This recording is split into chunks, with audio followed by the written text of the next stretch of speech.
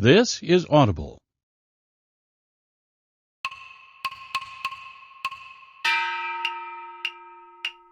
Yen Audio presents Ishura 1, The New Demon King War. Written by Keiso. Translated by David Musto. Illustration by Kureta. Read by Emily Bauer and Chris Guerrero.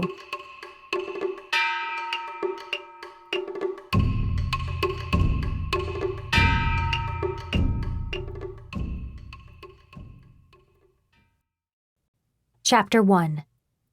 Sojiro, the Willow Sword. This was the tale of one person. For Yuno, the distant Talon, the story began with the memory of her old schoolmate Lucelle. Lucelle was a beautiful girl, silver hair that flowed with sunlight, aquamarine, almond-shaped eyes peeking out from under her long eyelashes. Though a Minya girl, she was more enchanting than an elf or vampire. Even other girls like Yuno thought so, and she seemed to sparkle more than anyone else, not only in their training school, but throughout the whole of Nagan City. Thus, after the classes were divided up and Lucelle came over during word arts class to ask for her instruction, Yuno couldn't contain the joy bubbling up inside her. Lucelle choosing her, and her slight proficiency for the force field of word arts, from among all her fellow classmates and recognizing her singular talent, was the first time Yuno had ever taken pride in anything. Yuno chatted with her, straining the limits of her reticent nature.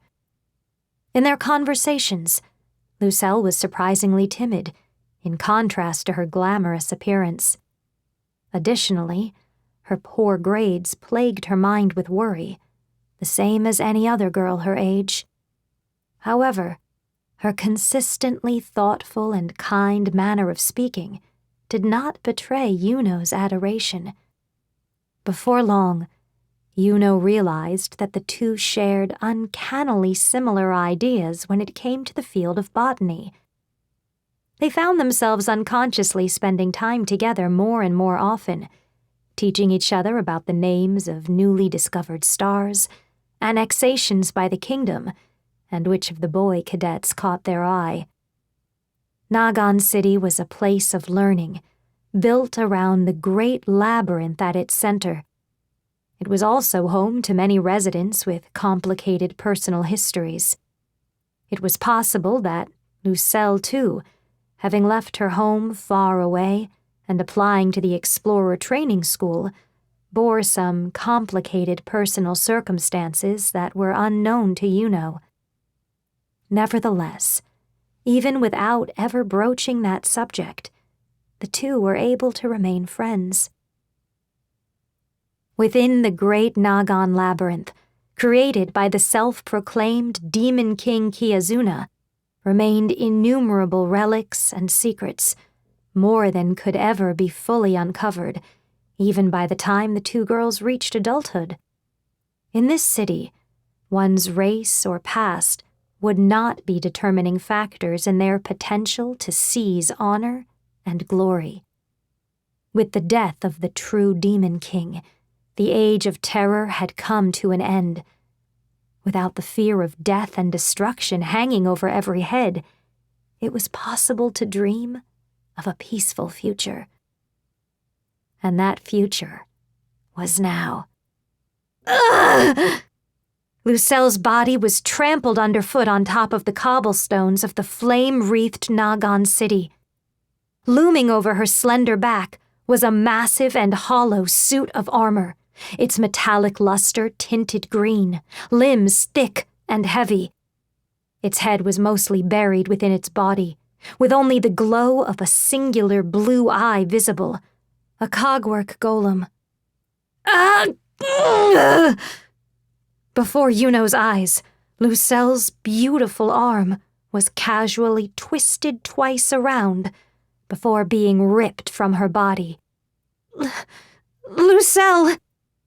It was mere coincidence that it was Lucelle beneath the golem, instead of Yuno. Lucelle had fled to the left, and thus was caught by the golem as it flew out of the stone alley. The golem, boasting a heavy metal carapace, impenetrable to any blade, was strong enough to twist a horse's body in two. For the girls, confronting it was a death wish. Escape would be impossible. That was all there was to it. "No! It can't be! No!" Yuno cried. All she could do was look at the ravaged bone and flesh poking out from the base of Lucelle's beautiful shoulder. Lucelle wasn't even able to let out a dying scream, her whole ribcage being crushed into the ground. She spoke in a hoarse, gasping whisper. "It hurts!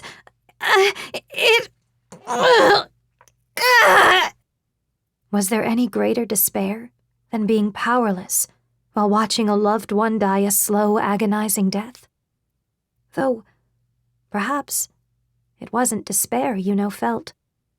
Perhaps there was but a small sliver of relief within Yuno that Lucelle's final words weren't a plea for rescue. Her beloved Lucelle, the Lucelle she had adored more than any other. The golem continued, ripping her left leg out of its socket as well. The fatty membrane and threads of sinew resembled meat on a butcher's table, and her writhing knee sagged loose in the golem's grip. The automaton showed zero emotion as it did to the beautiful Lucelle, the object of Yuno's admiration, what it had done to all other residents of the city. Dissect her alive. She was a normal girl, surprisingly timid, despite her bright and glamorous appearance. Yuno fled from the ruined Nagan city as she heard Lucelle's agonized death throes. "Ah! Ah!" As she ran, the scenery melted away into a distorted heat haze. The fact that, in her desperate and delirious escape, she had avoided being caught by any of the golems wandering through the city might have been divine misfortune. Her bloodied legs finally stopped at the top of a hill where she and Lucelle had shared many memorable days off together. A mixture of dirt and blood traced her brow before dripping off her forehead. She couldn't even worry about her braided ponytail, now frayed and loose. Nagan Labyrinth City. Centered around the labyrinth of cogwheels and iron, the city was one of learning and technology, encircled by bronze-adorned shops and schools. Atop the hill, the scenery visible through the gaps in the thick green of the tree branches looked totally otherworldly compared to the nature surrounding it, yet strangely harmonious at the same time, providing a wonderful view. There was nothing left. The city, the flowers, all had gone up in flames. Figures were still visible, moving around among the cruel conflagration. Immune to the heat, these were the crowds of merciless golems. "I should have," Yuno mumbled, dazed by everything so unrecognizably changed. Lucelle was there, inside the flames. Old Lady Miller the baker, her classmate Zend, the seemingly invincible Mrs. Kivira, Menov the elf, the blind poet Hill. They were all there too. She clawed at her head. I should have been torn apart. I should have died too. No one had known. Not a single person had realized. Even though the appearance of the true Demon King had upstaged them, those who had once declared themselves as such, the self-proclaimed Demon Kings, were still exactly that. Demon Kings, the very worst threat menacing the people of the world. Within the great Nagan labyrinth, created by the self-proclaimed Demon King Kiazuna, remained innumerable relics and secrets, more than could ever be fully uncovered, even by the time the two girls reached adulthood. That fact had never been truer.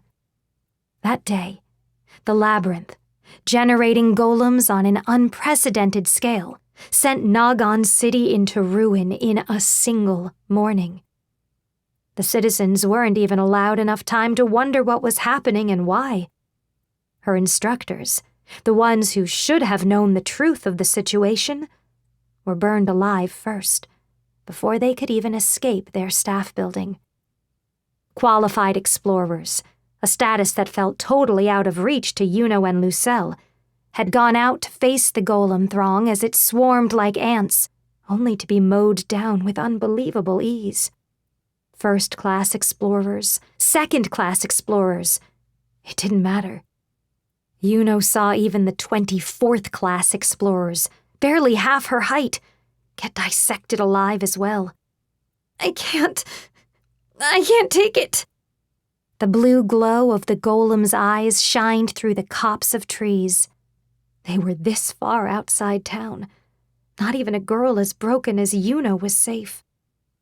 Now, Lucelle was no longer walking to her left. She sensed she was going to die, just like her friend. No! Uno yoshai pis, untulino. Together, with an inorganic squeal, the golem's forward dash dug up the ground beneath it. At that moment, Yuno shouted, Koro enuha et dihine viradma! Honed iron gravel split open from inside her sleeve. Rapidly shooting out in an arc, it sliced through the gaps in the golem's armor. There came the metallic scrape of a direct hit, like a bird's warble.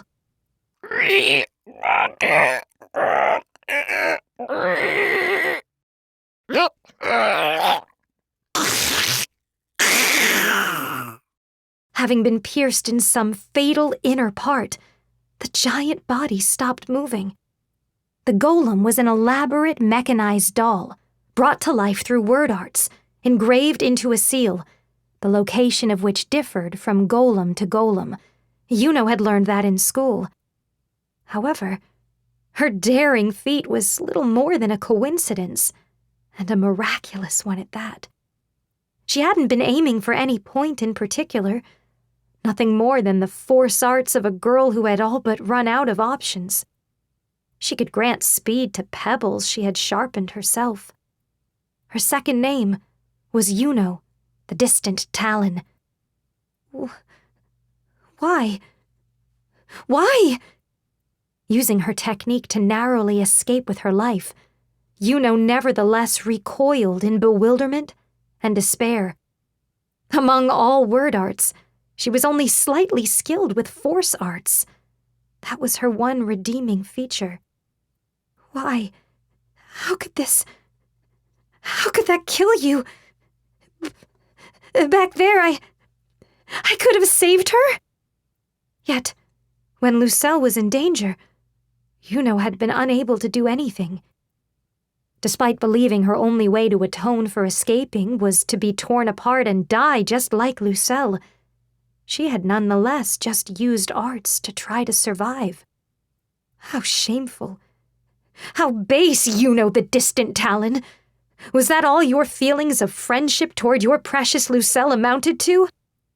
I can't take it. Lucelle! Covering her face with both her hands, she again took off running on scarred bare feet.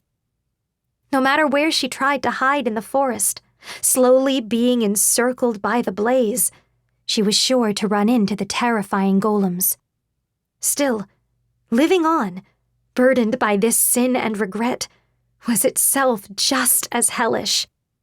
Sure enough, passing through the trees and into a plaza, there were 6 of the giant metal soldiers waiting for her. She sent her stone projectiles flying with a shriek. However, the same miracle did not manifest itself twice, and all her attacks were repelled by her target's fully encompassing curved armor. There was no other way for her to stand against them.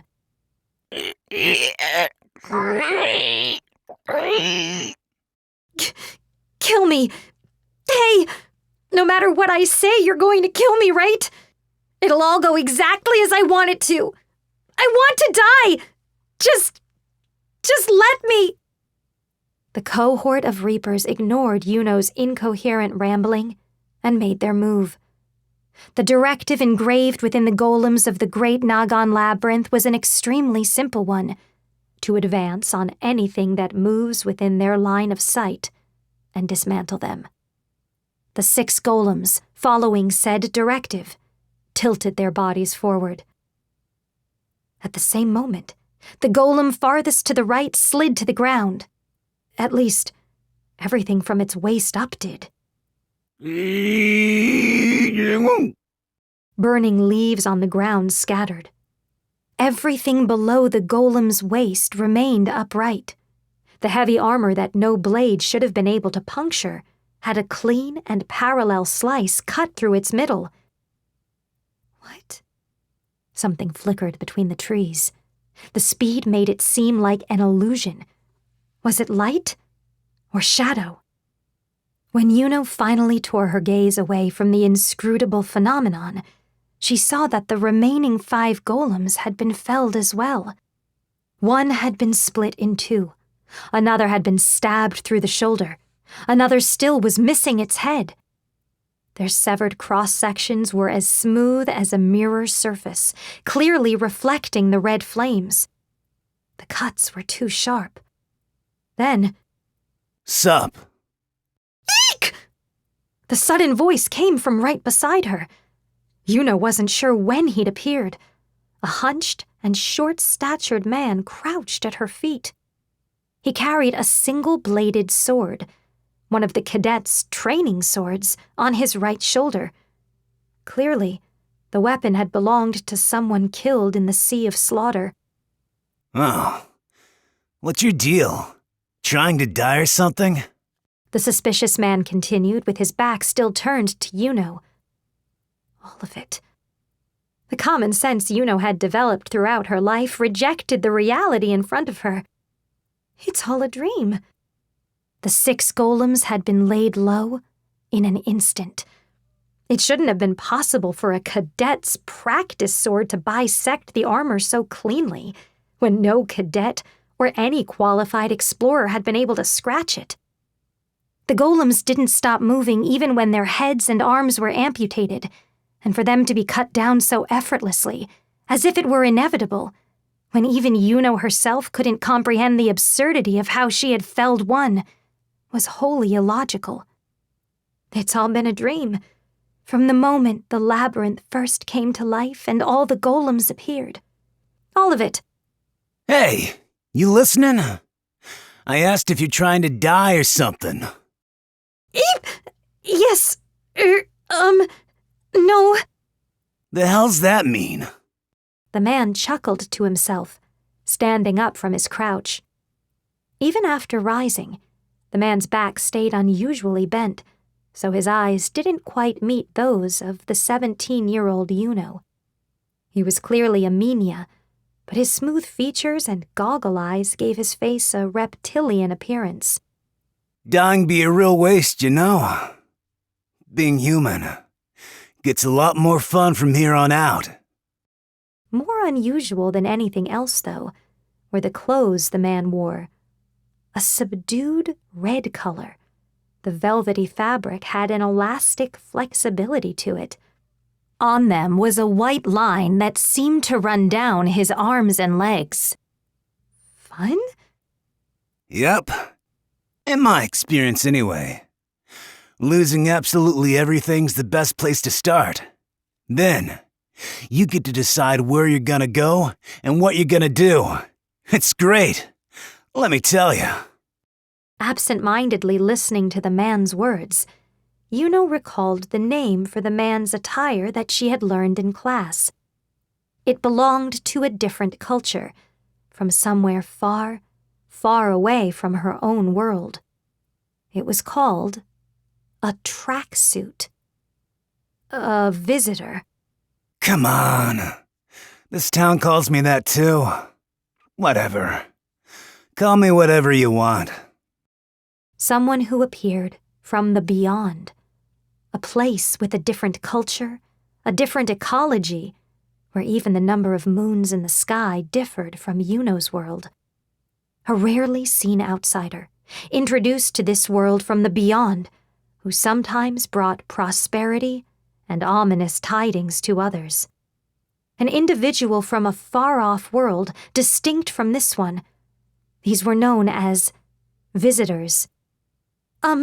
You just now with those golems. The man simply looked back down to the base of the hill. Yuno followed his gaze. She looked at the scene spread out before her. No, impossible. All of them? By yourself? Boring as hell. Still resting his sword on his shoulders, the man turned up one corner of his mouth into a half-smirk. It was a sea of steel carcasses. In the hollowed pit, hidden from view at the top of the hill, countless numbers of diced, inoperative golems were piled up in a heap.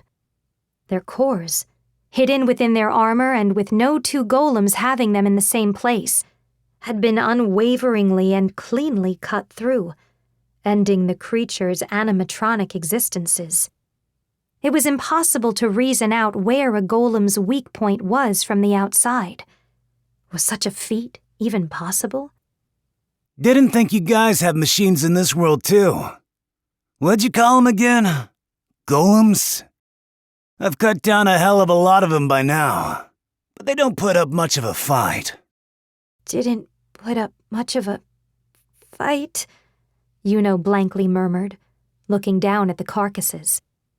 Everyone who lived in the city, people who trained themselves hard to challenge the mechanical labyrinth, constantly and automatically rearranging its whole configuration, wasted away underneath the massive army of metal and steel. The golem's structure was no mystery. If anything, those who challenged the great Nagan labyrinth and its unending stream of automaton guards were much more skilled at fighting golem opponents than warriors from other cities. Even the regular soldiers of Oriatia, the largest central nation in the land, would fare no better in the face of this disaster. In which case, this one man, who had opposed this walking, city-destroying nightmare and bested it with a single sword, was the real monster. The wind, carrying the heat of the flames, actually felt cool on Yuno's wet cheeks. Blech! Opposite her, the visitor put a piece of some nearby grass in his mouth before spitting it back out. Seriously? This grass ain't the edible kind? If that's root tussock grass, then no. It's inedible. It's actually quite poisonous. Figured as much. Hey, you gotta have some food on you, right? You should really run while you can. Even when faced with an immeasurable strength completely outside her world's physics of logic and reason, Yuno couldn't find anything else to say.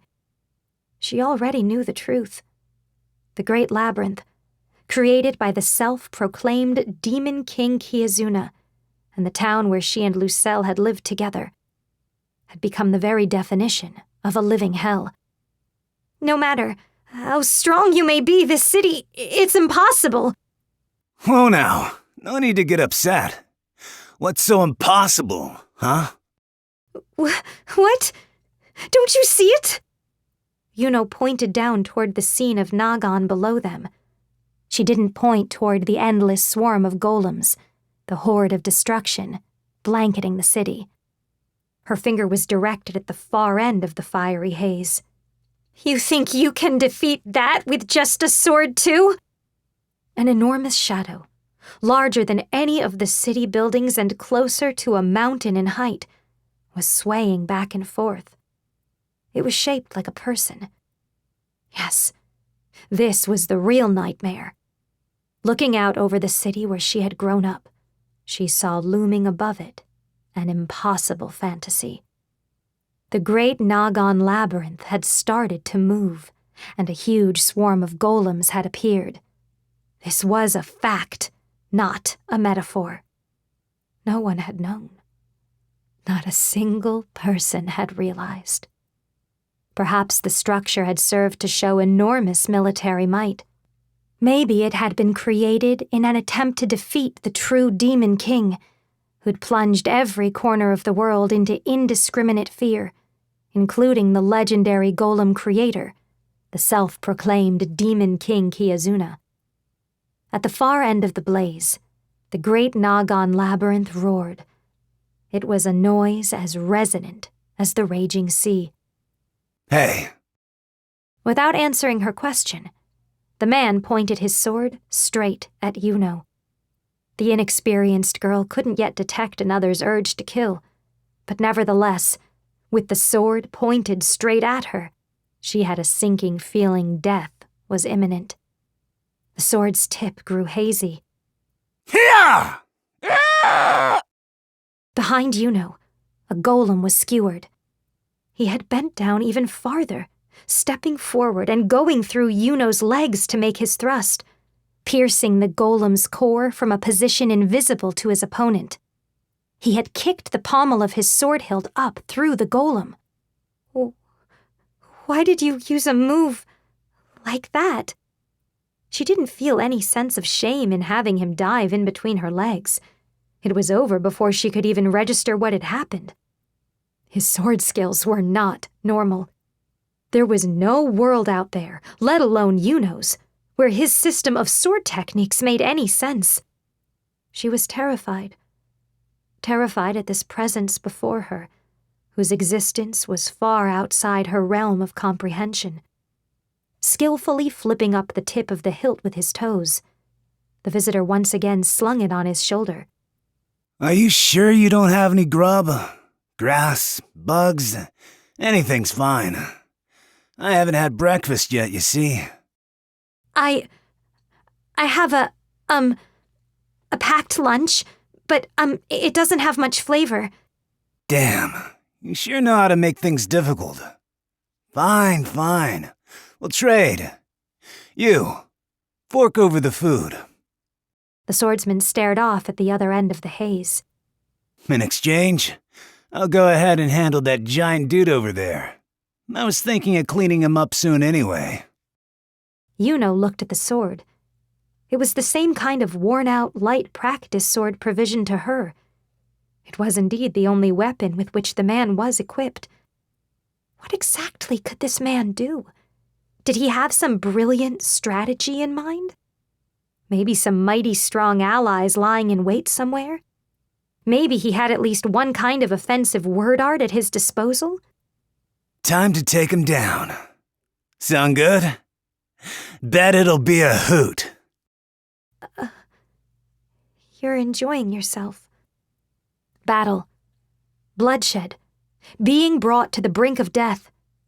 This warrior was savoring it all. Yuno had watched her homeland descend into chaos, yet this small man with his unusual features was a demon from even darker depths of hell. What are you? What kind of technique is that? Where did you come from? Who are you?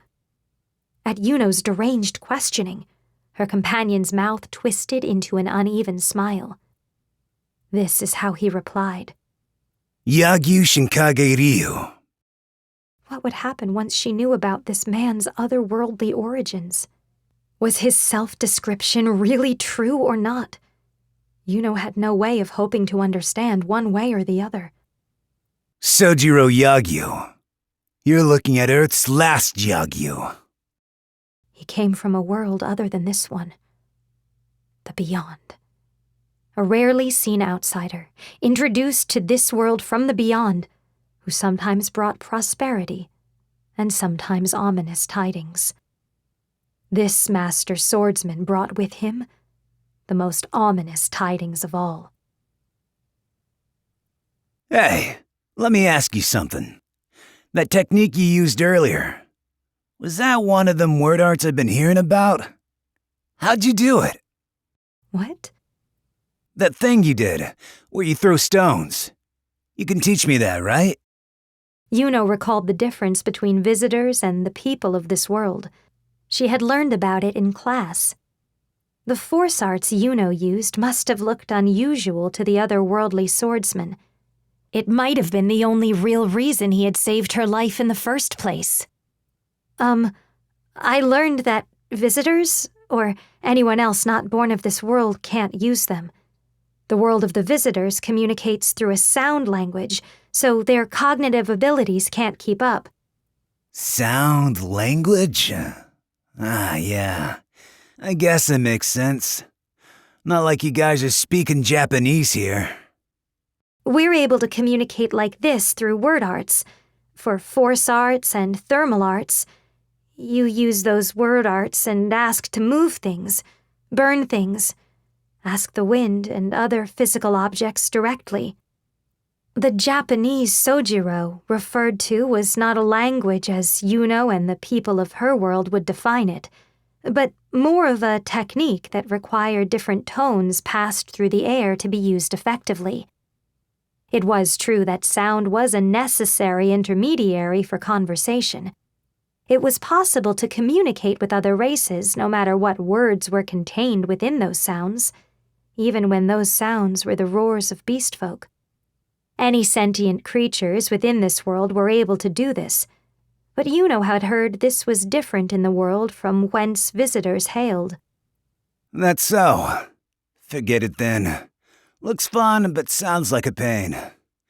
I'll stick to swords. That was the extent of his reaction. He had asked about it only out of curiosity. It was absurd.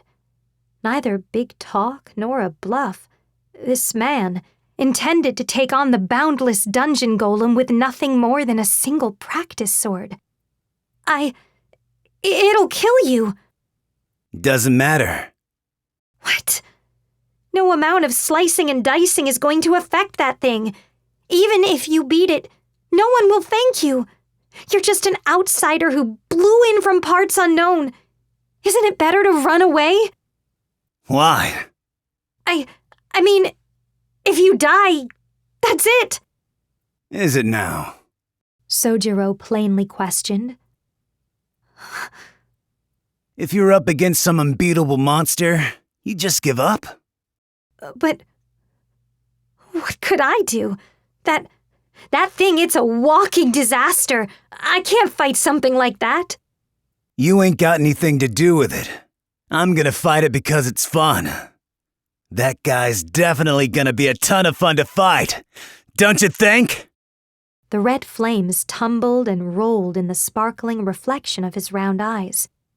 In those eyes shined a certain madness for battle, enough to bring Yuno's senses back from the abyss of despair. Time to go. Sojiro's gait was as leisurely as if he was walking through the market to do some shopping. Yuno had no time to cry out and stop him before he proceeded into the sea of flame. The warrior's small frame crossed over the hill. Immediately, golem-shaped figures swarmed together.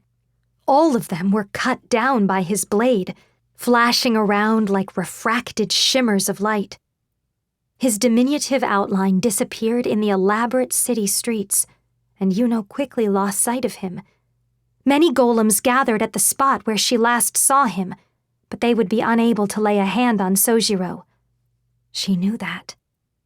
Cutting through enemies, the flames, even the air itself, Sojiro plunged through the mountain-sized behemoth.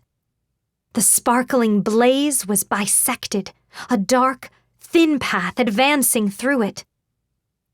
As far as Yuno knew, even the most fleet-footed explorers couldn't run through the city with the same speed as Sojiro. Even if she searched across all the horizons, she wasn't sure she could find anyone who could traverse that ruined terrain with thick black smoke clouding their vision and the explosive roar of the conflagration drowning out their hearing. Sojiro pushed forward. The colossal figure swayed, and its outline shifted. The dungeon golem raised its arms.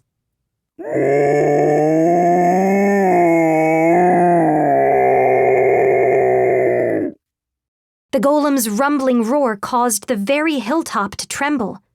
The ferocity of the golem's fist, violently slamming down on Sojiro's position, created enough of a tempestuous wake to send debris flying, radiating out from the point of impact.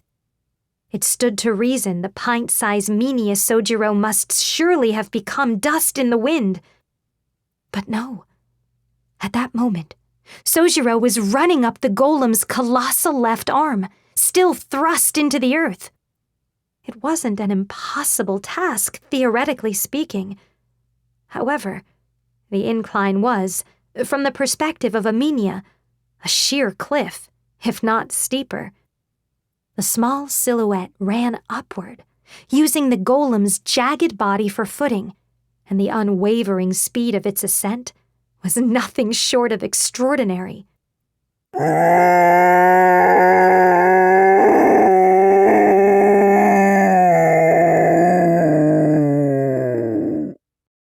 The nightmarish bellow drowned out every other sound in the city, its vibrations making the flames quiver and tremble. The black cloud that immediately enveloped Sojiro as he reached the golem's shoulder looked like a swarm of locusts from Yuno's distant vantage point. They weren't locusts, though. The black cloud was a combination of arrows fired from the mechanisms covering the dungeon golem's body and the golem horde, trying to swallow up Sojiro within their surging numbers, like a storm-tossed sea. The dungeon golem was a monster that could summon only brute strength. It was a walking calamity, with masses of weapons combined together inside its gigantic form. The true form of the impenetrable great labyrinth that had blocked any and all explorers from its depths for more than 20 years was a monolithic golem, adopting a bipedal form to wreak destruction. Ramparts to defend from attacks, turrets to send out counterattacks, and barracks to build mechanical soldiers were all included within its towering frame. Sojiro's figure vanished into the dark cloud. The peerless swordsman challenged an incomprehensible monstrosity, and his efforts had ended in vain. Or so it seemed. But that was not so. The dungeon golem's countermeasures were still active. The attention of the monstrosity's enormous single blue eye was focused on an irregularity in its arm. A long black slice had appeared there. A diagonal gash was carved in its left arm.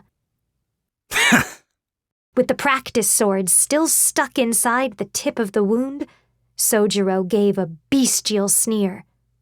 The next moment, he jumped off from the golem's left shoulder, evading the horde, and used the force of his descent to slash the dungeon golem's massive leg. His movements had gone beyond the realm of reason. Arrows, cannons, ever more golems on top of it all. In the blink of an eye, Sojiro jumped from one point to the next, rushing through like a murderous cyclone, with his small shadow dashing about. The dungeon golem's profile also shifted dramatically. With a speed that was terrifying to witness, it swung the left leg onto which Sojiro had grappled.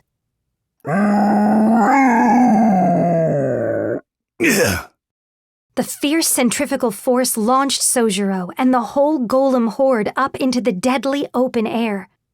For just a single Minia, the vast difference in the scale of the attack made it impossible for him to outdo it with unbelievable speed or technique.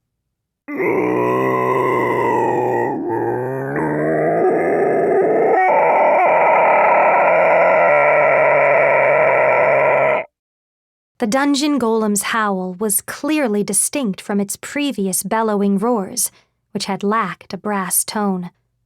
The complex mesh of stone and iron that formed its chest armor had opened wide, and the light from the molten steel boiling inside, supernaturally blue, brightly illuminated the remains of Nagan.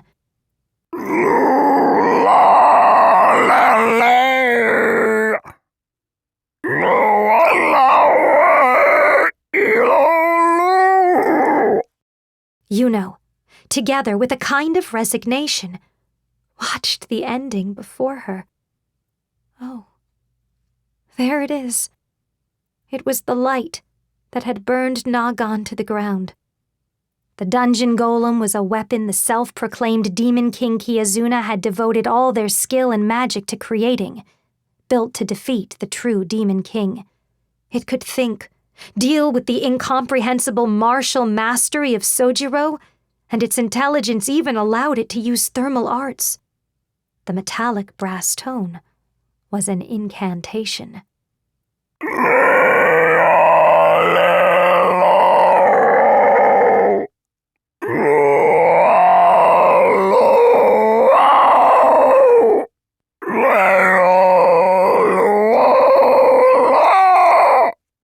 A flash of destruction, and flames pierced the heavens. The light's trajectory split the clouds like an open maw. Wind and heat exploded in waves, with the fires on the ground nearly being snuffed out entirely. Right below the ray that split open the sky, the river turned to vapor, and even from her distant spot on the hill, Yuno could see the sky begin to burn like an evening sunset. Now then, was the visitor from another world, Sojiro, also transformed into a wisp of vapor? Yuno looked at the golem's outline, thrusting up into the sky. She looked at the wasteland, void of enemies, and the iron machinery capable only of ravaging everything in its path. Penetrating the explosive flames, a pair of eyes shined like a star of extinction. The light began to slowly subside. The dungeon golem's head fell to the ground. All right. I get it now. So that's word arts, huh? He was behind the open cross-section of the golem's neck. The strange swordsman, who should have been utterly obliterated after being knocked into the air and taking the destructive thermal blast, somehow survived. It would have been impossible to grasp unless one had been surveying the situation from Sojiro's vantage, the moment before the blue molten steel thermal arts released. In truth, just how much of a contrast was there between the thermal arts and the incomprehensible sorcery he'd used to evade that fireball of death? Most likely, no one but him would believe that, launched into the air with the golem horde, he had kicked them ahead of him like skipping stones, or that he had been able to instantly ascertain that the apex of his jump trajectory would bring him to the golem's head. With that superhuman feat, he had conquered the attributes of the word arts he had heard from Yuno. Word arts commanded phenomena. Even destructive thermal arts had a designated direction and range of effect. Therefore, it was impossible for the golem to send attacks toward its own body. That included the back of its head. Its stone neck, thicker than a temple pillar, had fallen. The cross-section was dyed orange. It reflected the light of the flames like a mirror, an absurdly clean and straight cut. Such a phenomenon, transcending all physical laws of the world, could only be considered a deed of demonic swordcraft.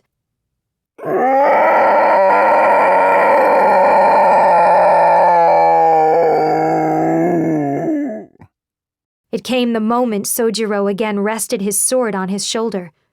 An earth tremor, like a scream from deep within one's chest, shook the air. It wasn't a final dying breath. Though a reality-bending titan, the dungeon golem was a golem nonetheless, animated by way of an engraved core.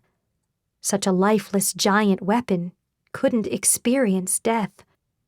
Yep, guess yours ain't here. At that moment, the monster began swinging its right palm down on Sojiro as he stood on the level surface that had once been the golem's neck. The swordsman again leaped into the air. If the giant weapon was like a person, then the swordsman was more akin to a mosquito.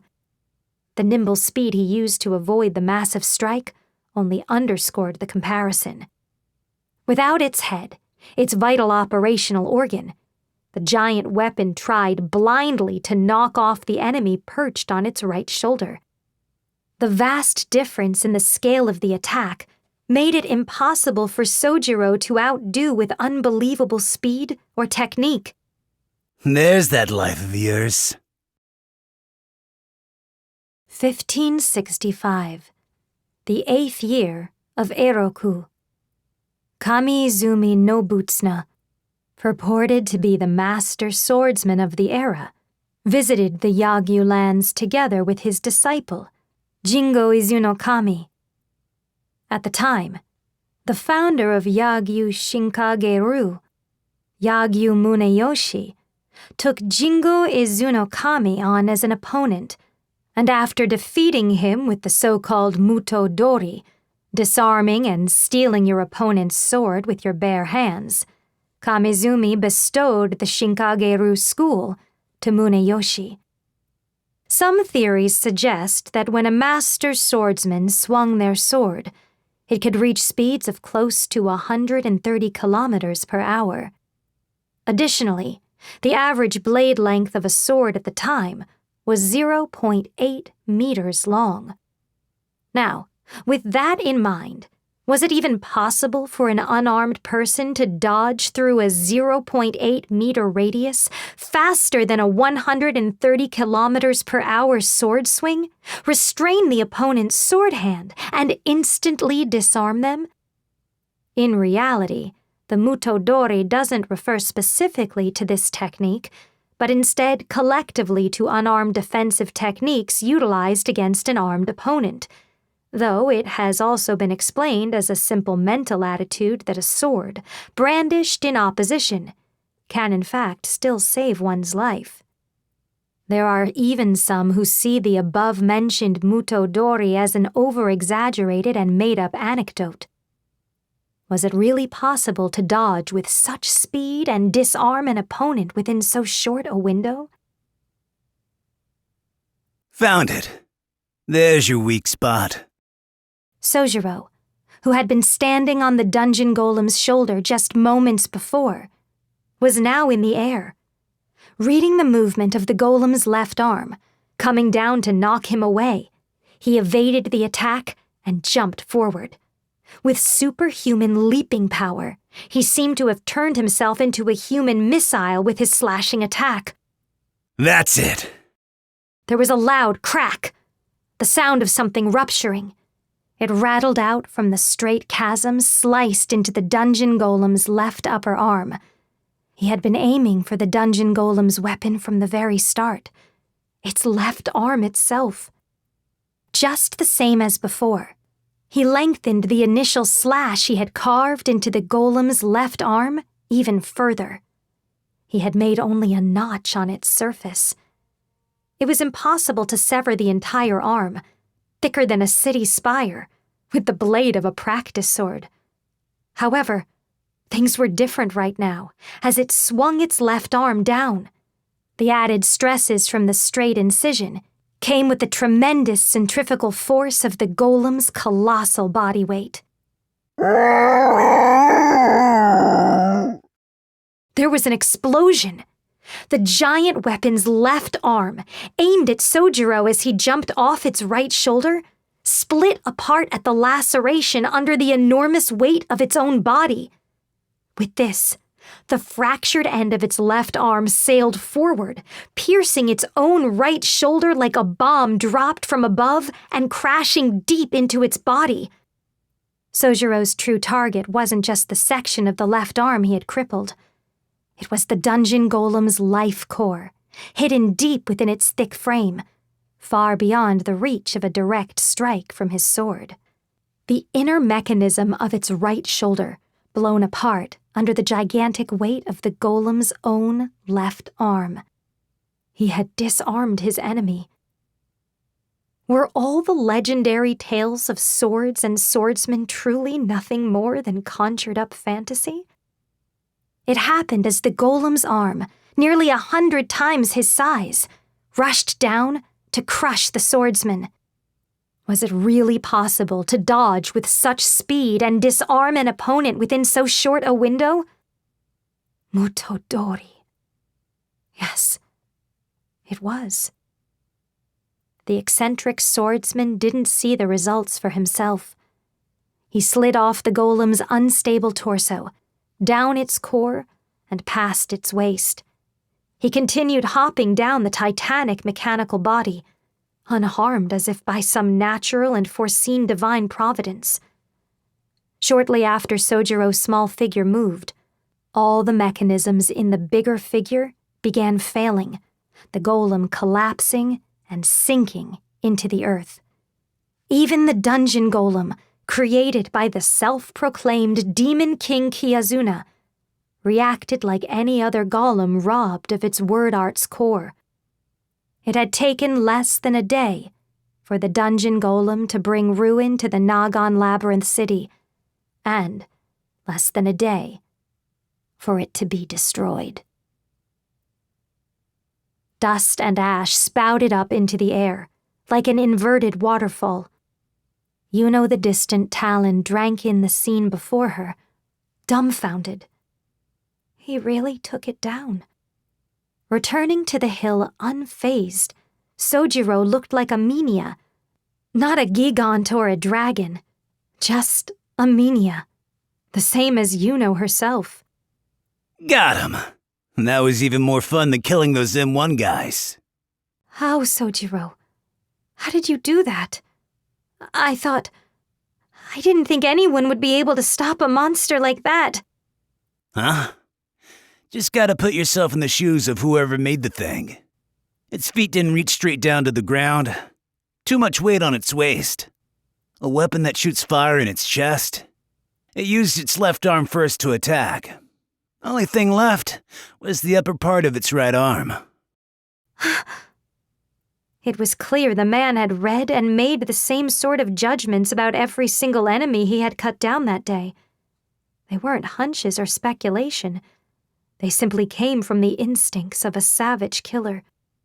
There was one other thing had learned about visitors. The power of word arts didn't work in the distant land from whence they came. It was a very fragile world, completely held together not by words, but by just the laws of physics. Sojiro, what's an M1? The M1 Abrams? Forget it. Not like you guys out here will know anything about it anyway.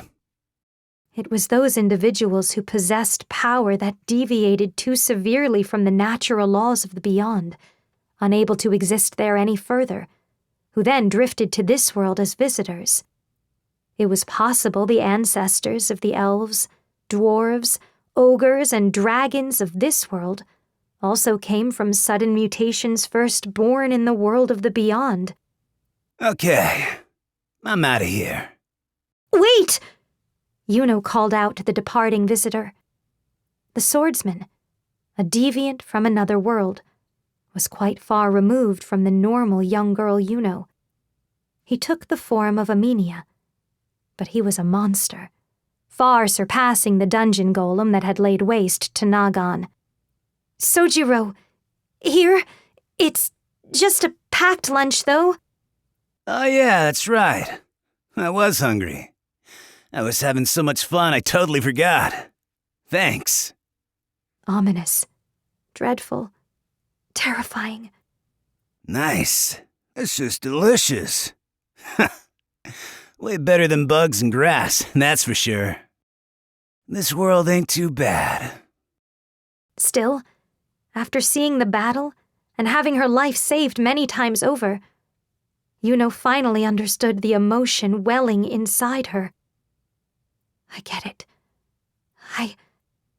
Far beyond her reach, an emotion rose up that destroyed everything she had thought before, trampling over even her misfortune and grief.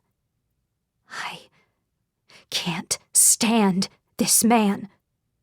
It was anger. The dungeon golem and this visitor were exactly the same. Their absurd power looked down on the life she had led as puny and inconsequential, and someone as powerless as the young girl you know didn't even have the right to deny it. Next time, I want to fight someone even more fun. Now, where should I go? Oriatia! What now? If you're looking for strong opponents, you should go to Oriatia. Right now, they've become the biggest country there is. That's so. All the strong dudes are there, huh? Yeah. Oriacia's council is gathering champions from around the world to decide on something really big and important. So I think there will definitely be some people there who will put up a fight. Nice. Sounds great. Yuno had a terrible and vague suspicion. Why had the great Nagan labyrinth come to life that day? Perhaps the reason was because of a visit from an outsider swordsman, a guest from an inconceivable world beyond. Maybe its defense mechanisms had activated automatically after detecting a powerful threat, on par with a demon king. On the other hand, if this Sojiro man was a true monster of battle, willing to go to any reckless lengths in his relentless pursuit of powerful opponents, it was possible he'd actually activated the labyrinth himself, simply for his own enjoyment. Vengeance. There was nothing else left inside her. It didn't matter if her animosity was misplaced or if there was barely a ghost of a chance her speculation was true. After losing everything, Yuno needed something within reach to prop herself up. She would kill this man. That's right. In this world, there were those powerful enough to do it. Even the great Nagan labyrinth had been artificially created. In this world that accepted all deviants brought over from the beyond, there were still a limitless number of truths and threats, more than anyone could hope to fully uncover. There was the second general of the Golden City, known by one and all, Rosclay the Absolute. She knew the name of Troa the Awful, lurking in the far-off White Mountains. Krafnir the Hatch of Truth, said to have mastered the fifth system of word arts, unknown to others. Kazuki the Blacktone came to mind, a visitor who ended the great ice flow 9 years prior. Perhaps Luknoka the Winter, who no one had ever seen before, too. She had to show that there were those who could stand up to this man. She had to learn just who he was and what this world of the beyond was really like. Finally, she would search across all the horizons for someone powerful enough to kill this unrivaled guest from another world. Sojiro, I'll show you the way. I'm just a Nagan graduate, but that's enough to avoid suspicions in Oriatia. Sure. That's a good look you got there. Excuse me? Nah. Just thinking ya. Means that from here on out, you can do whatever you like too. Freedom. Right. Thank you. Yuno smiled weakly back at Sojiro's snake-like grin, the edges of his mouth curled upward. Lucelle was no longer next to her. The town she had lived in was burned to the ground. She was free. Now, having lost absolutely everything, she felt like she could manage to do the preposterous. What's your name? Yuno. Yuno the Distant Talon. With her hatred supporting her, she began to walk. This was the beginning of their journey. Now, dear listeners, surely you are already aware. This is but one person's story. A single Shura, among a vast land crawling with countless hundreds of fiends and monsters. Only the first of those seeking strife and conflict following the defeat of the true Demon King. He was not wrapped up in the story. He wrapped himself up in this story on his own. he was able to vanquish the largest golem in recorded history with a single blade. He wielded unparalleled sword skills, unmaking universal legends into plain everyday truths. He had a butcher's instincts, able to detect the fatal weak points on every and any living being he faced. The last master swordsman, unable to be contained within the real world. Blade, Minya, Sojiro, the Willow Sword. Chapter 2. New Principality of Lithia. West of Oriatia, the new Principality of Lithia, bordering an enormous flowing canal, was the only stronghold that allowed land travel from the west and north. The city was economically stable, with its abundant aquatic resources and ceaseless caravan traffic drifted along its paved stone streets throughout the day. However, today, the goods being carried by one of these carriages was neither clothing nor any sort of metal. "Wyverns are drawing close, no doubt about it." A small woman pulled her upper body back through the tiny window and into the coach. On the outside, she looked no taller than a child, but she had come of age long ago. She was a Minya woman named Lana, the Moon Tempest. "When they attack crowds of Minya races, the bastards travel in large groups. Definitely wyverns, that's for sure. Must have gotten a whiff from one of the merchant's belongings. Slip-ups like that earn executions in the military." The subtle shadows, hazy in the blue sky, looked like a flock of birds from the carriage. Each one appeared no more than twice as tall as the average Minya. However, wyverns were far different from other birds in the sky. They were unmistakably draconic, with neither beak nor feathers, and were the fastest race, ruling over the world's skies. While the group looked like nothing more than a vague speck at the edge of the horizon, they would catch up to a horse-drawn caravan in no time at all. Lana looked up toward the driver on the other side of the carriage's canopy roof and shouted, "Hey, are we going to make it to Lithia before the wyverns catch up? We're only a stone's throw away by now, right?" If you can see them, then it's already too late. What about you, Miss Lana?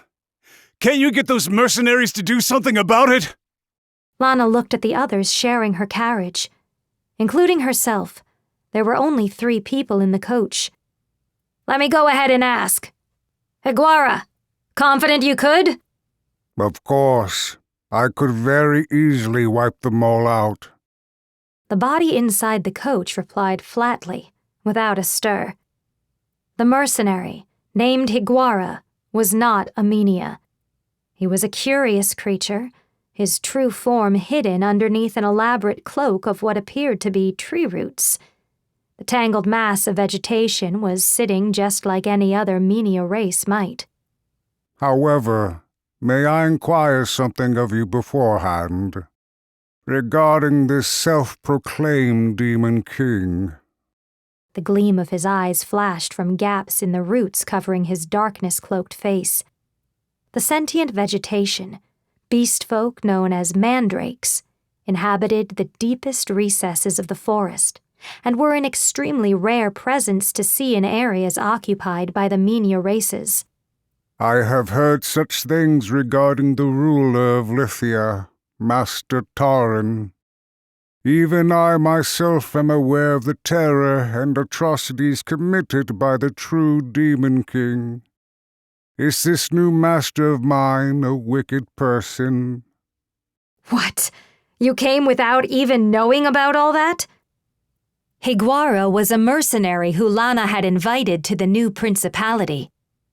Lana, as an intelligence officer sent across the land on orders from the self-proclaimed Demon King Taran, among the rest of the troops scheduled to arrive that day, was returning with particularly outstanding results to report. Self-proclaimed Demon King is the common name the kingdoms use. No one would actually go out of their way to proclaim themselves a Demon King. I see. I've heard similar out on the frontier. If I remember correctly, the Menia society is controlled by 3 kingdoms, is it not? How far behind the times are you? Oriesha's the only one left now. The others got destroyed.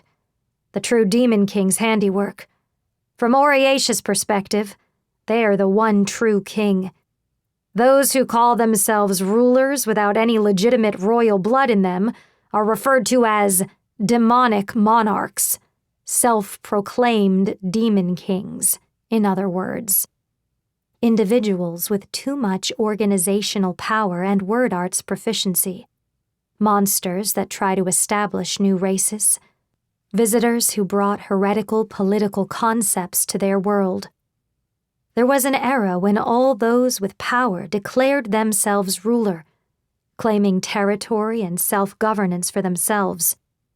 The rulers of these hastily established smaller nations held no royal legitimacy, nor did they submit to any other authority, and were called demonic monarchs. Taran the Punished, once a courageous general before seceding from Oriesha and declaring her region independent, was not an unusual case. Only 25 years prior, the self-proclaimed demon kings were indeed referred to as demon kings, until, at least, the true demon king appeared.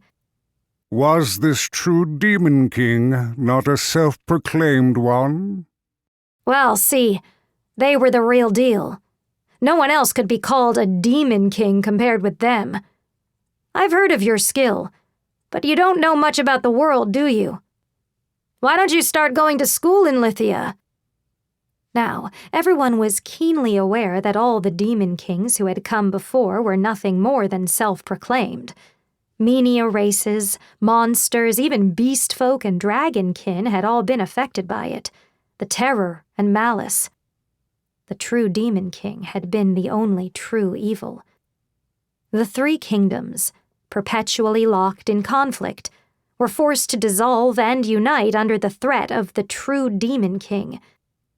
Most of the self-proclaimed Demon Kings were brought to order, or they challenged the true Demon Kings themselves and disappeared. Evil wrought nothing but tragedy and despair, and thus the current age was brought about. Iguara, was it? The other person inside the carriage chimed in. Your life out in the country sounds like it was quite peaceful. Huh. This person also did not belong to the Menia races. Sitting with one knee raised, they had neither skin nor flesh to speak of. Indeed, they were nothing more than Menia bone wrapped in a tattered cloak. In truth, they had been a lifeless skeleton before. Beings created from word arts, including skeletons assembled from the bones of living creatures, were not created naturally, and had no true life in them. Even the visitors know more about the world than that. Got some nerve being in the merc trade. That's right. Due to particular circumstances, I made my living solely through my swordplay. I'm often known as Iguara, the Pelagic. You are? Shulk, the Sound Slicer. Annoyance colored Shulk's reply. Even faced with light provocation, Iguara's voice remained as flat as it had been prior. It was an open question whether a being originating from plant life would have emotions similar to the Menia races in the first place. I don't particularly care, but can you two get along? If you kill each other or whatever before we arrive, I won't be able to face Taran. Not that I'd last long if caught in the middle of your fight. I'm a delicate girl, see? I don't know about that. Do I look like someone who could stand up to you two? Lana shrugged, but she was speaking the truth. Iguara the Pelagic, Shulk the Sound Slicer. The two mercenaries in the carriage, with her wielded, peerless skills and abilities unknown to the world at large, discovered through Lana the Moon Tempest's search across the four corners of the world. They were bona fide powerful warriors, and Lana's skills couldn't hope to compare. Moreover, it was a handful of powerful fighters like these two who the self-proclaimed Demon King and ruler of Lithia, Taran the Punished, sought. Miss Lana. What? Another group, separate from the wyverns, appears to be gaining on us. Higuara's muttering barely finished before a dry sound reverberated from outside the carriage. With only a short stretch of road left until town, the time was right.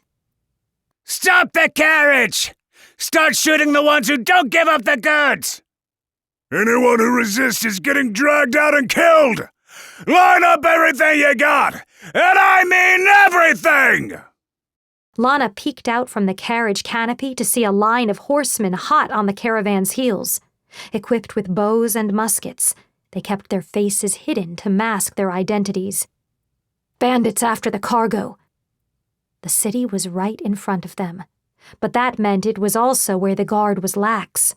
The horsemen were confident they could finish things up faster than Lithia's soldiers could rush out and respond to the situation. First wyverns, now raiders. Today's not our day. Naturally, Shulk's words were little more than a jest. While it might have been a desperate situation for a normal caravan, for Shulk the Sound Slicer, it warranted humor. Or more precisely, this must be this group's objective: attack a caravan chased by wyverns on its flank to create chaos, then attack carriages that wander out and break formation.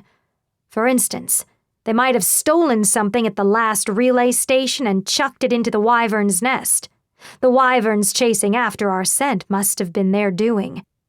The wyverns would just attack the raiders too, wouldn't they? What's their endgame then? Ha! That's easy.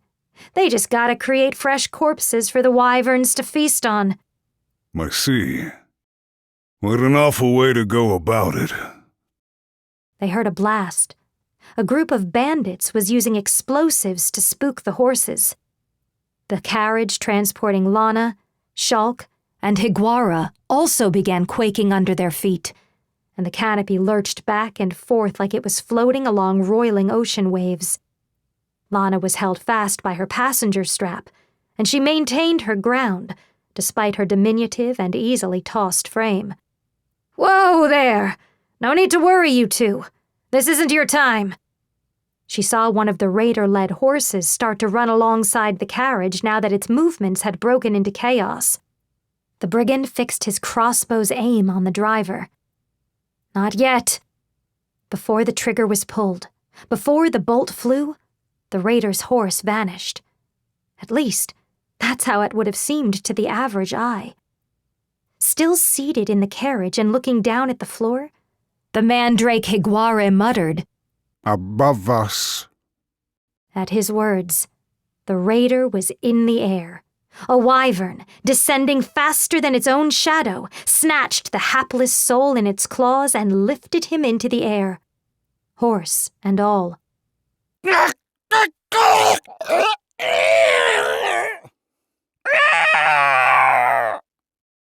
The large wyvern, tearing out the raider's windpipe and cutting off the man's dying breaths, had not come from the swarm approaching the caravan's rear.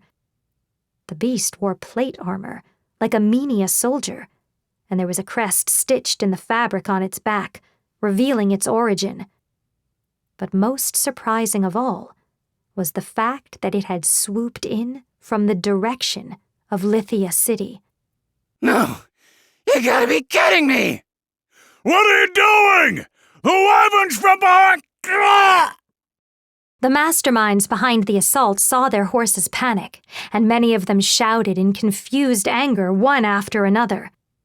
The mysterious wyverns that had appeared from the new principality of Lithia marked not the cargo-laden caravan, but the raiders as their sole targets. The flock let out a spirited cry. Rah! Rah! Next! Next meat! Meat! Wyverns! Wyverns are pouring out of the city!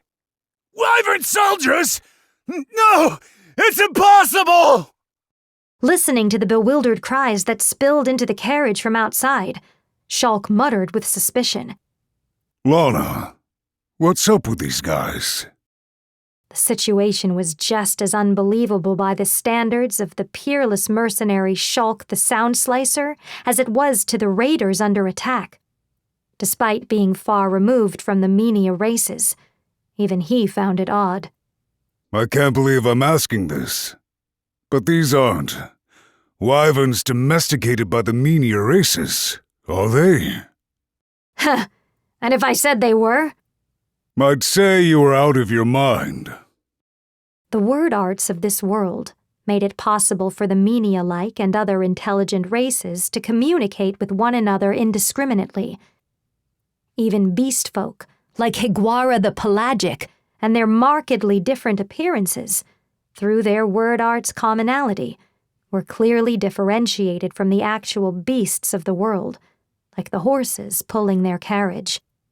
However, as self-evident as it may have been, mutual understandings among intelligent races and the advisability of those races interacting with one another were two separate issues.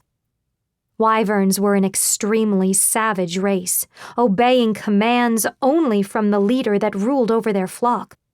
Any living creature not affiliated with their flock, including other wyverns, was considered potential prey. Consequently, they were this world's sole ruler of the skies, a universal and natural enemy to all life on the ground. Hurry up and shoot them, damn it! Show no fear! Shooting arrows straight up into the air is Ah! The ironclad wyverns endlessly descended upon their prey. The raiders tried to shoot arrows or stones back. However, gliding down to the lowest altitudes, one part of the flock took careful aim at these attacks and used their talons to effortlessly sever the raiders' arms, if not their entire torsos.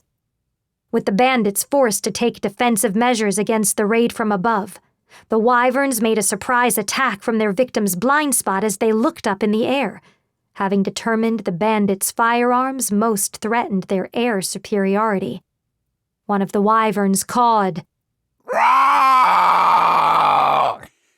Eradicate! Eradicate archers! The remaining raiders had no means to defend against the fighting power raining down upon them. Some fell from their horses in fear and were crushed under the hooves of their fleeing comrades' mounts. A one-sided rout. Red blood and white bone were scattered about, punctuated by the raiders' screams of anguish. The offensive wasn't spurred on by feral instincts. There was a clear tactical strategy behind the wyvern soldiers' attacks. Second General, go round the other side of the hill. There was someone high in the sky giving orders. This individual, with slightly more intelligible verbal skills, was too high up to identify from the ground. Judging from the raid route, the thieves have a carriage lying in wait to carry off the stolen cargo. Make sure you don't eat any meat. Chop them into pieces and cram them into one of the carriage beds. Take a good look at the final moments of these fools who dared to defy the new principality.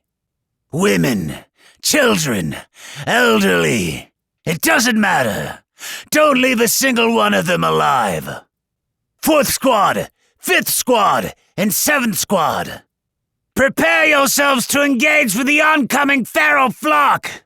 They must be no more than vulgar chaff on the verge of starvation if they're chasing their prey all the way to Menia settlements. 3 squads of our army will be plenty. After cutting down enough of their number, let the younger ones kill them off as practice. Here, I'll allow consumption of wyvern carcasses. It had continued from the moment the wyvern army had arrived. The voice continuously gave its orders. It was commanding an extremely effective surprise attack strategy, hiding their force high up in the sky to avoid detection before swooping in to mow down the raiders right as the enemy's plunder was within their grasp. Almost like a Minya army's tactics. Elga, first squad! Your hind legs are injured, aren't they, you wimp? Fourth squad, Miro! You've got a stray arrowhead stuck in your wing membrane. Focus up and fall back. No meat for you two. Hearing this incessant, shrill screech from where she was situated inside the carriage, Lana mumbled a name. Regnage. Previously on the verge of chaos following the raider raid, the merchant column was being guided to the new principality by wyverns that had landed on the ground. Wyvern cries echoed on either side of the carriage as it continued forward.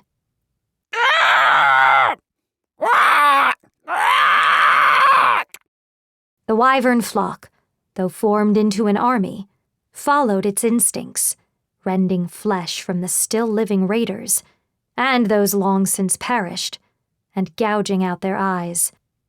In contrast to the grisly spectacle, the wyverns didn't even glance at the merchants of the caravan. They were clearly distinguishing who was prey and who was not. It was strange behavior for wyverns, at odds with their nature. Lana the Moon Tempest. The one called Regnage called out, closing in toward the mercenary's carriage. You're returning now. You took forever, slacker. While you were gone, I cleaned up 7 of these lousy raider mobs. The spy replied through the caravan's canopy. I think it was time well spent. Actually, Regnage, I've brought some guys even you'll be surprised to see. The Sound Slicer and the Pelagic. You didn't bring the world word? The world word is nothing but a rumor. They don't actually exist. Then these two aren't worth much, are they? The skeleton, silently taking in Regnage's ridicule, picked up the spear at his side but remained sitting. Whoa now, let it go, Shulk. Don't go picking fights. Lana hastily restrained the skeleton. Shulk the Sound Slicer had a bellicose temper. I'm supposed to stop. Someone's got to teach this Regnage guy the truth about that evaluation of his.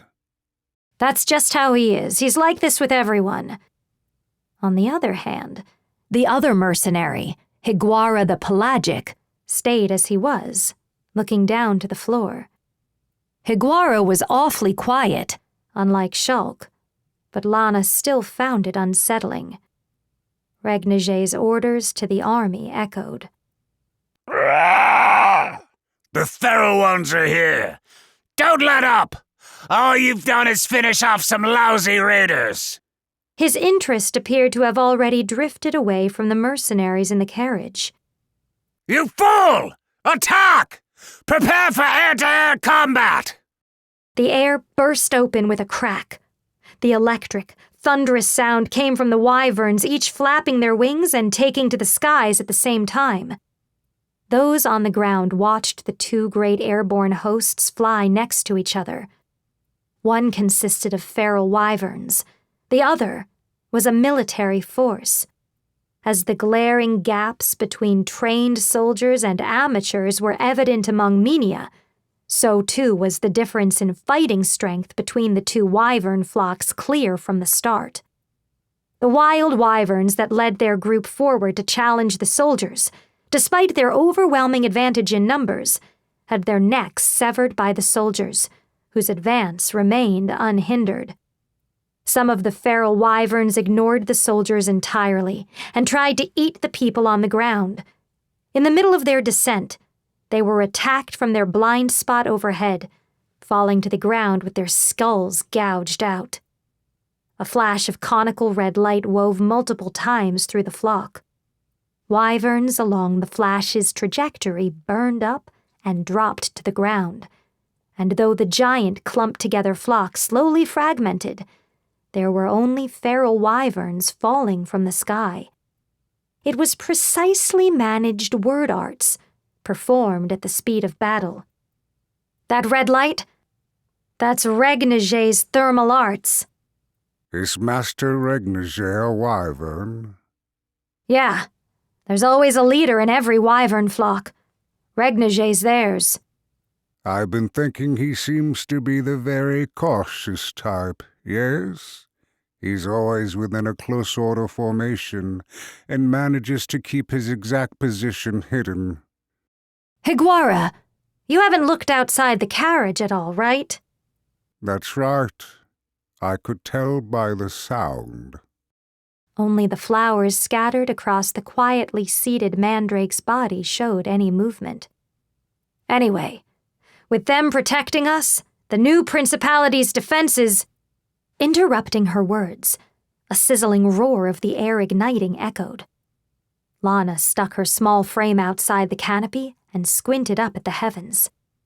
Unsurprised, she caught what she assumed to be Regniger's incanted word arts incinerate one of the feral wyverns from behind as it tried to escape. Lana the Moon Tempest, a spy for the new Principality of Lithia, was long familiar with Regniger's way of doing things, relentless and thorough in his wiles. The defenses are flawless. There has never been a city in all of history that's made use of wyvern's airborne might before. Soldiers capable of seeing everything from a bird's-eye view and who can maneuver around and cut off a force from any direction. On top of that, how are you supposed to handle their dragonkin strength individually, let alone a whole army of them? They're invincible. Why did those raiders attack? The skeleton Shulk asked, butting in. Unlike my empty skull, they're supposed to have a brain stuck between their eyes, right? If the new principality really is invincible, even raiders wouldn't think to attack the city with a group that small. You're right. To make a long story short, Shulk, Higuara, therein lies the reason why the new principality needs you. You're saying the real enemies behind this aren't some piddly raiders, is that it? There was someone inciting the brigands' misjudgment, someone who served to benefit from the raiders' movements and from indirectly attacking the new Principality of Lithia. Higuara mumbled again. The Lord of Lithia. You said Master Tauren was a self-proclaimed demon king, yes? The famous General Tauren the Punished had seceded from the sole kingdom of the Menia races, Oriatia. She made the bountiful provincial canal city her own, declared independence, and gave it the name of the new Principality of Lithia. Her actions threatened control of Oriatia's frontier and served as a major military provocation. The appearance of a new demon king in the age after the true demon king's demise. Oh, I see. I think I understand what's going on now. The sound in the pearl-white mercenary's voice sneered at the anticipated fires of war that seemed to be closing in. With their invincible army, Lithia was trying to fight the strongest power among all Menia races. We're taking on Oriatia, then. Chapter 3. The 29 Officials of Oriatia. Slightly to the east of the royal palace, the Central Congress Hall, set up as a temporary governing body, looked brand new, standing out against the other buildings in Oriatia. Oriatia was the biggest metropolis and bore the crown of Menia Kind's last remaining monarchy. But the core of the city's politics, in essence, lay not with a monarchy, but instead were handled by 29 bureaucrats who had long defended the city from the threat of the true Demon King. Holding one of these limited positions was the 20th Minister, Hido the Clamp, who came off both in appearance and attitude as the insolent young son of the nobility. Nevertheless, He had quick wits worthy of his position, and the young man commanded a certain degree of popularity. "I've heard about Lithia," Hito began, unreservedly grabbing smoked meat from atop the plate in front of him. He still kept his hat while seated at a one-on-one dinner within the Central Congress Hall. "The general is Taran the Punished, after all. Whether through negotiation or full-on assault. This isn't something that'll be cleanly dealt with overnight. Can't we be a bit more patient with this attack?" "The reason we're talking right now is because that option's no longer on the table." "Really now?" Hito looked up. The man sitting across from him was a civil servant with a razor-sharp and shrewd demeanor. The small pair of glasses he always wore, and his forehead, always creased in displeasure, would likely remain unchanged until the day the kingdom finally fell. The third minister of Oriatia was known as Jelki, the Swift Ink. He was more than 10 years older than Hito, but the 29 officials, on paper at least, all shared the same position, in spite of whatever rank they held. Jelki pushed up the bridge of his glasses. "The imperial competition to decide the hero will likely be an undertaking greater than any other we've had before. We can't alter these arrangements. Nevertheless, handling the new Principality of Lithia, who still openly defies Oriatia, is the matter of greatest concern when it comes to uniting the world under one banner. We can't waste time developing plots or levying economic sanctions to tear our enemy down. I believe the new Principality is aware of this themselves and is taking a hardline attitude because of it." "What's left? War? You can't be serious, Jelki." "An absolute last resort, of course. We already depleted so many of our national resources on the true Demon King. We can't afford to expend any more. That's all the more when taking into account the forces expended in the imperial competition. However, the same is not true for the new Principality." A wyvern army, the only one of its kind. Sellswords of unknown origin hired on as extra security, scouted from far and wide. These developments made it clear that the new Principality of Lithia was making moves to prepare for an upcoming war. Oriatia's reluctance for renewed conflict made this, to the kingdom's enemies, the perfect time to attack. If the Principality's current activities continue to be overlooked, even with superior national strength, Oriatia would be forced to endure tremendous sacrifices. Using raiders to attack their trade isn't going to be enough to get it done in the end, is it? Is there a more fundamental solution? I think the new Principality has a number of structural weaknesses. One is the government being built around Taran the Punished as the sole power.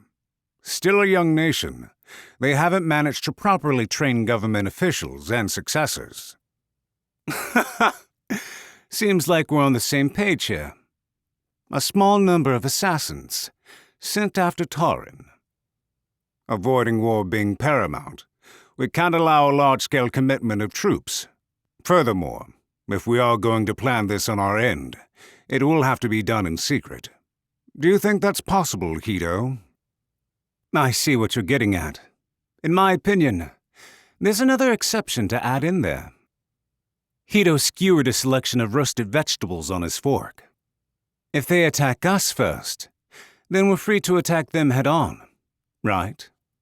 I actively want to avoid any methods that would harm the people. Post-war cleanup costs money.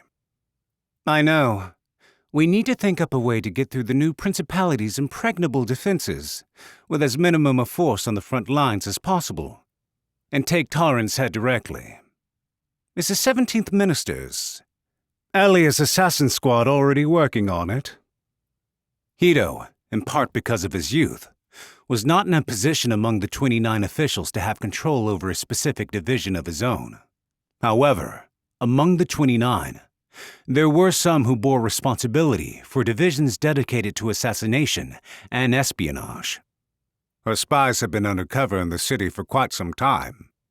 As for the 17th Minister herself, She's investigating another matter of equally grave importance. If we wait to start our operations until she returns, it will already be too late.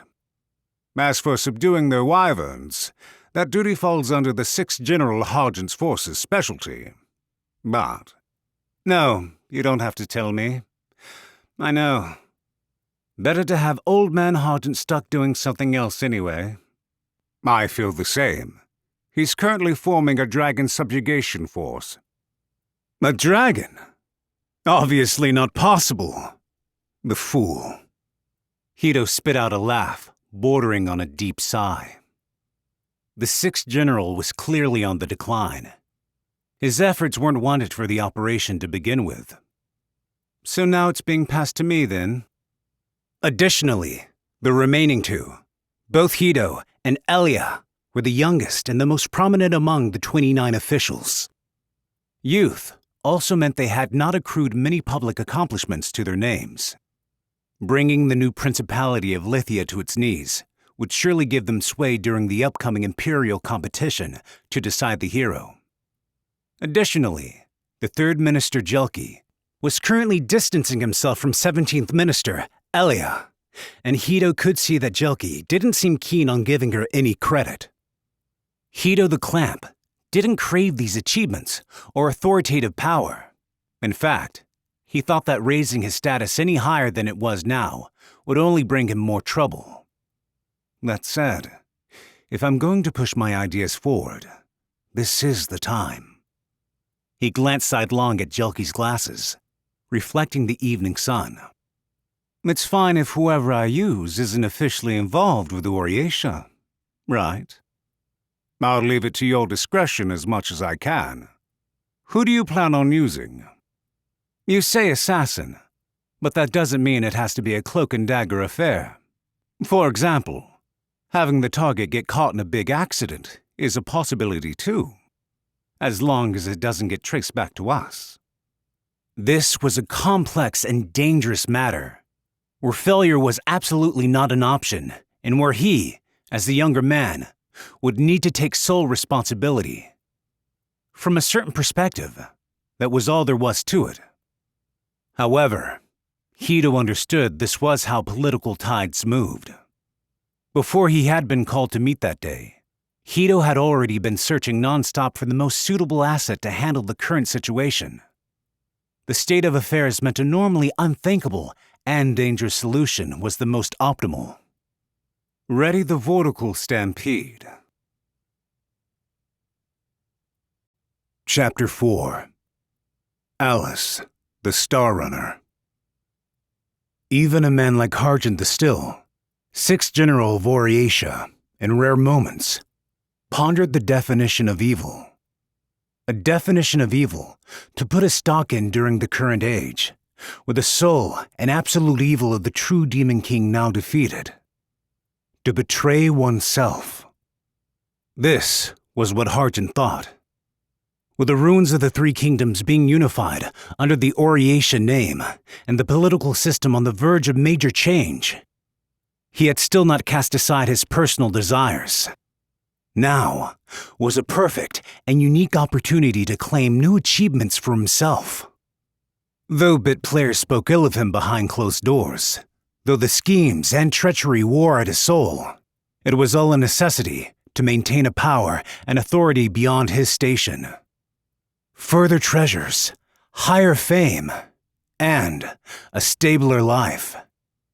If he continued as he had without a care for the looks of those around him, he could slowly expand his undeserved power. Therefore, he had to carry out his current punitive expedition without asking for aid from the other generals. His intended enemy was a true legend, a god among the ancient black dragons, Vikion the Smoldering. Deployed to the Talit Ravine in the northern frontier, the whole expedition force numbered 36 soldiers. The battlefield encampments, engulfed in the dry wind, were set up to host the brigade. You seem tired, Commander. The owner of the voice placed a cup of amber tea in front of the general. The color in the Chief of Staff's cheeks always looked the same, without a hint of fatigue. His gentle smile suited his somewhat androgynous features. It served as a perfect contrast to the dark circles under Harjin's eyes. You appear to have nodded off for a moment there, sir. Thankfully, none of the soldiers saw you do so. Yeah. Becca, listen. It's to be expected. Taking a sip of the tea, he felt the faint sweetness permeate deep through his body. Harjin shrugged and tried his best to put on a dignified look. Well, it was a 5 days march from Oriatia to get here. And along the way, we had to camp out at a poorhouse too. A big burden for anyone to bear, surely. Yes, I am perfectly aware, sir. Shall I add a fruity aroma? After actually setting out, I've realized that this distance itself may be a factor as to why the smoldering has escaped attacks against him for hundreds of years. Yes, add some. As you ordered, the guards have taken up their positions. They've tempered their bodies, unlike yourself, Commander, so there is no need for concern over their fatigue. The Chief of Staff had hit the nail on the head. While his ambition swelled, Harjin's fitness only continued to wither with age. Yes, that's enough. How many Radzio soldiers on patrol? The personnel are divided into 3 groups. 2 soldiers are on constant patrol at the top of the ravine, with 4 always resting at the troop quarters to be ready to take over shifts, with one of them staying at the receiver. That's slow. Not good to reduce scouting when up against a dragon. Put 3 outside starting tomorrow. Have them take day and night shifts. Understood, sir. Harjin the Still also had the nickname of Wing Clipper. It was an honorary title earned from the hundreds of successful wyvern calling expeditions he had commanded, though there was a chance the moniker was a derogatory one too. Harjin's wyvern hunting employed a slightly different set of tactics from normal. He didn't make a move while they were in their nests. Instead, waiting until the swarm took off, and then blocking their paths of escape with arrows and word arts before stationing concealed marksmen around the valley to finish them off. He believed that although a raid on their nests looked like the safest strategy, that wasn't actually the case. There was a striking difference in intelligence among individual wyverns. A particularly crafty one could set up traps to waylay attacks on its nest and turn the hunters into the hunted. Another possibility was that the material inside their nests could be used as a focal point for the wyvern's word arts.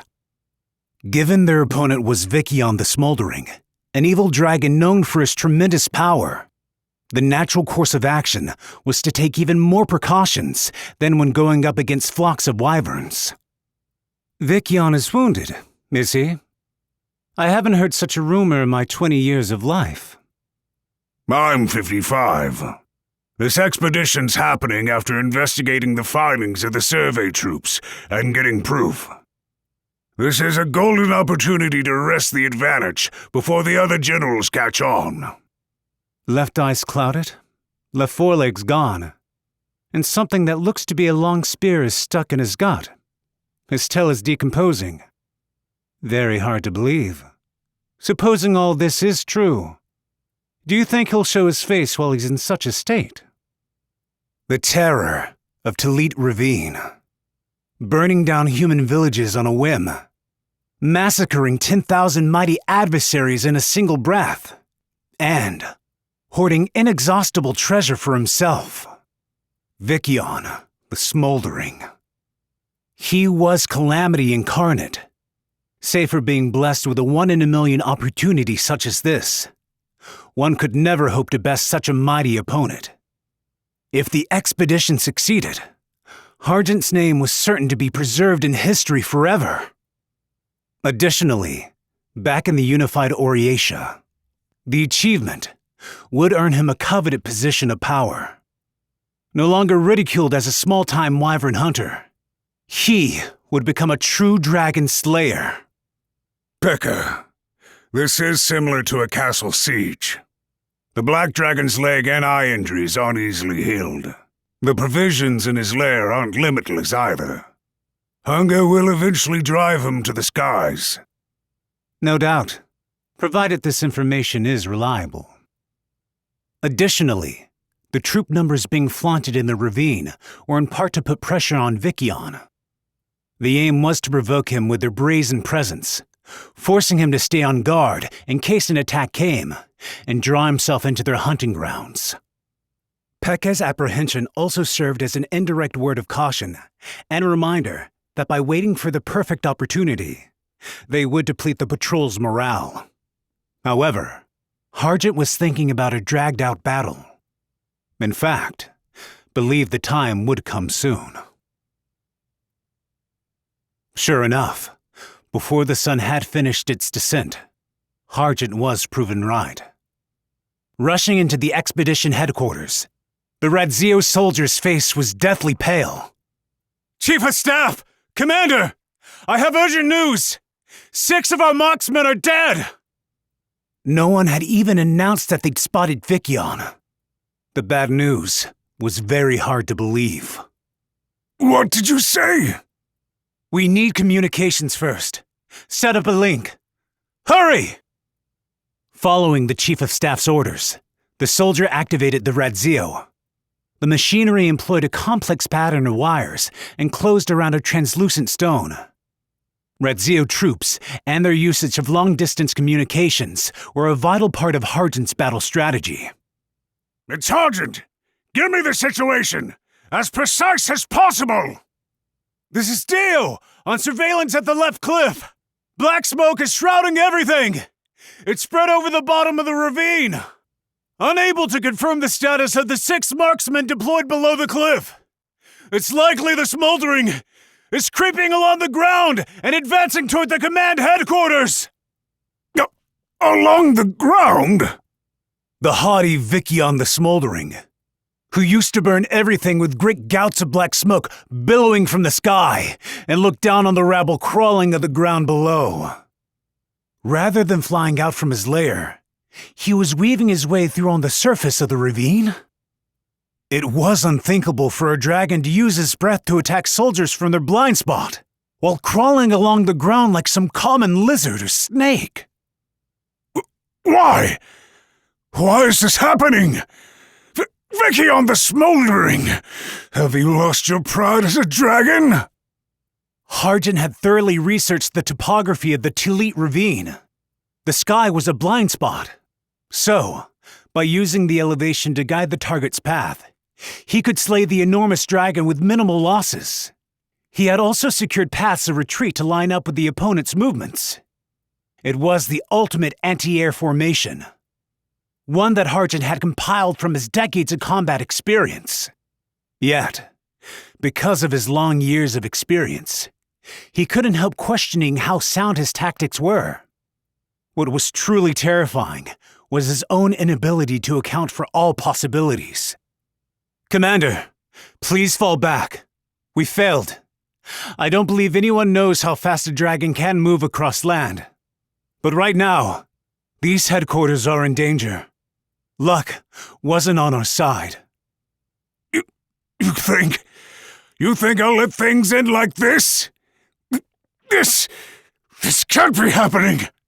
We need to make things right! Harjant knew it himself. His soldiers weren't stupid enough to spread false or incorrect information. Unlike Harjant, they weren't the type of men who refused to accept defeat. Pekka was right. This expedition had ended in failure. 6 men had burned to death in scorching black smoke. At present, it was his own life that was in the most danger. Yet, "We don't have time to waver! PK io Harjant! Himal wal meal!" The Chief of Staff's words changed into hastily woven power arts.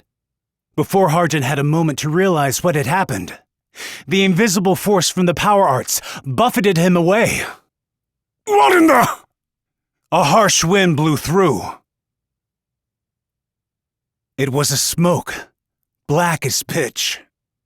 Blown out of the main tent, Harjant caught sight of the jet-black smoke, like a curtain blotting out the sun. the breathword arts utilized by dragons. Vikion the Smoldering used ultra-hot thermal arts that enveloped everything in smoke before reducing all to ash. And the soldiers, caught within that dark curtain, were charred black, without so much as a single spark of flame. Chief of Staff, Peke. Radzio Soldier, Laini. Imperial Marksman, Miliad, and Hikya. You must be the general. The author of the near-instant massacre swaggered up through the smoke. Vikion the Smoldering. His jet-black scales warded away nearly all methods of attack and shrugged off the heat from his own breath. His massive figure was nearly as tall as one of the large troop barracks in Oriatia. I hadn't planned on leaving anyone behind. But no matter. Now, with a crackling, scorched air forming a barrier between the two, the legendary nightmare had blocked off the ravine. Despite the heat in the air, Hargent's biological instincts sent shivers through every synapse in his body. His spirit overwhelmed all behind his presence. He was truly the strongest being beneath the sky. Vikion! Damn you!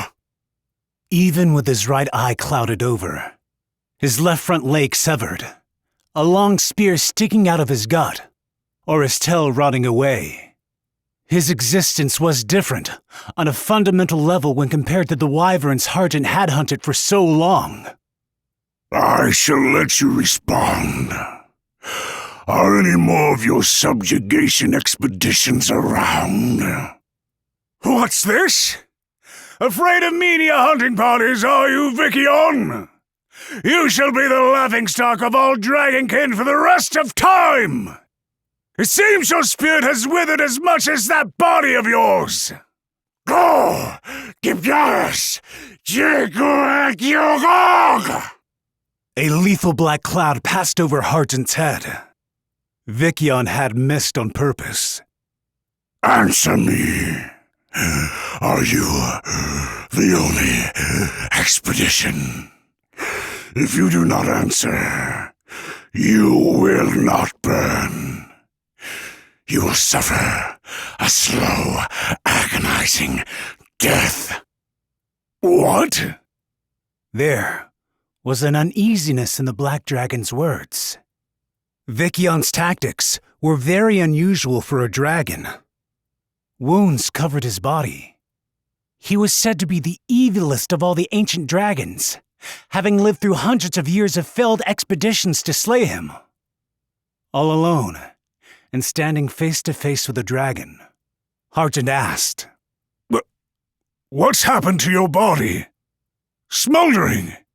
Even as I, Hargent the Still, am met with your contempt and humiliation. You seek to conceal humiliation of your own? Who attacked you? A champion. With a splattering sound, the vile dragon pulled back his festering left arm.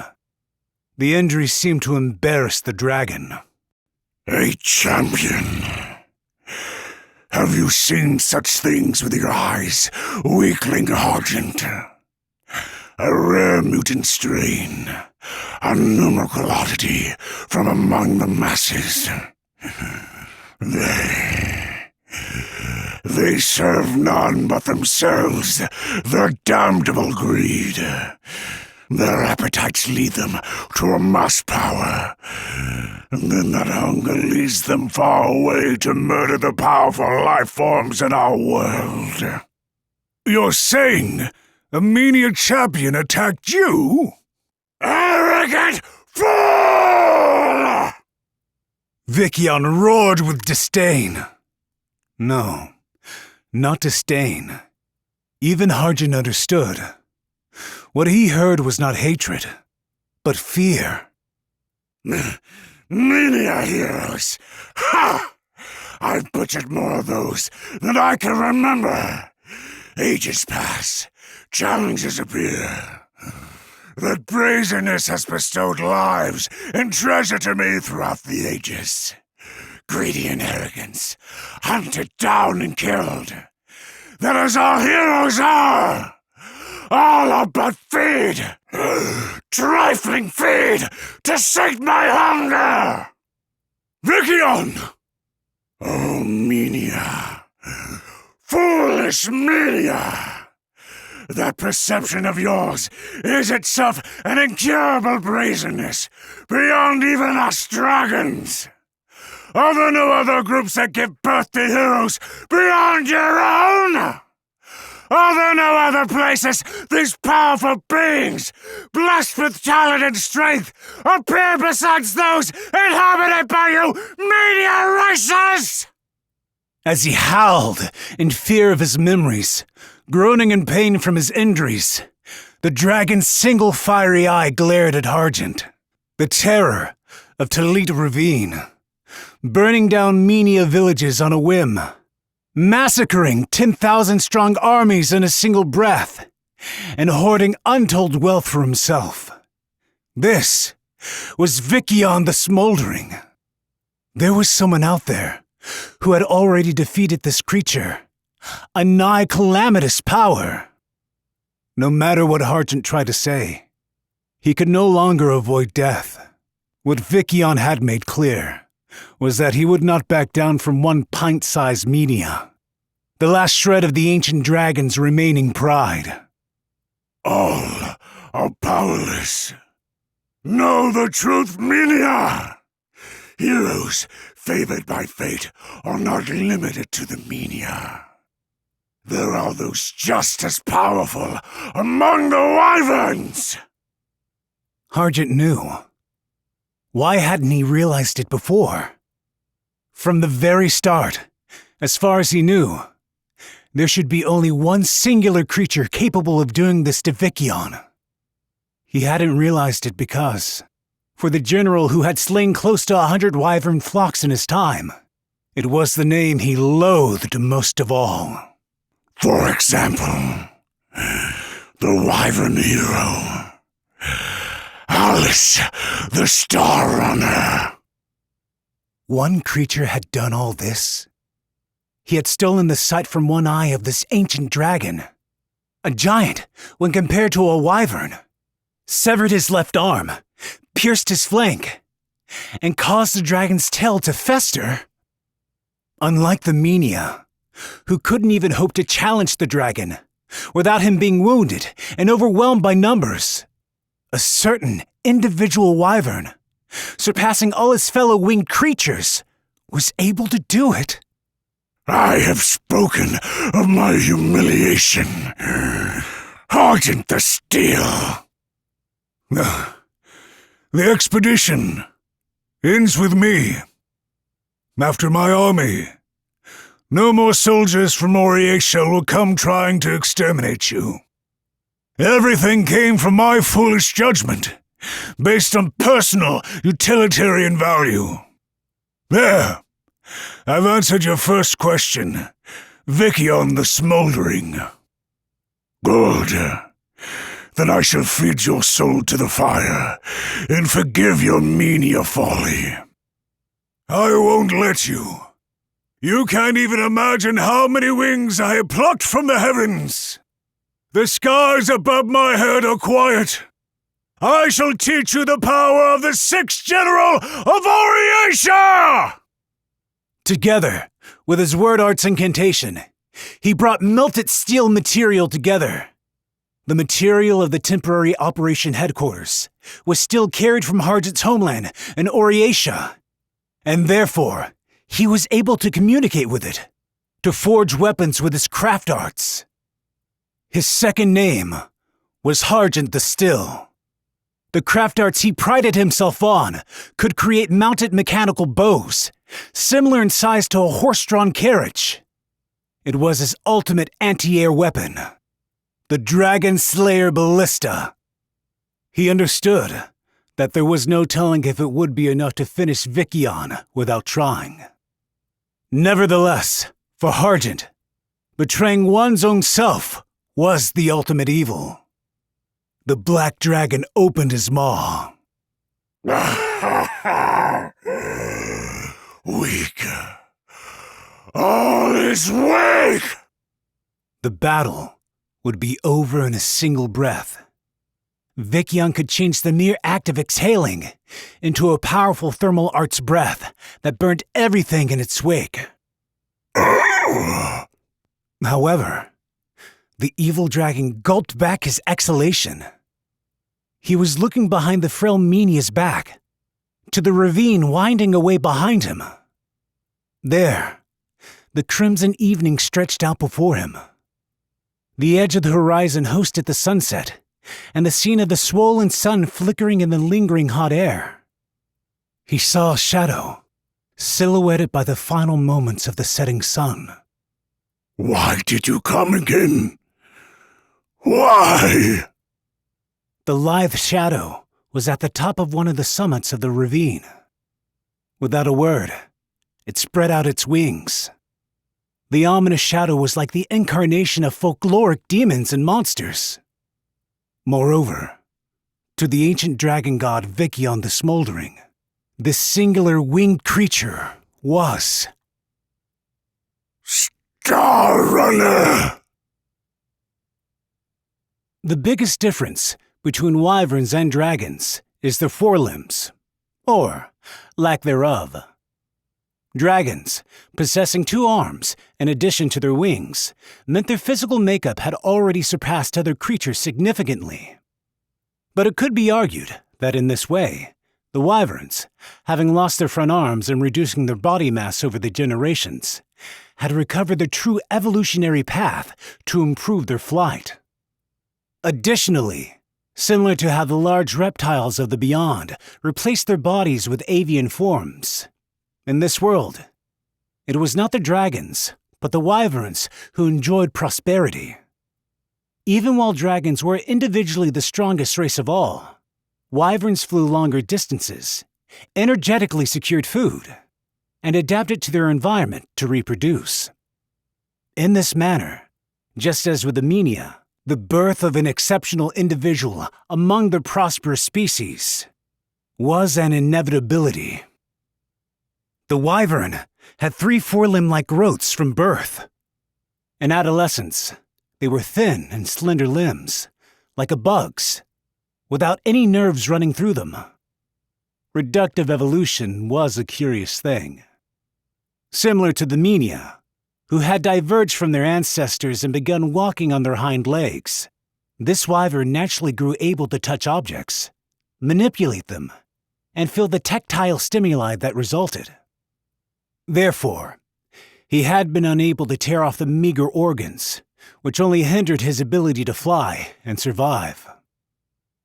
Eventually, his arms developed muscles and became able to grab and carry objects. During the long time he'd spent handling weapons and tools, his arms acquired technical dexterity. His arms longed for something new. While the sun rose up high in the sky, that wyvern cast his flock aside and flew off from the seaside cliff where he had been born and raised. His appetite, fostered by his arms, could no longer be sated within wyvern territory. Being the only one among his wyvern flock, closer in biology to birds, as the word flock suggests, to possess a developing intelligence, if anything, made him closer to dragons than his own race. He possessed neither the appetite to survive to see tomorrow, nor a desire to breed and pass on a seed. He wanted to grasp yet unknown things in his hands. He wanted to prove to himself that he was not a mere wyvern. With this coincidentally bestowed power, he wanted to attain extraordinary glory. That's how he wanted to live in the vast skies that stretched out before his wings. This was the vague appetite that spurred him. Without a swarm of his own, this one wyvern, in spite of his slender frame, wanted it all. Somewhere along the way, this tiny creature acquired one town's treasure. He defeated an enemy. He conquered a dungeon. He subjugated a region. And now he was. Alice the Star Runner. What do you want? What more do you want? Striking fear into a legend. You have already stolen my treasure. You have already robbed me of my pride. What more is there to take from me? What more? Still perched on the stony summit, the wyvern cocked his slender neck to the side. He didn't seem to understand the question. I'm simply doing the obvious. There came a loud crack. Alice only had to turn his body slightly to avoid the abruptly shot and colossally sized arrow. Star Runner!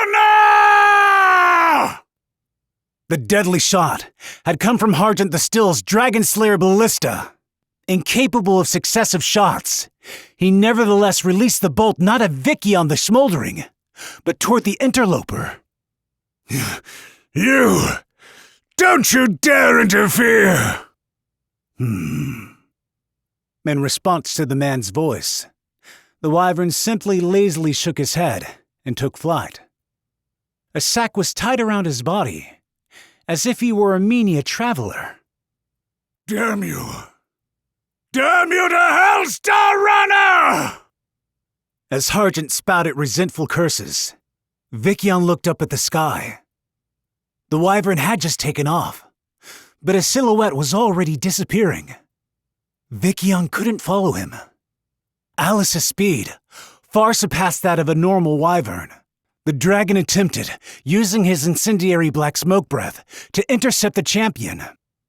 In truth, his action was itself the answer to his attempt. This black dragon was the same as the Menia. Tangled up in the valley floor, he could only conceal his body from the powerful enemy in the sky and try intercepting any attacks that came his way. He had been forced to realize that should he take flight, he stood no chance against the wyvern. It had been physically carved into his body that, in these skies, there was another creature who ruled above him. In the mind of Vikion the Smoldering, he could no longer use his wings to fly. Go! Gebius! Jiguegiog! Vikion mustered all his strength and unleashed his breath toward the shadow he caught in the corner of his eye. He didn't find his mark. Far too fast, the shadow flew around over his head. Wyverns had evolved their capacity for flight beyond the abilities of dragons. I don't believe it. This time, it was Hargent who expressed his astonishment.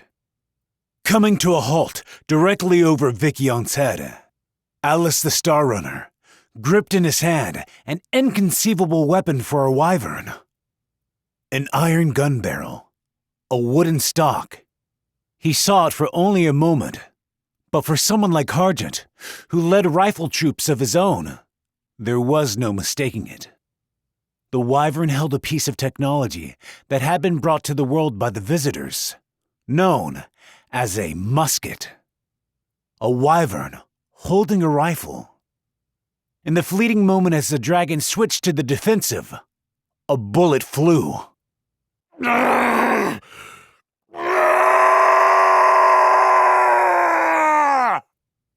There was a popping sound. It was not the sound of the gun, but instead of the giant dragon's flesh, as his remaining eye burst. The muskets in this world had picked up improvements several generations in advance through visitor-gifted knowledge and were more accurate and capable of rapid fire compared to counterparts that had existed in the beyond. However, even with that being the case, for someone in a three-dimensional high-speed aerial battle to cleanly pierce through the membrane that covered and protected a dragon's eyes in one shot. I'll go ahead and tell you. The Western Cliff. Poison bullets. from the arboreal sky spire," Alice announced quietly, as Vikion's anguished roar shook the air. He was clearly boasting about this part of his collection. "It's processed from mandrake poison, you see, and starts affecting the nerves first." Relying on his voice, Vikion still tried to aim his ire at Alice. It wasn't possible to compete with a champion in the air. The damage to both eyes and his left arm had robbed Vikion of combat options. His only remaining advantage was his dragon breath, a skill impossible for the wyvern body to employ. "Kipias! Kilse kokinmi, kilui koko, kukai kialkol, konawe ko kaskraim." The needle sprouted up from the dragon's right eye. The round object buried inside his socket instantly transformed, boring deeper into Vikion's brain. Word arts were transmitted according to one's mental speed, and the incantations weren't necessarily proportionally stronger the longer they were. Nevertheless, even with that being true, the transfiguring craft arts came slightly faster than the dragon's single breath. "It's pointless, Vikion. I shot that bullet after all."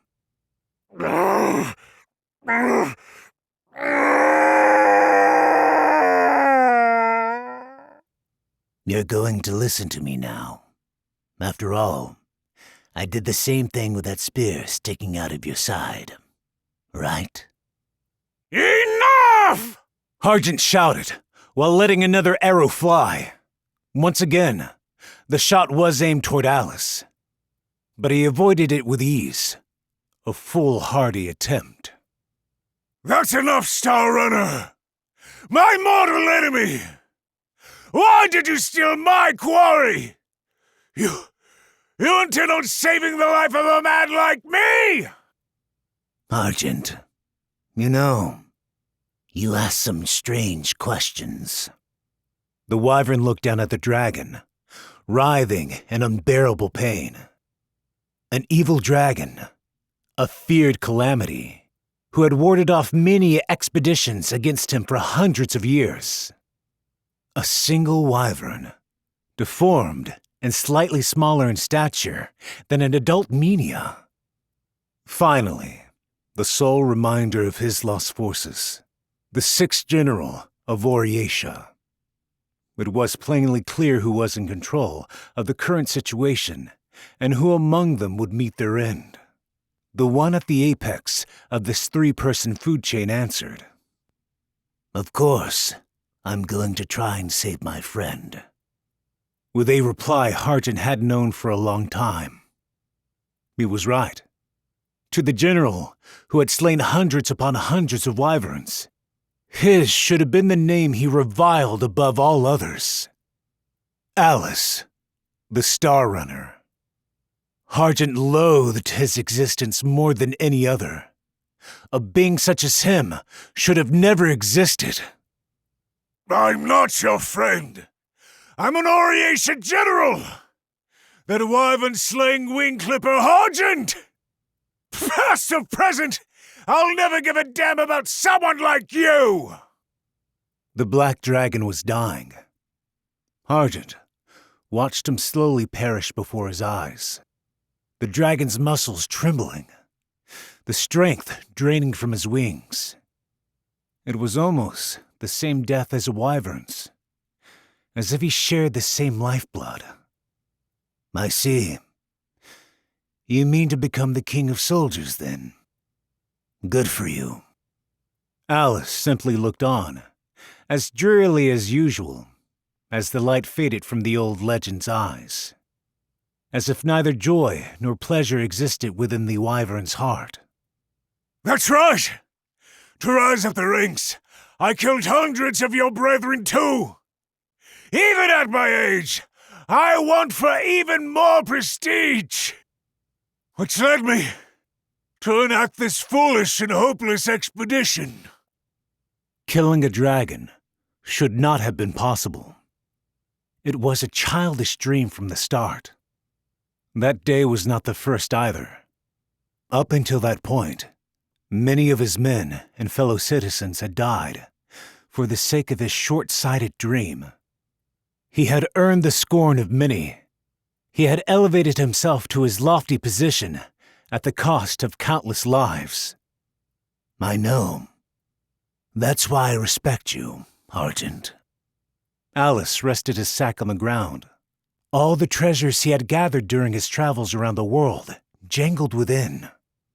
I like to show these off, even to the ones I end up killing after. Stealing and collecting things was his true nature.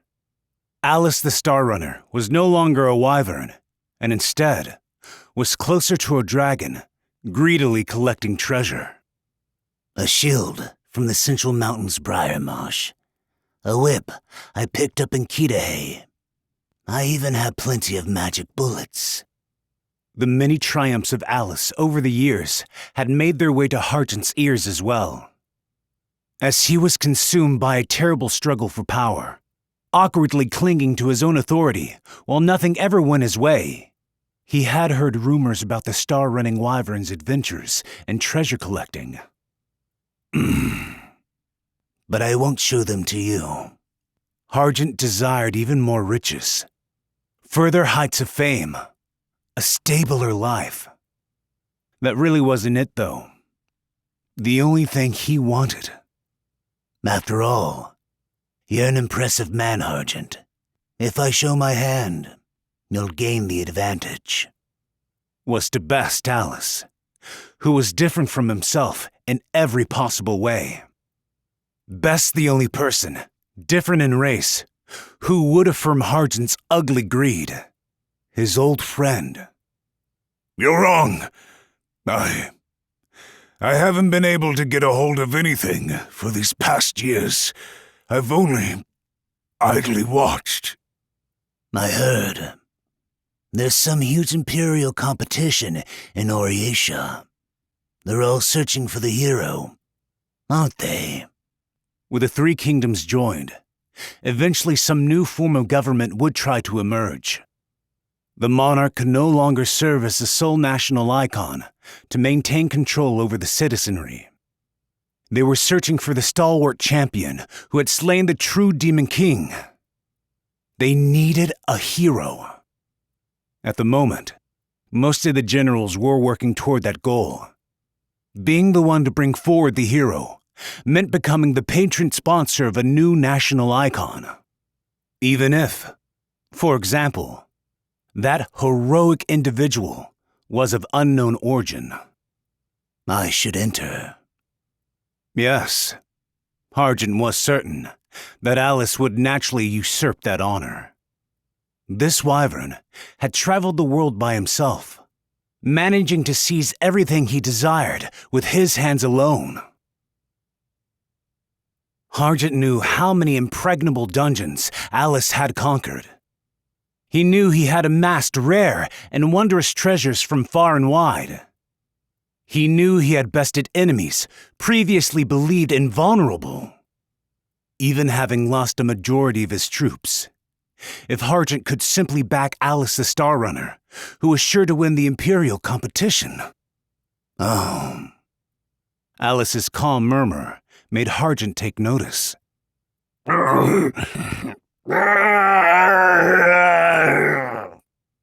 It was the death throes of Vicyon the Smoldering, thought to be dead. The black breath that erupted from his gaping maw looked at that moment on the verge of drowning them both in blinding smoke. Alice, get away! The breath passed over him. His vision was completely obscured. Hargent only managed to quickly warn Alice, but was unable to push him out of the way. Unlike Peke. However, the breath avoided Hargent. Great. And I just said I wouldn't show you anything. In one of his hands, Alice held a small ornament that looked like a necklace. Making use of its mysterious functionality, Alice was able to divert the dragon's searing breath. It seemed to be some piece of supernatural equipment, like his magic bullets. The magic items in Alice's bag were as numerous as the many legends he had conquered and looted. No one knew exactly how many mystical treasures and magical artifacts he had in total. Relying only on the contents of his bag, he could employ any combination of tools and tricks to turn the tide of battle. He was practically invincible. Great shield of the dead. Star One more. Alice immediately vanished. Not even a flap of his wings could be seen in his high-speed flight. Moving too fast, even to leave a shadow behind, there came a blinding flash of light. The horrifying noise of something burning persisted. Harjot wondered if it had been a sword. Supposing the non-menia wyvern had the technique to instantly unsheathe the sword in the blink of an eye. Supposing the sword itself had a grand blade of light, too grand to ever be sheathed. Supposing said sword of light cauterized the impenetrable scales of Vicky on the smoldering, and that it was possible to split the dragon in two, then yes, it was a sword. Singen, the luminous blade. The legendary dragon was cleanly bisected. Nothing but two wasted chunks of burning flesh on the ground. Harjot wanted to say he was incredible. When he had first met Alice in a town along the sea, he had been unable to even move his 3 arms. He wanted to acknowledge the wyvern's shocking diligence, the sheer force of will required to accomplish what he had. Nevertheless, this was the one thing Harjot could not do. As the years had worn on, and even now as everyone spoke in whispers about his bad reputation, he refused to admit defeat in front of Alice. Alice. It's just as you said. No, not only I, but every one of the ambitious 29 officials of Oryatia are searching for a hero to one day support. They are trying to gather the strongest in the world together. If you're as half as strong as you claim, then you should announce yourself as a candidate too. Really now? It appeared that Harjot's friend was already aware of his motives. Nevertheless, I won't choose you. Have someone else choose you as their champion. Okay. I won't be able to seize any glory with your strength. Okay. The wyvern's replies remained curt, and he turned his body toward the setting sun.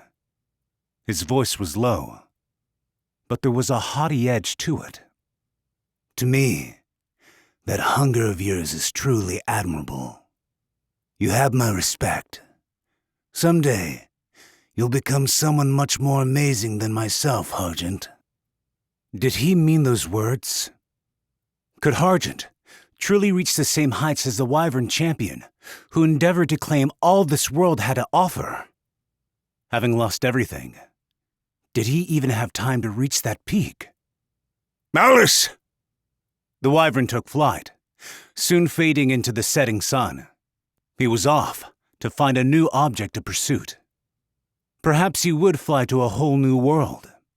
And then one day, his conquest nearly at an end, he would claim the mantle of hero. Where are you planning to go, Alice? The Great Nagan Labyrinth. That's serious rubble. Why go there? I only ever have one thing on my mind. Conquest. There's something I want there. The sun over the Talit ravine began to sink below the horizon. Everything Harjot had lost was becoming blanketed in darkness. Harjot thought about why Alice had left without parting words. He had no regrets. At the very least, he certainly didn't regret watching Alice depart into the sky. Because he believed in his own definition of evil. Evil is when you betray your own beliefs. He could wield any type of weapon under the sky with his supernatural aptitude. He possessed a vast array of superpowered magical items, gathered together from all corners of the world. He challenged an endless succession of opponents and dungeons and came out on top every time. He was the fastest living creature in the sky, his hunger driving his conquests, even into the domain of dragons. He was the rogue wyvern, Alice, the Star Runner. Chapter 5. Dakai the Magpie. The Duchy of Lithia was a major metropolis, even prior to its independence, built along the wide banks of a pristine canal. Among the historic city architecture rose brand-new, pure white spires, which served as the symbol of the current Lithia, transformed into the new principality. Just past noon, a pleasant breeze blew across the canal. Master Taran! Hearing the child call after her, Taran the Punished stopped in her tracks. The ruler of the new principality had wrapped up the day's assembly and was on her way to her office in the central stronghold. The city's opposition to Oriatia and its political situation meant very little to the many children living in the town. The heroic woman, nearly in her 50s, bent down and locked eyes with the young boy in front of her, no more than 8 or 9 years old. "What's the matter, boy? Sorry to say, but you won't get any candy out of me." Well, Dad told me that we owe you a whole lot, and that we've had more customers, and I wanted to thank you. I see. But I'm not doing things to help your father out. Taran knew her cold and stern eyes frightened people the first time they saw her. To account for this, Taran gave the boy a gentle pat on the head. The child's eyes squinted with glee. "It's my job to create policies that serve the economic benefit of Lithia's people. Nothing would have changed without your father's labor and dedication. If you want to give thanks, offer it to him." But, at the Children's Council, we learned handicrafts. I made something for you. "For me, eh?" The boy stretched out his hands, holding a clumsily made wooden bowl. Unlike something created with a professional's craft arts, its nails and seams were exposed, and it looked difficult to actually use. Taran found it pleasing. "A perfect place to keep my hair clips. I'll use it with care. Take your studies to heart, boy.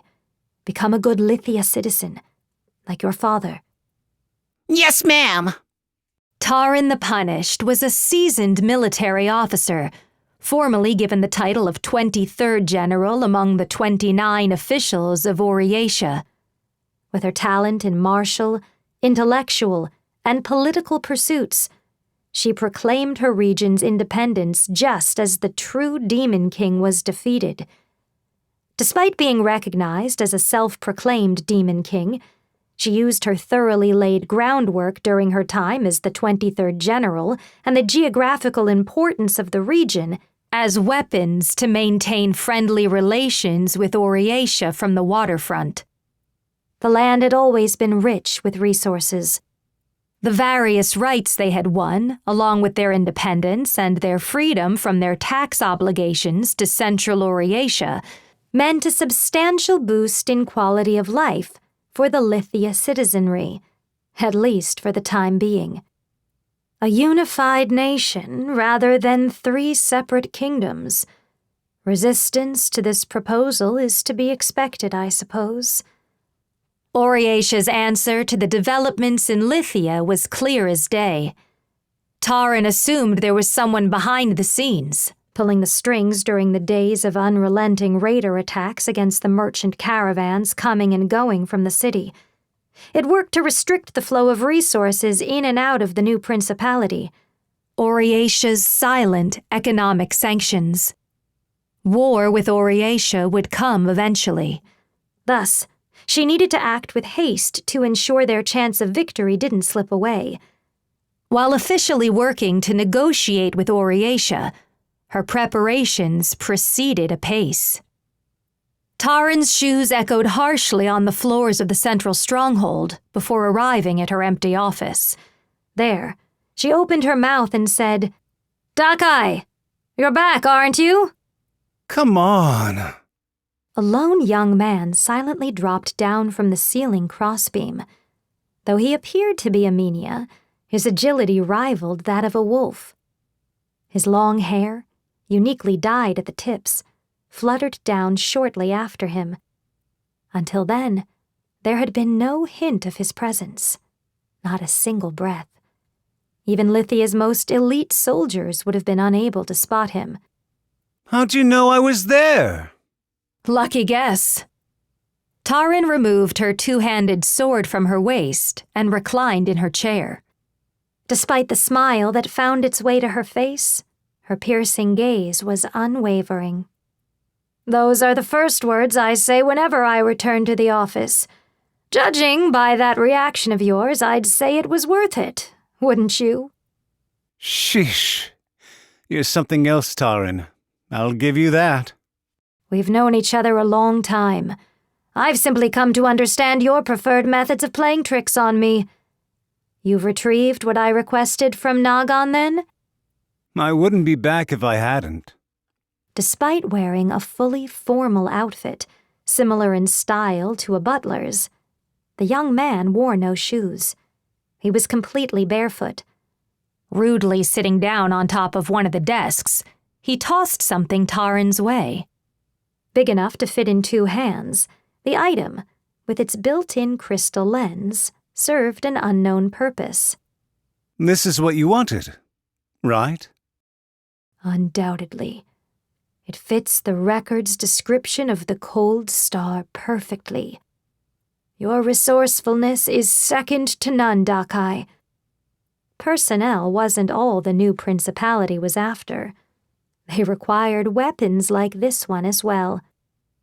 While Lana the Moon Tempest's recon unit scoured the land for elite soldiers, Dakai the Magpie was tasked with hunting down these sorts of abnormal magic items, enchanted swords and tools that had yet to be scooped up in the arms of Alice the Star Runner. Weapons that would have tremendous influence over the anticipated war, outshining even the powers of word arts. So what kind of nasty business is this thing, then? A magic item from records far before the age of the true Demon King.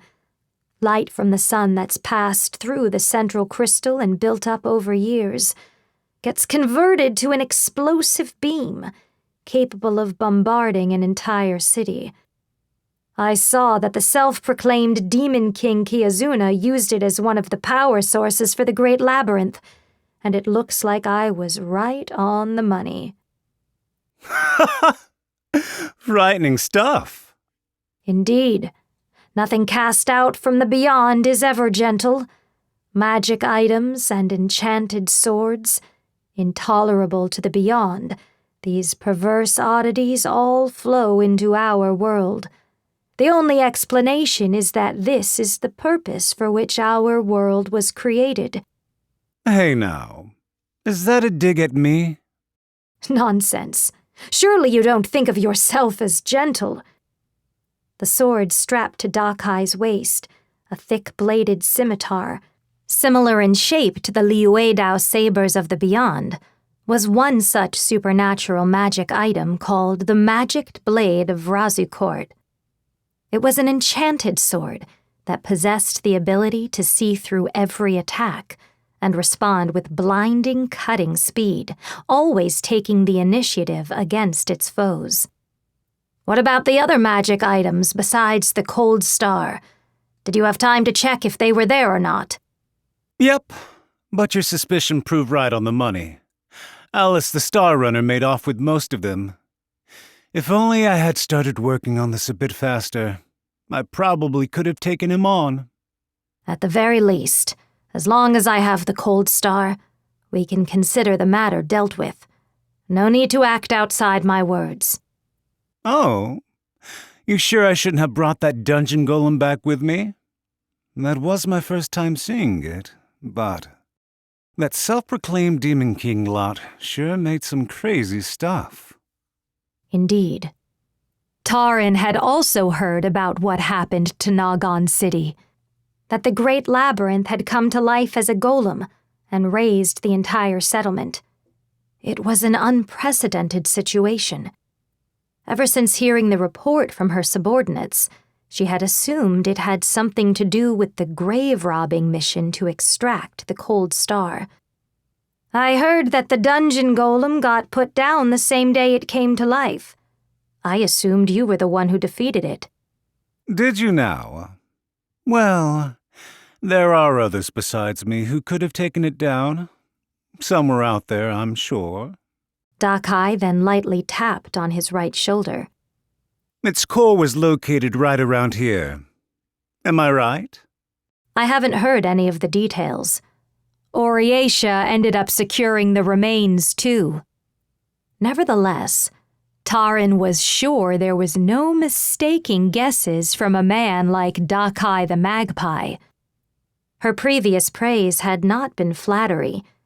This thin young man, easily mistaken for a woman at first glance, was a warrior capable of going toe-to-toe with virtually any foe, even the self-proclaimed Demon King Kiyozuna's dungeon golem. If that sword of yours had cut down the dungeon golem, I would have loved to witness it. Don't get your hopes up. I'm no swordsman. Exactly.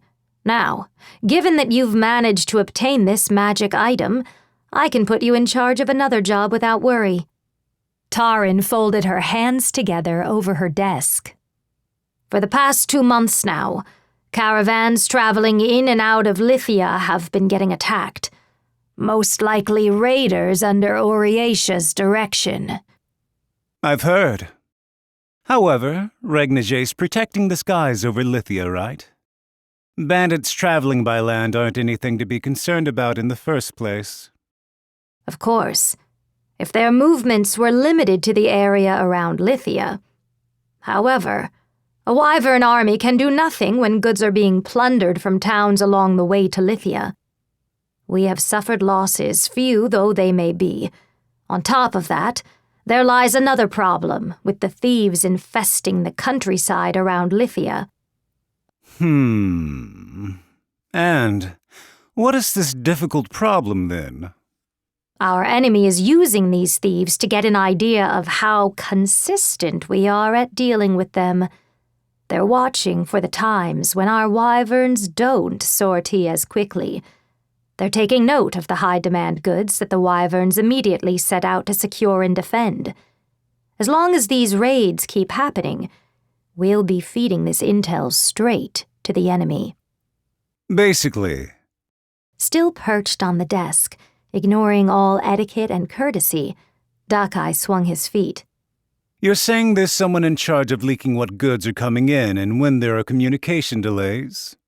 I knew you'd catch on quickly. It's safe to assume there's an informant conspiring with Oriacia. Dakai the Magpie was no general. He couldn't hold a candle to Tarin when it came to tactical and military strategy, given her years of martial experience. Nevertheless, when compared with Tarin or the wyvern troop commander Regnage, he was a terrifying demon of a man. He had quick wits, which allowed him to read his opponent's movements and react quickly. He had traversed the great labyrinth that had stumped the Nagan adventurers for 20 years and stolen the treasure from deep within, after which he had slipped through the resulting hellscape of fire and golem destruction as easily as a normal walk home. To him, it was so simple, it wasn't even worth mentioning. Smoke out the informant and capture them. If it looks like you'll need to cut down anyone who gets in your way, just go ahead and make the judgment call. You can handle that, right? Sheesh, enough about killing. The young man chuckled, tracing his enchanted sword with his fingertips. What did I just say? I'm no swordsman. Later that same afternoon, on a back street. Hey guys, got a second? Doc-Eye called out, stopping 3 peddlers. His eyes could discern the cover the men were going for. Though the evening bustle from the main street was vaguely audible, there were very few denizens of the city who purposefully visited the back alleys along the canal. The dark windows of the abandoned city buildings loomed over the men in the alley. What will it be then? If you're looking for smoked meat, well... These raiders appeared right outside the city. See? Doc-Eye began, wiping away the merchant's fake smile. Keeping a hand in his pocket, he didn't even look the men in the eyes. To send in spies, maybe? They hopped on the caravan in the melee and managed to make their way inside Lithia. On its face, looked like one of the other merchant carriages that got attacked. Finding a hole in the air defenses wasn't the only objective here, right? Yup. But if you're supposed to be peddlers here, then this isn't all of you, is it? Even knowing there's more of you, there's gotta be someone under different orders looking into the chain of command. Doc-Eye brought his hand to his chin and nodded to himself. With this, he had finished observing their reactions. On the side of the alley, the Oriaceous spies in disguise had all lost their deceptive smiles, but it was clear they needed to dispose of the young man before them. The spy in front crouched down and brandished his dagger. This misdirection did nothing to faze Doc-Eye the magpie. Then came a gunshot. Whoa there! The magic blade of Razukort traced the bullet and deflected it away. The shot had come from one of the windows of the supposedly deserted old city. There were 4 barrels trained on Doc-Eye. He assessed the situation. There were another 3 assailants waiting in ambush inside the buildings. His eyes moved at lightning speed. Leaping into the air, there were 2 new bullet holes gouged into the ground where he had just been standing. On the street, the 3 men gripped covert foldable spears and lunged at Doc-Eye. Not many people came to the back alleys along the canal. The palisade at one end of the alley meant the area was ideal for sniping enemies and making sure they didn't get away. On top of that, the spies had their numbers and their weapons. They didn't need to worry about getting discovered by the wyvern soldiers either. This is one of their covert bases of operations. Their own little stronghold, eh? My guess was right on the money. The soldiers, disguised as peddlers, closed the distance. With an overwhelming range advantage, they thrust their spears toward Doc-Eye all at once. By that moment, Doc-Eye had already leaped upside down into the air. The enchanted sword's tip sliced off one of the spearheads in a blur, sending it flying. In the time it would take a normal person to breathe, Doc-Eye's train of thought raced in sync with his movements. The fact that the wyvern troops didn't spot these guys before I seriously started looking means these aren't just some half-assed mercenaries. These are honest-to-goodness Oriacean intelligence agents, which then means they must be planning to start the war soon.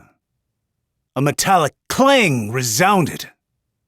While Doc-Eye's body hung in midair, the second volley of gunfire pierced the sky. The bullets met with a broad-width blade of Doc-Eye's enchanted sword. The maneuver protected his midsection. He gave a friendly chuckle. Nice aim. As he descended, the tips of his toes flashed brightly. He wasn't wearing shoes. He used his toes to snatch up the twirling spearhead he had just sent flying. The third spear wielder below had his throat pierced by a near-instant whirling kick and died on the spot. Doc-Eye landed. There came a gunshot. The bullet still missed its mark. He used the body of the man he had just killed as a shield. The corpse's knees buckled, and before the dead man could slump to the ground, Doc-Eye's naked heel dug into the agent's shoulder. Doc-Eye flew into the air, landing on the rather narrow top of the canal palisade and grabbing on with his toes. Doc-Eye looked toward the opposite end of the canal, where the sniper shots were coming from. 4. He counted the gunshots that echoed across the canal. 4 barrels were visible from outside the residential windows. The dramatic bloodbath was over in an instant, before the snipers even had a chance to reload. Still perched atop the palisade, Doc-Eye threw a weapon. Not his enchanted sword, but the spear from the freshly killed soldier.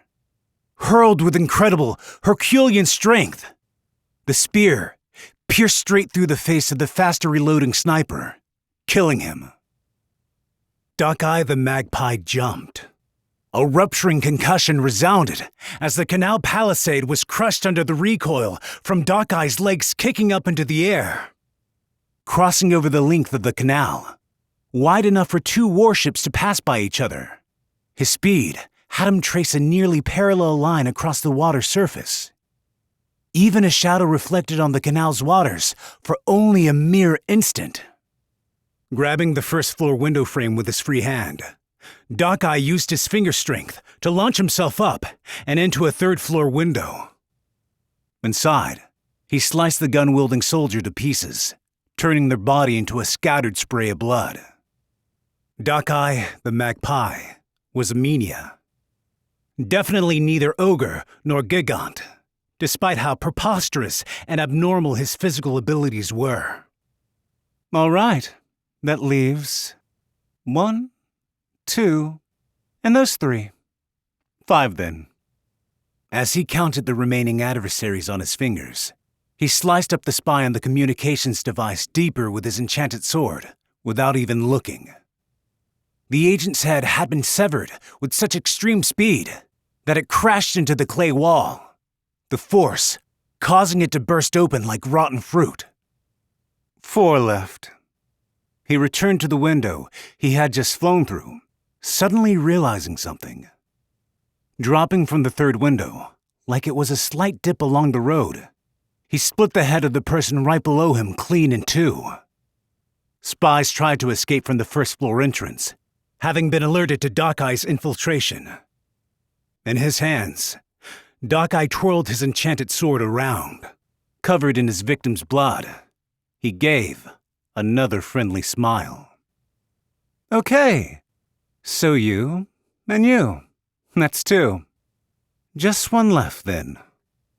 He could see everything with precision, like he was passing thread through the eye of a needle. Both the retreat of his enemies and where he would land after his fall. 2 of the soldiers trying to flee were blocked off from the exit. It was now abundantly clear to all bearing witness.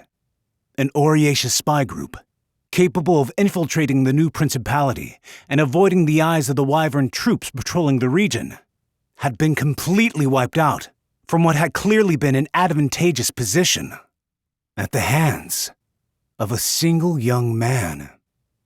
I can kill you guys too, but what'll it be? We surrender. Iko, throw away your weapon too. But sir, if we're captured by the new principality, who knows how they'll treat us?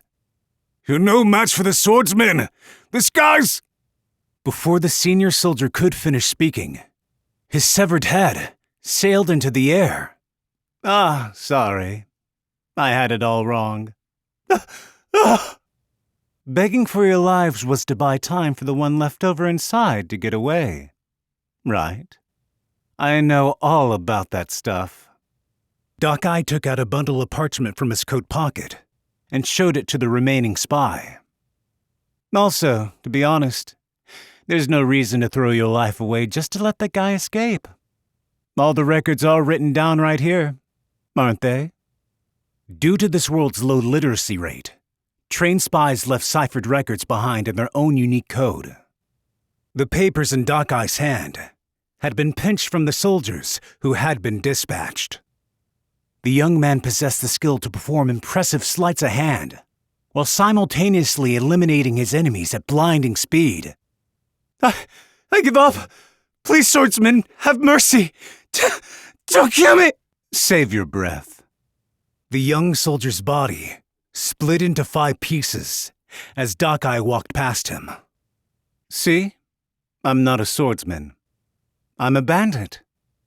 For these sorts of spy cells, no matter how many of them died, their home country would never acknowledge their existence.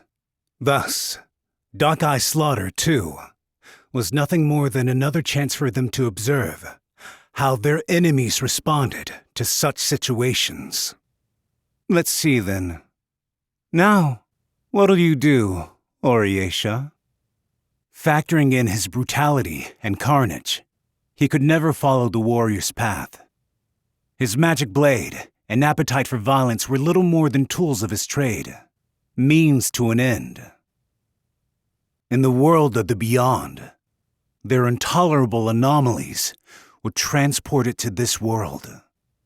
Dakai the Magpie was a visitor. He saw the world through aberrant eyes, capable of watching a bullet move in slow motion. He boasted an insightful resourcefulness, capable of exposing schemes and conquering impenetrable labyrinths on his own. He possessed swift and precise fingertips, dexterous enough to plunder at speeds impossible for anyone to combat. An extravagant and lawless pilferer above all, surpassing the boundary between worlds. He was a bandit and a mania. Dakai the Magpie. Chapter 6. Regnige, the Wings of Sunset. Around the time the lamplighter was beginning to snuff out the night lamps along the main streets, a ray of light began reclaiming the bottomless darkness covering the pure canal waters surrounding Lithia. At this hour, there was a group touching down in a plaza on the outskirts of the city. It was the flock of wyverns under Regnige's command.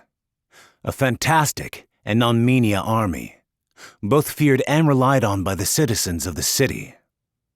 Attention, all troops! Eyes on me!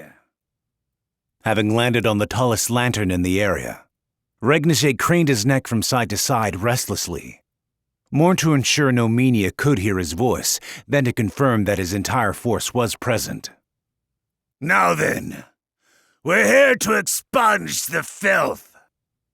Even among others of his race, he was a high-strung and delicate wyvern, with wyvern flocks generally revering strength and boldness above all. This sort of wyvern would normally never hold sway over his kin. There was a missing person in Lithia today. A mania child. A 9-year-old girl. That ring a bell to any of you? I have something to report. A shrill voice replied from a corner of the flock. Vice Captain of the Southern Column Lookwell. Attain killed the child. I witnessed it myself, I report. In the silence, Regnige looked at a large wyvern in the corner of the plaza. The eyes of the troops gathered on the same location. We are provided sufficient provisions for our work as guardians of Lithia. As compensation! I'll say it so that even the fools among you will understand. Eating Lithia citizens! Damaging Taran the Punished's trust! High treason! These are the things that will lead to this whole swarm starvation! Vice Captain of the Southern Column Lookwell! If you have anything to say for yourself, you'd better say it now! The vice captain crooned indistinctly, while slowly blinking, peculiarly. Some number of the wyverns had the same suspicious look about them.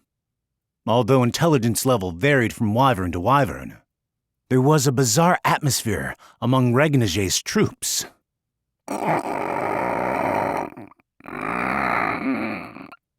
Kexikokart! Kent kakord! Coquette corp! Without a single word of warning, Regnige began incanting word arts. An unseen fear circulated through the wyverns. Their leader's spell signaled an execution. Kokaitok! A conical red light appeared in the empty air and burned the wyvern from 3 directions at once. The one scalded was not Vice Captain Lookwell, however, but instead, the wyvern informant who'd first accused the vice captain. Before the informant could even spit in contempt, Regniche grabbed him in his claws and pushed him down to the ground. Did you think to mislead my own investigation? Scum! Traitorous scum! The moment the light from the thermal arts touched the wyvern, their skin was seared, cooking the inner flesh. When? Look! All of you look! Bear witness to the end of this fool who betrayed us! Regnige's claws mercilessly rent the informant's stomach. The reason this peculiar wyvern, with his unimpressive build, had gained control of the flock was not solely due to his inherent intelligence and proficiency for ward arts to overpower others. Scum who eat Lithia citizens! People eaters are punished by death! No exceptions! Capital punishment! Execution! A chunk of bloody meat, torn out from the living wyvern's stomach, was raised into the air. It was the half-digested arm of a child. Regnige's eyes glared through his clotted nictitating membrane at the speechless flock. Then, suddenly, there came a disquieting noise of wing beats. One thing was certain. These wings did not belong to any of the wyverns. 1 year! This filth was added to our swarm 1 year ago! Not enough treatment! All the others who joined at the same time will undergo treatment again! No more cracks in discipline! Never again! Within Regnige lurked a harshness that bordered on insanity. A reign of terror that accompanied very little tolerance for insubordination. That was the real power that elevated Regnige, the wings of sunset, to his position at the top. This historic symbiosis between people and wyverns was also a tenuous piece, dancing on thin ice and barely supported by the existence of a prodigy like Regnige. It's my duty, Regnige thought, his claws still soaked in cooling blood. The menia girl the executed wyvern soldier had eaten would be treated as a runaway. 2 people a month. That category of sacrifice would likely be fine with Taran. However, if these sacrifices increased, Regnige couldn't guarantee the wyvern's futures. It was necessary for him to maintain control, to preserve the swarm, and for the only thing he valued in the world. He knew it was not a crime for wyverns to eat people. Wyverns had no concept of crime to begin with. Their nature was to be free. Their wings tools for them to forcefully devour and plunder anything and everything their hearts desired, even if it went against divine natural providence, and no matter what hideous methods he needed to employ. It was his duty to make sure his flock lived on and survived. I will guide the rabble. I will never desert the swarm. The truly powerful are the ones to lead. The ones to bear responsibility for the most lives. There were times Regnige would remember the scenery of the sea bluffs, when the sun was at its zenith. The memory was from shortly before the true Demon King came and took everything away from him. To Regnige, his fellow wyverns were nothing more than foolish riffraff. However, there was one other wyvern like him, possessing intelligence and the capacity to lead. He recalled that wyvern shadow, flying far off beyond the clouds. Regnige must have had the same choice available to him too. 1. Abandon the peace and order of the swarm, wishing to be free. 1. Earned authority and shouldered responsibility for the lives of the swarm. Born equipped with an intelligence unlike the others, Regnier was the one who hadn't been able to abandon those wyverns who had remained behind. Comrades, destined to one day be subjugated by the Mania. Even though these wyvern fools were hard to save. Even if the entire world was to be brought to ruin by the Demon King's terror. And even if it meant abandoning their natural wyvern freedoms in service to the Mania. Regnier had no intentions of abandoning his swarm. He believed it was the correct choice. No matter how strong a wyvern was, attempting to survive without the solidarity of one's flock was the height of foolishness. Nevertheless, that lone wyvern had flapped his wings and left them all behind.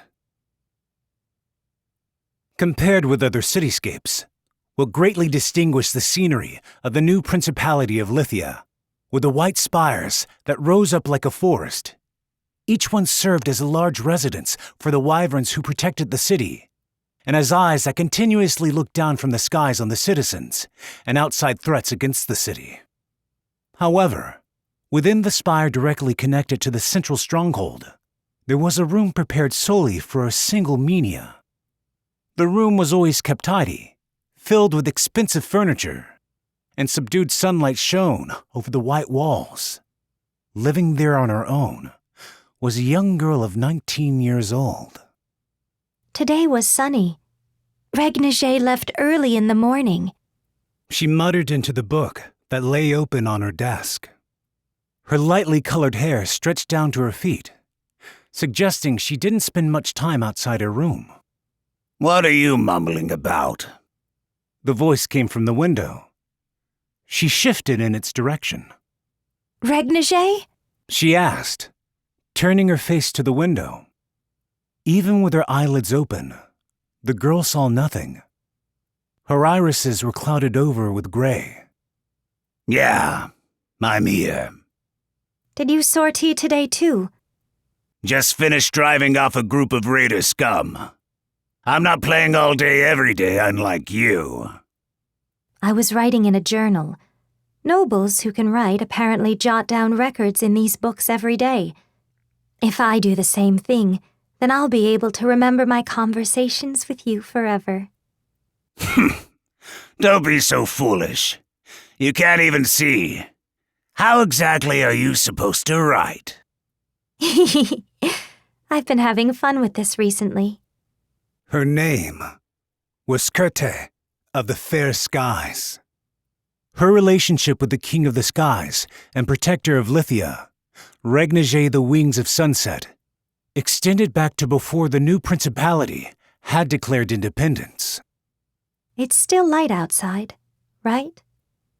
As Kureta approached the window, her long hair flowed in the wind, blowing into the room. She casually stretched out a hand to try and touch Regnier beside her. He immediately pulled back his wing, and Kureta's fingers grasped at the air. Oh. Don't touch me. I guess even a surprise attack won't do the trick, huh? Weakling. Small fry like you won't ever come close, even if you spend your whole life trying. You may be right. I have to think up some other method then. The open window looked down on the beautiful cityscape of Lithia. A colossal blue belfry rose up among the rows of spires. Radiating out in all directions were the low gray city streets, the blue of the sky and canal. A faint and gentle border brought moisture to the air. Do you like Lithia, Regnier? How about you? Not that you can see anything anyway. I like it.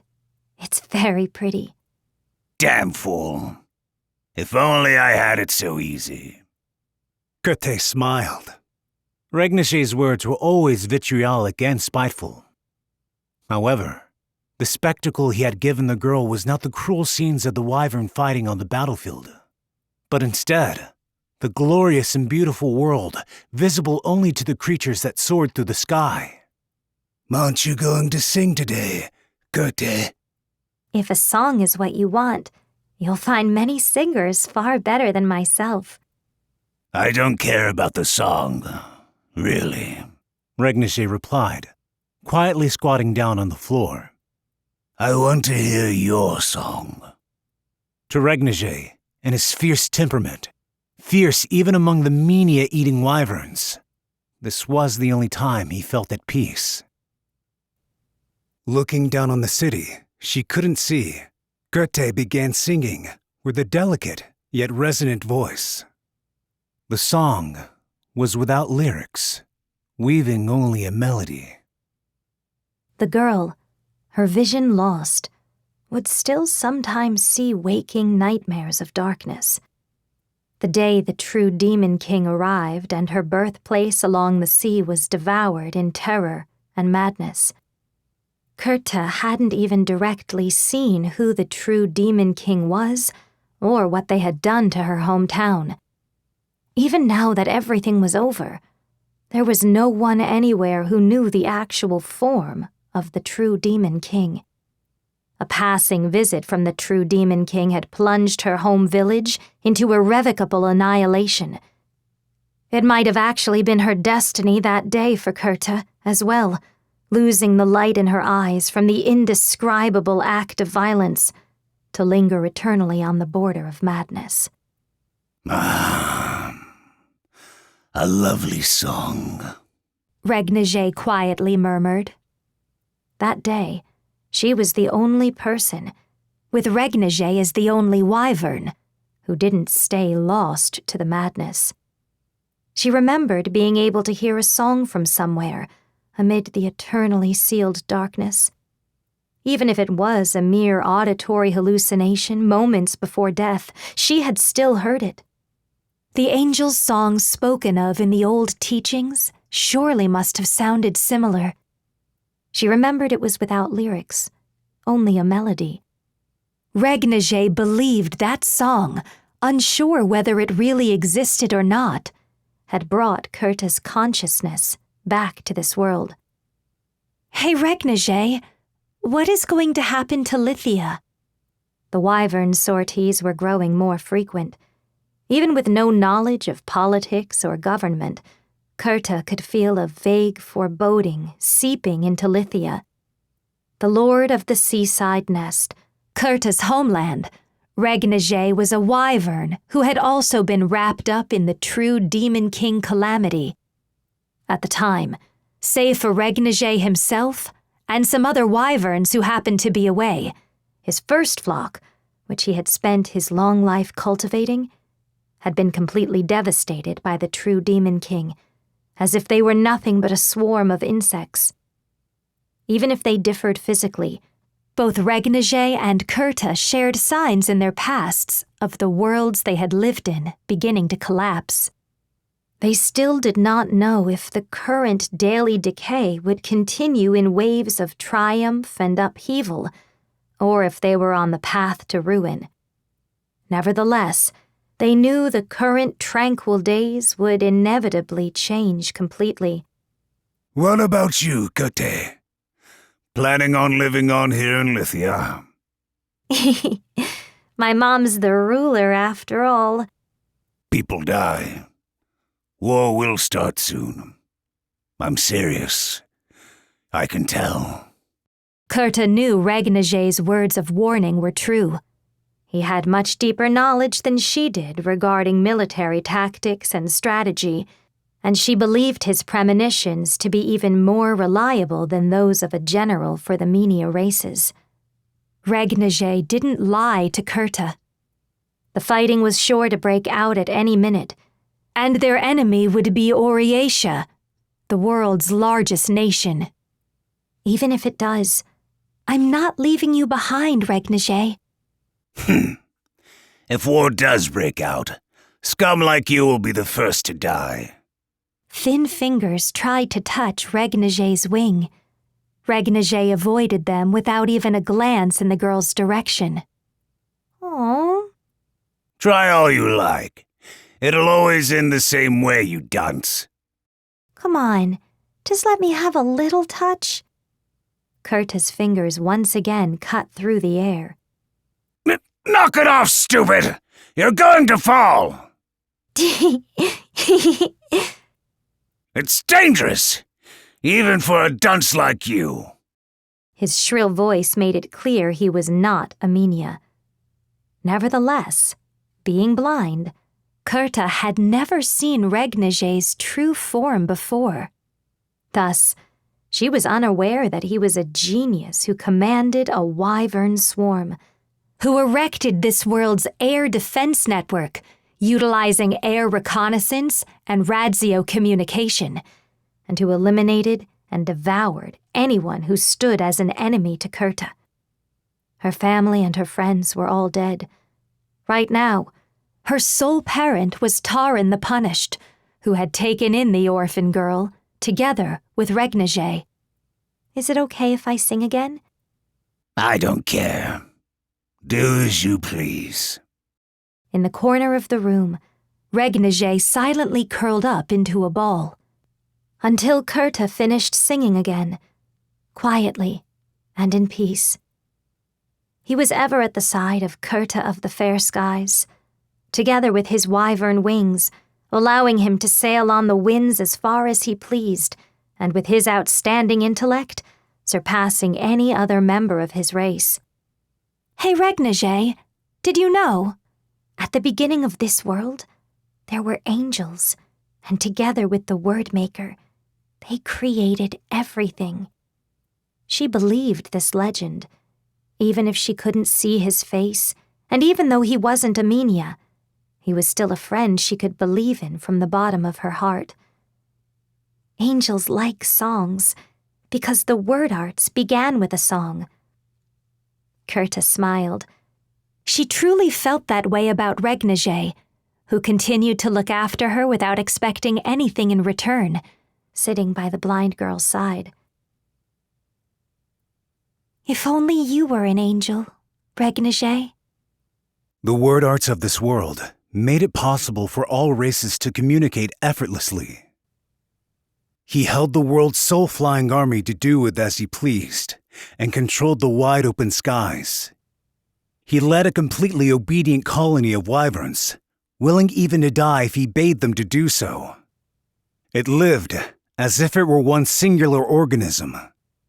He had the intellect to fully control the tide of battle, and spread his roots deep into the core of a nation-state. A fierce attacker, as well as a guardian of order. Above all, a unique calamity among the clouds. A wyvern commander, unlike any before him. Regniger, the wings of sunset. Chapter 7. The Central Detention Hold. Even among the numerous prisons scattered around Oriatia, the facility was intentionally built in an area that housed many military buildings, subject to constant and strict surveillance. The individuals imprisoned in its walls were mainly limited to major war criminals and prisoners who normal soldiers could handle. Low-risk prisoners. The man walking down the road to the prison wore his hat in an angle. The 20th Minister of Oriatia, Hido the Clamp. The young official turned around at the sound of a soldier's footsteps approaching behind him. Lord Hido, we've received word from the headquarters in Mage City. Great. So I've been given jurisdiction over this new principality problem now. Hido scratched an ear, a look of annoyed reluctance on his face. Yes, there was a notice from the third minister this morning. Jelky's doing, is it? Never wastes a damn moment, does he? Well, what is it then? Periodic reports from our 8 intelligence officers all stopped at once. As of yesterday, all in less than a day. The base of operations got surrounded, and they got wiped out then. None of them managed to escape? That's right. Among the 8, not a single one survived. They were all elite officers, handpicked by the 17th Minister herself. They must have been up against a considerably large force. I wonder, how many men do you think you'd need to take out 8 of her spies? Hido kept his hands in his pockets as he walked. The footsteps of himself and the soldier were the only things that echoed through the underground passage. The fact that they were driven to annihilation alone means at least one squad of 4. That said, with the 17th Minister's spies, they always make sure one person escapes, even if they have to sacrifice everyone else to do it. To completely wipe them all out, you would need 4 squads, 16 total. One of those would have to be a sniper unit.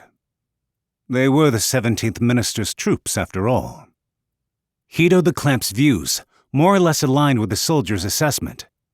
To take out an entire group of well-trained Oriatia spies would require that amount of manpower, at the very least. Has little Elia been told about this? Little Elia? The 17th Minister, Elia, the Red Tag. Reporting about this to the spy boss should take priority over me, right? Though I have heard she's currently busy with a separate infiltration mission. Indeed. She appears to be out in a part of the frontier where Radzio communication is difficult. So I first thought to inform you, Lord Hito, as the person in charge. Person in charge? Hey now, I haven't even gotten an official letter of appointment yet. The 17th Minister of Oriatia, Elia, the Red Tag, had, for 6 small months now, been busy with an investigation a far distance from Oriatia. The wyvern expert, 6th General Hargent, was infatuated with his dragon-slaying mission, and due to the extreme secrecy of the head of the intelligence, the 17th Minister, Elia, even emergency communications weren't reaching her. Sheesh. Damn near everyone and anyone's off gallivanting, doing whatever they want.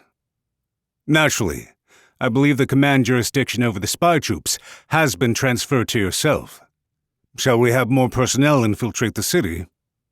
They'd die in vain if things played out the same way. Time for another strategy. Hito closed his eyes. The topography of the future battlefield, engraved in his mind countless times over, floated into his thoughts. On the eastern side of the operation headquarters, there should be a basin carved out by the mountain stream. Per our negotiations with the new principality, it should be just barely within our territory. Build a battle encampment there. A basin? Yes, there is indeed one there, but it is quite far away from the headquarters. I don't believe that position would serve much purpose defensively. That's fine. It'll be an offensive forward position. The complicated topography will deceive the eyes of their wyverns. Sometime tomorrow, I'll send a few skilled fortification experts over. Understood. Incidentally, sir. The two had stopped walking. They had arrived at their destination, in front of one of the prison cells.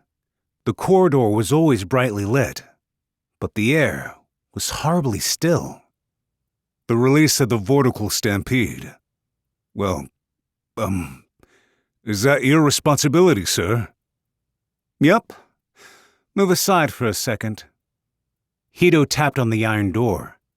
Leaning on it with his balled-up fist, he called out to the person inside. You awake in there? Aren't you Nihilo? Hito could see the prisoner inside move off the bed. One eye, left uncovered by the prisoner's long bangs, looked toward the door, and the prisoner smiled. A very young girl. It's okay. I just woke up. Thread-like antennae extended out from her spine, wriggled in complex patterns. The girl was not a Menia. Apparently, 8 intelligence agents in the new principality got wiped out in a single day. How many people would you need to do that? Nihilo, the vortical stampede. Just one. After her flat reply, the answer obvious, she giggled. Actually, no. One person and one body, I should say. She was called Nihilo, the vortical stampede. The individuals imprisoned in this facility were primarily limited to major war criminals and prisoners who normal soldiers could handle. Low-risk prisoners. However, Nihilo was the most terrible living weapon on existing record. who in a past war had wiped out an entire Oriesha army single-handedly. Chapter 8. Kia, the World Word. Unfastening her sash, she felt her heavy robe, wet with dew, slide down her smooth skin and fall to the ground. Though deep in the heart of the forest, the simple changing room in the bathhouse had a full-length mirror, which reflected her immaculate nude body, her ample bosom, and eyes that sparkled like rubies. Though she was of average height, her elegant legs made up almost half her body's length. Oriesha's 17th minister, Elea the Red Tag, considered her physical appearance to be her most lethal weapon. She didn't mean this in the sarcastic and vulgar way men spoke about such matters, nor did she feel it out of vanity or obsequiousness. It was an objective truth. Elea was the one who utilized her beautiful face most of all, and there was nothing for her to be ashamed of. Grandma told me that, I think. Beauty is a gift allotted by angels when you're born, and you need to use the heavenly gifts to bring happiness to others. The vague contemplations swirled around her thoughts as she brushed her vivid chestnut hair. She realized that in the 6 small months since coming to this village, her meditations on beauty and youth had become more frequent. My idea is different. Beauty wasn't a static grace bestowed by angels. It was just an ephemeral aspect, rooted in one's life and old age. For example, even those blessed with pretty faces would lose all trace of their original beauty should they be afflicted by a terrible pox. Others still could lose it from being scarred in combat. Even for those lucky enough to avoid such misfortunes, should they be careless with their own attractive features, much like a castle garden no longer being pruned, that natural beauty would fall into ruin, becoming crude and unrefined. Her mother had harshly ingrained the concept in her. Above all, she said, this idea was what separated the superficial beauty of a lady of the night and the pure, refined charms of an aristocratic princess. Then, reminding her that the two of them were now nobility themselves. Beauty manifested from the combination of innate gifts and personal effort. It required constant maintenance. She was to always be neat and tidy. Finishing her simple grooming routine, she opened the wooden door to the bath. Elea recognized the shadow on the other side of the steam. "Yowika?" "Teacher!" Hot water sprayed into the air from the momentum of the young girl jumping to her feet. Elea wasn't wearing her glasses, but she could still distinguish Yowika through the fog. Unlike the other elves, she had brown skin. Her behavior was immature, but the girl was, in fact, still young. While elves lived longer compared to Minia, she was most likely still only 10 or 11 years old. "Yay! Over here! Over here! I thought you already went back to Oriesha. Miyoki and I were feeling sad. Wow, teacher, you're super-duper pretty." Is that so? Thank you. Classes are over, but I'll still be in this village until tomorrow. I wanted to take a bath here one last time. "Yeah, will Kia be here till tomorrow too?" Of course. I'll be sure to have her give everyone a proper goodbye before we leave.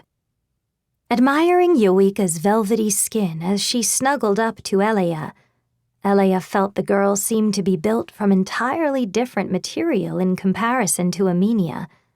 On top of that, she would see no decline in her beautiful features for close to 100 years. Everyone in this village, from baby elves to their parents, enjoyed a similar level of divine beauty, as if it was their birthright, without paying their appearances anything close to Elea's level of attention and effort. "Hey, teacher, hold class, just for me." both done rinsing off and now soaking together in the bath, Yawika's magenta eyes sparkled as she leaned in toward Eleya. 6 small months had passed since Eleya had come to the Eta Sylvan province. A small month consisted of 42 days. There were 9 small months in a year, so she had, in fact, spent more than half a year in contact with the elven children while posing as their teacher. As with Minia children, each of the elves in the village had their own quirks, but to Eleya, who had come to the village as an educator, children like Yawika were the cutest of the bunch, overflowing with a desire to learn. Well, I suppose if you insist. Now, it'll have to be a short lesson so you don't get too far ahead. We'll just go over the word arts groups. Yay! Smiling at the girl, Eleya ladled water into a number of buckets. She considered that she might have originally been better suited as an educator instead of one of Oriesha's officials, a path she could no longer pursue. There are 4 big groups of word arts. Elves don't really differentiate among them that much, but in Minia scholarship, it's different. Yeah, thermal arts, craft arts, and Amazing. Knowing 2 off the bat is quite impressive. Did you learn that from a book?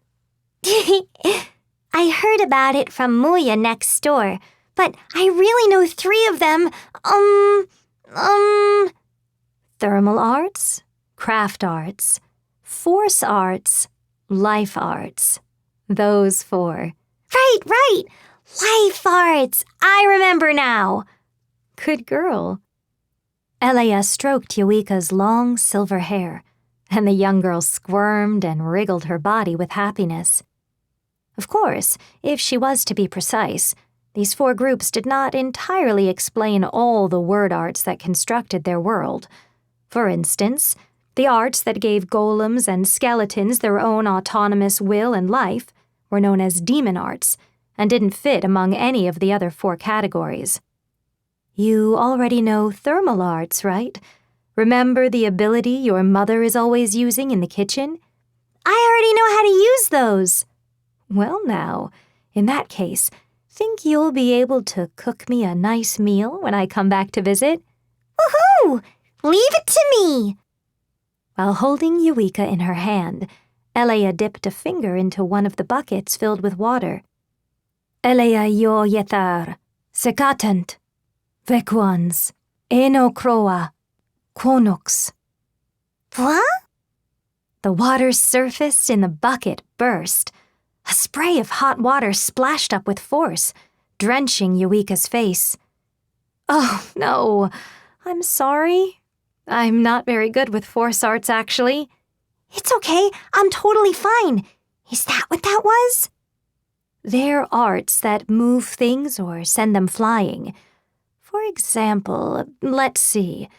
Have you ever seen any of the adults bend one of the arrows they've fired before? Yeah, I think. They let you do that, too. Learn them for yourself, and there are even some who can use them to fly in the air, though only for just a moment. If one was to apply them to Minia physics, thermal arts would be described as manipulating the scalar, while force arts manipulated the vector. Thermal arts created energy at an intended location, such as fire, electricity, or light. Conversely, force arts applied momentum at will to pre-existing energy or matter. The concepts were still difficult for the young Yawika to understand, but naturally combining both allowed one to shoot fireballs or make precise lightning attacks. Okay, so what are craft arts? Why don't we start there then? Let's see. Watch closely, okay? I'm going to try something a little funny. Era yo yetar. Forte mithio. Sheptale. Porezes nester. Cupserpe. Beyond allowing for mutual language comprehension, word arts could be used only on soil, vessels, or living creatures with which the user had a tacit understanding. But since the water in front of her belonged to a region where she had stayed for 6 small months, Elia could twist it into surprising shapes. For example, Elia grasped the hot water in the bucket and pulled it out. The water kept its shape when gripped in Elia's hand, and it didn't even lose shape when she let go. Ice? Is it? Whoa, it's warm. It's not ice.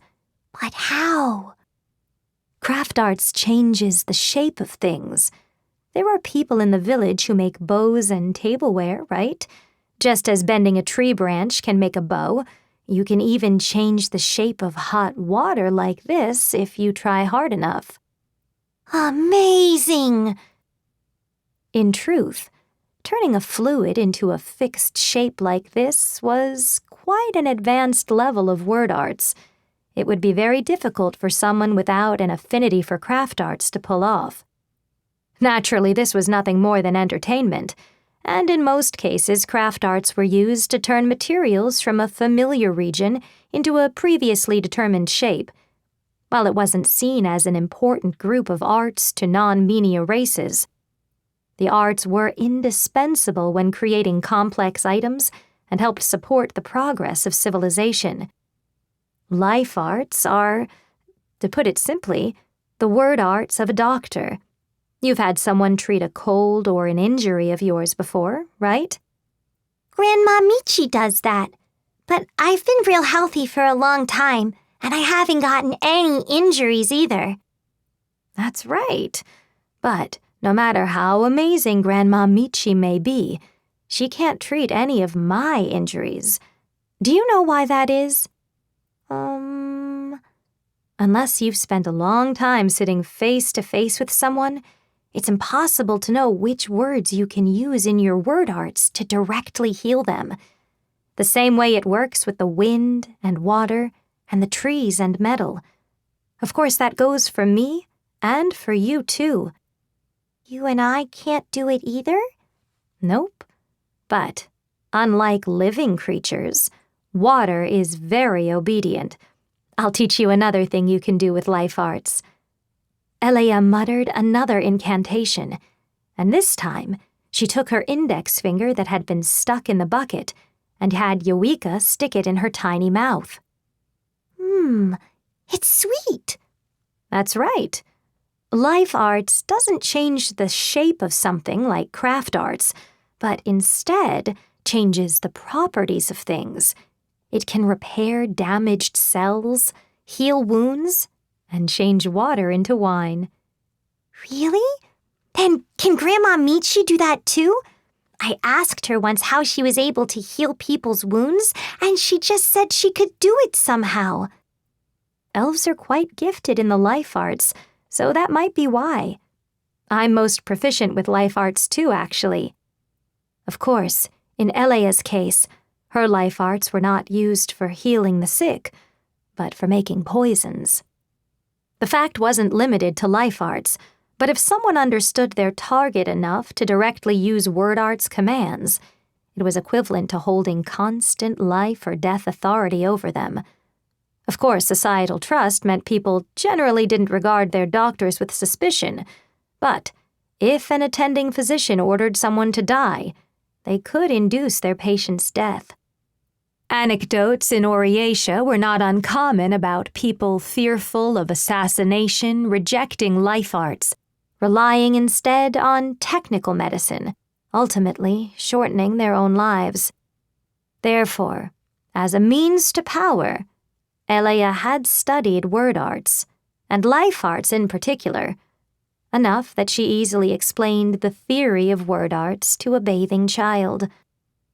Although a member of the nobility, the truth of her parentage was that she was a prostitute's daughter, and she had gained a limited seat among Orietia's 29 officials at such a young age because she had coincidentally also been the successor to the seat of the previous 17th minister, who had died in an unfortunate case of poisoning. Unlike most of the unintelligent beasts of the natural world, among the Menia race, it was the females, not the males, who were less violent. However, even without power of their own, by using their charms, they could ensnare those who did have power. They could lead judgment astray and make others fall to their schemes.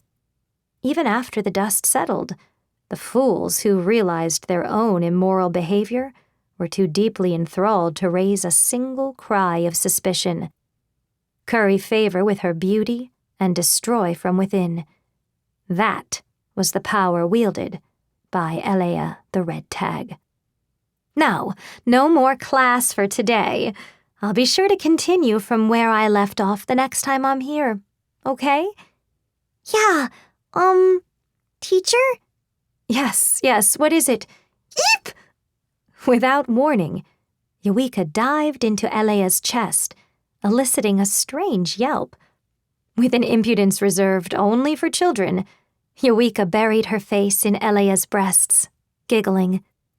I love you, teacher. I'll still love you, even after you go back to Oriatia. Yes, well, I love you too, Eureka. Your boobs are so big. They're amazing. That has nothing to do with anything. It was a night where both the big moon and small moon were visible. For Elea, it was her final night to enjoy these moments of serenity. Afterward, Elea chatted idly with Eureka for a little while, and then, just for a moment, her mind drifted to the reason behind her visit to the village, a reason she could never reveal to Eureka. She walked back alone. Most of the village's hot spring baths were on the outskirts, and Elea had to traverse a dreary forest path to get back to her borrowed lodgings. Do all Menia baths take that long? The question came from up in the trees. A young girl's voice, one with which Elea was very familiar. Eureka was dizzy, you know. She's still young after all. Can you stop forcing her to keep you company during your long Menia baths, Professor Viper? You shouldn't. Elea's eyes narrowed behind her glasses, and she looked up at the darkness above her.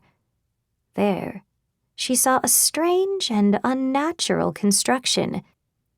Numerous thin vines were standing vertically atop the ground, nothing supporting them at all.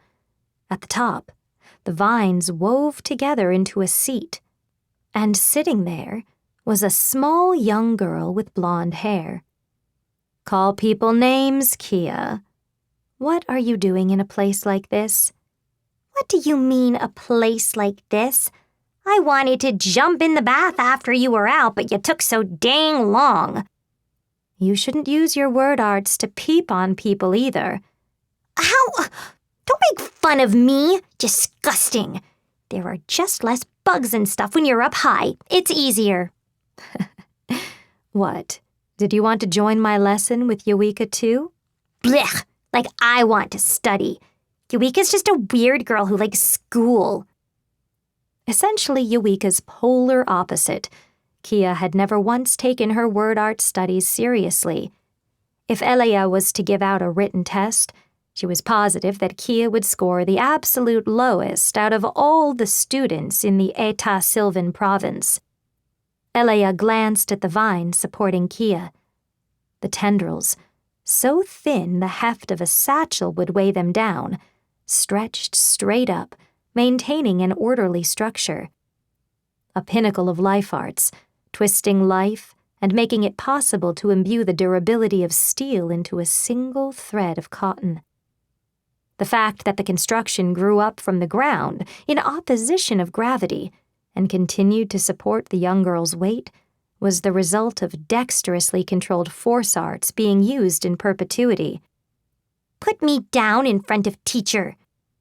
Kia spun her word arts, and the vines smoothly bent and placed the young girl, sitting in their braided cage, down on the ground. Elea had to admit that if she was capable of such feats, then it must have been more convenient than climbing trees herself, assuming the convenience was enough of a reason to constantly keep such complicated word arts commands going. Return! Then, the plant folded in on itself, as if it were going backward in time, before settling down in the palm of Kia's small hand. Left over was but a single grain of seed, no bigger than her pinky in size. You can have it back. Thank you. The girl sent the seed flying up into the darkness overhead. The seed cut a strange path, flying toward the weeds growing around a tree.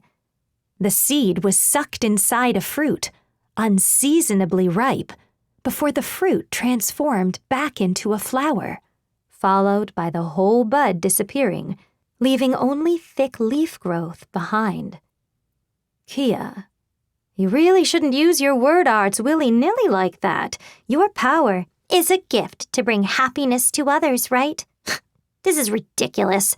It's always the same with you. I'm begging you, please start listening to what your teacher has to say.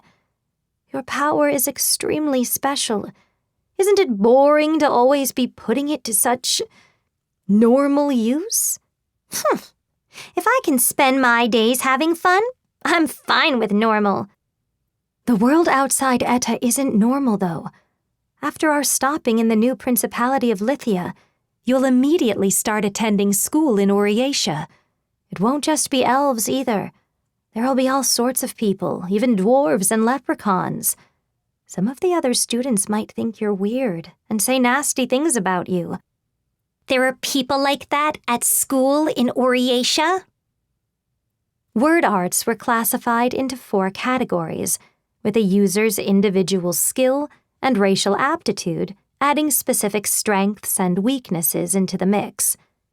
Word arts required a special incantation, and upon execution, the words would create a link to one's very soul. These arts were born of a mutual understanding of wills that occurred once the user understood the vessel, person, and place involved in the incantation. There was an exception, however. The word arts of one person, Kia, went against every one of these principles. That's right. You're headed to Oriatia, remember? Think about how others will perceive you. I don't care. People can say whatever they want. Doesn't make a difference to me. Her body was slender and delicate, like crafted porcelain. Her blonde hair, tinged with white, gently swayed in the breeze. Her turquoise eyes, like a transparent lake surface, angled slightly inward. However, this appearance was quite normal among the elves, the fairest of the world's races. When sizing up the vulgar 14-year-old elf girl, nothing about her immediately attested to her peculiarity. At that very moment, she wore a boastful smile, the same as any other child her age. After all, I just have to say die to those creeps, and they'd all drop dead where they stood. Exceptions did exist. She was a genius without peer, an unparalleled prodigy. The sky was cloudy for the morning of their departure. The Eta Sylvan province was a rainy region to begin with the dense year-round fog keeping people away from the secluded region.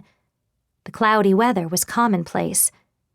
As she fought her daily battle with anemia, Elea finished up her plain breakfast of boiled oats and a soup made from the milk of forest goats. When she had first arrived in the village, where everything, from the level of civilization to the food culture, was different from what she was used to, she had needed help with even the most menial of chores. At this point, though, she could handle almost all of them by herself. I wonder if Kia's already outside. How unusual. For the 2 small months since she had become the girl's exclusive tutor, she had lived together with Kia. When it came to their hatred of mornings, the two were astonishingly similar. Oh, great. and on our departure day. Grumbling to herself, Elea left the house. In the plaza right in front, she saw 3 children. Ah! Teacher! Good morning. Don't you think it's embarrassing for an adult your age to be sleeping so late? Teacher, hello. Elea immediately straightened out her posture and snapped her drowsy and languid look into a perfect smile. In the village, she was a model private tutor, beautiful and kind. At the very least, that's how she presented herself in front of all the children besides Kia. Good morning, Eureka. Tian. And you, Kia, you shouldn't always be so rude to other people. Today's the day you're leaving, and Tian said he wanted to come too, so we came to say goodbye. No, just, Is that so? I'm happy you came to see me off too, Tian. Yeah. Tian was the oldest among them, but he still cowered behind Kia's back like a skittish rabbit. Elea was well aware of his feelings for her, and there were moments when she would use that knowledge to tease him. They came all this way to say goodbye, and you still couldn't get out of bed. You were getting bored too, right, Eureka? Nuh-uh. You were here to play with us. The hawthorn berries were cold and tasty too. I'd be playing around with a kid like you. Don't go blabbering about stuff that's not important. Honestly, you've still got some stuck to your cheek. Let me wipe it off. Elea looked at the slender hawthorn berry tree, rising up from the small stream flowing through the plaza. Kia must have used her word arts to make it grow large enough to feed the berries to Eureka. Kia was almost omnipotent. She had been gifted with an incredible aptitude for word arts. Within this secluded forest village, her talents only extended to making hawthorn berry trees bear fruit and entertaining the younger children with light and fire. In the small world of the forest, free of competition and enemies to fight, she had no reason to use any more of her power. Teacher, Kia may act like that, but the village children, the adults, we all, we're very grateful, and... Really now? And how about you, Tian? Me too! I'm very grateful. Before you came, I didn't even know where the clouds in the sky came from. Everyone's gotten a lot smarter, and it's all thanks to you, truly. Tian nervously stepped forward and looked Elea in the eye. If that's true, then as your teacher, hearing that makes me the happiest of all. I said it once in class, didn't I? Wisdom is like a seed. And knowledge is the life water that will nurture and sustain it. But Miss Elia's the one who sowed that seed in the first place. We've caused nothing but trouble, and we can't do anything to thank you properly. Elea patted Tian's head affectionately. Then she gave him a tight hug. With his head nestled into her chest, Tian softly yelped like a cornered baby animal. Oh, please. Nothing makes me happier than knowing I've taught my adorable students well.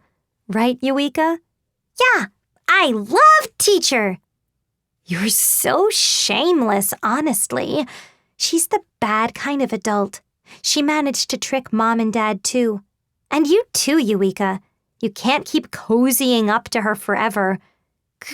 Kia, you just don't want to go study in Oriatia. You're jealous. Pfft, it's a lot weirder to want to study if you ask me. My. Can't you be honest with yourself for once, Kia? Elea was not an educator. She was a member of Oriatia's 29 officials, the 17th minister. This fact remained unknown to all the elves in the village. Devoutly attending to Kia, she managed to convince her parents, who were at a loss as to how to deal with their daughter's uninhibited behavior, to let Elea be the girl's personal teacher and have her study abroad in Oriatia. She had a very clear goal, behind her actions. Kia can definitely win. Kia was nearly omnipotent. Not even old enough to receive her second name, she possessed unrivaled word art's power. Should a power like this quietly waste away in this secluded world, only used as a convenient parlor trick?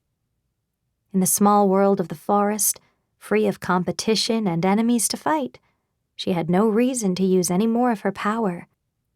In that case, what if someone else came along who was able to give her a reason? If Kia fought, she wouldn't need to heat the winds with thermal arts and rain fire down on an enemy. She could just make her opponent burst into flames. Prominent masters of craft arts were able to transform soil into blades to slice their enemies to ribbons. Kia needed no such technique.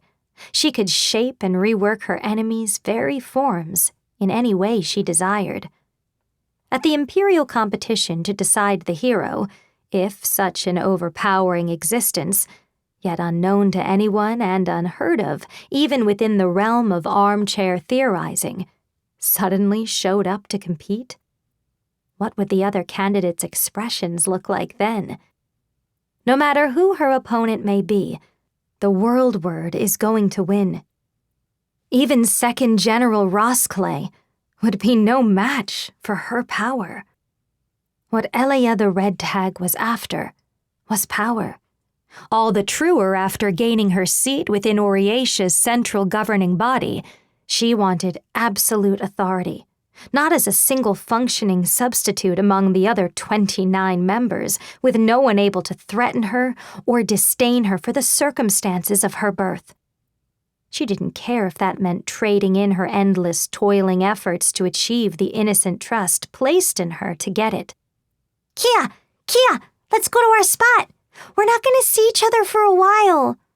I don't need to go there. It's really not a big deal. This time, Eureka turned her fawning behavior on Kia. The young girl was overflowing with childish stamina. I've never heard about this before. Where is it? As your teacher, I'm curious myself. Is this place a favorite of yours, Kia? What? Don't be ridiculous. Eureka likes it, not me. I was just going with her. Take me! Kia looked, at least on the outside, like the whole idea was an annoyance to her. Eureka didn't take her response at face value, however. Kia was rude, and her grades were poor, but all the elves in the village knew her very well. Honestly, Professor Viper can wait here. It's not that big a deal.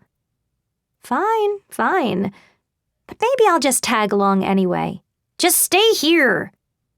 Kia began walking with the other two children in tow. The Etas Sylvan province was a combination of rivers and trees, with rolling mountains. If there was still any routes in the village Elia had yet to travel, she wanted to know about them. Later in the afternoon, she would be leaving the village behind for good. So there's a path through the bushes on that hill over there? Yep, on the other side of the hill. Right around where you can see the village watchtowers. You can slip through. It probably runs parallel with the elves' path for the animals of the forest to travel through. We could run into some deer or boars. My force arts would be enough to handle a boar. That's amazing, Tian.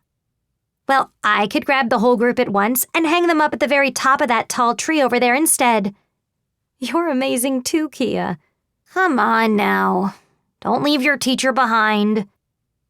The path Kia led the group down was very narrow for someone of Elia's height to squeeze through, with branches and leaves getting stuck to her overcoat.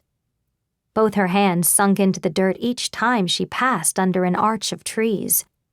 The experience was something Elia never would have had back in Oriatia.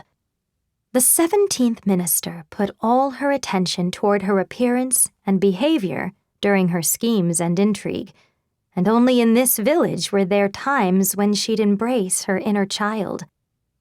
Having never gotten to experience them for herself, The teacher ended up learning about these childlike experiences from her own students.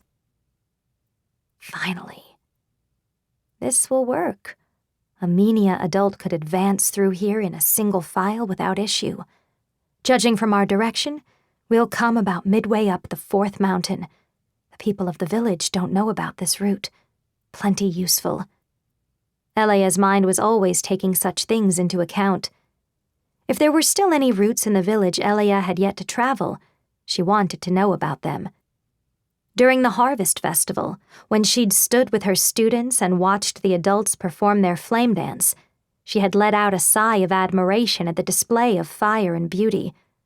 Conversely, she had recorded how long the men had been gone from the village to prepare for the event, and what defenses had been set in place while they were away. When she tried teaching about the practical uses for the vegetation found in the forest, she had been embarrassed to learn that the elves knew about all of it already. That night, she organized which medicinal herbs could be used to treat injuries and which mountain vegetables could serve as food provisions during a march, writing it all down and attaching it to a bird to send back to Waracia. For 6 small months, Elea had thoroughly surveyed the mysterious place, veiled in a dense fog to keep others away. This village is peaceful. They aren't wary of possible infiltration. A single platoon would be enough to do the job. The day was sure to come, when Waracia would seize every inch of this bountiful village. This was the foundation of the Menia nation's rebirth, following their wounded and impoverished fate at the hands of the true demon king. Kia, the rare prodigy, would become the hero under Elea's wing. The leftover village would be entirely converted into resources for the nation. The rumors about one who wielded omnipotent word arts had existed during the age of the true demon king, and Elea had learned the whereabouts of this individual village from a previously captured soldier of the new principality. In that moment, the forest village's status as an unknown land of mystery was instantly shattered. That soldier was no longer part of this world. By disposing of the few people who knew the link between Elea and the world word, no one would be able to prepare for Kia's power. Curry favor with beautiful looks and corrode things from within. Before her espionage, all fell with ease. Her second name, inviting both fire and blood, was Elea, the Red Tag. Okay, we're here! Teacher! Elea raised her head. Just as she had predicted, they appeared to be halfway up a mountain, looking out over a deep valley. Phew, that was tough. Are you tired too, teacher? I'm fine. Is this it? Sighing with a hint of exhaustion, Elea looked up and examined the scenery. It was not an exceptionally moving view. The far-off mountains were hidden in the clouds, and the whole landscape looked like a vague silhouette outlined in the fog. Well, that's it. I told you. It's not anything special. I told you I didn't need to come up here. Great. Now my last memory of the village is all dreary and dull. Kia awkwardly laughed, sitting on a rock. This place was a secret from everyone. Elea could clearly tell that, by bringing her here, the children all considered her a very close friend. Suddenly, Tian spoke up. It shouldn't be cloudy like this, right? Kia, can't you just clear it up? Ooh, he's right. Good thing you're here, Kia. What do you two mean by that? Give me a break. You make it sound so simple. Kia looked fed up as she turned her attention beyond the cliff's edge. Lightly twirling the tips of her blonde hair with her finger, she then awkwardly looked at Elea. I'm not trying to show off or anything, okay? She issued her next command with a huff. Clear up. Her whisper, with its mystical tinge, surpassed the oral limits of language and echoed out over the sky's horizon. It was like the receding waves of the sea. The thick layer of clouds blocking the sky simultaneously all flowed out and away and ceased blocking the view. Elia watched the gray clouds as they left, absent a single gust of wind, as though time itself were rewinding, as if the whole world she had known before left with the clouds and was being carried on toward a new far-off place beyond the horizon. Yeah. She was invincible. Her power was without equal. No matter what opponent tried to stand in her way, Kia was sure to beat them. Just knowing that fact was enough for Elia. The exposed morning light passed over the landscape, shining azure. The foggy outlines of the mountains in the distance were penetrated by the bright light, bringing them clearly into view. The vast lake, once covered by the thick fog, spread out across the valley floor. There, the entire beautiful spectacle reflected on the water's surface. The Eta Sylvan province. Elia had lived there, all the warm and gentle days, together with the children. It had all been here. See, I told you. The scenery is totally nothing special. Turning her beauty into a weapon, Elia had focused on gaining power to ensure she would never be mocked or scorned again. Even the beauty being displayed before her now, just like everything else, was nothing more than a means to an end for her. Elia the Red Tag felt not a hint of shame for living her life this way. Teacher, are you okay? Are you crying? What's wrong? You're crying. Eureka pulled at Elia's sleeve as she made her odd comment. Elia tried to smile. I'm not crying. She couldn't bring herself to look at the children. She could only stand there, unable to peel her eyes from the scenery before her. It was her final morning in the elf village. She was right. Eureka's comment was obviously off base. Elia remained ever their flawless, beautiful, and kind teacher. I'm not crying at all. She had the power to ignore any and all defenses, bending existence itself to her will. She exercised the authority to surpass nature, controlling weather and geography with a single word. She was a singularity, beyond the predictions of the universe, who defied all estimations and analysis. An omnipotent, peerless prodigy, whose limits were still yet to be measured. The elf wizard. Kia, the world word. Chapter 9. Higuara, the Pelagic. Inside Lithia's central stronghold, Lana, the Moon Tempest, finished presenting the two newly hired mercenaries to Taran after their harrowing return to the city through the raiders' attack. Everyone was seated, but the survey soldier Lana's small frame was halfway buried between the high armrests of the meeting room chairs. Shulk the Sound Slicer, Higuara the Pelagic. You did well to find them, Lana, though I had hoped you would find the world word as well. Unfortunately, no one I encountered seemed to match the description.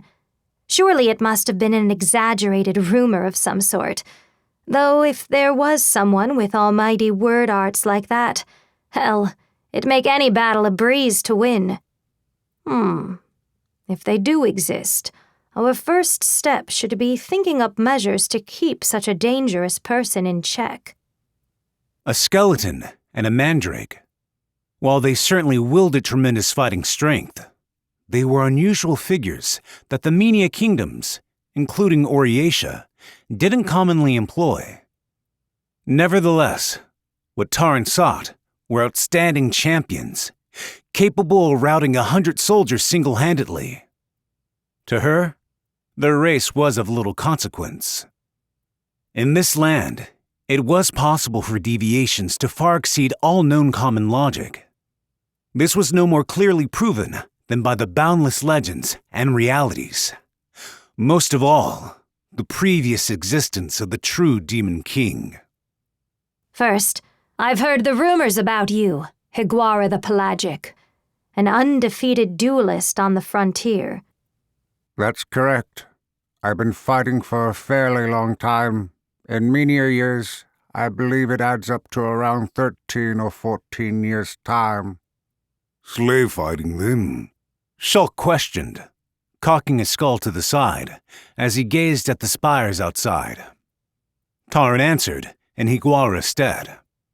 The frontier's home to savage places, where they gamble on people's and beasts' lives. This, of course, is illegal. In Oriatia, the rights of slaves have been on the upward trend in recent years. But during the dark age of the true Demon King, there were many places that sank quietly beneath the kingdom's watchful eye. That's not what I mean. I'm saying during those 14 years of his, he was at some racketeer's beck and call, right? It makes me suspicious about that undefeated reputation. Shulk does make a fair point. If it's not too much, could you explain yourself, Higuara? Of course, though my story is a trivial one. Higuara the Pelagic was born in a forest on the western frontier, totally unknown to the races of Menia kind. Among the mandrakes, a race of sentient plants, he grew to be bigger than any of his fellow mandrakes, almost as tall as a Menia. As such, the Menia living in a nearby city picked up and harvested him. He was meant to be felled in the Menia-run combat arena, a beast folk for their entertainment. In the darkness, he remembered the first conversation he'd exchanged with a Menia. You know how to hold a weapon? No, I don't understand. It's a sword, stupid. This may be a slave arena, but the attendees aren't gonna get hyped to see a mandrake get killed without putting up a fight. Learn how to hold that short sword by tomorrow morning. Okay, and I just have to fight with it? Assuming you even can with those roots of yours. The world of the Menia races, completely foreign to him. Higuara simply accepted the situation as commonplace, without either anger or despair. Which is why he did exactly as he was told. The next morning's spectacle displayed the mandrake from the mysterious forest, repeatedly stabbing and dispatching all the other slave fighters in the arena. Due to their origins as plants, mandrakes are assumed by many to be sluggish creatures.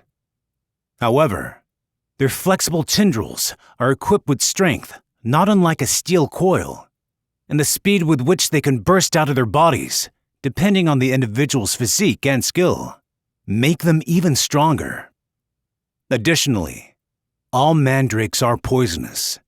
The deadly poison is one of the most lethal chemical substances in the world, with trace amounts being enough to dissolve nerve cells and quickly kill its victims with intense pain and respiratory trauma. Simply laying out the plain facts, it was clear his captors were fools for planning on using the oversized mandrake as a performer. For Higuara, it was a blessing in disguise. The ignorance and self-conceit displayed by his first few opponents handed him his victories.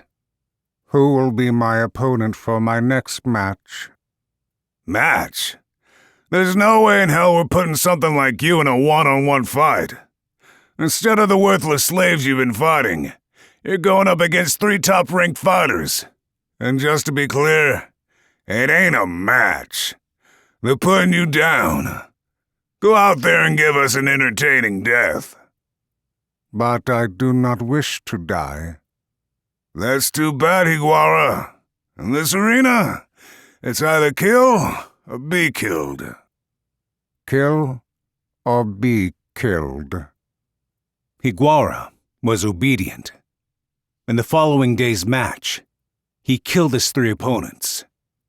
He fully accepted his new reality. Kill or be killed. Just as he had been told, he would not die as long as he continued to kill. completely lost about how to swing a sword at first. The mandrake practiced. He watched the fighters, who had been there longer than he had, no matter the race, and naturally adopted the more impressive techniques for himself.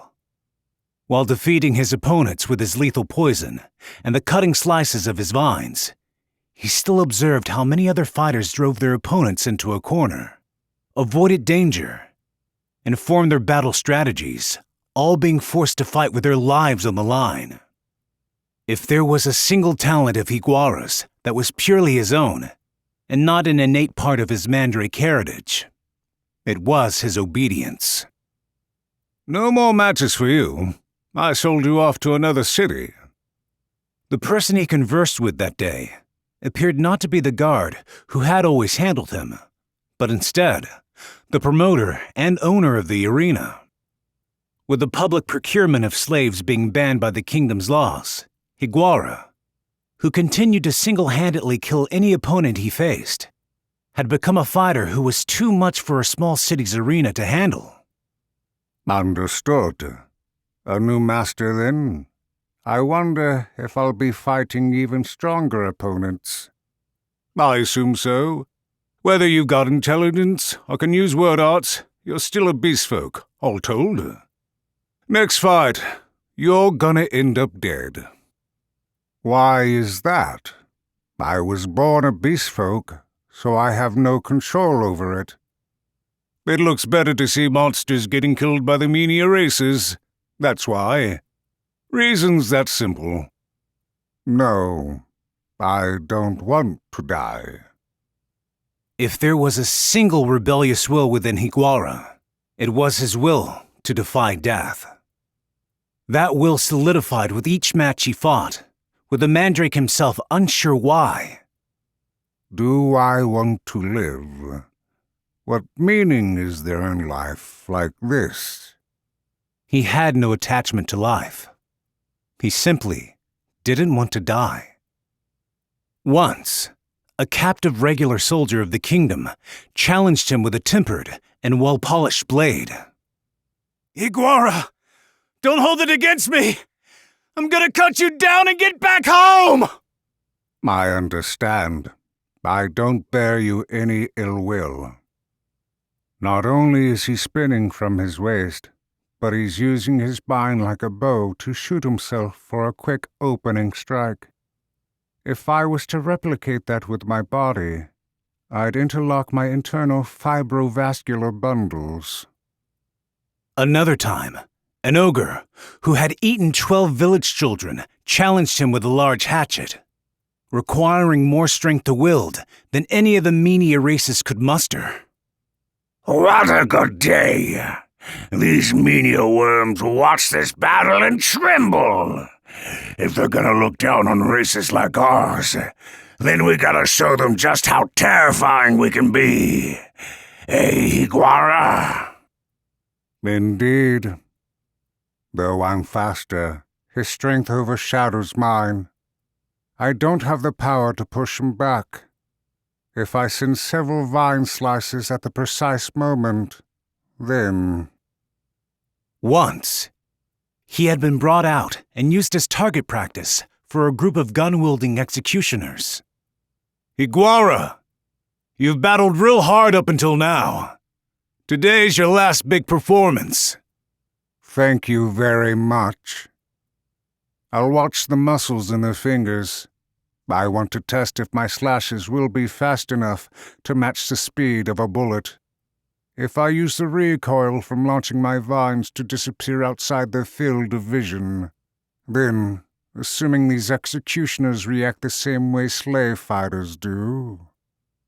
Even while he obediently accepted each new and extremely disadvantaged fight, on top of surviving, he observed his opponents and further honed his skills to develop himself for the merciless fights to come. Although he was without a mentor, at the same time, all the slaves he killed had been his teachers in a way. Despite being subjected to one-sided and unscrupulous fights every time, Higuara faced no judgment outside of his matches. His obedience never gave the arena promoter the opportunity to do so. Finally, once he became known as the strongest arena fighter there was, even the audiences began wishing for Higuara the Pelagic's defeat, the peerless slave no one could manage to slay. The ideal trajectory to thrust my short sword. The opinions of those around him had absolutely no sway on the mandrake.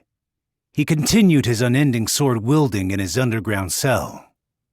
Outside of the ring, the meager water droplets and fissures in the darkness served as his training targets. I need to study other methods more effective than poison. I might lose next time. My next opponent might see through my strategy. He contemplated these strategies, not out of cowardice or self-restraint, but as the simple facts laid out before him. Higuara continued to candidly believe what he had been told. The next match will be even more dangerous. This time, it's your turn to die. As he devoted himself to fighting, slowly, the other slave fighters' numbers began to dwindle, and the audience numbers began to drop. A strange terror flickered now and again within the speech of his guard, and the others around him grew restless. These changes did nothing to distract Higuara from his training. While he was captured, the times changed. The true Demon King arrived. Then, the fated day came.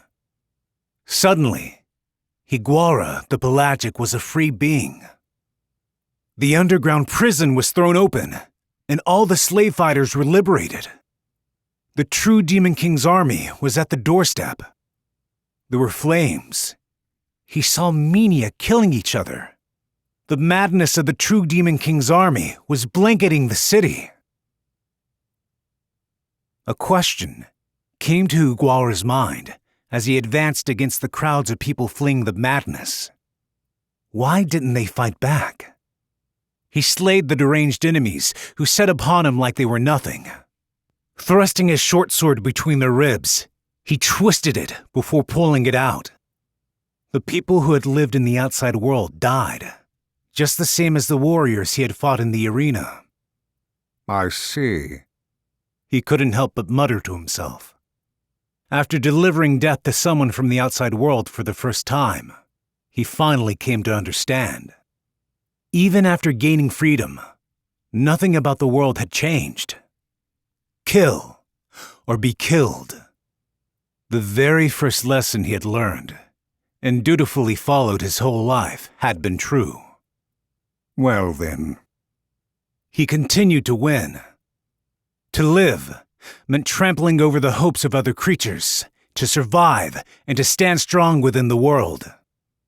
The enslaved arena fighters who faced him, the beasts without word arts, and the near 1,000 opponents he had fought against all wanted this very thing. They must have. I see. So this must be pride, then. Though now free, when he thought about all those who had died at his hands, he knew there was no way opponents of this level would be able to kill him.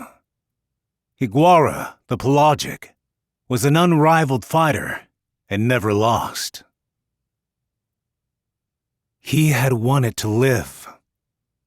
Ah. It was a monotone and meaningless utterance. It was strange that such a voice would come out of his own mouth. Ha ha ha ha. Ha ha ha ha. Higuara laughed flatly. It was the first time he had ever laughed in his entire life. As he did, he turned toward the endless sea of enemies before him.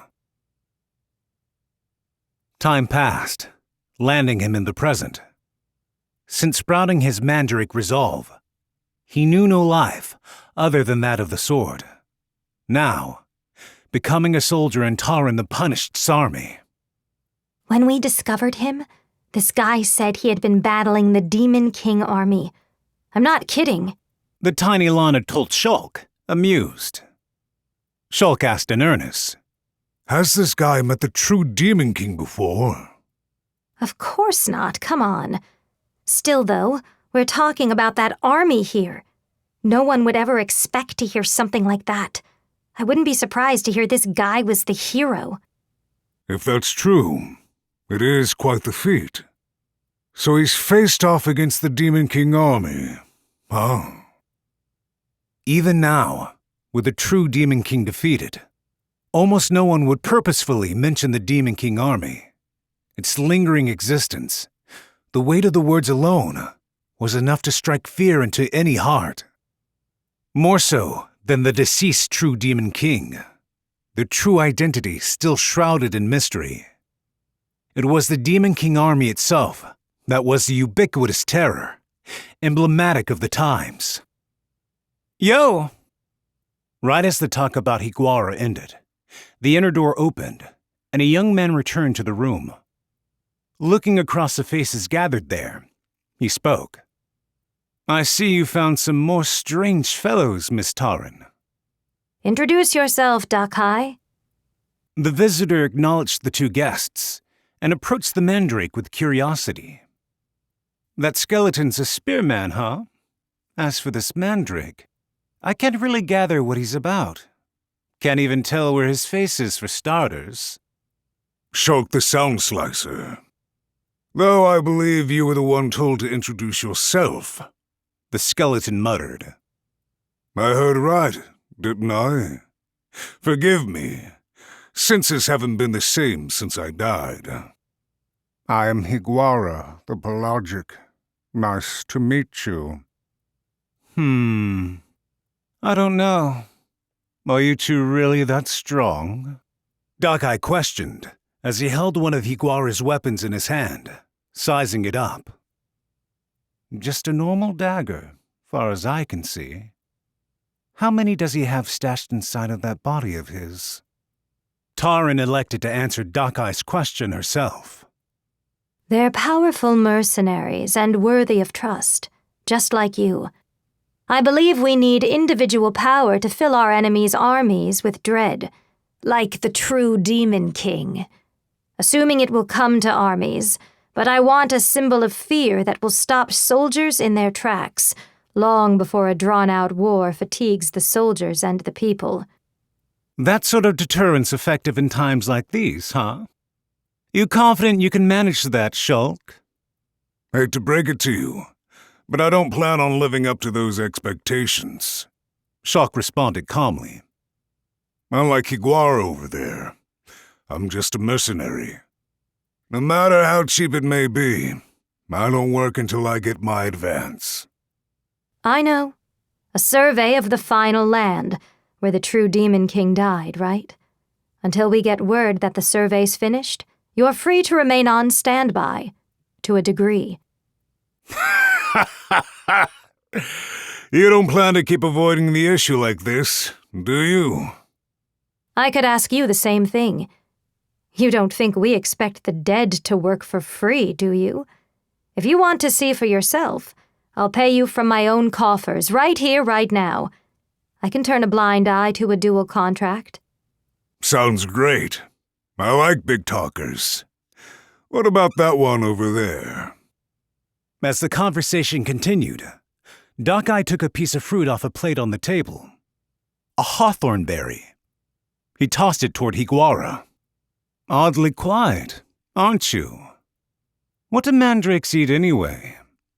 I don't eat hawthorn berries. The fist-sized berry froze in the air immediately after it left Dakai's hand. Then, it fell. Huh. Dakai was inwardly impressed. The berry kept its shape after falling onto the table.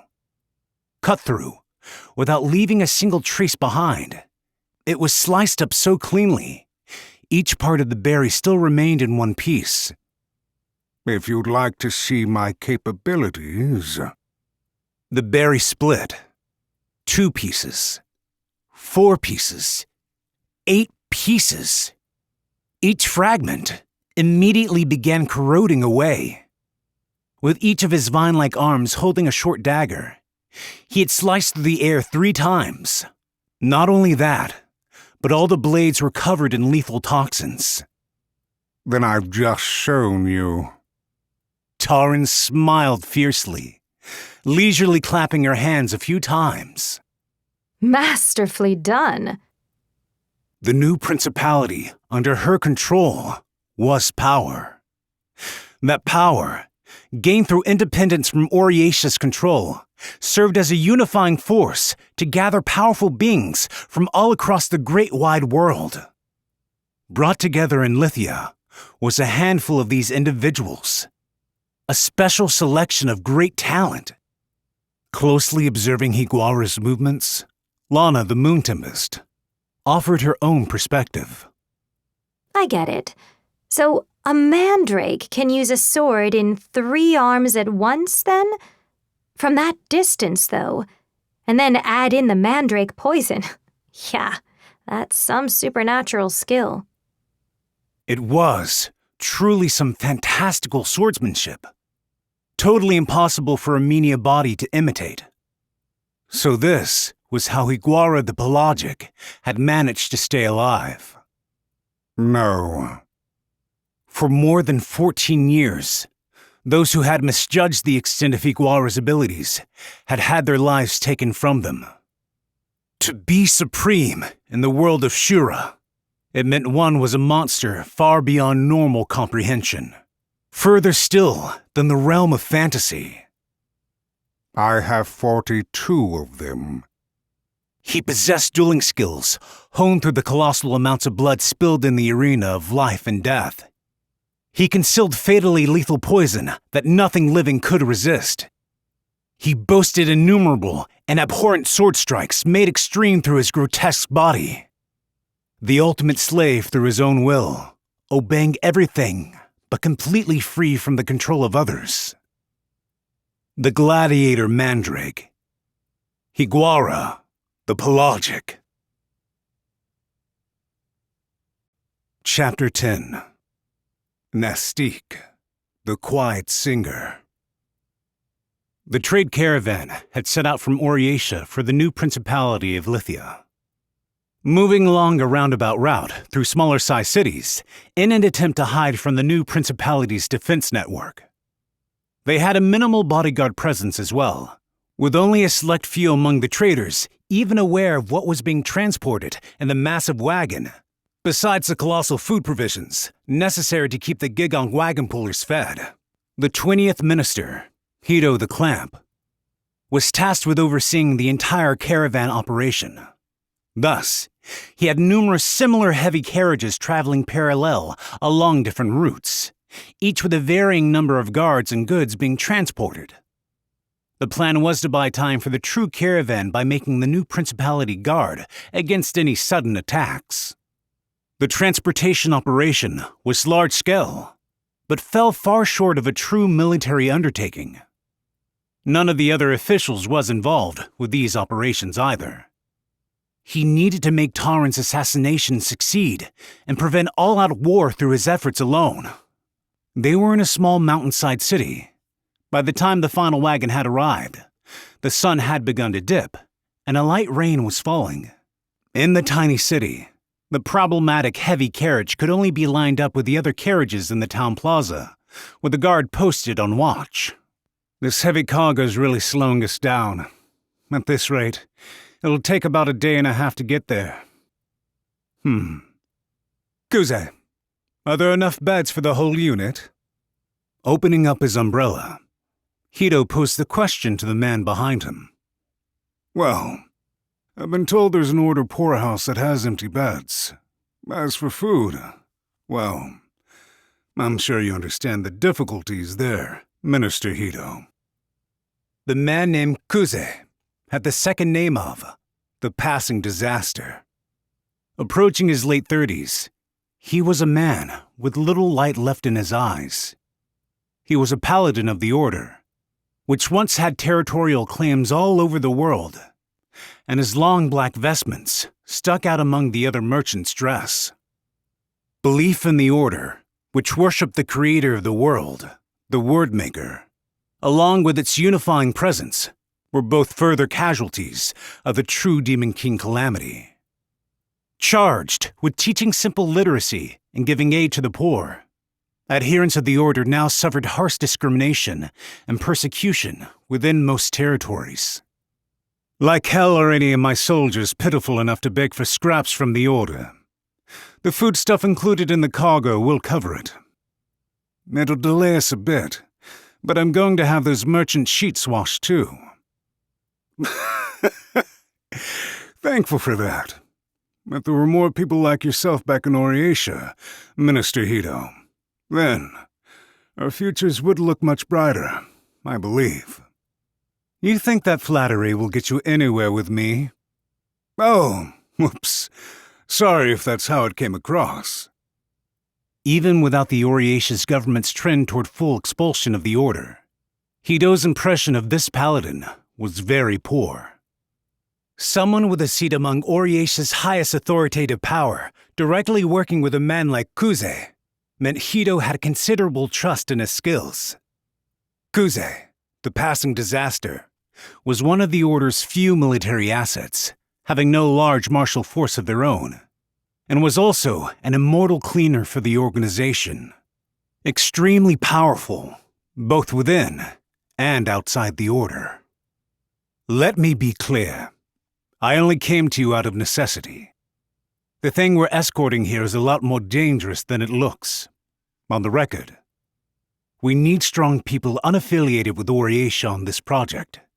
Given our detour, I wanted to have a connection with the Order to secure places to camp. That's what the merchant camouflage is about, then. So this escort target is worth going to all this effort to keep hidden, then?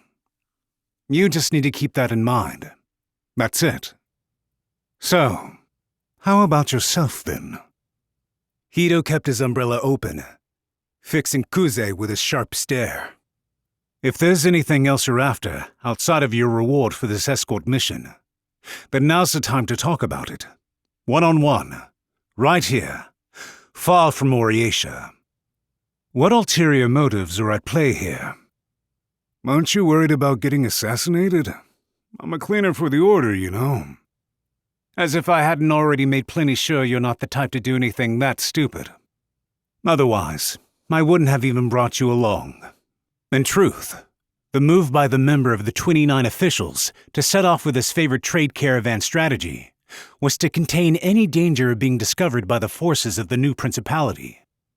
However, given the fact that the man had agreed to cooperate in a scheme from the country persecuting his organization, Hito didn't plan on sliding him.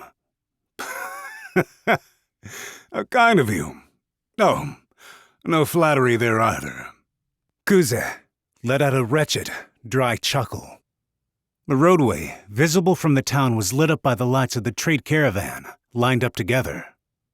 Blankly staring out at the view, he spoke. Can you give the children something tasty to eat? Huh? I know it'd be an absurd request, given the current state of affairs, to stand on my side, with the Order. But the orphans staying in town, at the very least, deserve some happy memories, don't they? It's been a while since I've stopped by this church. Can you let this old man play the hero? That's gonna be impossible.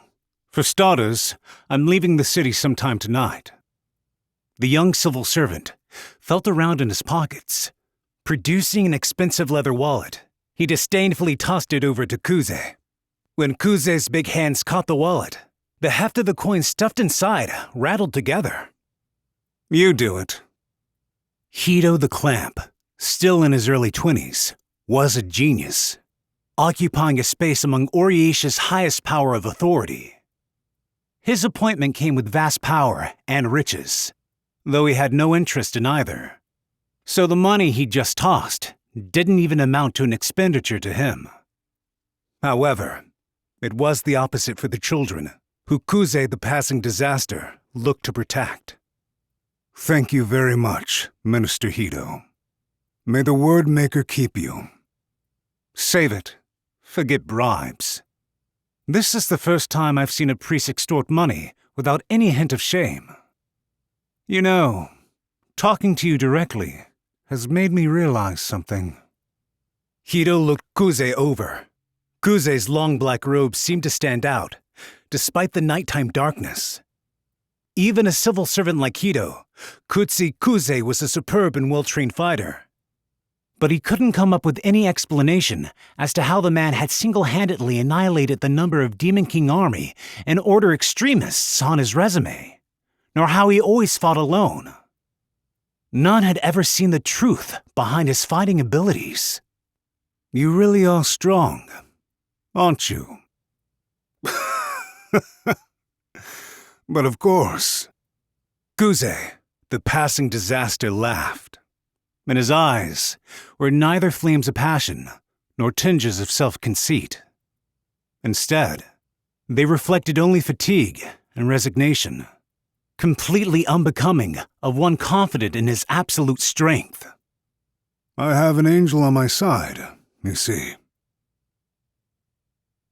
As the sounds of the rain grew louder, the leaves of the thick forest canopy grew damp.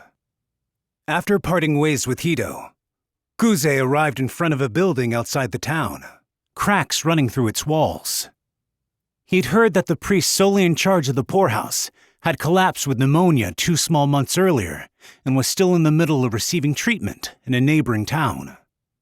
Emerging to greet the visitors was an 18-year-old girl, a young priest in training. Mr. Kuza, how many years has it been? The girl appeared to have been doing chores late into the night, still dressed in her lightly dirtied work clothes. Kuze's big hand patted her shortly cropped hair, a difference from when he had last seen her 6 years ago. I'm back, Rappel. How long has it been now? Sorry for bringing so many guests. Oh, no need to apologize. Of course, Mr. Anida picks now of all times to be sick. He's always had the worst luck. Believe me, I know. Can you put water on for tea? I'm fine, but I've got another with me. Another? Rappel repeated the word back to Kuze. A thin girl peeked her head out from behind Kuze's back. Her clothes exposed much of her skin, and several thin, string-like appendages poked out along her spine through the open back of her shirt. She was not a Minya. At the very least, for some odd reason, hands had been artificially added to her body. The young girl smiled, with one eye remaining covered by her bangs. Good evening. It's nice to meet you. Rappel, was it? Yes, my name's Rappel. My second name is Rappel the Frostleaf. You are the Vortical Stampede. She unreservedly took a seat in the entryway and removed her long socks, which were wet with rain. The clergy in training, Rappel, averted her eyes at the sight of the girl's exposed white legs stretching out from her shorts. Nihilo, the Vortical Stampede. Kuza here is acting as my escort. Her escort? Basically, yeah. Lately, the donations haven't been enough to keep the kids fed. I've been picking up these sorts of jobs too, as long as they don't go against any of the teachings. Mr. Kuza, is that the whole story? Traveling around with a girl like this? Oh? Is there a hint of jealousy in your voice, Rappel? I'm touched.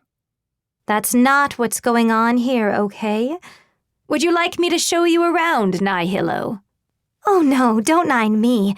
I have some things to discuss with Mr. Kuza here. Rappel's eyes flicked back and forth between Kuze, standing in the entryway, and the seated Nihilo, a dull middle-aged man, and a pretty young girl, shrouded in an otherworldly aura. The age gap between them was more than a dozen years. I knew it. It's just a joke, seriously. She really just asked me to be her bodyguard. I know. After all, you had no luck at all with that sort of stuff when you were living here. A little sad to hear you put it like that, honestly. Rappel looked at the sleeve of her work shirt and sighed. I'll go change. Look at me, I'm filthy. Watching the girl depart for the washroom, Nihilo spoke up suddenly. She's a good girl. How'd you know that? You just met her. She didn't ask about my body at all.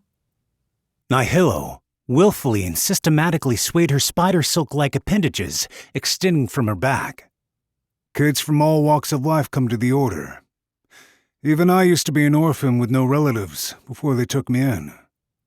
Everyone understands that. So they don't pry, so as long as you don't mention it yourself. Really? Now you talk like you do have relatives, though. Well, I do. The Order is my family.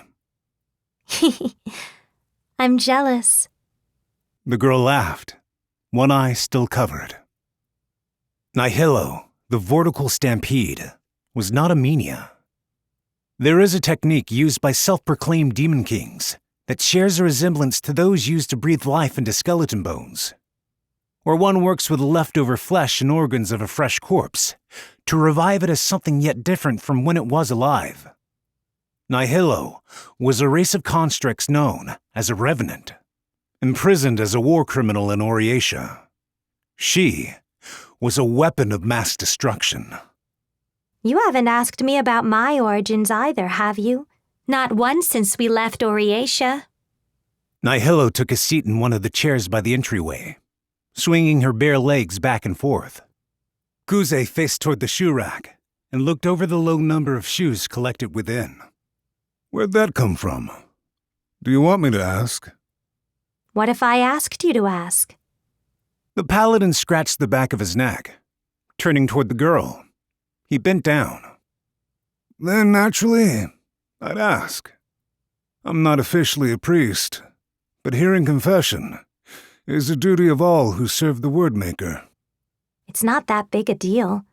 I was just thinking that even though we're on this trip together, we haven't had a real opportunity to chat. If I said the cargo in the heavy carriage we brought from Oriatia was also me, would you believe me? Nihilo's eyes narrowed as she stared out from the entryway. In the distance, there was the sound of a bird's wings flapping. The night in this frontier city was dark and very still. All I've heard is that you were kept prisoner back in Oriatia. I suppose you paid for your crime, if you're out like this. No. Nihilo shook her head. I've just been released on the condition that I help out Hito. I love the Menia races after all. She was the weapon of a self-proclaimed demon king who had perished long ago, once an enemy of Oriatia. A loser of the times, much in the same way Kuze of the Order was. She had negotiated with Hito. Is that a joke? Why do you say that? I was being perfectly honest. Kuze sat himself down on the cold floorboards beside Nihilo's chair. All right then. What if there weren't any conditions placed on you? What would you do? I wonder. I'd be fighting probably. I was made to fight after all, and it's what I'm best at. What about you, Kuze? If I didn't need to fight anymore, I'd settle down on a church somewhere, and maybe plant a vegetable garden. I'm really not cut out for this stuff. No, you're not suited for it. From atop her chair, Nihilo's single eye looked down on Kuze. Despite being a reanimated corpse, the Revenant's highly refined eye was vibrant, clearer than any living creature's. You felt a bit guilty talking with Repel just now too, didn't you?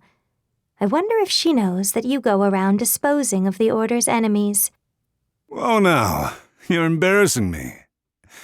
The person listening to confession isn't supposed to be the one getting questioned. You don't carry any weapons, do you?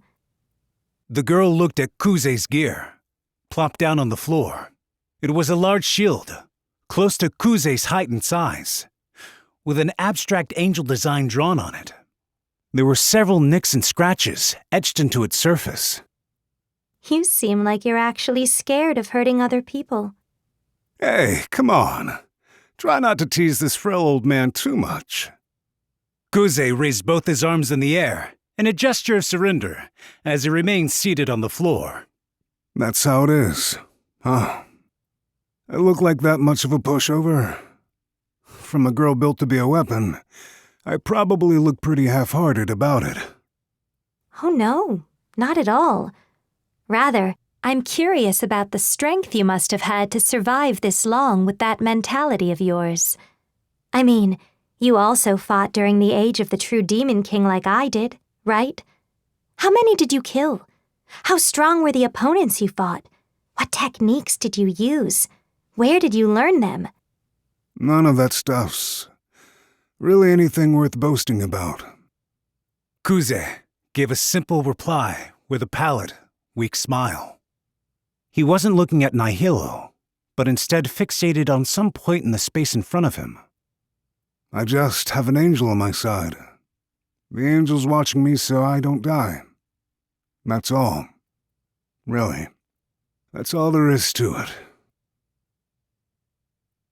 The evening dining table was filled with much more color than what was normally present in the poorhouse.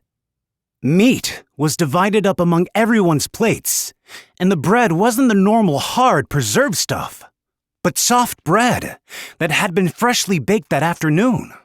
Wow! This soup's clear like water. There's sheep's milk in it. I told you it's because Mr. Kuze's here. Can I grab tomorrow's portion too?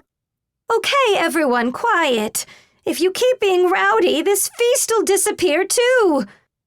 Trying to calm down the children, each shouting over the next, Rappel glanced apologetically to Kuze. I'm sorry, Mr. Kuze. We're poor, but you didn't need to go out of your way. It's fine. It's fine. All the churches need to look out for one another right now. Besides, I was never able to really act like a mentor for you either. There was food left in front of Nihilo, but the undead girl called out to one of the surprised children and shared her bread. Here you go. Give the little girl there another piece too. I ate something on our way here already. Thank you, miss. You're welcome. The child smiled, and Kuze smiled too, looking on. He appeared nonchalant, but the smile itself seemed to be from the heart, unlike his usual ones, drained of all vitality. Hey, Rappel, you sure you didn't need any help cleaning all the rooms for the merchants? It was such a sudden request. You did a good job getting them prepared so quickly. Well, a little while ago, we had this Oriatia army troop encamped around here. Kuze's and Nihilo's ears both perked up at the mention of Oriatia. They had to make for the new principality while disguised as having no association with Oriatia. However, there was coincidentally another unit that had passed through the city, moving independently of the trading caravan. In that case, I'm sorry for piling more stress on you then.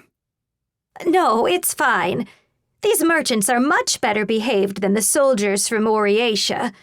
And they don't loudly stomp around either. So you're honestly doing me a big favor. Though all a part of the same force, the temperaments of Oriatia's soldiers were different depending on who commanded them. For example, 20th Minister Hido's soldiers, disguised as merchants, were mostly from the upper class, like Hido himself, and thus, many were very well-mannered. What were those troops doing all the way out here? I'm intrigued. I'm not actually sure if this was true, but they mentioned putting down a dragon. A dragon? Nihilo reflexively echoed back. Any dragon effortlessly dwarfed the average Minia. And, unlike wyverns, who evolved to form flocks, the term dragon referred only to the progenitors, the true dragon kin.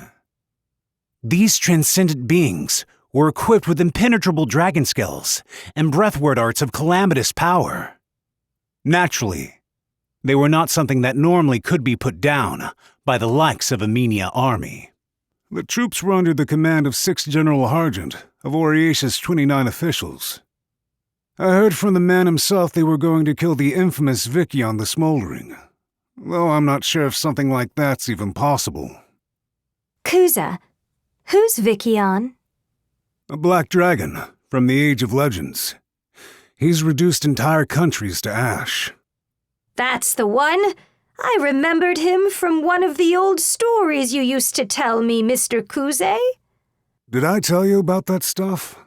Either way, that sixth general fellow's trying something absolutely absurd, isn't he? One of the children, playing after finishing their dinner, poked Kuze in the shoulder, laughing. Roar! My name is Vikion! Fear me! If we're playing pretend dragon slaying, then shouldn't this old man play Vikion? Then who am I? How about Rosclay the Absolute? Here we go. Wah! Burn beneath my black smoke! Ah! I won't give up!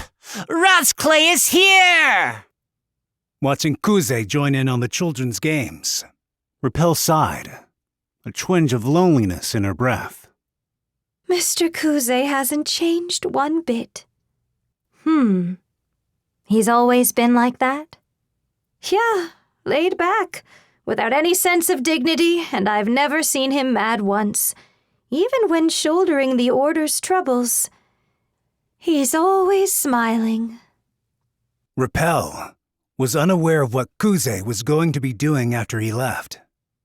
That he would try assassinating the new principality's self-proclaimed Demon King, wielding his blade as a cleaner for the Order. Nor that now he was serving under Oriatia, to give the orphans a passing flash of luxury in their lives. Without saying a word, Nihilo decided to join Repel and watch the Black Knight frolic about with the children. The light of a candlestick flickered, as if something passed it by, though no wind blew. An angel. Huh? Suddenly, Kuze's words echoed in her mind. The night, once filled with children's voices, fell quiet again as they were put to bed. Together, Kuze and Nihilo checked the corridor in front of their room. This hallway's the only route to your room. I had them give you one without a window. So, I'll carry a couch over to this hallway and rest here. You should be safe for the night. You're always such a gentleman, Kuza. I don't have any problem sleeping together in the same room, you know. As she flashed an alluring smile, the Revenant's one uncovered eye glinted. The appendages on her back seemed both like slender threads of spider silk, but also like 8 individual arms in and of themselves. You shouldn't tease an old man like that. I'll be working hard tonight too. So relax and get some sleep. If a dragon came by, could you protect me with that shield of yours? Impossible for me, I'd say. Kuze gently shook his head, and then stared hard at the empty air in front of him. This habit of his had cropped up numerous times during their journey together. Well, even if I was face to face with Vikion, I'd definitely win. I hope so. After his escort target returned to her room, Kuze began preparing to spend his night in the hallway. Covering the couch with a blanket, he lit a fire inside a big bottle, checking the contents of the tea and pitcher of water he had with him to stave off his nighttime hunger. Yeah, I'm glad everyone looked to be doing well. He seemed to be speaking to someone in the empty air, but no one was visible. 4 years ago, I think. I was living here at the time. The fitting on the windows is just as bad as ever. Even after the death of the true Demon King, the order that he tried to protect was fully on the path to ruin. There was only one option left for him to reverse course: escorting the transport of Nihilo, the Vortical Stampede. Then, he would be awarded a certain privilege as compensation for cooperation with the conquering of the new Principality of Lithia. A fight to decide the sole hero, huh? Kuze casually looked up. He could hear footsteps. Turning his eyes toward the other end of the hallway, he saw Repel, wrapped up in her shabby nightwear. What's wrong, Repel? Why are you up so late? Mr. Kuza, Turning toward Nihilo's room, Repel approached Kuze.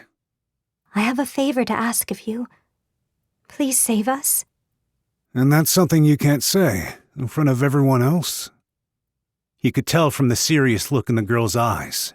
He'd always planned on being there for the poorhouse, whether asked or not, as long as it was something Kuze himself could manage. Can you work with the new principality?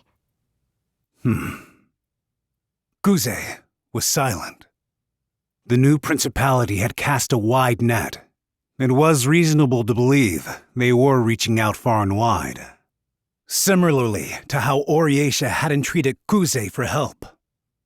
After the 6th General's army traveled through here, people from the new principality came out to investigate. They said that if we cooperated, they'd support our church, and that the kids wouldn't be kept awake by the freezing cold anymore. I can't fight, but you, Mr. Kuza, you're very strong, and I'm sure that Master Taran will like you. Really now? She was still unaware that Kuze was working for Oriesha. She also thought that the merchants borrowing rooms in the poorhouse were entirely who they said they were. I really put you all through some terrible hardships during my absence. I'm so sorry, Repel. She also had no idea Kuze was on a journey to assassinate that very leader of the new principality, Taran the Punished. I can't help you. My method of saving you all won't work that way. I'm truly sorry. Mr. Kuza, Before the next words could escape her mouth, the sharp sound cut through the air, wishing by her earlobe. It was an arrow. With his warrior's intuition, Kuze had instinctively dodged the projectile. Kuze could tell that the ambusher hiding on the far side of the hallway, farther behind Repel, had sniped at his head. He could tell it was a spy Repel had brought with her. The spy was looking to kill him. Kuze quickly dropped to the floor and picked up his angel-emblazoned shield. why? Stop! Repel cried out, bewildered. Don't kill him! You're blocking my shot! That man's connected to Oriesha! The new principality spy cruelly declared. As he spoke, he knocked his next arrow, drawing Kuze's attention. So the new principality already knew about us. And their original aim wasn't this transport unit either. It's because that 6th General, or whoever's nonsense, tipped these guys off and let their operatives get a foothold here. Damn it! Even the Sharpedo couldn't have foreseen that there would be friction between their mission and the 6th General's independent troops. A shortcoming in the equal authority shared among Oriesha's 29 officials and their ability to wield that authority at their own discretion. From the outset, Kuze himself had proposed turning Repel's church orphanage into their base of operations. How awful can this world get? The merchants are all in disguise, aren't they? Kuze the passing disaster! A dull metal clang echoed. Tch! The spy who had approached Kuze from behind had a short sword deflected off Kuze's right metal gauntlet. Simultaneously, Kuze turned his great shield frontways, like a wall, and obstructed the archer's line of sight. Mr. Kuza! Repel shouted. She wasn't at fault. She had simply picked the best option available to protect those important to her. The exact same way Kuze, the passing disaster, had. I'm fine! Kuze shouted back as a shield took continuous archer fire. The short sword-wielding spy fixed his attacks on Kuze's organs, coming at him from his low blind spots like a snake. The fact that he was able to deal with two well-trained assassins working in tandem was a testament to how accustomed he was to fighting on the defensive. Joining the two soldiers was yet another, approaching silently. Repel, The person in charge of the facilities had made connections with the new principality. His opponents had been given ample opportunities to hide their forces within the orphanage. Please, don't kill him! It was possible that the Oriatia soldiers on the upper floor would pick up on the disturbance and come rushing in. However, it was clear these opponents planned on capturing or disposing of Kuze and Nihilo before help could arrive. Whoa now! Cold sweat poured down Kuze as he fended off the fierce assault. He barely managed to dodge the short spear that pierced his defenses by letting it pass under his armpit. In the narrow corridor, the spies were having difficulties dealing with a great shield, well suited for location. The short spear soldier called back to his comrades. His defenses are strong, better than regular Oriatia soldiers. If the merchants on the floor above us are Oriatia soldiers, then we can't waste time. Forget capturing them alive. Affirmative. 2 were in the front. There were 4 more in the back. The attackers on both ends synchronized their encroaching thrusts toward Kuze. Standard tactics against an opponent with sturdy defenses. Simultaneous saturation attacks that the defenses of a normal Menia body wasn't fast enough to handle. It was the strategy Kuze wanted to see least of all. Trap! The great shield shook. His gauntlets creaked. His light armor was shredded. And he used a kick to lock down a spearhead with the sole of his shoe.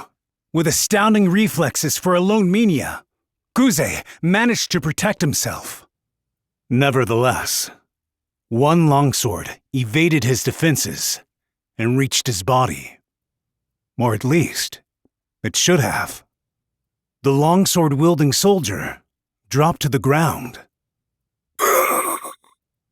His brother-in-arms took caution, backing off together to widen the circle around Kuze. One of them assumed poison. Another thought the attack had come from a small, hidden weapon within Kuze's vestments. Whatever the cause, the longsword-wielding soldier remained face down on the ground, showing no sign of getting up. Their compatriot was dead, all too suddenly. What did I tell you? Try not to kill them. The cleaner gave a lifeless smile. At the very least, in the moment, he shouldn't have had any spare seconds to make an attack of his own. Open it up. Shoot at him from a distance, one of the soldiers muttered. They were trying to smother any creeping fear about the mysterious situation. The soldiers all nodded and began following the orders. Kuze feigned an insincere smile while hiding the cold sweat in his palms. Repeated projectile volleys should be enough to ward off with my shield. I just need to buy time. As Kuze expected, the soldiers aimed their arrows toward their mark. Though instead of him, their bows were trained on rappel, sitting in a corner of the hallway. Kuze jumped in front of the archer's aim to try and shield the girl. The string snapped. Immediately beforehand, though. It was the archer who fell to the ground instead. The arrow, fired during a dying convulsion, lodged itself in the ceiling. Mystique! Kuze muttered the name of someone who wasn't there. The short sword-wielding soldiers rushed in, not letting the moment Kuze's defenses were dropped pass. One of their blades was deflected by a gauntlet, but the remaining 2 soldiers also fell to the ground for some enigmatic reason. You bastard! At this point, the spy unit's numbers had dropped to 3. It was eerie. The new Principality soldiers, well versed in assassination tactics, should have had a one-sided advantage, battling in a corridor with a positional edge, and they expected the flow to shift in their favor. Both their relentless attacks, leaving no room for response, and their surprise follow-ups during lapses in their target's awareness were being hindered by incomprehensible deaths. The cause, a complete mystery. Kuze, the passing disaster, showed not a single wound on him. What's with this guy? His defensive techniques were top of the line. That was without question. However, they weren't unfathomable skills either. What about this lone paladin, considered to be the strongest of the Order's cleaners, was allowing him to do this? Were you never taught? Didn't you heed the lessons in church when you were young? The bulwark great shield hid the passing disaster's body. Upon its surface was the impression of an angel. Abstracted wings and light, a formless concept. Messengers from the heavens, spoken of in the Order's teachings, serving the Wordmaker as he gave birth to this world. When you do bad things, the angels come to punish you, you know. Two of the remaining three charged forward in a panic. Kuze once again tried to suppress their attacks with a shield defense. When at that moment, the door to his flank opened, a figure jumped out. The Revenant girl sliced through one of the soldier's eyes with animalistic speed, then thrust the tentacles on her back into the other soldier's neck. At the behest of the metal terminals digging into Nihilo's nervous system, he involuntarily threw a short sword toward the remaining soldier. The blade sank into the head of the fleeing man, killing him instantly. His final action over, he then stopped breathing himself. The whole exchange had been like one flowing stroke of a brush, over in the blink of an eye. Tee, that was a close one, Kuza. Are you okay? With the battle complete, Kuze looked over the tragic scene, splayed across the hallway. He surveyed the dead. Neither the soldiers torn to grisly pieces, nor the ones looking peacefully asleep would ever taste life again. His unattainable wish to save lives like these was an example of Kuze's insolence. Yeah. Thanks, Nihilo. You're welcome. He then turned toward the remaining person in the hall. Still sitting on the ground, Repel was covering her face. I'm sorry, Mr. Kuza. I wanted you to join our cause. I never wanted them to kill. I know. This was all the new Principality guys' idea. You haven't done anything wrong, Repel. You were just trying to keep the orphans fed. I wanted to do the same. And yet Who ordered you to do this? A woman. Lana, the Moon Tempest. She said she wanted me to tell her if Kuza the passing disaster came. That's why I heard about the encampment, too. Kuze, the passing disaster, was known throughout the underworld as the Order Strongman. Talents unaffiliated with Oriatia. This was the sort of condition the new Principality was after. Kuze gritted his teeth. He understood that Repel remaining on the floor and her trembling voice weren't merely products of fear and guilt. Repel, can you let me see your stomach? I'm sorry. Looks like her kidneys are run through. Nihilo gave her dispassionate diagnosis. A stray arrow during the close-quartered melee was stuck deep in Repel's abdomen. The power that haunted Kuze would only protect Kuze himself.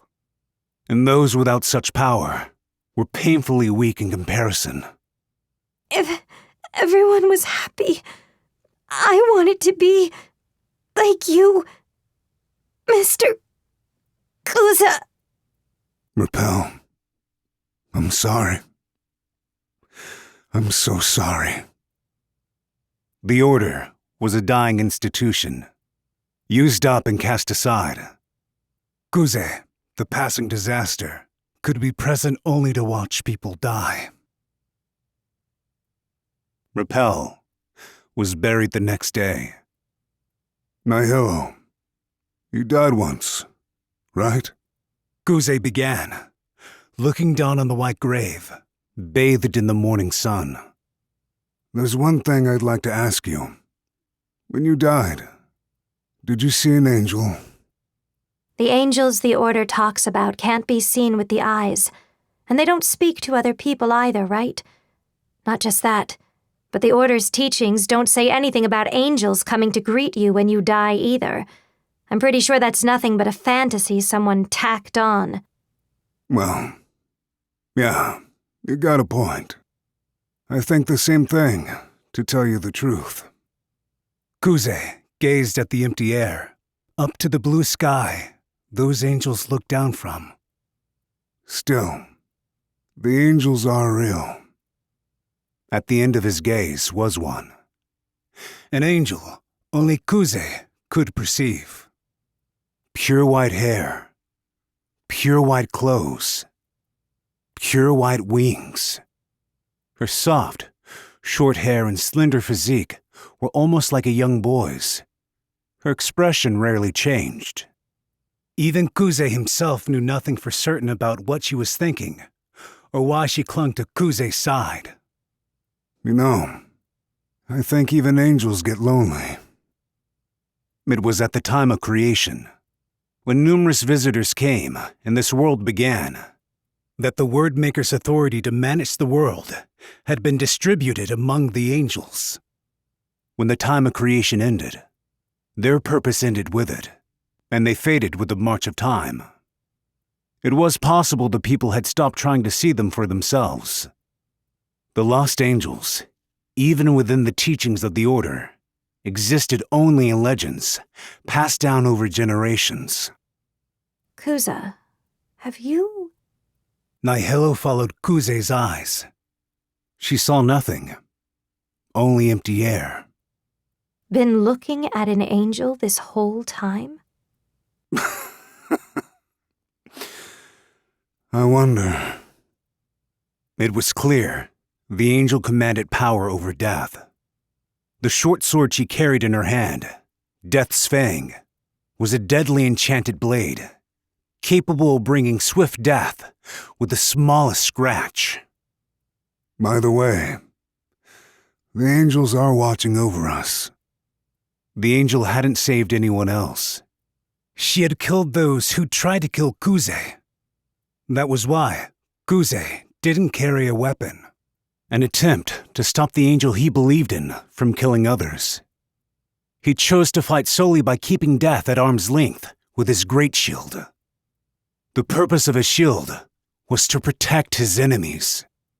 If you don't believe that, then they won't be able to save you, see? The average person was sure to dismiss it all as the delusion of a religious fanatic.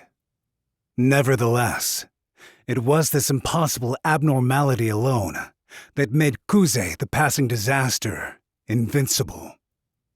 Does it have a name? Name? Nihilo turned toward Kuze, her hands locked together behind her back. I'm talking about the angel's name. If you can see an angel, then it has to have a name, right? I see. This stuff's kind of embarrassing. I've never told anyone before. He hadn't even told Rappel, now asleep beneath the soil. Sure does. Her name's... She was never once perceived by the people of this world, with one exception. She was discarnate and incorporeal, unable to be meddled with by any means whatsoever. She wielded an absolute authority to end life, held continuously from the time of creation. An incarnation of fated death, who merely arrived in silence and stole everything while remaining completely unseen. The hallowed cutthroat. Gnostique, the quiet singer. Chapter 11. Predetermined Destiny. It was afternoon. An aristocratically dressed young man, wearing a wide-brim hat to the side, arrived in front of the fortress, with a guard on watch giving him a uniform bow. "Master Hido, we've been expecting you." Thank you for making it all the way out here to the frontier 20th Minister. No need for formalities. The stiff greetings grate on my nerves. He dismissed them with a wave of his palm. Keiso the Clamp was nearly the same age as either of the gatekeeper's sons, but his position among the 29 officials of Oryasia meant that, despite his age, he was at the top of the country's government. The home of this giant fortress, Mage City, was the closest satellite city to Tauren's new principality of Lithia, and served as the frontline castle for Oryasia, from which to observe the movements of newly independent Lithia. Have our guests arrived? Yes, they arrived this morning. I'm running late then, huh? Oh well, those visitors don't really care much for manners, do they? Hard to say. I've heard they each have their own sense of things. Climbing the stairs and opening the first door he came to, he saw 2 Minia were already seated inside. More accurately, one sat properly in a chair. The other was seated on the floor, his legs crossed. Sorry for being late when I'm the one who summoned you here. 20th Minister, Keiso the Clamp. The young girl sitting in the chair quickly jumped to her feet and gave a deep bow. Her body was rigid with nerves. She appeared badly wounded. One of her eyes was hidden behind a bandage. My name is Yuno, the distant Talon. In Nagan, in the ruined Nagan city, I was a scholar in training. Thank you very much for generously taking the time to speak. It's fine. Save your introductions. A new visitor in the world isn't something Oryasia can afford to ignore. Thank you for letting us know. Please, I don't need any gratitude. Now then. After making the young girl take her seat again, Keiso turned a wary eye toward the man, sitting cross-legged on the floor. Visitors. Foreign deviants cast out from their world, easily capable of toppling all the knowledge, laws, and pre-existing concepts of this world. Close to half of the self-proclaimed demon kings throughout history had been visitors. Conversely, they also brought benefits. For instance, they popularized muskets and introduced the concepts of snipers and skirmishing troops. They brought the engineering techniques to turn this world's Radzio crystals into communication devices. Another example was the Minia race's unified measurement system, based on the metric system they had borrowed from the visitors. So that's the Willow Sword, eh? Come on. You gotta add that stuff on. I'm Sojiro. Not a bad second name, if you ask me. The little lady over there give you that too? The young civil servant's mouth broke into a smile, turning his chair backward before sitting. He took a seat close to Sojiro on the floor, looking down over him. Sojiro's reptilian eyes rolled up to look at the minister. Our enemy is the former 23rd General, Tauren the Punished. She's put together a wyvern army and collected mercs and magic items from every corner of the whole damn world. Before Oryasia and the new principality go to war, and before each city's civilians get caught up in the conflict, I want things settled quickly, and I want you too to do it.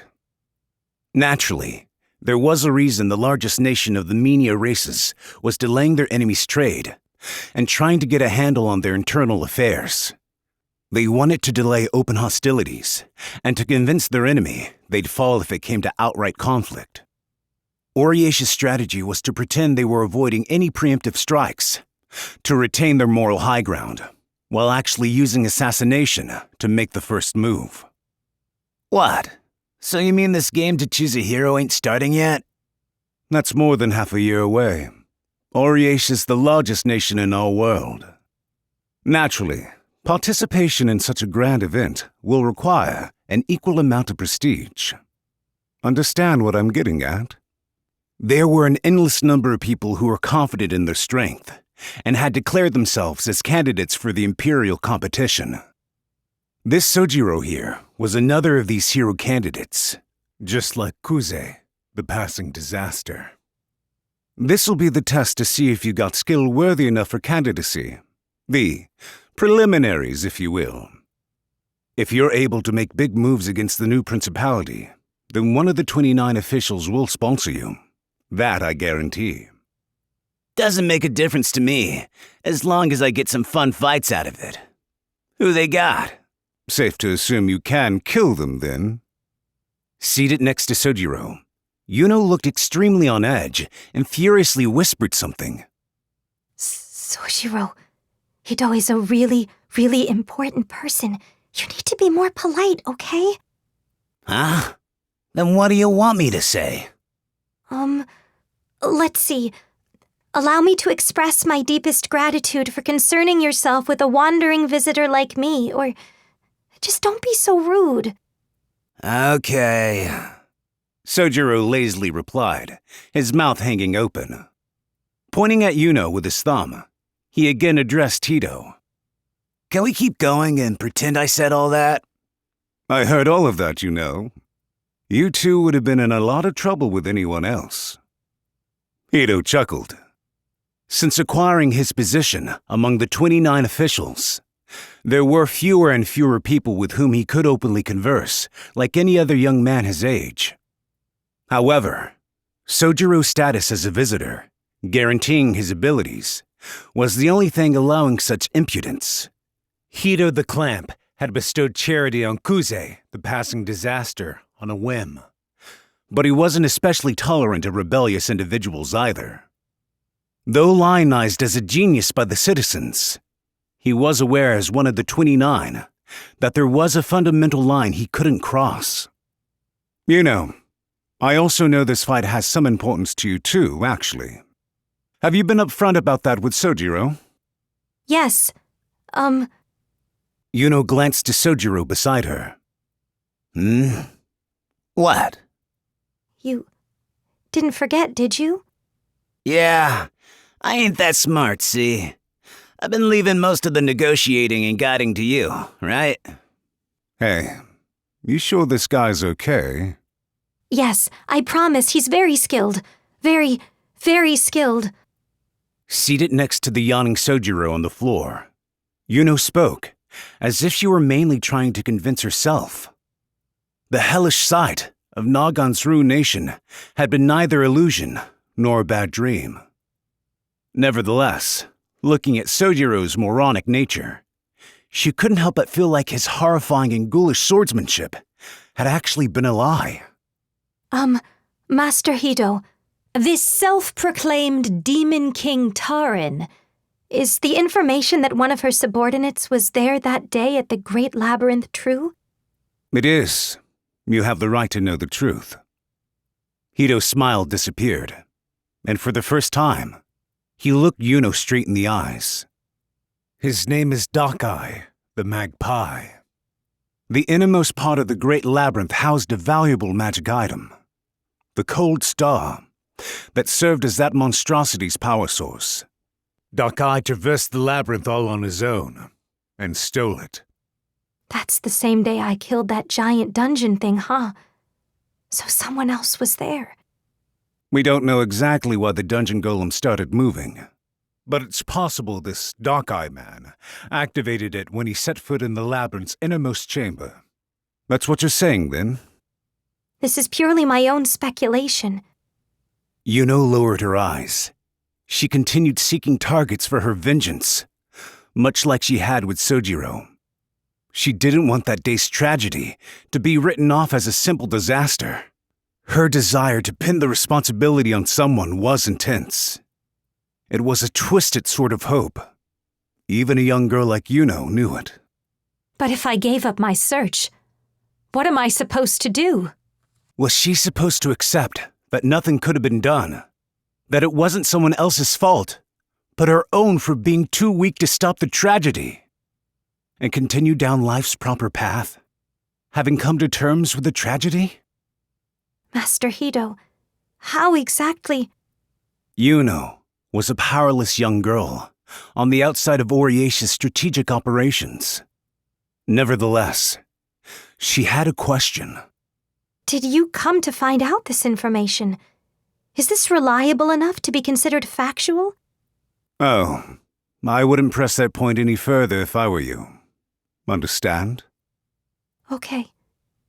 She imagined, for example, that there was a collaborator on the other side.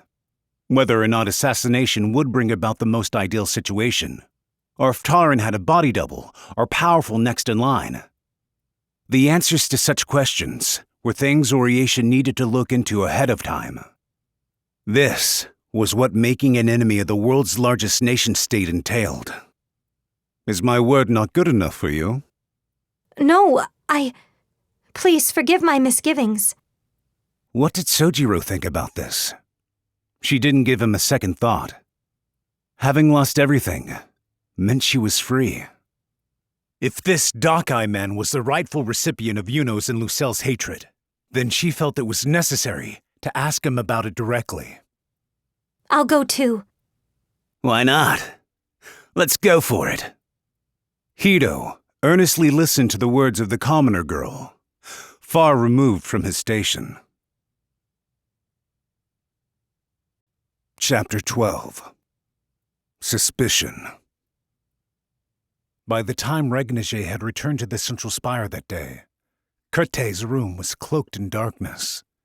She herself had no need for light to begin with, so the faint glimmer was only to signal her presence to Regnige. At that specific moment, however, she was having dinner with Taran. Immediately after entering the room through the window like usual, Regnige stopped in midair. "Don't move," he snarled. There was a presence in the room, a presence he knew wasn't Kurte's. "Move, and I'll kill you." "It's me," a familiar voice replied. Dockeye, the magpie, a knavish and enigmatic visitor who had long worked as Taran's right hand in the shadows. Regnige despised him. "No need to steel yourself for a fight. Come on. I'm mid-investigation, see? Miss Taran gave me permission." I don't remember giving you mine, nor do I plan on being buddy-buddy with a foolish swordsman like you. Swordsman, huh?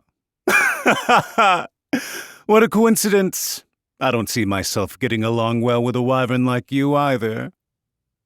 Within the dark room, Dockeye made a show putting both hands in the air.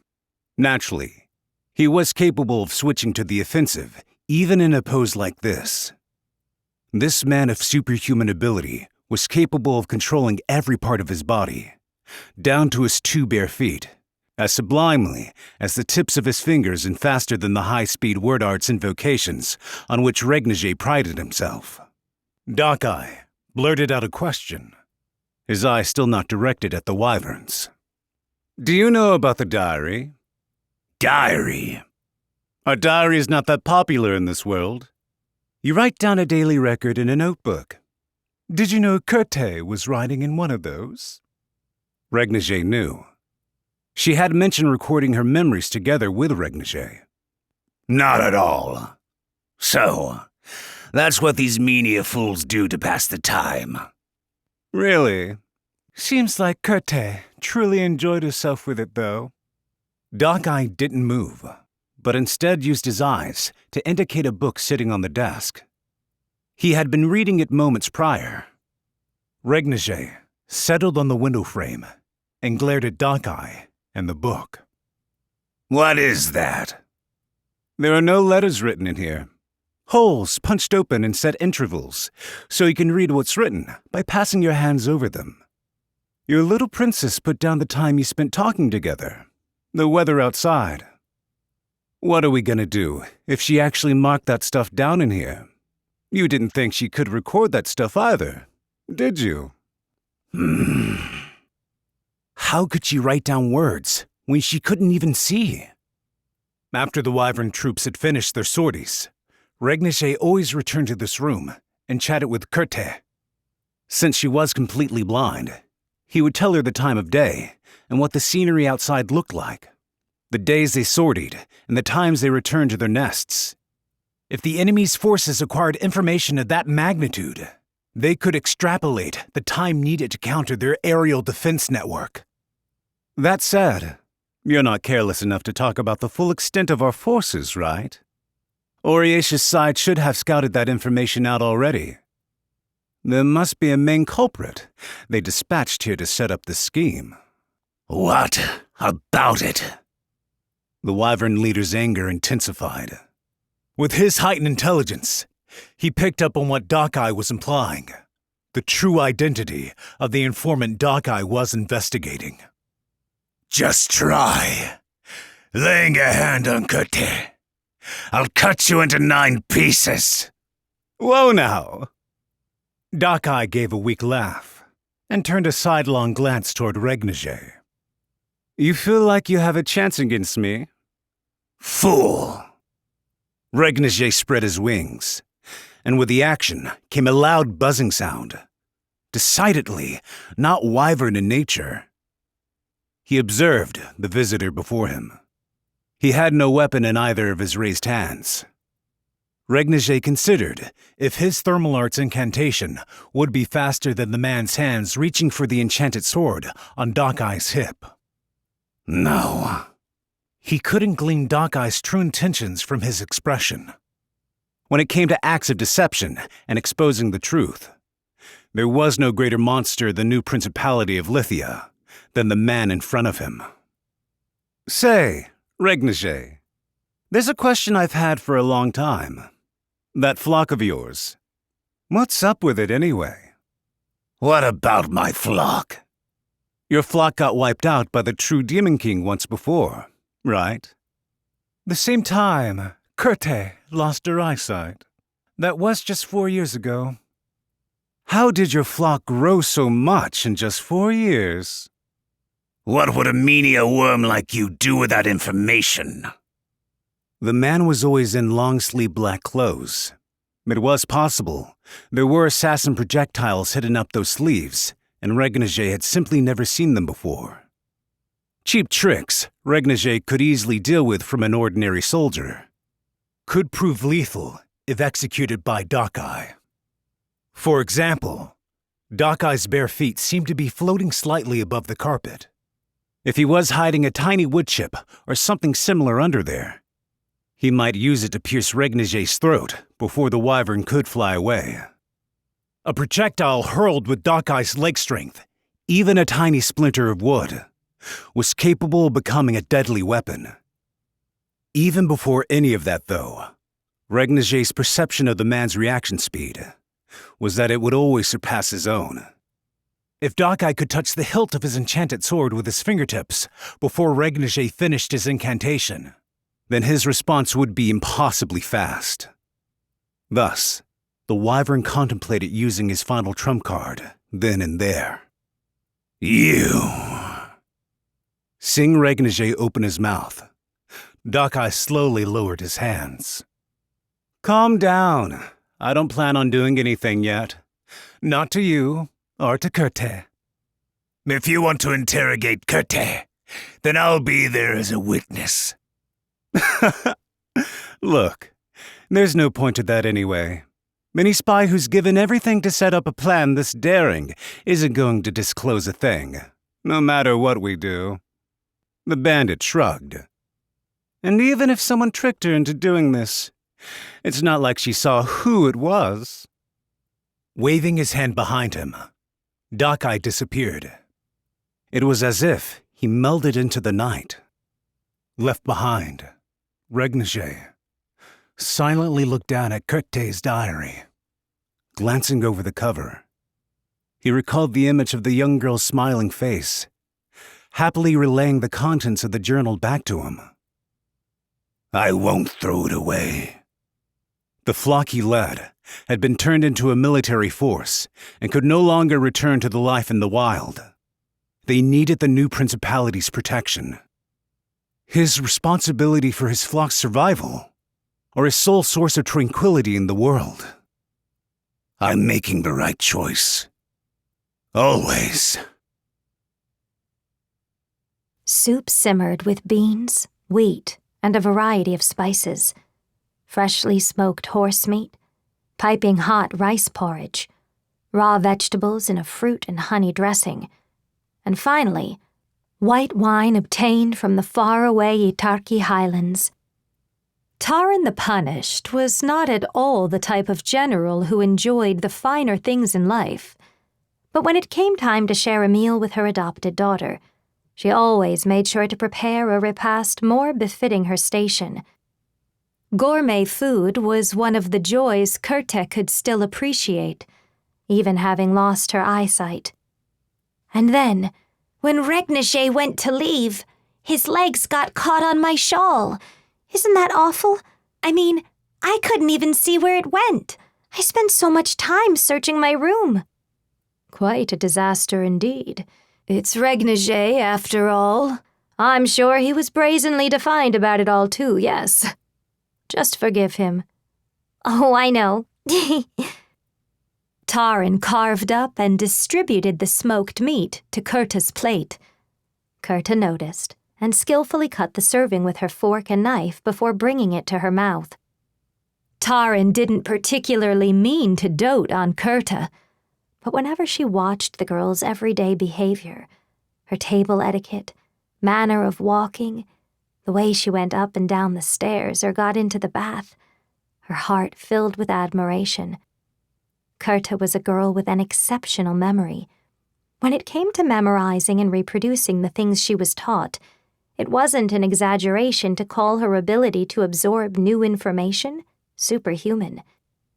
She had been able to recover from the true Demon King's terror, debilitating her mind and body and throwing her into madness, to the degree she had due to this strength with which she was blessed, allowing her to reconstruct her daily life. This is tasty. I'm glad. Things are going well. A smile accompanied her brief reply. During the age of the true Demon King, when Taran was Kureta's age, she had already been a common soldier, fighting a war. The food rations were pitiful, and she remembered swearing to herself that if she ever gave birth to a child, she would make sure they never experienced such hunger. Her injuries in battle, however, meant this wish of hers could never be granted. The era of war, the era of madness. Now, with the true Demon King gone, were the Menia races finally free from such curses? Hey, Mom. How many times have I told you, don't call me that. It's rude to your real mother. Okay. I wanted to ask you not to make Regnage do anything dangerous. Well, given his duties, he's always in danger. Is there something in particular that's worrying you? Is war going to start again? It looks likely. I'm a self-proclaimed Demon King. Oriatia's... The kingdom's never spared those who have declared themselves Demon King.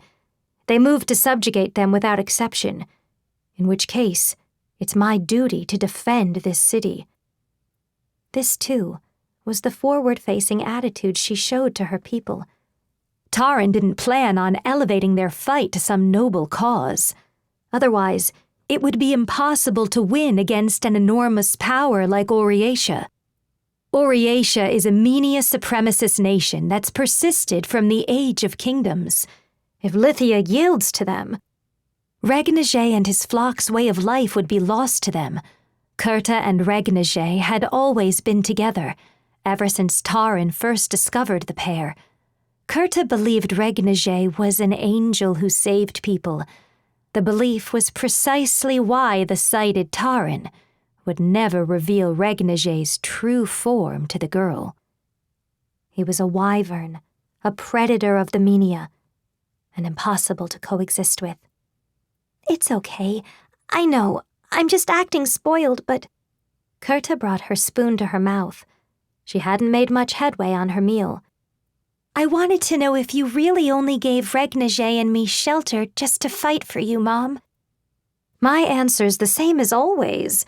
You both hold decisive tactical value, and there was no other reason than that. You shouldn't call me Mom. It was exactly as she stated. Taran, as a general, was using Kureta and the wyvern accompanying her for his military might. No matter how strong a parental bond the two might develop, as long as the relationship began under that premise, she would never truly be the girl's mother. I hope we can be happy. You and Regnage? And you as well, Master Taran. If the war is won, Lithia prospers and becomes safe. I hope everyone will be able to live happy lives here. There's no need to worry. I'm the undefeated General Taran the Punished. I'll be sure to put an end to this petty squabble with Oriatia in a flash. Seeing Kureta's tiny yawn, Taran gently supported her and brought her to her feet. You should go to bed for today. You're harboring too much anxiety in that delicate heart of yours. Okay. Good night, Mom. You just said it again, Kureta, replied Taran with a smile Kureta couldn't see, forlorn and unbecoming of a general like her. That fact was Taran's saving grace. Good night, Master Taran. Much better. Good night. Chapter 13. Sudden Change. The streets of Lithia, narrow passageways crowded with merchant stalls, were like a maze expanding out from the central stronghold. The numerous spires rising up into the sky overwhelmed the tiny Kia, finally reflecting the sunlight. Whatever. This isn't as impressive as I thought it would be, she purposefully pointed out to Eleia, who walked beside her. Really now? There are even bigger trees back in Eta, and the fruit here isn't that fresh either. Minia cities are nothing but cramped streets and noise. High above them, not balloons, but a wyvern formation cut across the sky. This scene, unthinkable in any other Minia city, failed to capture Kia's attention as much as the spread of vegetables and fruits in the city shops. Kia looked more like an innocent young girl her age than usual, her eyes sparkling at seeing the Minia hustle and bustle for the first time. Oriatia is even more impressive. Lies, lies, and more. Startled by the carriages weaving through the intervals between shops, Kia's sentence trailed off. She looked up at Eleia and corrected herself. You're definitely lying. Oh? Your teacher wouldn't lie to you. Eleia the Red Tag's reasoning for the visit to Lithia was not sightseeing, and definitely had nothing to do with Kia's education. An omnipotent and ultimate word arts user, the world word's existence was her sole and greatest trump card, ensuring victory in the upcoming imperial competition. She needed to eliminate anyone who could link Eleia and Kia together before the start of the match. After Oriacia's assassination plot succeeds, our undercover agents will return to their country. Once that happens, it'll be hard to deceive the others and kill them. I may be pushing my luck, but if I can dispose of them at this stage, then... The two finally arrived at a small park away from the busy streets. In the middle was a slightly crumbling artificial fountain, with the surrounding hedges just high enough to shield them from the eyes of passers-by. The spy meeting them there that day had provided them with the date, time, and this location, using another soldier as an intermediary. So, who are you meeting here anyway? An old friend of mine. We'll be talking a while. Well, either way, it'd be boring to be stuck back at the inn all alone. I'm definitely not studying either. Got it? Are you that lonely without me? Quite the handful, aren't you? I've told you to stop treating me like a little kid. Kia accompanying her to this meeting was a begrudging turn of events for Eleia, but the time they spent waiting together was never boring and filled with conversation. The breeze flowing from the canal had a subtle, salty scent to it. Eleia assumed it was because they were close to the river mouth, which continued on to the sea. After sitting for a while on one of the park benches, they heard someone call out from beside them. "You're early, Elea." It was a woman wearing a hooded cloak that hid her profile. She was extremely short, however, no taller than a child. She was an undercover agent for Oriatia, Lana the Moon Tempest. Lana was the very person who had sold out Lithia agents knowledgeable of the World Word's location to Elea, giving Elea the opportunity to infiltrate Kia's village. While rumors about the World Word had flowed through the new principality's intelligence network, no one seriously believed in the existence of an omnipotent and all-powerful word arts user. Besides Lana the Moon Tempest, no one else knew the truth behind the hunt for the World Word, and though she was the sole person who could connect Elea and Kia, she remained unaware that the girl in front of her was, indeed, the World Word herself. For now. What? You're one of her students too? Well, something like that. I used to be. My name is Lana the Moon Tempest. Nice to meet you. Lana smiled and patted the elf on the head. Although she and the other agents within Lithia were currently under the chain of command of operational headquarters, led by Hito in Mage City, she had originally been a member of an assassin squad overseen by Elea. Quite the cutie. What's your name? Kia. Okay then, Kia. Do you want to go sightseeing with me? Better than your uptight and boring teacher here, right? Whatever. Not like there's anything special in this town anyway. There's a huge ship. Lithia's a canal city after all. It's a sightseeing boat. Most other cities don't have any of those. A ship? And for food, well, the spices available here allow for some really tasty options. There's also food you eat with rice. It's a bit different from bread, but it's pretty dang good. I see. Kia's ambiguous nod appeared to stem from her self-consciousness in front of Lana. Her feisty spirit from before had disappeared as she meekly muttered, "Well, if you insist, then sure, I guess. That settles it then. Let's get going." "Lana." "I know." Lana stretched her body up and brought her mouth close to Elea's ear. "On paper, my reason for being here is to act as a guide." "When's the hunt supposed to start?" "Soon. We've acquired our prized prey. Many agents were killed, but all the better, since I was able to cut any threads leading back to me. I can soon hand over all the wyvern sortie records, too. For my work here, I made sure to only find 2 skilled warriors, Higuara the Pelagic and Shulk the Sound Slicer. Of course, if the assassination cleans things up, we won't need to worry about clashing with them.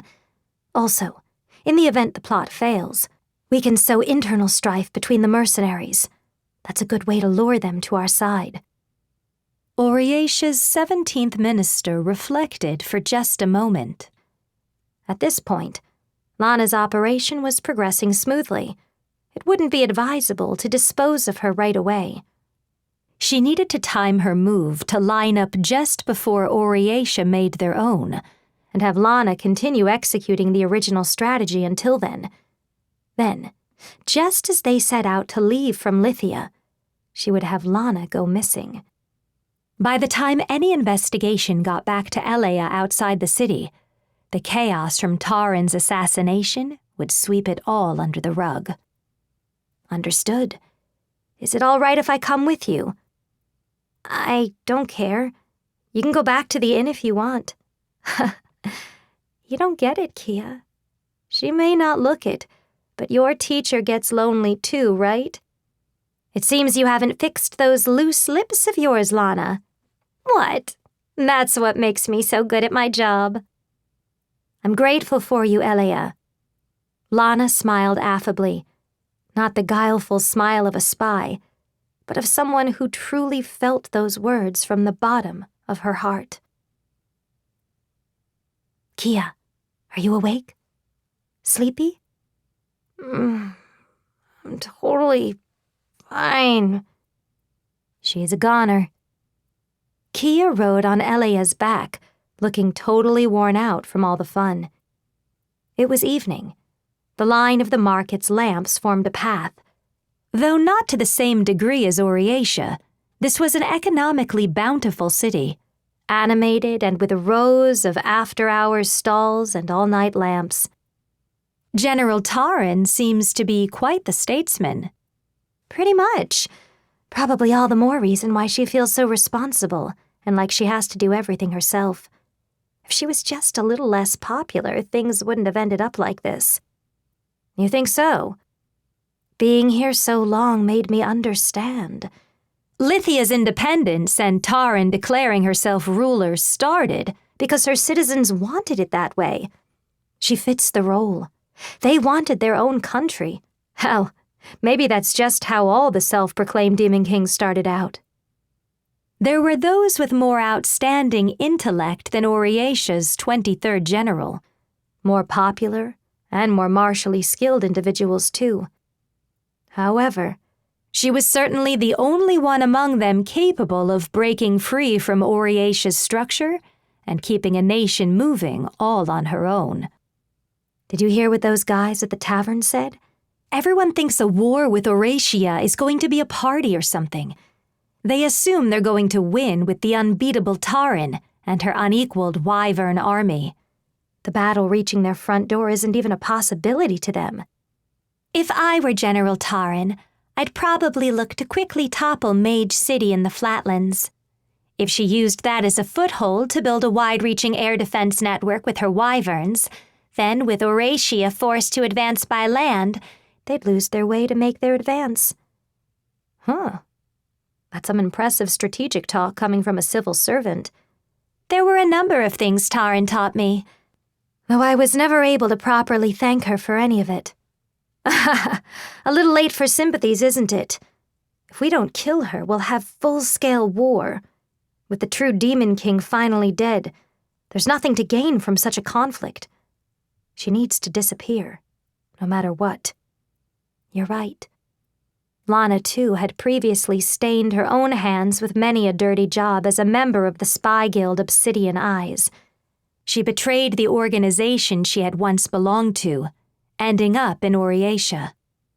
Well, this job will be over soon. I'm going to take it easy back in Oriatia. Work as a city guide for real this time, see? The two women continued exchanging conversation as they walked along the illuminated streets of Lithia. Wyverns soared overhead, with a few of the residents occasionally looking up to watch them. Mania races and dragonkin coexisting. If that was truly possible, who knew how many people's lives it would save? If Taran the Punished had performed her duties as a general without being driven mad by her ideals and sense of duty, there might have been lives she could have saved. The surrounding sights began to grow dark, and shortly after Elia sat Kia down in a shop chair to rest the girl's heavy eyelids, Lana declared she was going to buy a toy for Kia, leaving their side. Naturally, Elia tailed her. She couldn't let Lana the Moon Tempest out of her sight. Along the way, she turned a corner and immediately hid herself in the shadow of a large stockpile of goods. She was following after Lana, but could now see two silhouettes on the far side of the alley. So, according to Taran, there's an informant among us, apparently. Is there now? Why are you telling me that, Dakai? It was a man in butler garb, his black hair dyed at the tips, and with a hawkish glint in his eyes. His prim appearance made it easy to mistake him for a woman at first glance. With a mysterious curved sword brandished in one hand, he was blocking Lana from moving forward. What if I told you that it was little Kureta? What then? Then that'd be quite the scandal, wouldn't it? Taran's own adopted daughter leaking info. That girl keeps a diary. Hard to believe, isn't it? We had a similar sort of writing system back in the Beyond where I'm from. A system that allowed even blind people to read and write. We called it Braille. Huh. Really clever idea, don't you think? No one would ever guess a blind girl was recording information and leaking it to the enemy. A fantastic alibi, too. You were outside the city the whole time, searching after mercenaries like Higuara and Shulk, right? So while you were gone, you had Kureta record things in your stead. Kureta of the Fair Skies was in the sole, privileged position of being the one besides Tarin herself who was given direct information regarding the day's movements from the wyvern commander. Furthermore, as long as one had the boldness and confidence of Lana the Moon Tempest, disguising oneself as the girl's servant or teacher to get closer to her would be an easy feat. After that, you copied over the contents of her diary. And then, you could simply deliver it to someone on the outside. In the worst-case scenario, you could pin the crime on Kureta, and it'd still end up a glorious work of discord-sowing espionage. The man called Dakai spoke with firm conviction in his tone. He was confident he outdid Lana on all fronts, both in battle and when it came to his insight. A former member of the Spies Guild like you has definitely created ciphers using layouts of punched holes, right? With Kureta's sharp memory, it must have been easy to have her retain everything, too. Listen, you've made a great many claims, but where's your proof? The transcript. After returning to Lithia, you collected it with a Braille typing machine, right? However, unlike with a Braille machine, you couldn't just toss it over to someone on the outside to dispose of. Dakai pulled out a bundle of pages from his coat pocket, and Lana shrank at the sight of them.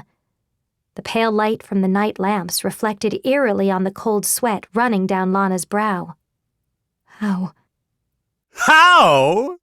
You mean, how did I find your hiding spot? Come on now. You're gonna ask a bandit that? There isn't any lock I can't open. And there definitely isn't any hiding spot I can't find. You're gonna ask the guy who conquered the Great Nagan Labyrinth a question like that? Damn it. With just a little bit more time. You know, I say this to Tarin a lot too. His technical proficiency was on another level. No matter how adeptly the most elite intelligence agents of Oriatia hid themselves, it could never contend with the skills of an otherworldly deviant. Thus was the visitor's power. Don't I do a great job? Watching Lana's whole plot be revealed in the open made Elea's heart pound like an alarm bell. She was lucky this visitor hadn't noticed her, and that she hadn't caught up to Lana by the time he made contact. No, that's not it. This isn't lucky at all. It was now uncertain whether the truth about the world word would stay buried. She had to seal Lana's lips as soon as possible, and no one but Elea the Red Tag could make that happen. Lana the Moon Tempest was deeply involved in the espionage operation, far beyond any normal spy on the ground. If she talked, it was possible Oriatia's whole operation could fail. The search would then extend to the two the Moon Tempest had met that day, Elea and Kia, before the next morning could arrive. If things came to that, even though Kia's powers were unparalleled, the same couldn't be said of Elea. What's wrong, Elea? Elea instinctively flinched at the drowsy voice behind her. Lana's. What? Are you okay? You're shaking. Lana's been snatched by a bandit. Kia's innocent and wholly unsuspecting turquoise eyes reflected like gemstones in the evening light. We need to save her. Was it even possible? With the girl's almighty word art's power, could they kill Lana the Moon Tempest before morning light, without leaving a single trace behind, without Kia herself becoming aware of the situation, and make their escape from the new principality of Lithia? Was it even possible? Chapter 14. Intercepted. It was evening, and the sun hung low in the sky. There was a group advancing from Mage City, where the Oriatia army was stationed, across the plains on the border of the new principality territory. It was a patrol unit, composed of regular troops dispatched from Oriatia. Yuno, the distant Talon, and Sojiro, the Willow Sword, were accompanying them. They were under there ostensibly to understand the topography near Lithia, Sojiro's strategic target, but another large part of it was the patrol commander's sympathy for Yuno, survivor of Nagon's annihilation, and his desire to hear her story. "We heard from Master Hido that Oriatia and the new principality are hostile with each other." Swaying gently while seated behind the knight leading her horse, Yuno questioned the commander riding next to her. "Aren't we provoking Lithia by approaching their territory armed like this? I know this may be the pointless concern of a simple civilian, but—" Yes, well, I believe there is a slight error in your understanding. Although the situation between ourselves is a powder keg, ostensibly, we are on friendly terms. Our treaty included a grace period after Lithia declared independence until they'd fall under our jurisdiction, see? In fact, this very patrol is in compliance with the new principality's own requests. What? Is that true? They said that Oriatia needs to cooperate with maintaining the regional peace within the area under Mage City jurisdiction, due to a rash of marauder attacks. They claimed that if we wouldn't recognize Lithia's independence, then of course Oriatia needs to fulfill their responsibilities. Essentially, we need to maintain the appearance of marauder suppression and patrol support, like we are now. But those marauders... The marauders, raiding Lithia and economically attacking the nation, were unconnected with Oriatia only on the surface, but in truth, their presence as an insurgent force was being instigated by Oriatia. Now participating in the assassination plot to some degree, Yuno was able to speculate about the situation behind the scenes with relative accuracy. Put simply, to Oriatia, this patrol unit was playing a small role in their own elaborate theater. Right. You don't need to walk on eggshells. Everyone knows the truth, to some extent. And the new principality should know it too, which cements this as harassment, really. They're forcing us to waste resources and energy, sorting in order to slowly chip away at our fighting spirit. Then, if we ever handle things poorly on our end, they can use it as an excuse to open hostilities. While the impact may be relatively low, there's no downside to picking fights. Taran the Punished is quite the shrewd general, if I do say so. Yes. Commander, is there truly no way to avoid war? It might have been an extremely stupid question. Nevertheless, ever since she had heard about the circumstances between the new principality and Oriatia, it had been on Yuno's mind. Like hell I want that. The reply cut in from the other side of the commander. It was Sojiro, following the group on foot. He was able to trail the patrol with unbelievable agility, even when their horses' pace quickened, all without showing a hint of fatigue. I came all this way because you said I get to kill some strong fighters. It'll be a problem for me if nothing happens. You can't expect the other side to care about what you want, Sojiro. Yeah, that's a good point. Guess I'll have to meet with this Taran person directly and kick things off. Commander, he's a visitor and doesn't know much about our world. Yuno didn't want war. Death was terrifying. The era of the true Demon King had sown more than enough death and destruction the world over. Yuno wondered if these were the values of the world beyond. Sojiro the Willow Sword lacked ordinary sense. Even when he sat among the hellish inferno burning Nagon around him, there had been a smile on his face. Our side, Oriatia has endeavored quite hard to keep the peace. Taran the Punished was once the 23rd general of Oriatia, after all. Yes, we aren't without our own misgivings. It was proposed to designate Lithia as a special independent region, and withdraw the self-proclaimed Demon King recognition too, Unfortunately. Those bastards still hold their damn wyvern swarm. They're building up arms too. Is that it? However, there were times when the man would show this level of insight. While his common sense and moral values were unhinged, he continued to grasp things much more clearly than Yuno did. Right. The wyverns. Can't have those. A dangerous power, clearly beyond media control. Taran doesn't intend on stopping the fighting. A demon king, after all. She's trying to replace the kingdoms that have existed from the dawn of mankind and impose a new order. She's intent on fighting, even in this time of upheaval following the resolution of the true demon king menace.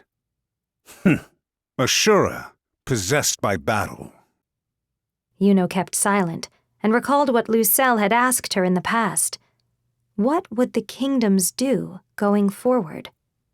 The kingdom's civilization and power, which throughout history had suppressed countless numbers of self-proclaimed demon kings and defeated mighty races, including dragons and ogres, to win their territory, were ultimately unable to overcome the true demon king a single time. The kingdom, and its history of more than 2,000 years, had itself transformed into the unified Orietia. Monarchal power was not the absolute strength it had once been. It wasn't outrageous to think there could be those in the world who deemed a new system of order necessary. Hey, Yuno. What's wrong? Enemies are here. A chill ran up Yuno's spine at Sojiro's words. The commander ordered the soldiers behind him to halt the advance and concentrated his attention on the same area where Sojiro was focused. She didn't know how long they had been there. While still far off in the distance, figures were visible at the base of the hill. They didn't even form a unit, let alone a whole army. There were only 2 people standing there. It's no use. That was the first thought that ran through her head. I have to run away. Right now. Rationally, she clearly recognized the scene before her. There were only 2 of them. Despite the clear difference in numbers between the 2 forces, her mind remained fixated on this thought, unable to consider anything else. The fear stuck in her lungs. Even without any proper combat experience, she reacted to the situation with terror. The sensation felt as if she had returned to the day the dungeon golem had arisen. Stay on guard. The commander's hushed order sounded to Yuno as if she were hearing it muffled from a distance. The outlined silhouettes ahead were of a pure white skeleton, shrouded in a ragged cloak, and a mandrake, their whole body covered in vines. You two, stop right there. We're with the Orietia army on patrol at the behest of the new Principality of Lithia. Present us with your names and your writ of passage. Good at keeping up the charade, aren't we, Captain? The skeleton languidly turned his head. Gripped in his right hand was a snow-white long spear, nearly as tall as his body. Aren't you going to ask who we are? You're not thinking to tell me you didn't expect to run into marauders while out hunting them down, are you? Nakuo, Rita. Yes, take the 3 in the rear guard and head back. Tell the headquarters that... Kerkling! The high-pitched noise was unlike anything Yuno had ever heard before. It was less like a gust of wind and more like a flash of light. The otherworldly collision of Sojiro's sword clashing against the skeleton's spear, coming together faster than the speed of sound itself. Huh? The skeleton's white spear had been moments away from lopping off the commander's head. Ultimate speed. The only thing reflected in Yuno's eyes was the afterimage of the skeleton's fluttering rags. In that moment, faster than a blink of an eye, the Orietia army and these opponents were separated by a distance of more than 60 paces. And yet... Wedged in between the skeleton and the commander, Sojiro sneered with glee. Even Sojiro's own eyes couldn't track the trajectory of the spear attack, following it not with his eyes, but with his sixth sense, and with the precision to instantly raise his sword to meet it. Hey now, you're pretty good. Well, well, well. Someone who's able to match my spear, huh? The skeleton muttered. There was a deafening clash, wholly unlike the normal sounds of battle. The sounds, overlapping instantaneously with each other during the third clash, could be truly perceived by Shulk and Sojiro. Oops, sorry. Was that last slash of yours the fastest you got? Sojiro realized he had been sliced open. The laceration in his shoulder, not even having enough time to spray blood. You look like you were standing still. You talk a hell of a lot for a bag of bones. Sojiro's counterattacks weren't keeping up. On the other hand, Shulk and his lower body mass used the previous crossing of blades to distance himself, repelling the force of Sojiro's hefty sword draw. A one-sided amount of space, enough for the blade of the long spear to reach its opponent. He was exchanging blows at blinding speed with an otherworldly visitor.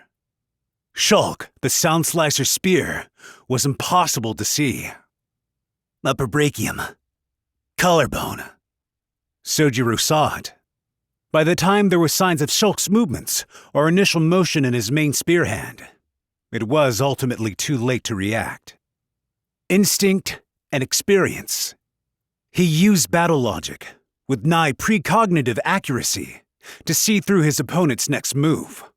Groin, left femoral artery, heart, right ear.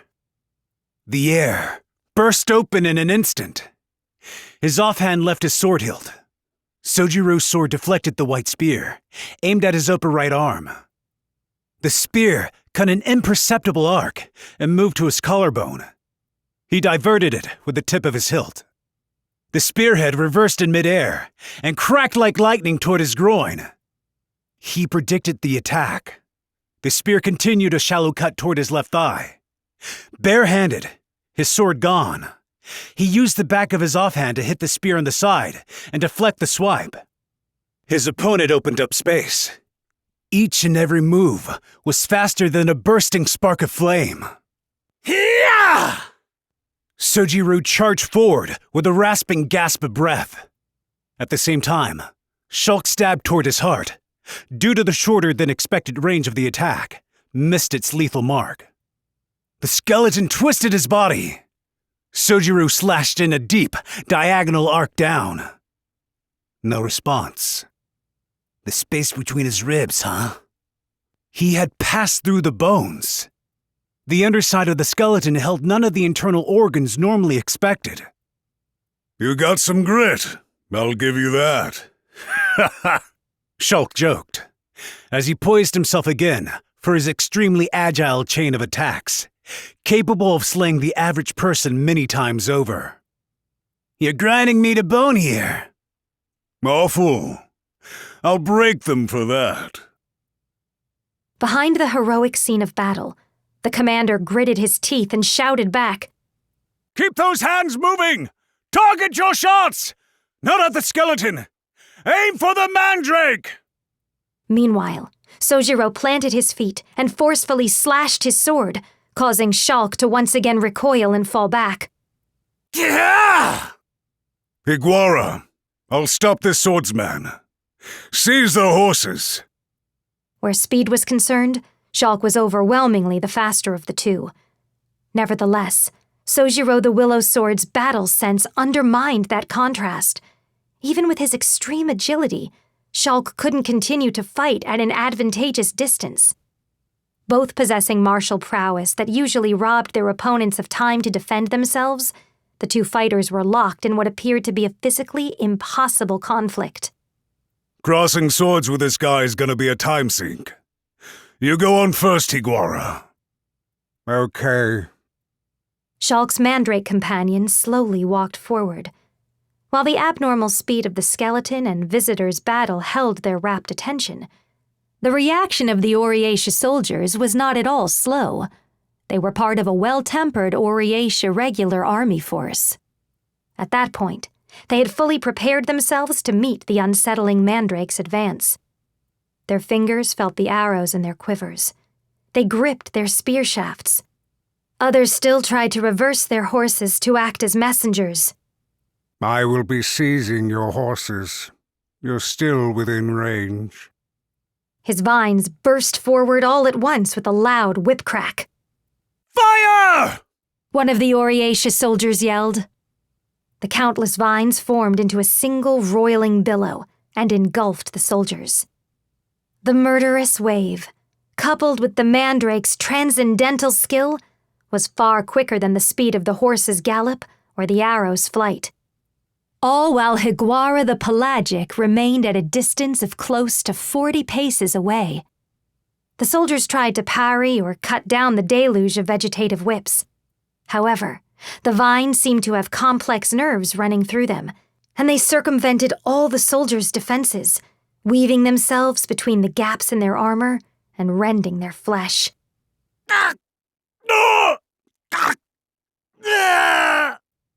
The soldiers groaned, but these were not their last gasps before death. The simultaneous slashes from Higuara the Pelagic's 42 vines cut no deeper than necessary, burying in between the gaps in armor and leaving only minuscule scratches behind. Sojiro, still continuing his back and forth against Shulk, and Yuno, who had the rider she shared her horse with act as her shield, were the only two miraculously unharmed by the attack. Looking at the knight in front of her, Yuno saw he was moaning in intense pain. It's so hot!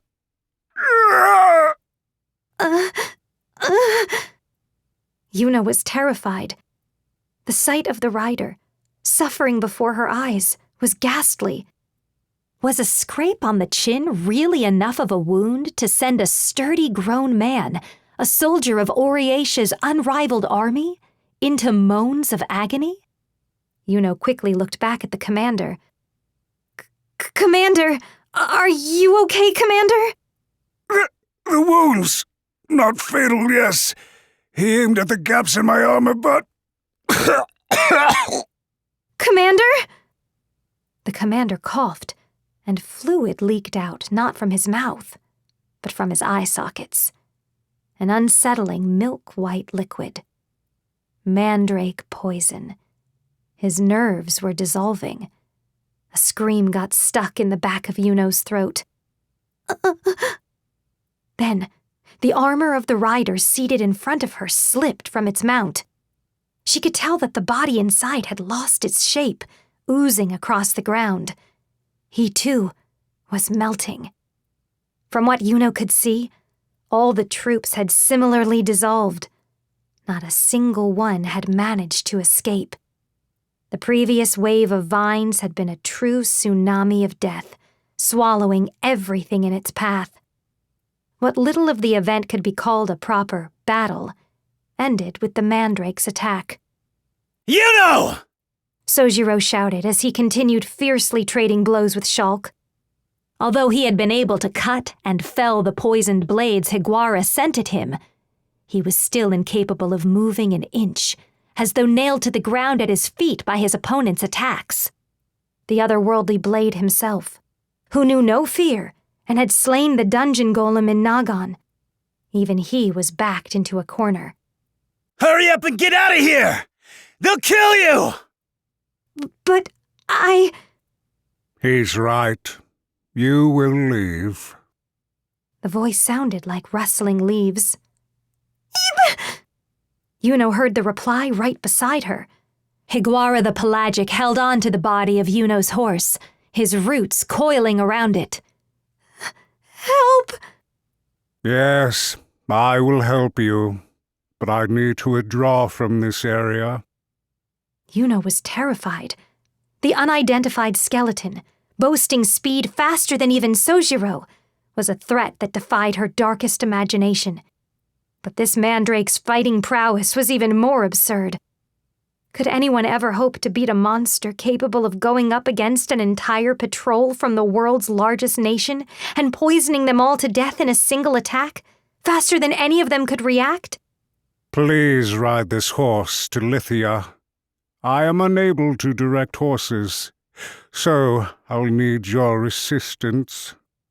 But, She saw one of the mandrake's poisoned blades glint in the corner of her eye. Please.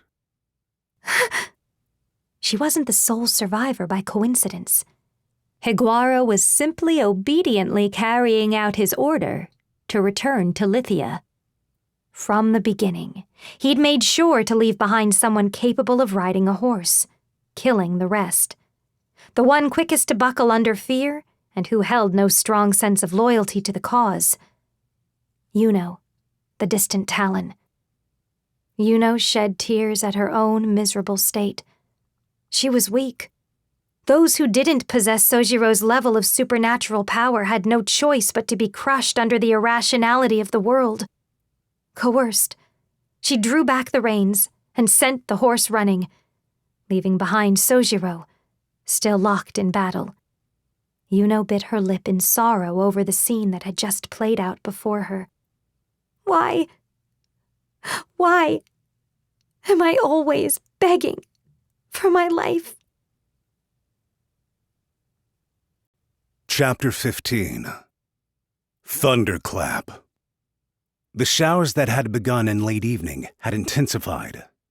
A group appearing before the Mage City fortress, housing the Oriesha army, had wrapped themselves firmly in overcoats to ward off the cold and rain. "What do you want, old man? If you're here to cause trouble, I'll chase you right back to Oriesha." Inside his office, Hito was clearly annoyed by the sudden appearance of his guest. "An official dispatch for reinforcements. I'm also putting in a request to the Assembly for a temporary sortie. I followed all the protocols." "I told you, it's unnecessary. Don't you get it?" But... The guest was another of Oriesha's 29 officials, like Hito. The 6th General, an elderly military officer named Hargent the Still. This man, preoccupied with his own unworthy and incongruous position, was openly despised by Hito. He had returned a few days prior, his expedition to slay Vicky on the Smoldering ending in failure, and with half his force of riflemen, trained from birth, slain. Further still, notice of his troops' march had been delayed, making his encampment interfere with Hito's transportation operation, leading to unneeded conflict along the route. The amount of troops Hito had in tow was discernibly unreliable, and Hito didn't believe they'd add much fighting strength at all. "You being here will just confuse the troops. I'm absolutely not leaving on-site command to you. If you still won't back down, then leave your soldiers with me and return to Oriesha yourself." There existed no officially sanctioned hierarchies based on age or rank among Oriesha's 29 officials, which made it possible for the 20th Minister Hito to freely give his opinions to the 6th General, old enough to be his father. From the perspective of the soldiers on the ground, however, it was possible to have multiple chains of command at once. No matter how inept of a general Hargent was, he understood enough to know that. "That's not true! You need someone specialized in fighting wyverns. You realize this isn't an ordinary wyvern, don't you?" Hold on. Are you playing me for a fool? You think I would try to go up against Tauren's wyvern army without a plan? That's so pathetic. I could cry. Get out of my sight. "Tauren? No! She's not the problem!" Hargent slammed on the desk with his fist. He didn't care how it seemed to Hito. For him, there was a much more urgent problem at hand. "The Star Runner is coming!" The 6th General soldiers were few, but all of them were perfectly equipped to fight wyverns. Not to fight the wyvern soldiers from the new Principality of Lithia. Their resources were for an even mightier threat. Alice the Star Runner? Coming here? "The new Principality stole the Cold Star from the Great Nargon Labyrinth. Faster than the Star Runner himself. Do you expect him to overlook that? Do you think he won't look for it everywhere? He might attack Mate City, as well as the new principality. What if he does? What are you going to do? If you're going to take down the Star Runner with those weapons of yours, go right ahead. Please just be quiet and... Suddenly, a tremendous impact shook the entire fortress. Whoa! Hargent awkwardly tumbled to the ground. The colossal war desk slid to the floor at the forceful impact. A heavy sound began to reverberate, the flaking of something peeling off the outer walls. What was that? The elderly general crawled along the floor, hand gripping the edge of the war desk, and looked at the light leaking in through the outside windows. It was a cloudy night. What's that light? The strange sound continued, heavy, like air hissing out from somewhere. It came from the stone wall surrounding the Mage City fortress, boiling, bubbling like lava from the mouth of an active volcano, and bursting intermittently. A beam of dazzling light, as if straight from the sun, continued to radiate. The beam showed no signs of waning, maintaining a constant intensity as it pierced through the next layer of the wall. The following shockwaves destroyed the two men's equilibrium. The fortress itself was directly hit. "Damn it!" Hito exclaimed, holding onto the desk to regain his composure. There was only one possible explanation behind the abnormal situation. The Cold Star. The Great Nagon Labyrinth's decisive magic item, capable of direct salvos between cities. Hito had known from the beginning that the distance between the new Principality of Lithia and Mage City put them within range.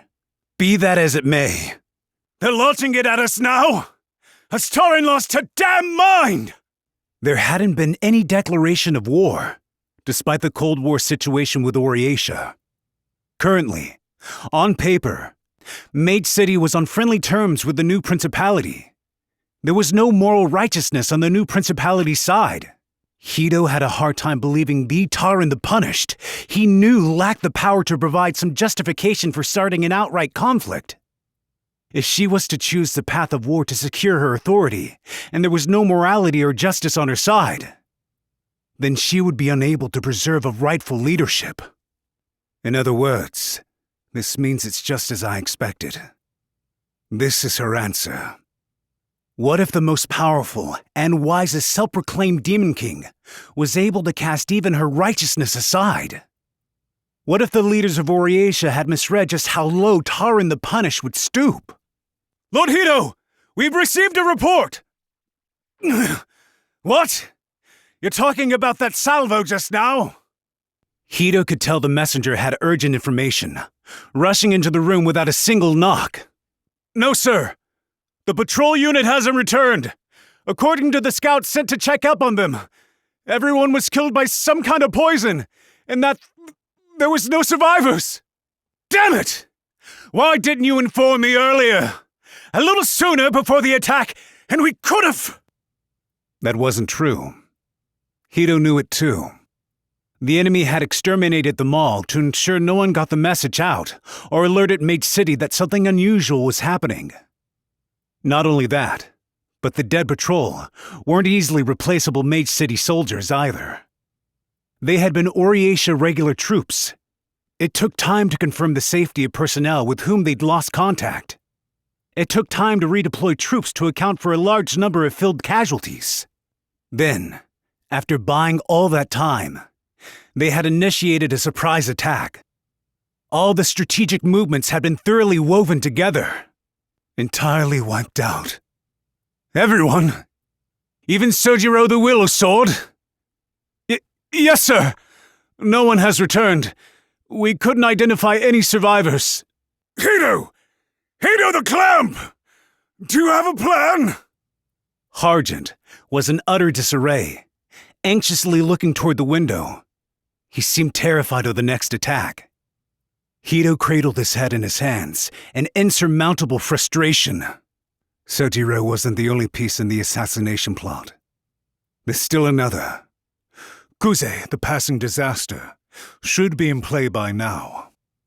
Now that the new principality has made their attack, he should be on the move. That's what we arranged. Fool! The time for assassination ploys is long gone! We need to send troops! Like hell I'm sending anyone outside the fortress! The wyvern soldiers have to be on their way to claim the city! Harjant wasn't looking out the window from fear of the next beam of light. The abhorrent ultimate magic item, the Cold Star, only bombarded the city to herald the true threat to come. The new principality's wyvern army would flock there for their main assault, charging through the opening provided by the destruction of the city's defenses and the chaos in the chain of command. No matter how much the Oriatia army may have prided themselves on their skill, as part of Media Kind's greatest nation, when attacked in the dark of night by a large host in the sky, it was clear to see they would easily collapse. In that case, I'll take responsibility for sending the troops out. There shouldn't be any issues that way. 6th General Harjant whimpered, still prostrate on the desk. Suppressing wyverns is my job. Enough of your nonsense, old man! Hito could no longer hide his annoyance, slamming the wall with his fist. It was impossible for him to understand the logical route that had led Harjant to his proposal. They weren't dealing with ordinary wyverns. Harjant himself had just said as much. You think you're ready to launch anti-air defenses out of the crater they left behind? The moment you go outside, they'll hunt you like cattle. If you open the gates to let a battalion in, that flock will slip right through and slaughter everyone! Shut all the windows and hold out! All we can do is defend the fortress! Still, Hito, with that, winning will be... Not impossible! This may be sooner than expected, but I knew long ago this fortress would be attacked.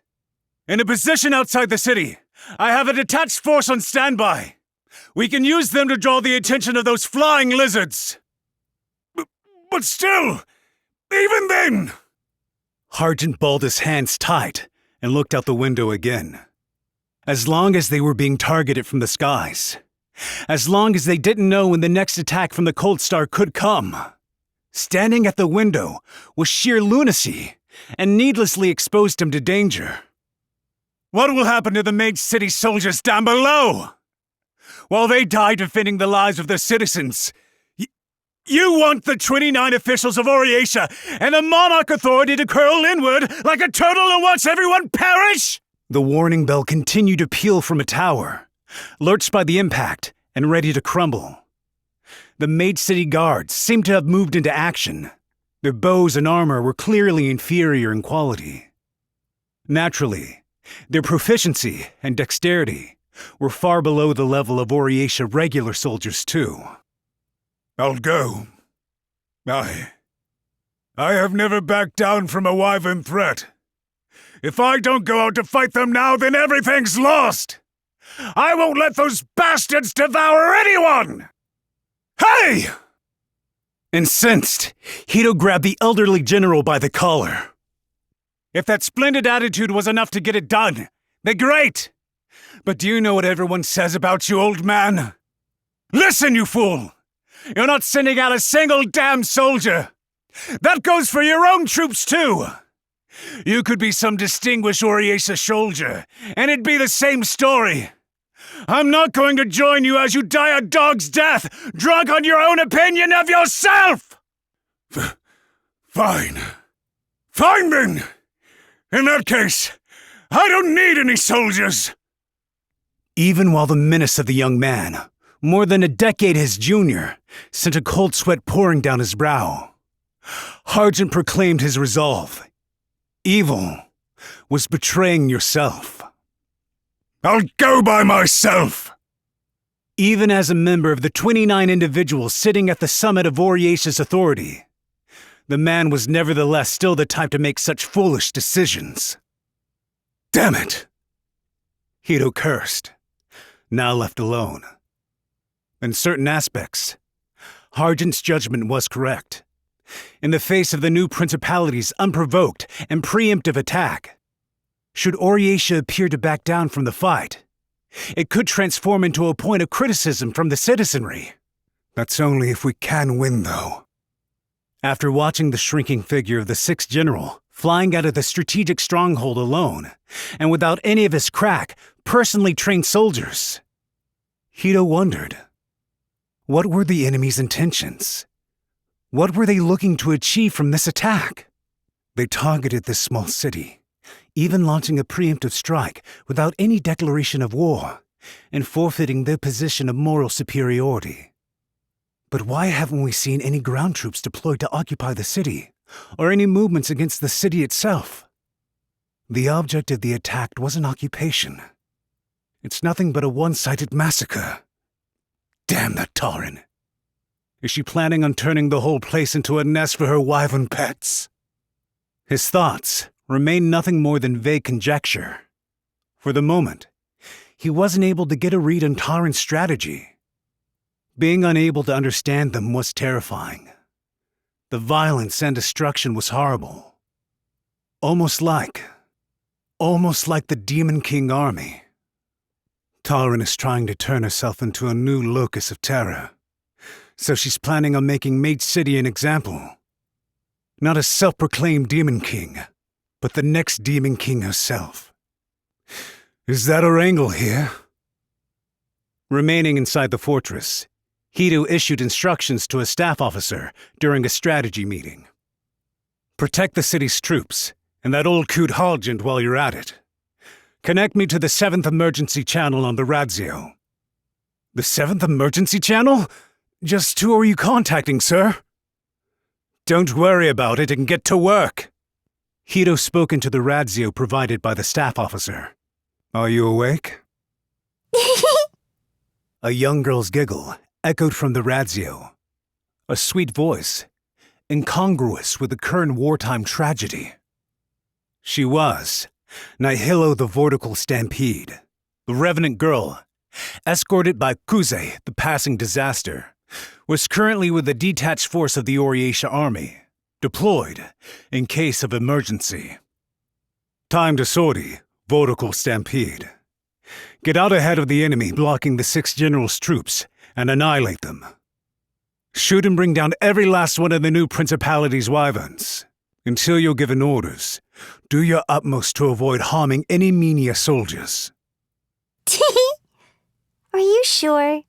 You were all so reluctant to rely on me, weren't you? The situation's changed. Sojiro the Willow Sword's been killed, and we can no longer guarantee the assassination success.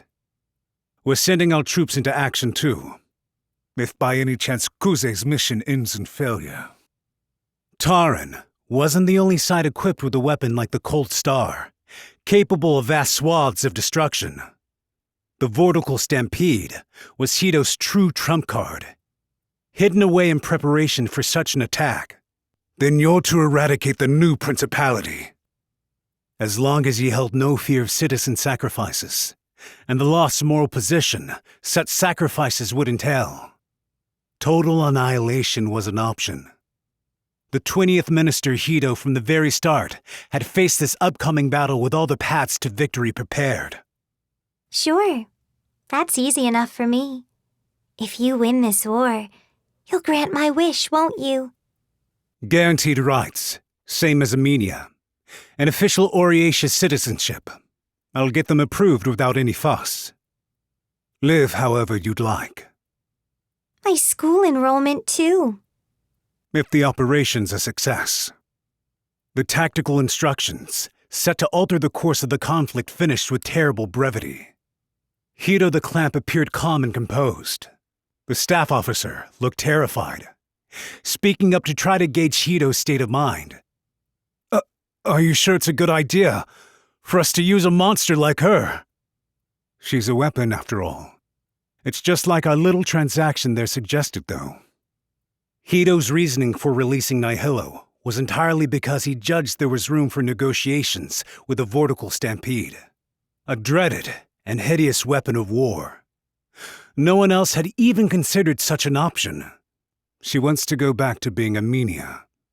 Inconceivable! Previously, She had been the monster who had eradicated an entire battlefront of the Oriatia army all by herself. Most of the soldiers weren't even aware that Oriatia had captured her alive. She wildly outstripped the other races of constructs, let alone compare to Menia races. Do you believe her, Lord Hito? You'll see real quick whether I made the right decision or not, no matter how it ends. A field encampment, inside a basin a short distance away from Mage City. Making use of the political status and artfully set up out of the range of the wyvern soldiers' patrols, this staging ground had also been prepared to import Nihilo the vortical stampede. The young revenant girl, one eye covered under her bangs, ran her hand along the heavy carriage. The contents, due to the misgivings of several transport forces, had been carried all the way here using a specialized pulley system and gigant military engineers. Vortical Stampede! You've received orders for dispatch from Lord Hito! Yeah, he just told me. Can you open the lock? The young soldier assigned to guard the heavy carriage winced while undoing the lock. Are we really bringing this thing out? You think I'm going to betray everyone too? Hmm. I'm not a Menia, so you don't trust me? Oriatia was a nation for the Menia races, entirely unlike the new principality, which utilized wyverns as well as beastfolk and constructs, irrespective of race.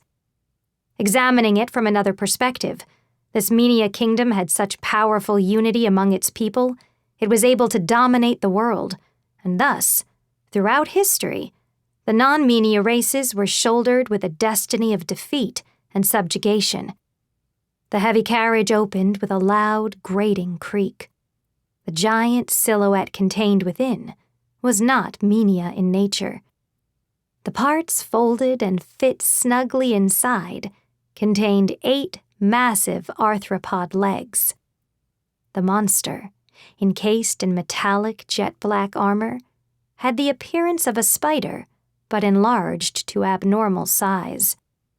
A mighty arachnid abomination, capable of comprehending word arts, known as the tarantula. Normally it was a beastfolk that solely inhabited the most remote hinterlands, away from Menia settlements, and was one of the most terrifying creatures in the region, second only to dragons. The warp threads of a tarantula's webs boasted such durability. An ogre's Herculean strength wasn't enough to pull them apart, while the weft threads possessed a sharp edge that could easily slice through a wyvern, bones and all. Nevertheless, the armor shielding the abomination was clearly the product of Menia hands. This creature was, just like Nihilo the vortical stampede, a construct that had been remodeled at the hands of another, as an extension of the girl's body. Within the gaping hole in the tarantula's chest, there was set an open space just big enough for a single Menia to fit inside. We get to fight again. It had been given the name Helneten the Burial. Nihilo had a loving attachment to it, despite it being a revenant incapable of comprehending word arts, robbed of its original tarantula will. It was as if it were a part of her own body. But that's just who we are. Isn't that right, Helneten? Nihilo undid her shirt buttons one by one, removing her belt and exposing her white, bare skin to the nighttime air. Wait a sec! What's wrong? The young construct girl simply gave the unnerved soldier an alluring smile. She began slipping her naked limbs inside Helneten. The nerve feelers extended from Nihilo's spine were, from the very beginning, connector organs expressly for controlling the organic battle tank. Though separate in body and name, with their shared nerves and 5 senses, the two had no boundaries between them, the thin fabric barrier of clothes a mere hindrance to their connection. Controlled from within, the metallic body closed. The organic battle tank Helneten could be opened and closed only through direct neural connection with its would-be pilot, Nihilo. Wrapped up within the jet-black armored carrion, the young girl's whisper escaped like a sigh of relief. Ah, it's been so long since I've had my body. The 8 eyes of the tarantula sparkled to life, and the sinister red light set an ominous glow through the forest encampment. The box housing Helneton the Burial was demolished with the tank's first movements. The heavy steel carriage, too, was little more than soft butter when faced with a display of the dreadful tank's true strength. The gigantic figure then scuttled off and disappeared, leaving a straight line cut into the earth beneath it. My body feels so light! With no one around to give her orders, Nihilo giggled with a delight none could hear as she piloted the racing jet-black machine, mowing down trees in its wake. Free! We're free! What a wonderful feeling! Chapter 16. Outbreak. Moments prior to the initial Cold Star salvo, having arrived at the new principality under duress by Higuara the Pelagic, Yuna was being kept in one of the city's spires, within a ground-level prison. The pale light filtering in from the gaps in the lattice served only to remind her that none of the people going about their lives outside was aware what was locked up inside. This place isn't really for keeping prisoners. They're just holding cells for violent drunks and such. So, feel free to try escaping if you'd like. The man who had taken her to the prison was Amenia, with black hair and piercing eyes. On the way, she had been asked a number of formal questions, but it seemed her civilian status, divorced from any military secrets, and Oriatia's progressing assassination plot had both been found out a long time prior. She was nothing more than the rider who had delivered Higuara back to the new principality. Sorry for bringing you here so soon after you arrived. But see, I just caught myself an even more important guest. I can't really spend too much time on you. Oh well, just take it easy, okay? That sword you have.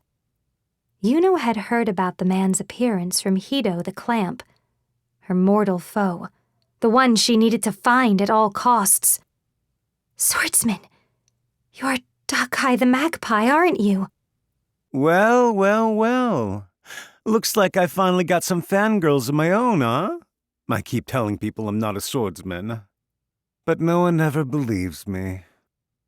Dakai smiled, a beaming smile, unexpected from a man who had witnessed an entire city collapse into ruin. But it seems like my face is starting to get recognized a bit. Guess I won't be able to steal an Oriatia much anymore. I'm Yuno the Distant Talon. Yuno of Nagon Labyrinth City. The city you... Oh, Nagon, huh? A meaningless disaster. The nightmare that destroyed her entire world. She wanted to believe someone had caused it all, to believe there was at least one responsible, a sole culprit behind the entire tragedy, like the true demon king of times past.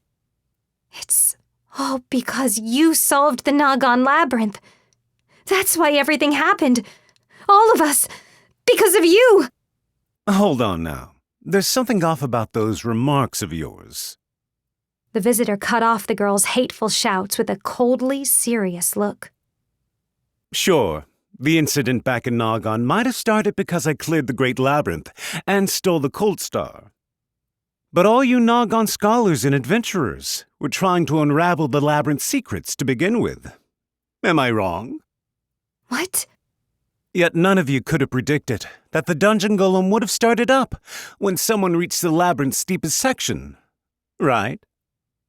Not a single person had known anything about it, about how deep the Great Labyrinth, left behind by the self-proclaimed Demon King Kiazuna, stretched downward, nor how much malice was packed within the calamitous puzzle box.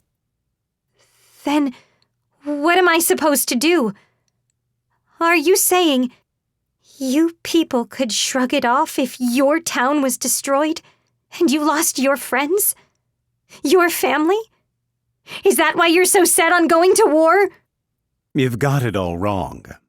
I don't want to go to war one bit.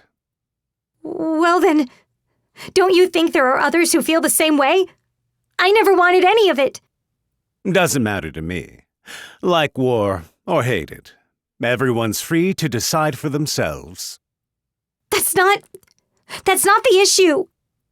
Yuno at last felt like she understood the truth behind the shapeless rancor that boiled inside her. What she truly despised was the apathy of the powerful. Everyone was the same. Dakai, Sojiro, Hido, the ignorant citizens of the new principality, the arrogance that you'll always be on the side of the plunderer, never the plundered, and the apathy that prioritizes one's objective over the woeful state of those trampled in the process. These were what incited the horrors of war. They were different from Yuno, different from Lucelle. They could determine their own fate for themselves. They were strong. But, well, I guess that part about being unconcerned if my friends or family died was true. I never got to have luxuries like that, see? You can steal all the treasure you want, but you can't steal family. I promise, I will take my revenge on you. I'll never forgive you. I don't care if it's selfish or wrong. I'll force you to know the agony you put me through. Sure, I guess. But are you planning on going in order? Getting vengeance on me for solving it? Anyone else who was there? The people who made it, and those involved with the whole thing? I get that you don't want to hear this from a guy you hate so much, but it sounds like you'll never be free. Who gives a damn about any of that? Whew, boy. Okay, Yuno. If you feel that strongly about it. Dakai crouched down and patted Yuno on the head. He fixed her with a cheerful smile. Kill me now. You have arrowheads up your sleeve you're gonna shoot me with. Yes? Go ahead and give it a shot. See if you're faster than my fingers. Without so much as touching her, he knew Yuno's weapons and her planned method of attack. Her weapons hadn't been taken from her when she was captured because, for him, it wasn't even necessary. He had already decided her escaping wouldn't cause problems. The patrol had been ambushed. If the flames of war were already lit, there was nothing a single powerless girl could do on her own in enemy territory. There. That's all there is to vengeance, really. Feels silly to spend your life on that level of feelings, right? You just have to find yourself a new homeland, with a new family, right? Yuno's legs went limp, and she slumped to the floor. Following her mortal foe, his back turned in the other direction, was too much for her. Don't worry. Once things settle down outside, I'll let you go. Out of respect for that spunk of yours. She was isolated. In this world that accepted all deviants brought over from the beyond, there was still a limitless number of truths and threats, more than anyone could hope to fully uncover. More than a young girl like Yuno could ever hope to reach, like she was nothing more than a worm in the ground. Yuno couldn't inflict a single wound, mental or physical, on anybody. Lucelle, I can't. Yuno had long accepted her punishment for her misguided hatred.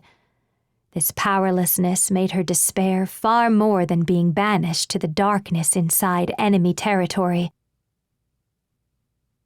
The bleached white mercenary, wrapped in his tattered cloak, returned to the office inside Lithia's central stronghold, Shulk, the sound slicer.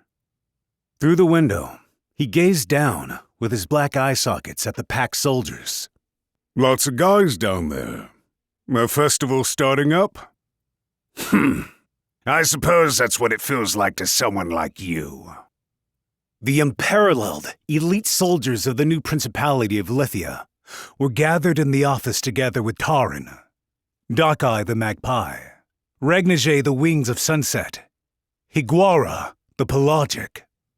You were slow to return, Master Shulk. I guess so. Just glad to see you got back safely, Higuara. The undead skeletons were normally a race that did not feel fatigue, but Shulk's current state suggested the exact opposite. His fatigue stemmed from his long period of extreme mental focus wearing on his nerves. That swordsman really had it in him. Dark-Eye, I think he might be a visitor like you. Really? Were you able to kill him? I pegged him down and bought a lot of time. More work than this level of a reward warranted. If I was going to actually kill him, I'd be risking my life too. That's plenty, Shulk the Sound Slicer. I'll work out a plan to stop his arrival. Just take a rest for now. Appreciated. I don't mean to boast, but I'm quite skilled at taking it easy.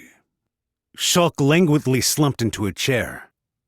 When he sat motionless, he truly resembled an actual sun-bleached skeleton. Taran traced the outline of her favorite sword's scabbard. Outstanding individual strength, then. They plan on assassinating me. It seems likely. Now that I've scurried home, you're in a better position to run away too, right?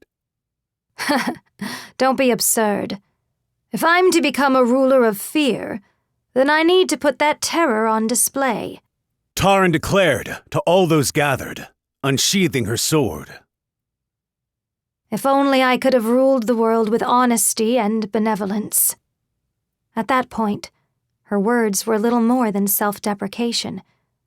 With the bombardment from the cold star, the sparks of war were lit. The Demon King couldn't turn back now. However, to us, living now, we have no such pity to spare. There are none in this world who have unyielding faith in logic and justice. The true Demon King stole all that away from us. No matter what smooth twittering one may employ, fear is the only power that will engrave itself in the hearts of the people. The world yearned for the strength to defeat the true Demon King. While the fallen monarch was no more, the strength left behind that empty throne still squirmed beneath the surface. Just like the Nagan dungeon golem had been left behind, and like now, where those once lauded as champions would inevitably end up the same way in an age of peace. Hundreds of demons and fiends, the Ishura, able to be subjugated by normal means no longer. Looking at the state of the sole remaining royalty in Oriatia, these Ishura would surely make their move, again guiding the world toward ruin. Taran sought the power to make sure these Ishura didn't rise up again. She wanted fear. I will open up hostilities. With the light of the cold star, I will carve out my will and trample all those who stand before me. As long as the world hinders this will of might, I will fight. You lot should do the same.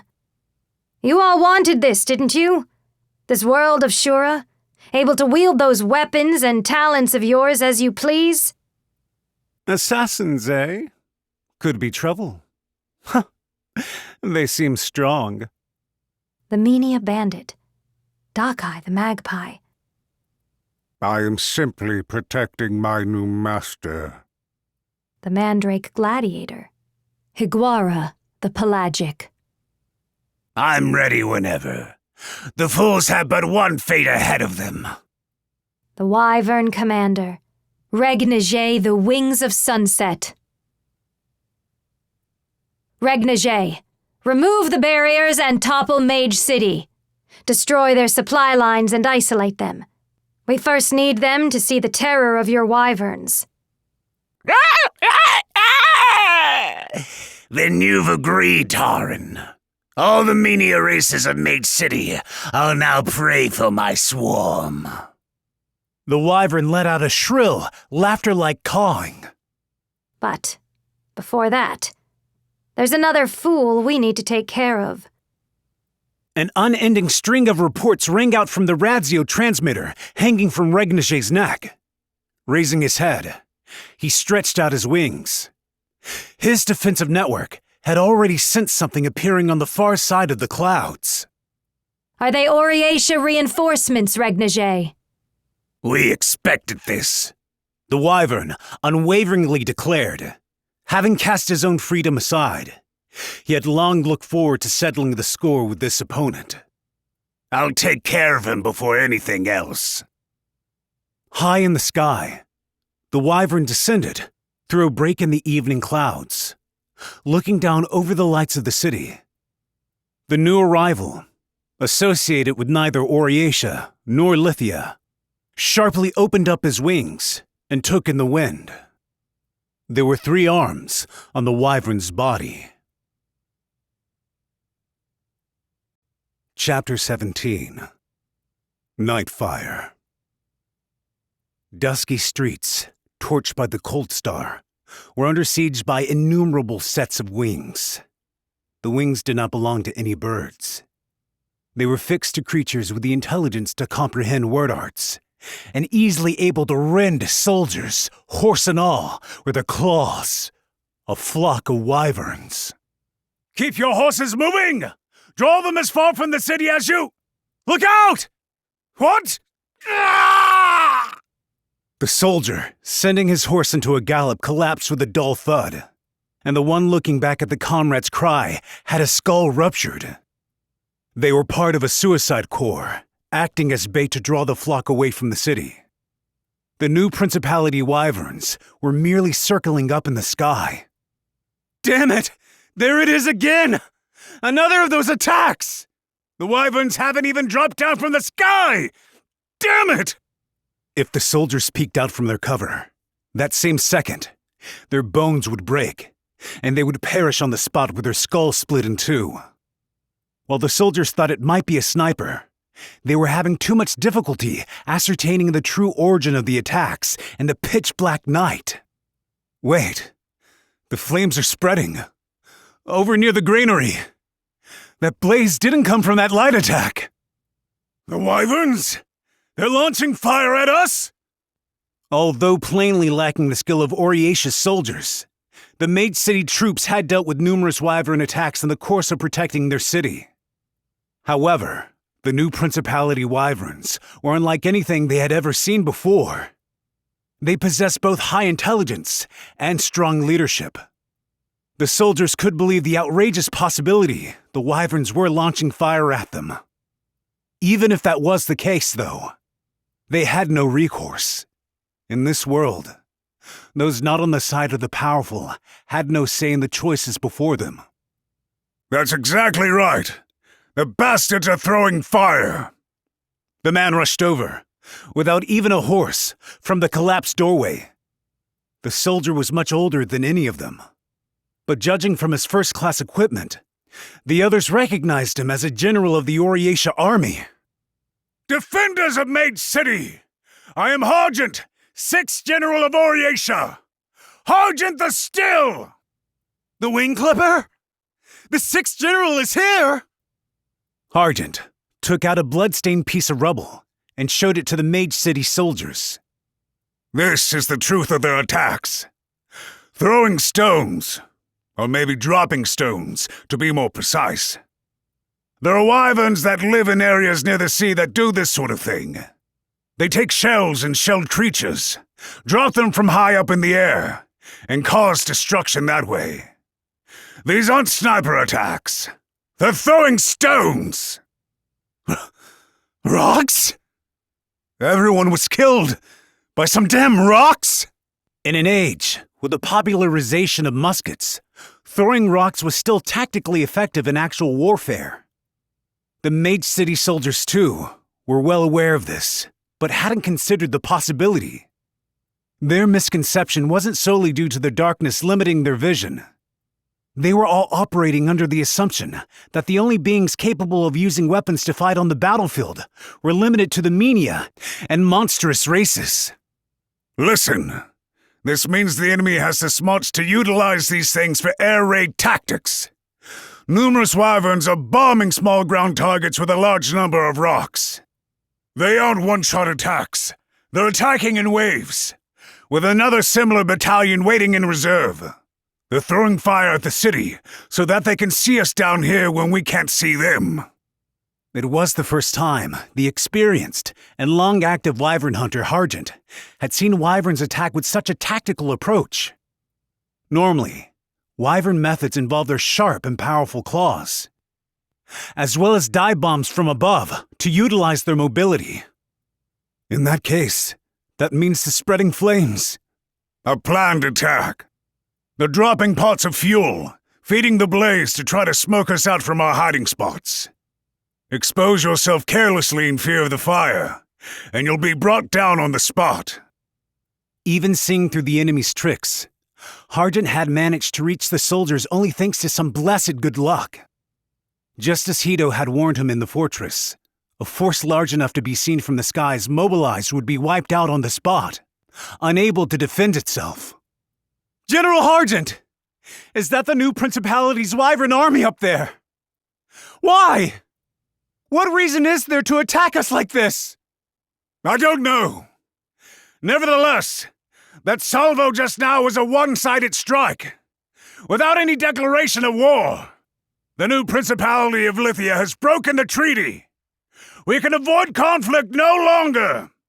Has the Oriatia army abandoned us? How much longer must we hold out? Oriatia had a patrol unit eradicated by a Lithia ambush. Therefore, it will take time to reform. And reinforcements are being called for. We need to start with what we can do. I'll think up our strategy. Hargent proclaimed, with an agonized look on his face. Oriatia wouldn't save them. Nevertheless, faced with an opposing commander with such high tactical abilities and advanced troop operations, Hargent wasn't sure what his presence could add to the situation.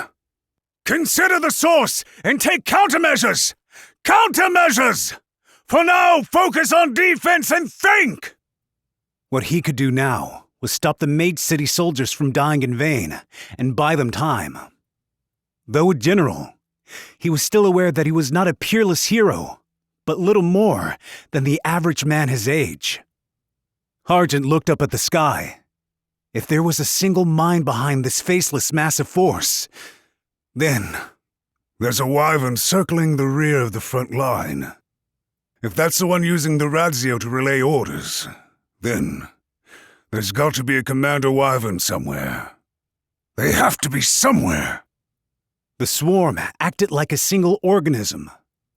But at its core, there needed to be a brain observing the situation and coordinating the flock. As far as Hargent could tell, the commander was most likely not in Mage City. They were giving their orders somewhere in the skies, between Mage City and Lithia. High up in the distant air, the wyvern's orders were coming from a place his hands could never reach.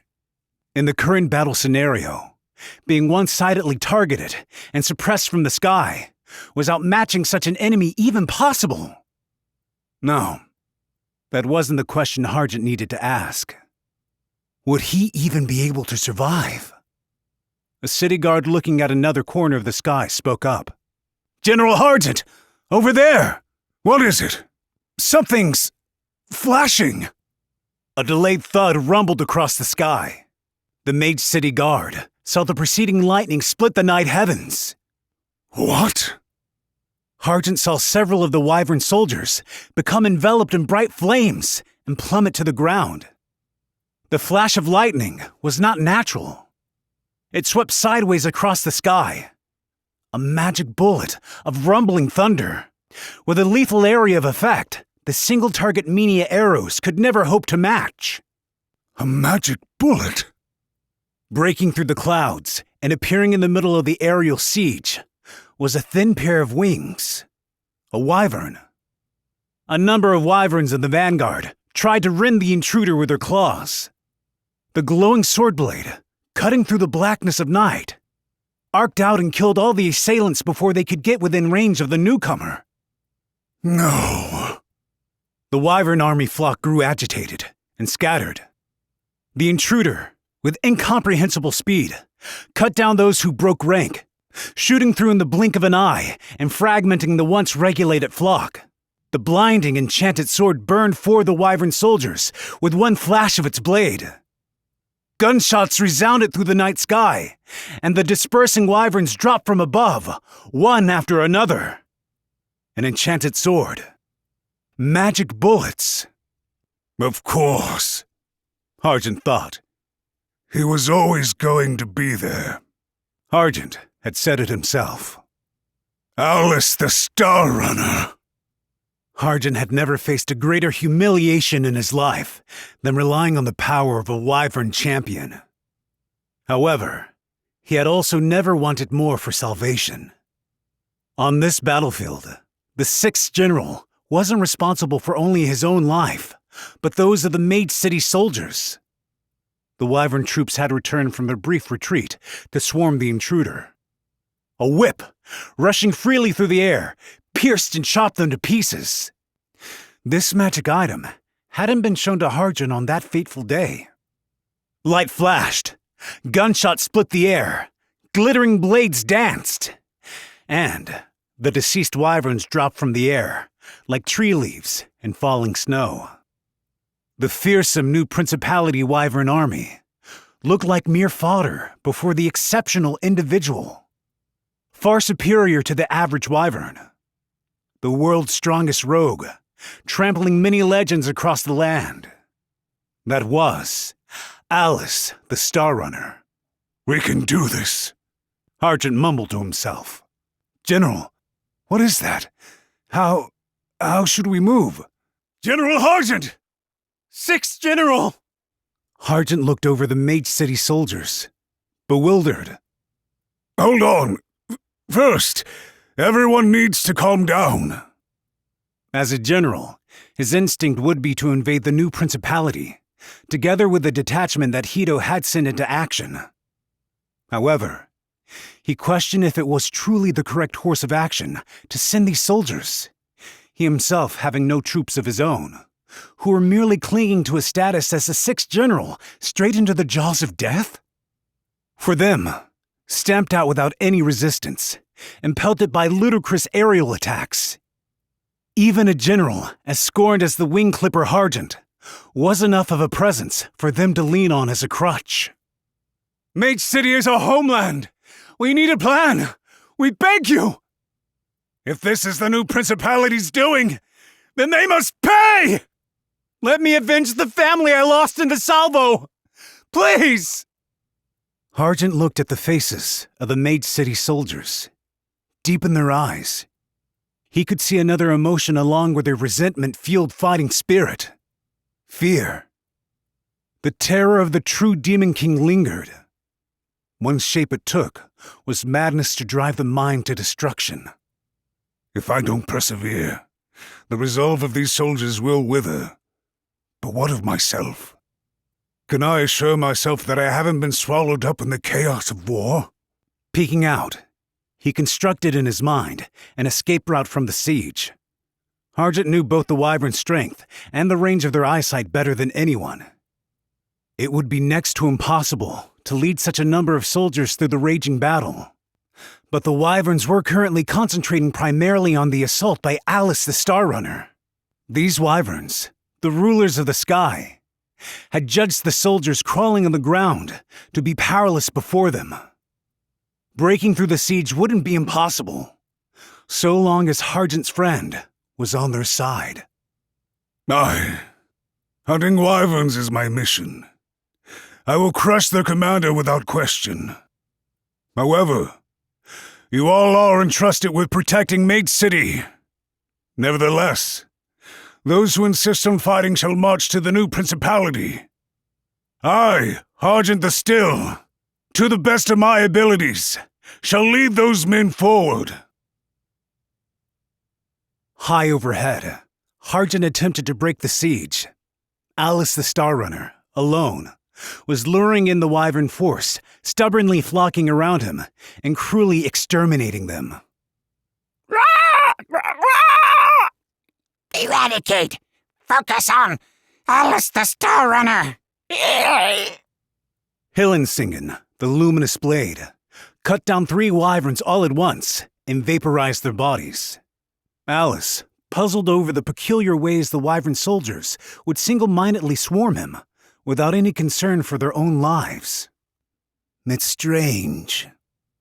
Their maneuvers looked to be faithfully following the tactics of their leader, but the individual soldiers were clearly much less intelligent than wyverns in the wild.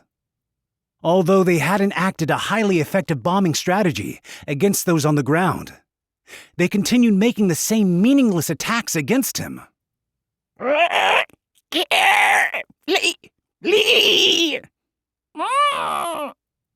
One of them answered his assumption with an inarticulate gurgle. You bled, didn't you, Alice the Star Runner? Immediately, this wyvern had its head pierced with a bullet and was sent hurtling down to the ground.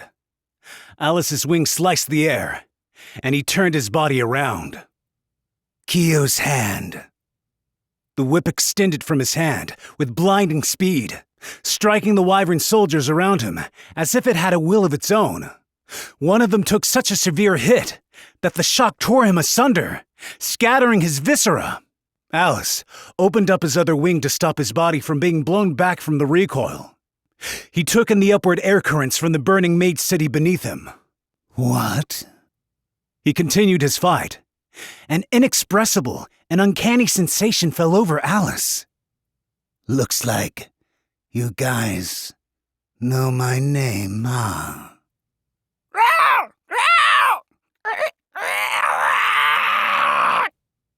Alice wasn't sure what the earlier wyvern had been trying to say to him. Amid his rapid shifts from defense to offense, when even a single blink of an opening could be fatal, he thought maybe this odd sense of discomfort was itself the goal. Even so, Alice had no intention of trading conversation in the first place. Wyverns as a race, considered members of their own, simply enemies so long as they proved a threat. You bled from this worm! A new blade, sounding like a flute as it cut through the air, pierced the wyvern speaker in the flank. It was the second enchanted sword in Alice's possession. It went by the name Trembling Bird. Alice looked down on the descending wyvern. They were merely following the orders of their leader. These suicide tactics, as well as the words coming out of their mouths, were entirely of another's will. Why exactly were they so stubbornly charging at Alice, a simple intruder to their siege, and trying to exhaust him? Really? Alice the Star Runner's tone was always cheerless, and the wyvern didn't smile. However, if he had ever once felt emotions bordering on scorn and ridicule, it was in that moment. You say some worthless things, don't you, Regnage? Alice loaded the next shot into his musket and aimed at a wyvern in the rear. He had long since determined where the operator was positioned, relaying commands from their leader through the radio. Right before he pulled the trigger, though, Alice suddenly launched his whip. Apprehending an assailant approaching from his flank, the recoil from pulling the wyvern in made him slow to a stop in midair. Immediately before, he'd felt an invisible vibration of some kind. The wyvern soldier directly above him was sliced apart lengthwise by something sharp. Revealing the invisible attack, Alice had barely managed to dodge. That wasn't a wyvern soldier. He craned his neck toward the apparent origin of the attack below. On the ground, away from the burning mage city, within the pitch-black night, twinkled an eerie red light. Alice's eyes could see it. They were sinister, like the eyes of a monster. 8 in total. There was another vibration, like the sounds of a violin string. Another group of wyverns was completely cut apart.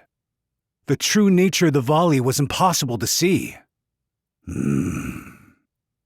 When Alice returned his gaze to the wyvern Radzio operator he had been devising a way to deal with, he found his target too was already dead. In the single moment Alice had averted his attention, the technician had been shot down. The glowing red eyes on the ground far below disappeared, somewhere off into the night. The crashing sounds of trees being mowed down faded into the distance. Launched without a sound, the method of attack that so precisely felled the wildly soaring wyverns was unknown even to Alice, who had faced off against numerous legends and emerged victorious. Ignoring the Mage City soldiers, the attacks had been aimed solely at the air, where Alice and the other wyverns had been. In other words, the red-eyed enemy was not a weapon on the side of the young emergent nation, but instead, an investment from Oriatia's side of the conflict. The direction in which the mysterious presence was headed in was the same as where Alice needed to head to hunt down the wyvern commander. The new principality, then. Chapter 18. Catastrophe. While Mage City was engulfed in the ravages of war, elsewhere, two people were dashing through the nightscape of the new principality with bated breath. One was the 17th Minister, Elea the Red Tag. The young elf girl with her did not yet have a second name. However, this girl Kia was an almighty word arts user, known as the World Word, a fact known to a seldom few. The citizenry of Lithia were absorbed in anxious conversations, conjecturing the truth behind the mysterious beam of light that had just flashed across the sky and the wyvern army that had flown off in the direction of Mage City. Thus, no one paid any heed to the two running against the crowds. "Find Lana." At Kia's whisper, a small patch of cloth floated into the air, as if come to life, and guided the two forward.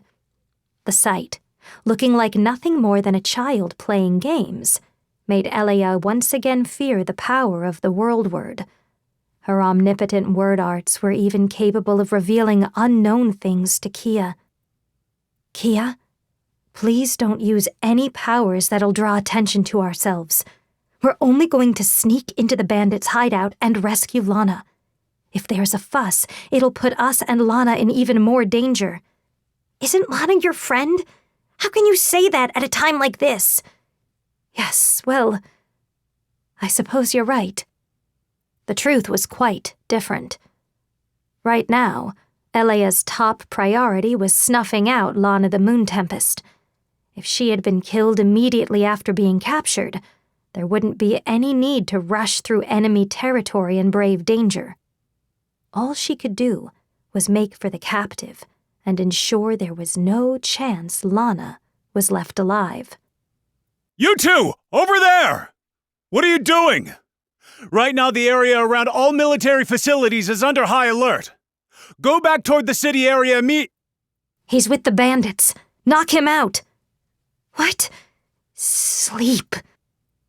Kia appeared slightly bewildered, but she was an elf child, unacquainted with wider civilization.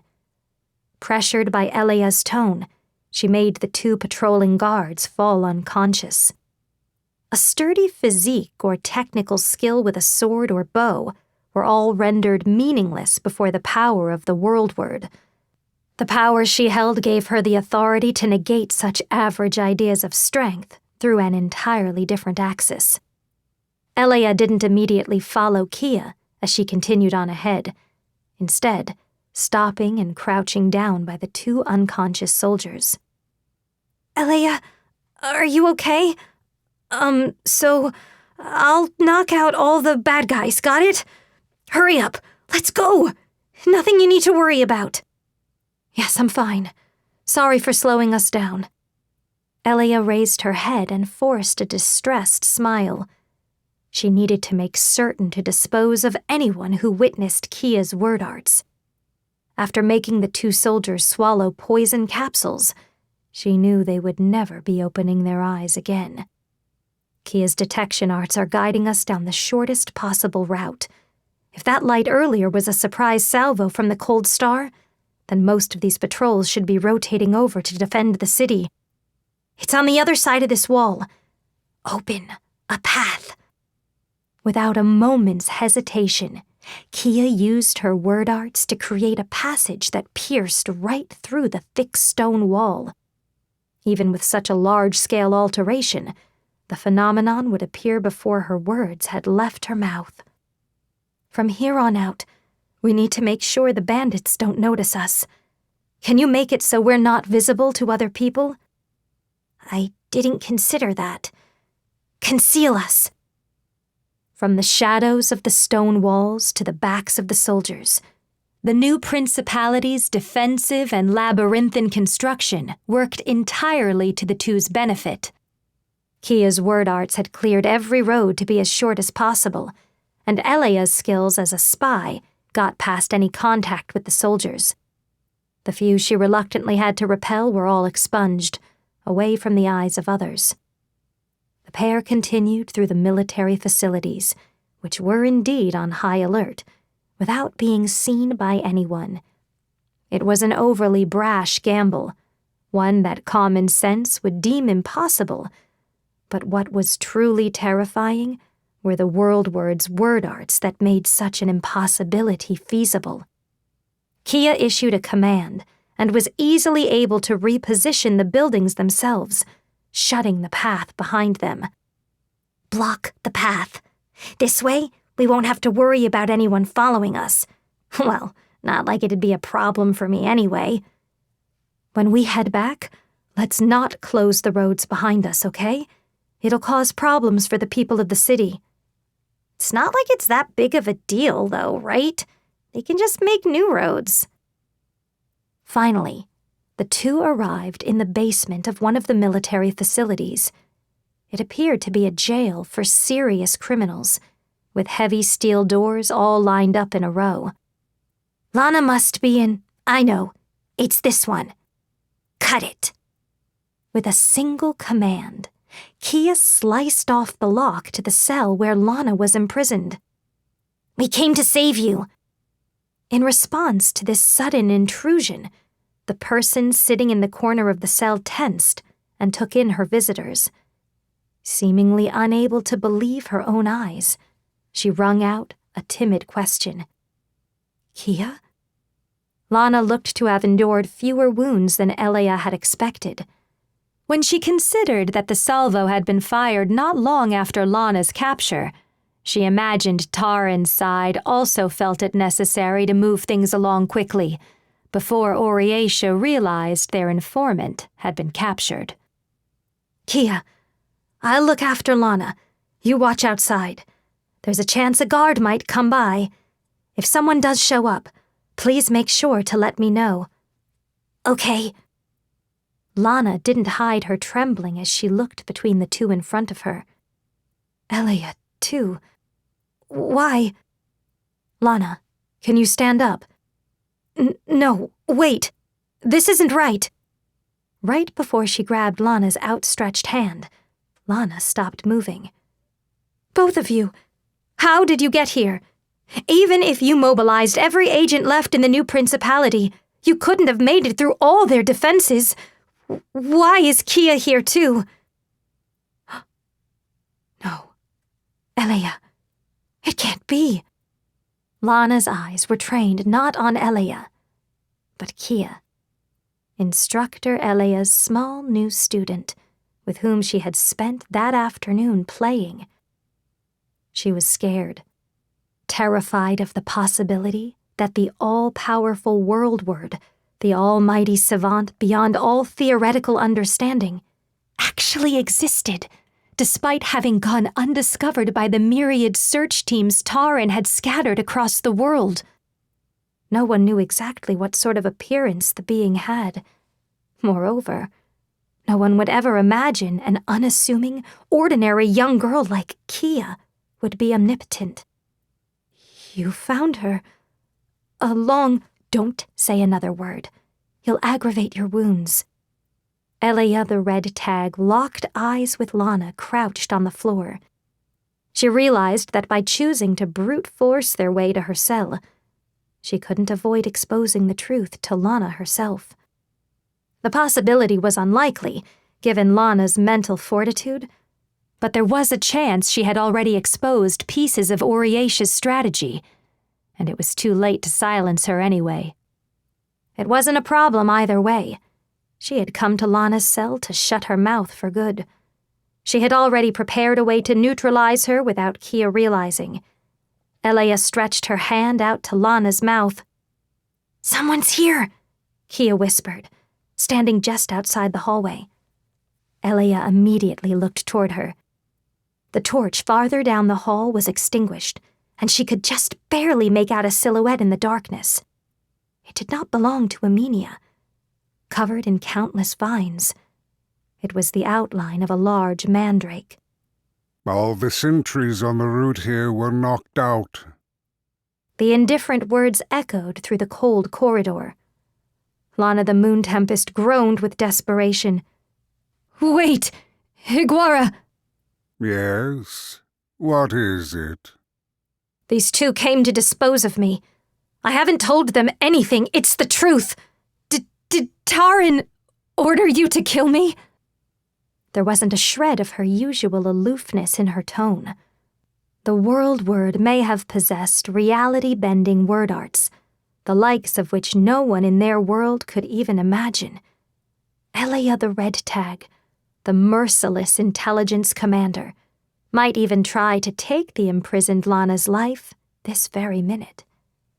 However, even if that was the case, no matter how high a possibility that may have been, Lana knew for a fact that if Kia fought Higuara the Pelagic, she would die. I have a question. Who is that child? Asked Higuara mechanically, not a single trace of emotion in his voice. How did you make it this far? Elia? Kia grabbed the hem of Elia's clothes. The young girl was unfamiliar with the present atmosphere, the sensation of death that sealed all futures, terribly far removed from her peaceful daily life. "That's right, Higuara. Do you know?" Lana prattled. She wanted to delay for as long as she could, the moment Higuara drew his blades. "Did you know the location of the world ward the new principality was looking for? They're right." "Avert!" Kia shouted.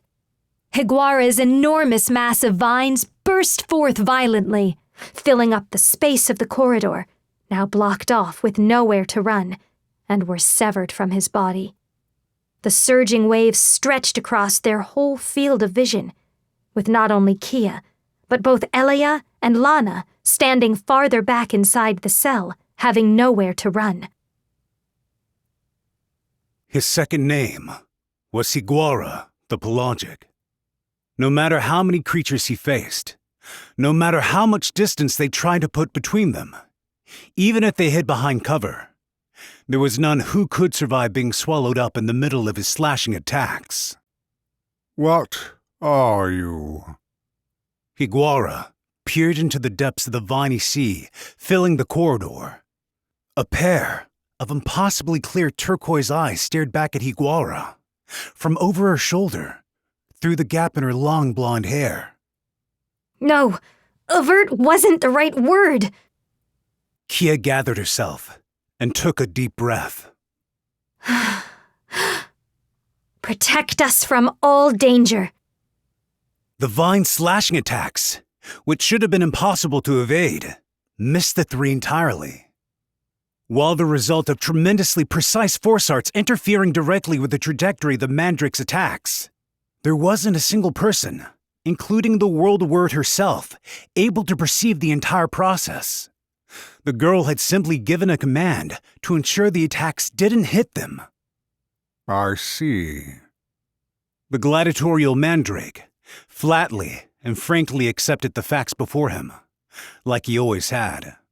No matter what inconceivable superpowers he may be squaring off against, such situations had become commonplace for him. It seems the outside world's home to many techniques I have yet to understand. His sole constant was the idea that the next match will be even more dangerous. This time, it's your turn to die. I've come to learn something new.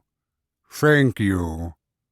Therefore, he had naturally assumed there would be opponents he'd be unable to scratch with his lethal blades. The leaves on the vines flooding the corridor opened slightly. The movement was extremely subtle, beyond the perception of an inexperienced young girl like Kia. Escaping from the tiny opening was a colorless and lethal poisonous gas. It was one of the numerous trump cards Guerrero the Pelagic concealed within him. The world's strongest mandrake, having trained himself over a long period of time, could manifest his race's unique lethal poison as a gas at will. If your word arts are triggered with speech, that means you need to breathe, yes? Kia blinked repeatedly. She seemed to have no idea what was going on. The vines that had stretched out to envelop the three of them were themselves the toxin's point of origin. In this confined underground space, it would instantly kill any living creature before they could take a second breath. It was already too late. I mean, of course I need to breathe. The poison had no effect.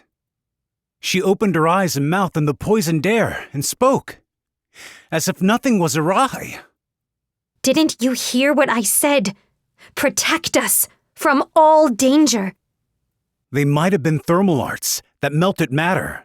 Perhaps they were life arts to force a chemical reaction. A combination of the two, even. Kia simply issued commands to enact her desired outcome. She composed an exceedingly complex process, utterly impossible for the average word arts user to continuously dissipate Guerrero's poison. An all-powerful existence, eminently simple, and therefore impossible to overcome. Unassailable due to her omnipotence. Just what are you? For the first time, Guerrero experienced the emotion fear. Even back when the threat of the true Demon King was right before his eyes, he had been a simple gladiator, accepting the reality before him to survive. With his final words, he crumpled where he stood, collapsing on the stone floor. He stopped moving. Kia blinked once more. Did you kill him, Kia? Judging the supernatural clash over, Elia finally relaxed her defensive posture. The vines stuffing the corridor withered, reflecting the death of their host. Even though Elia knew Kia's defenses were flawless, the mandrake had been the first fearsome opponent she had faced. That's how it should have been. Kia's powers were on such an entirely different level. Elia couldn't even know if the skills she displayed here were the perfected limits of her abilities. Yeah, but I never said anything like that. Is he really, truly dead? An inscrutable enemy, and his mysterious death. However, as she surveyed their surroundings, Kia realized there was something more important to worry about. Elia? Where's Lana? While I was fighting just now, she ran off. Kia, we need to escape from here as soon as possible. Lana can definitely make it out on her own. Just getting her freed from her cell was great work. No way! There could still be dangerous people like that mandrake around, right? I can't leave her behind. Lana's my friend. Elia looked at her own palm. Continuing the relentless pursuit of Lana would only lead to additional chances for the world word to be exposed to more people. From the moment she had released Lana from her cell, Elia had achieved the bare minimum of her objectives. We need to go save her, Elia. That's not... However, when her own pupil was entreating her from the bottom of her heart, as an educator tasked with mentoring her, how was Elia supposed to answer? The elf girl's clear turquoise eyes looked up at Elia. She believed in her teacher with all her heart. Elia thought her foolish. Her true character didn't feel a single ounce of guilt over tricking the naive Kia and using her for her own means. The two of us can totally do it. You really are quite the selfish child, aren't you, Kia? I can act selfish with my teacher, can't I? Higuara, the pelagic, was dead. However, it was not the world word who had killed him. That had been done by someone hiding around the corner, on the opposite side of Higuara from where Elia's group was located. Sheesh. And I was hoping to clean up these troublesome guys first. A languid and self-deprecating chuckle slipped out. I don't know if it's lucky or unlucky that we got through it all without a fight. He had come for Higuara. Thus, from his distant position, he had been unable to see the figures of Kia and Elia on the other side of the vine mass Higuara had launched down the corridor. One possessed omnipotence itself, and the other could deal certain death. There had been a paper-thin difference in timing that allowed the two wielders of absolute power to avoid bumping into each other. Sorry, my mandrake friend. My angel's power is just as cowardly as mine, you see. He was a man with a stubbly beard, wrapped in black clothes. There was 1 second where the mandrake's attention had been wholly consumed with Kia. The angel, wielding a blade of true instant death, greater than the daggers of the mandrake, didn't let that chance slip by. What truly killed Higuara the pelagic was his choice to attack by filling the underground corridor with poison gas. The attack was a malicious one, enveloping everyone in its radius. Therefore, Nastik the Quiet Singer had been able to instantly appear at Higuara's back and pierce him with Death's Fang. This didn't allow the mandrake time to diffuse his lethal concentration over to the man's distant position down the corridor. So anyone who tries to kill me, they all end up dead. The other killer, dispatched by Hito the Clamp, had arrived at the innermost section of the new Principality of Lithia. The name of the assassin, cursed by the Angel of Death, was Kuze, the Passing Disaster. Chapter 19. Nihilo, the Vortical Stampede. What the hell is that? He could see the light of the new principality. Sojiro grumbled, with his sword slung over his shoulder.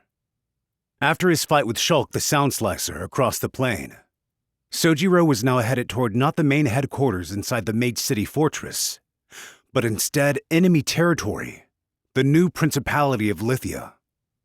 To the blade from another world, seeking only blood and swords, pursuit was his sole option. However, Damn. Am I too late? the new Principality's battle formation, a defensive line spread across the highway, was like a wall in scope. Earthen fortifications and barbed wire were laid out, with several archers and riflemen deployed on the sloping ground behind it all. While painstaking preparations had been made for open warfare, it showed how well-trained Tauran soldiers were, given the speed with which these defensive battle structures had been erected in the short time following the Cold Star surprise attack. Additionally, those familiar with the new Principality of Lithia knew this highway, en route the city entrance, was already squarely within the eyes of the Wyvern army. Should a large force invade, they would be immediately greeted by countless reinforcements from the skies. Reaching Lithia with cavalry was no longer an option, doubly so by foot. Nevertheless, Sojiro the Willowsword continued strolling ahead, casually closing the distance between himself and the defensive line. Hey! The visitor shouted loudly, sword still slung over his shoulder. Y'all gotta get out of my way for a bit. Cutting you down looks like it'll be pretty boring, too. The reply came in the form of a hell of arrows and gunfire. It was more than enough to turn a person into a bloody mist. But Sojiro was clearly unscathed. An explosive crack of air was the only thing that signaled the supernatural speed of the visitor's sword strike. You only got 7 shots at my body. If you're gonna shoot, aim better. He didn't stop walking for a single second. A soldier assembled on the front line, then caught sight of Sojiro's sword, as if by some mysterious destiny. You bastard! An Oriesha thug, are you? I told you to get out of the way. Without a moment's hesitation, Sojiro moved to cut down the soldier in front of him and proceed. But he turned around right before he did. Hey, what's with that noise? Huh? Before the soldier could react to the abrupt question, a colossal something, like a cannonball, came crashing down. The encampment and everyone in it were smashed. The black mass came to a stop just below the incline of the slope, smashing the earth with a roaring crack, its back caked with the soldier's blood. What are you all about? Sojiro had rolled to his side and sidestepped the blast. He had his sword at the ready. What came flying out in front of him was an abomination, unlike anything he had yet seen in this world. An arachnid colossus, so big, he needed to crane his neck to look up at it. The black metallic shell shined a mysterious rainbow color, reflecting the light from the city and the stars in the sky. The monster began to speak. I am sorry for doing this to you all. Completely contrary to the spider's appearance, it spoke with the charming voice of a young girl. But I'll need you all to die. I have to make sure everyone can get through. Okay? Our gunshots don't affect it at all! We've been shooting at it non-stop! Ready the cannon! Notify the wyvern patrol! Arrows poured down over the beast, and there was an unending stream of gunfire. Not a single method of attack from the new principality soldiers had any effect.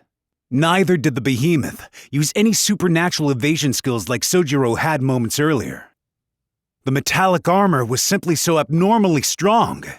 It nullified everything. Commence artillery! With a clamorous concussive blast, high explosive shells held down from the soldiers' artillery positions. The explosions blasted away sections of ground and started to kick up gravel.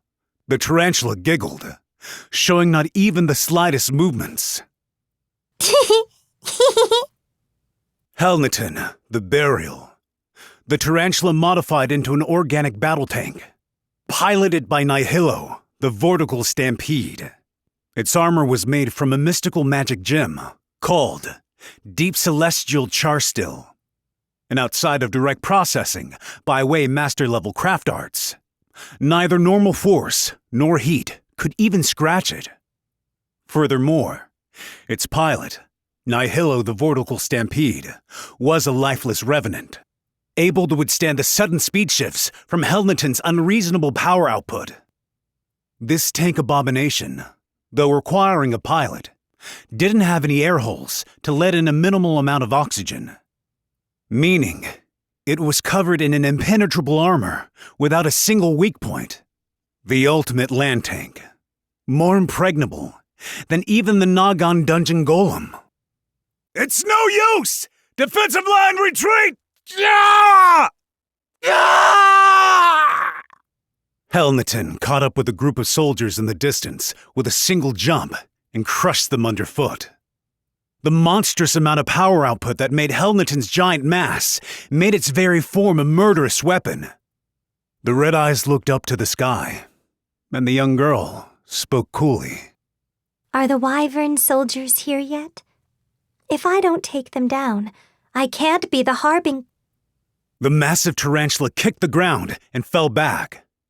The simple movement was enough to tear up a large amount of soil, mixing together with the flesh and blood of the soldiers in the tank's wake. Hey, come on, It's about time you answered my question. The threat the girl had sensed came from a tracksuit cloaked swordsman, who she'd assumed had gotten wiped out in the earlier artillery fire. What the hell are you? I've heard about you. You're Sojiro the Willow Sword. We're allies. Listen up now. That ain't what I'm asking. Sojiro lazily brought a sword down and looked out over the new principality encampment, dyed with patches of blood and organs, flesh and fat. Sojiro, tasked with infiltration and assassination, had been unaware of the existence of this last resort called the Vortical Stampede. Even had he known, however, as someone who sought out only powerful fighters to kill, it wouldn't have changed his actions. Sauntering once again, he headed toward the ultimate ground tank. The M1 Abrams that Sojiro mentioned to Yuno in the ruined city of Nagon had been the main battle tank in the Beyond. Enough tearing up the place solo. If you want to fight, then let's fight. Why? 'Cause you're strong. Sojiro instantly closed the distance between them and brandished his sword. By the time his attack was complete, the tarantula had already retreated. Are you really a Minia? She hadn't intended on letting him get close enough to even unsheath his sword. All she wanted to do was waylay the wyvern soldiers from her current position and bring them down without coming to blows with Sojiro. The man didn't seem to have any structural differences beyond a normal Minia, unlike the modified corpses of Nihilo and Helneton. Nevertheless, his rush forward, the speed of his sword. You seriously like fighting that much? Are you crazy? Inside the body, I saw it. That's your core, he muttered, still positioned with a follow-through for his attack, looking downward. You only got one life, huh? Just one shared between that vehicle and the person inside it. Nihilo the Vortical Stampede, in addition to boasting exceedingly sturdy armor, had several other mechanisms too. However, there had never been anyone up until that point who could fathom this part of her inner design, especially not by looking at her from the outside. Nihilo heightened her guard toward the visitor. Even though they were allies, both working with Oriatia. No, she thought. That made him all the more dangerous. The massive tarantula moved up to the top of the hill and looked down on Sojiro with its red eyes.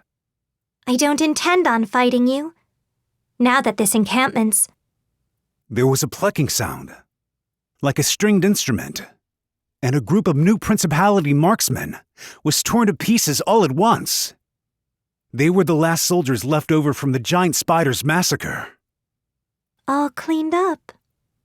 With these final words, she turned in the direction of the new principality and disappeared. Having confronted her at point-blank range, Sojiro could see the true form of her attack. String, huh? Shot some damn string at him. The warped threads of a tarantula's webs boasted such durability, and Ogre's Herculean strength wasn't enough to pull them apart. While the weft threads possessed a sharp edge that could easily slice through a wyvern, bones and all. This artillery functionality, firing threads, and boasting the precision and a range to fill wyverns in the night sky, was one of the mechanisms that made Nihilo the Vortical Stampede into the invincible tank she was. Furthermore, separate from such weaponry, she, as a construct, had her greatest function of all. Huh? As she continued trampling toward the city lights, Nihilo sensed something was off. She could feel the abnormality in her mount Helneton, through the nerves extending from her spine. There are 3 eyes missing. Was it possible the overly sharp cut had remained closed until that moment? Or did the supernatural flash of the otherworldly deviant sword manage to leave its opponents unaware they had even been cut? Helneton's head had been sliced through diagonally and lost 3 of its eyes. The armor enveloping Helnetin was created from a mystical magic gem known as deep celestial char steel. Normal force and heart were unable to scratch it, or so she had thought. So Giro the Willow Sword. With that step forward, he cut through my head without my even realizing it. Nihilo simply laughed after becoming aware of the wound. Helnetin darted, trampled, and shot down the wyvern soldiers, covering the sky one after another with its 5 eyes. Even after losing half its head, the tarantula's movements showed not even the slightest sign of faltering. The bodies of both revenants, Nihilo and Helnetin, were already long dead. On the other hand, just as a golem wouldn't know death as long as it had its core animating it, as long as the revenant's vitality core was intact, they were alive. Controlling life was one of the end goals the creators of constructs sought to achieve. Techniques that borrowed another's existence, separate from the creator themselves, and giving it life was another route to that extreme end. Helnetin's vitality core was its very pilot, housed within its armored exterior. Well then, it seems there's another one out there capable of killing me, Kuza. A shared curse. As long as the driver, Nihilo, was in one piece, the vortical stampede was immortal. She was dead, and therefore adapted to the speed and colossal force of her mount, its walking force enough to bring topographical destruction. She possessed artillery mechanisms, bringing instant death from a distance, cutting apart whole armies with a single web. She had both armor that insulated her against any and all regular attacks, while also simultaneously being an unstoppable immortal herself. Though given 2 bodies, they were an atrocity-summoning cavalry, wanted solely for their function to trample everyone before them underfoot. The Revenant and the Cataphract. Nihilo, the vortical stampede. Chapter 20. Foul Weather. At the same time as hostilities kicked off on the ground, the wyvern soldiers in the sky above the new principality had a different threat to attack, and they assembled to face it. The demolition squad that had stormed Maid City in advance of the salvo from the Cold Star was under attack by an intruder from the sky and on the verge of being completely wiped out. Right then, as he waited for his enemy's arrival, Regnier declared to all his wyvern subordinates, "His strongest weapon is Hillensingen, the luminous blade. The moment he draws his sword, a blade of light extends outward. The reach of his slash is 4 meters. There's no need to watch out for this attack. If he gets in a clean hit, you're as good as dead. His other enchanted sword is Trembling Bird. It creates this noisy din while it flies about on its own. Assume that there are 2 enemies instead of 1. Divide the force and have a group keep this sword in check." It was outside Regnier's predictions that Alice the Star Runner didn't appear directly over the new Principality of Lithia, given the position of the Cold Star. But nevertheless, things were moving along even better than he could have expected. He had been able to pick up on the special characteristics of a majority of the previously unknown magic items that Alice the Star Runner had at his disposal. By the time he had incorporated the news of the demolitions team's engagement and subsequent defeat into his strategies, he had already finished preparing for another. He has a magic whip called Kyo's Hand. It has a range of at least 12 meters. There are times he uses it to close off his vicinity and protect himself. In those situations, its effective range is cut in half or more. This is the attack you need to be wary of. 12 meters. Repeat what I said, scum! 12 meters. 12! Don't enclose! Got that down? His main weapon, the gun, has a farther range than that. A grazing shot from his poison bullets is enough to give you an agonizing death. And he has magic bullets of roaring lightning that fire thunderbolts. If you keep interfering with his shooting stance or his reloading, you can disrupt these attacks. Disruption will be outside a 12-meter radius, while those given the death roll will attack all at once in groups from a 6-meter radius. Operation understood. Attack Star Runner! Alice the Star Runner was an unrivaled rogue. He outstripped and easily dominated many legends who had previously made names for themselves across the world. However, the conditions for Regniger the Wings of Sunset and the wyvern soldiers he commanded were different. They had anticipated the unbeatable rogue's raid. They had also gained complete knowledge over Alice's numerous methods of attack and could meet them with their own tactical answers. The wyverns need no champion. I will end this right here, right now. He saw a slender wing swoop in, the moonlight of the big and small moons both shining behind them. The one who brought legends to an end. Alice, the Star Runner. Now, it's been a while since I've seen your face. You've been running away for quite a long time, haven't you? Three-armed Alice. Regniger sneered, full of malice. Finally returned to the flock, have you? Even scum like you is welcome to my flock. I'll go ahead and put you in charge of provisions. Be quiet. Gunshots. It was hard to believe the lightning speed of the rapid fire was occurring in mid-air. Regniger, opening up enough distance, used another soldier as a shield. He was always positioned near the center of the flock, and he assembled them in a formation to prevent any direct shots from reaching him. Oh, are you angry?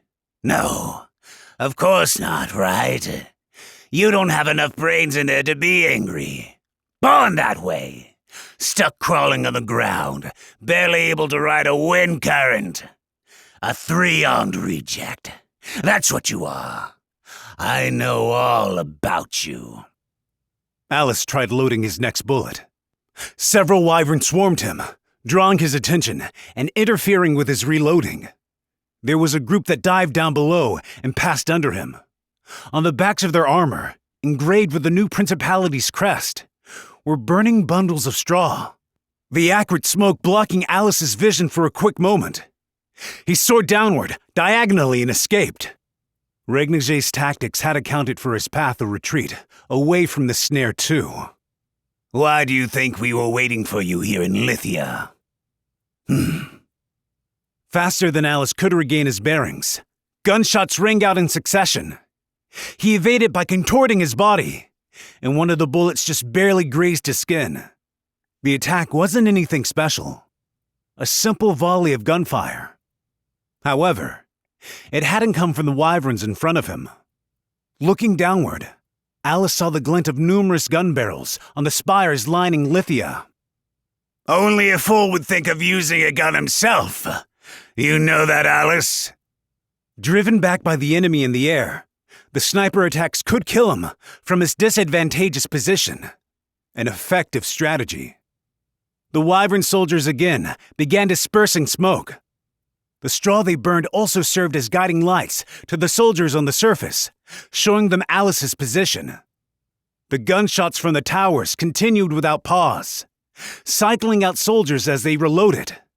The attacks went on in succession. If I break through an opening in their defense net... No. One of the wyvern soldiers flew forward, challenging him to a close-quarters fight with his talons. It was a decoy. Alice knew that if he stopped his wings to deal with the challenger, he'd be brought down. What weapons can I use at this range? With his luminous blade in Keiso's hand, he tried to regroup and start again. However, the enemy didn't approach close enough for him to catch multiple wyverns in his attack. Faster than he could devise his next plan, the onslaught assailed him. Smoke, gunfire, claws. Kekeksi Kokar. Then, word arts. Irritating. Kinkakor. Koket Korp. Kokaito. Alice avoided the red light of Regnagé's thermal arts. A bullet tore a section of his wing. It was a premeditated hit, to create a second to shift to the offensive. He began moving into a stance to let his sword fly. Trembling bird. With a shrill, piercing scream, the enchanted sword flew off. A section of Regnagé's swarm responded immediately and intercepted the enchanted sword with their claws. The blade changed its arc in midair after being brought down and returned to Alice's hand. It was clear from the group's immediate response that they were trying to capture the enchanted sword for themselves. Alice decided it was best to avoid using Trembling Bird recklessly during the fight. Koket Korp, Kokaito! A tapered red light. Regnagé again completed his incantation. Alice dodged the deadly light beam. He couldn't afford to take a single direct hit. He simultaneously needed to pay attention to the flow of battle and the enemy force itself, close to 100 strong, and couldn't afford to lose focus. Alice produced a small magic tool, resembling an urn. The wyvern soldier's saturation attack continued mercilessly, constantly forcing Alice to deal with every assault levied against him. As a collective, the soldiers experienced no fatigue. They wouldn't stop until Alice was dead. Having too much trouble to talk now, huh? Regnagé taunted. Alice. Three-armed Alice. You want the cold star? Let me try guessing what you're thinking. You're thinking how if you just had that cold star in your hands right now, aren't you? Frustrating, isn't it? Though, I doubt your brain's even developed enough for an emotion like that. The cold star, huh? If he had the city-leveling beam of light, or a dragon's destructive breath attack, he could have swept Regnagé's whole army away at once. The claws and guns urged him on.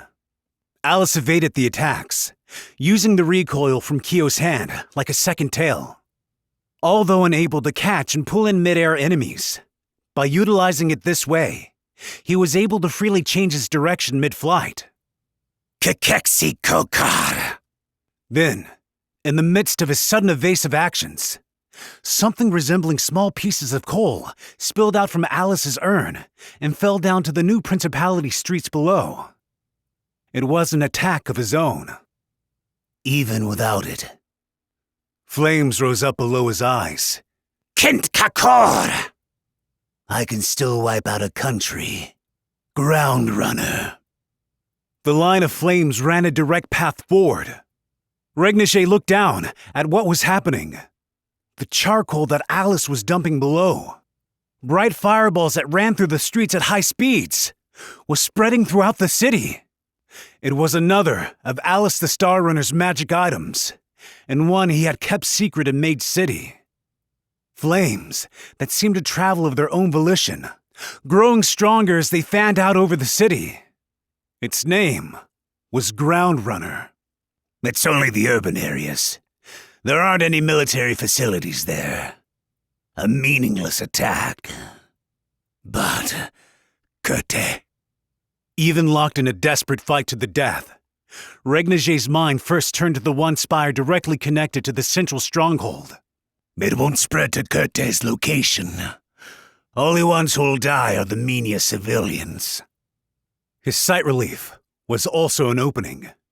The magic whip, Kyo's hand, silently stretched out from Alice's grip, piercing the cervical spine of the soldier Regnagé was using as a shield. 16 meters. You were hiding your maximum range after all, weren't you, Alice? When the wyvern leader was attacked, the closest soldier to him would sacrifice themselves, unflinchingly and unperturbed by death. A meaningless and shallow tactic in the end. What's with them? Alice questioned as he continued to shoot down enemies, weaving his reloading in between gaps and his opponent's barrage.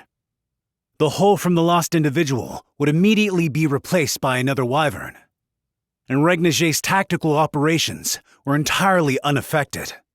These aren't wyverns. Want me to tell you? I'm using life arts to mess with their heads. I'll do the same to you. You're lying.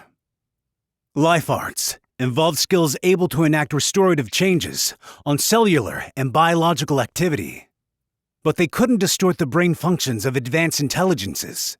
Wyverns were different from bugs and fish. They were able to comprehend word arts. A genius who could lead armies with his exceedingly high intellect and even cooperate with the menial races. Wyvern soldiers who, as a result of painstaking terror and oppression, served without fear of death. This completely unexplainable abnormality was the very core of Regniger's army. This leader, who'd had a majority of his original swarm annihilated by the true Demon King, had rebuilt it into an aerial force the size of a nation in only 4 short years. You started talking again, trying to buy time, 3-armed Alice. Alice's luminous blade warded off the spray of gunfire. He then took emergency maneuvers to evade 4 shots beset on him at once. Then another gunshot. Evade. Repeat. He wasn't given a moment's rest. Alice's eyes flickered around the area, searching for a needed path of escape from the gunner's lines of fire. The besieging web of wyverns had formed again. There were no holes to slip through. Are you stupid?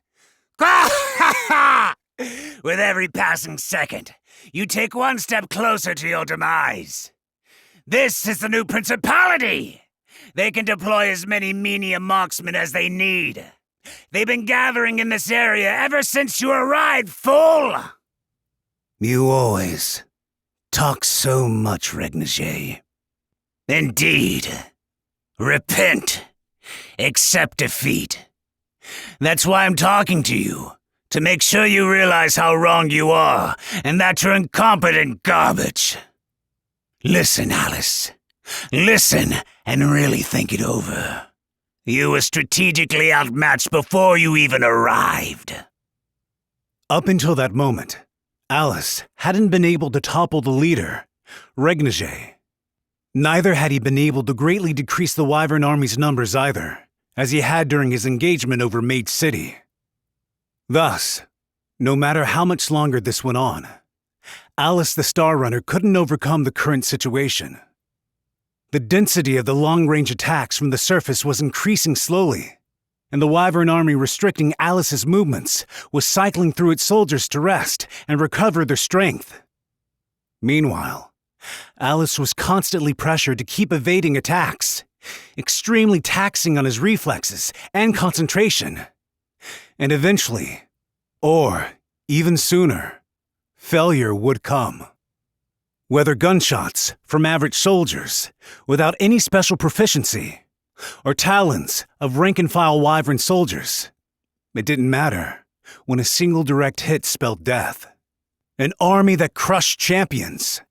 Such was the strategy of the Wyvern commander, Regniger, the Wings of Sunset. Yeah, time. Alice grunted, sounding exceedingly somber. He folded his wings. There was only one meaning behind folding the wings, meant to be filled with the wind and air. Regniger was suspicious. A nosedive? It was an act of suicide. Alice the Star Runner abandoned control over his own flight. I needed time. The moment he spoke the words, Alice was hit in the back by successive gunfire. 1 shot, 2 shots. 5 shots were direct hits. Alice was able to keep evading the previous gunfire entirely due to his knowledge-bending mobility. And with his simple, straight plunge down, the soldiers of the new principality had no trouble hitting their mark. That's it then. Alice the Star Runner continued his descent. He remembered the scene of days gone. the sea cliffs, wings flying off into the sun, high in the sky. The one who abandoned his flock as a right of the powerful, and the one who protected the flock under the sense of responsibility his power bestowed on him. Which one had managed to obtain something of true value? I was right. The descending wyvern vanished into the sea of flames, razing the town. Flames. Spreading flames. Regnier became aware of a certain possibility. He shouted to his flock of followers. Everyone, drop down and pursue him! Assume he survived and surround Alice the Star Runner! If you find him, don't move from your position, even if it means your life, understand? Life. Encircle. Understood. Don't repeat things! Hurry up and get after him, fools! The Sky Army began their descent, like a wave crashing, and dove down between the gaps in the city spires. Assuming there was a deeper purpose to his actions, that would mean from the moment Alice the Star Runner released his fire, he had planned for this. Then, Regnier saw the flash of an enchanted sword in a corner of the city. The light signaled Alice the Star Runner's survival. It was Hillensingen, the luminous blade. History's most powerful rogue, in addition to possessing various offensive magic items, was also equipped with magic items to ward against attacks. The ornament he wore, a circular pendant, was called the Great Shield of the Dead. Previously, when he brought low Vicky on the Smoldering, the truly invincible magic tool had nullified the dragon's black breath and protected not just his body, but the periphery around him too. While it shielded him, the immense erosion and pain that occurred as compensation for its activation rendered him unable to fly or attack. But as long as he was in the middle of a rapid descent, this wasn't a big drawback. Found him. Found Alice the Star Runner. Pursuit. Go! The wyvern soldier swarmed Alice as he flew at low altitude. Weaving through the city, Alice found both their speech and behavior altogether unusual. It struck him less that they were unintelligent, but more that their language ability was simple and invariable. Really creepy.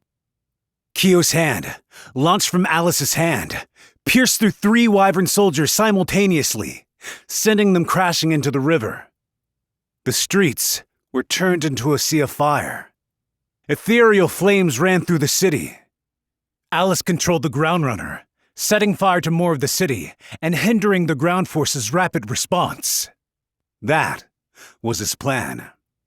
If sniper fire from the Menia was Regnier's method of attack, then he simply needed to fully dismantle the means. Instead of high up in the air, where they could target him from the numerous spires, he flew low. He lured enemies into the spaces between the spires and other buildings, defeating them all one by one, now that they were cut off from the marksmen and their reinforcements. He had used his trump card in the Great Shield of the Dead because he had bought enough time to allow the ground runner's fireballs to spread. Consider the source and take countermeasures. They were the words his Menia friend had once told him. Even while he faced off against famous legends across the world, Alice the Star Runner was always thinking and always forming countermeasures. He believed that itself was true strength. I'll counter this. That's right. Did you think you could escape? The voice came from behind him. Alice craned his neck to face it. Regnier was descending upon him, accompanied by several dozen other wyvern soldiers. I didn't escape the flock like you did. That's why. Your escape ends here. You're going to be killed by the same swarm you escaped. You say escape, but you escape from your enemies, you know. Alice replied, sullenly. So that means you think of your own swarm as your enemy. Scum. The independent rogue never once cared about his swarm. From birth, he had been a heretic, outside the wyvern's realm. To Alice, Regniger's insistence on belonging to the swarm, after so many decades had passed, was nothing more than a joke. Here is where you burn to death, three-armed Alice. The vanguard wyvern soldiers went into action. Their monotonous advance was easily knocked down with a flash from the luminous blade. The lower altitude, lined against the buildings, made it impossible to pressure Alice on all sides like the wyvern soldiers had done before. They were forced to settle on a single direction. The carcasses of the wyvern soldiers descended to the city streets. And then, burst.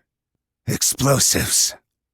The abrupt blast caused his stance to falter, and in that second moment, the next charge came rushing at him. A mad army, where no one valued their lives. In essence, they were charging at him precisely to die.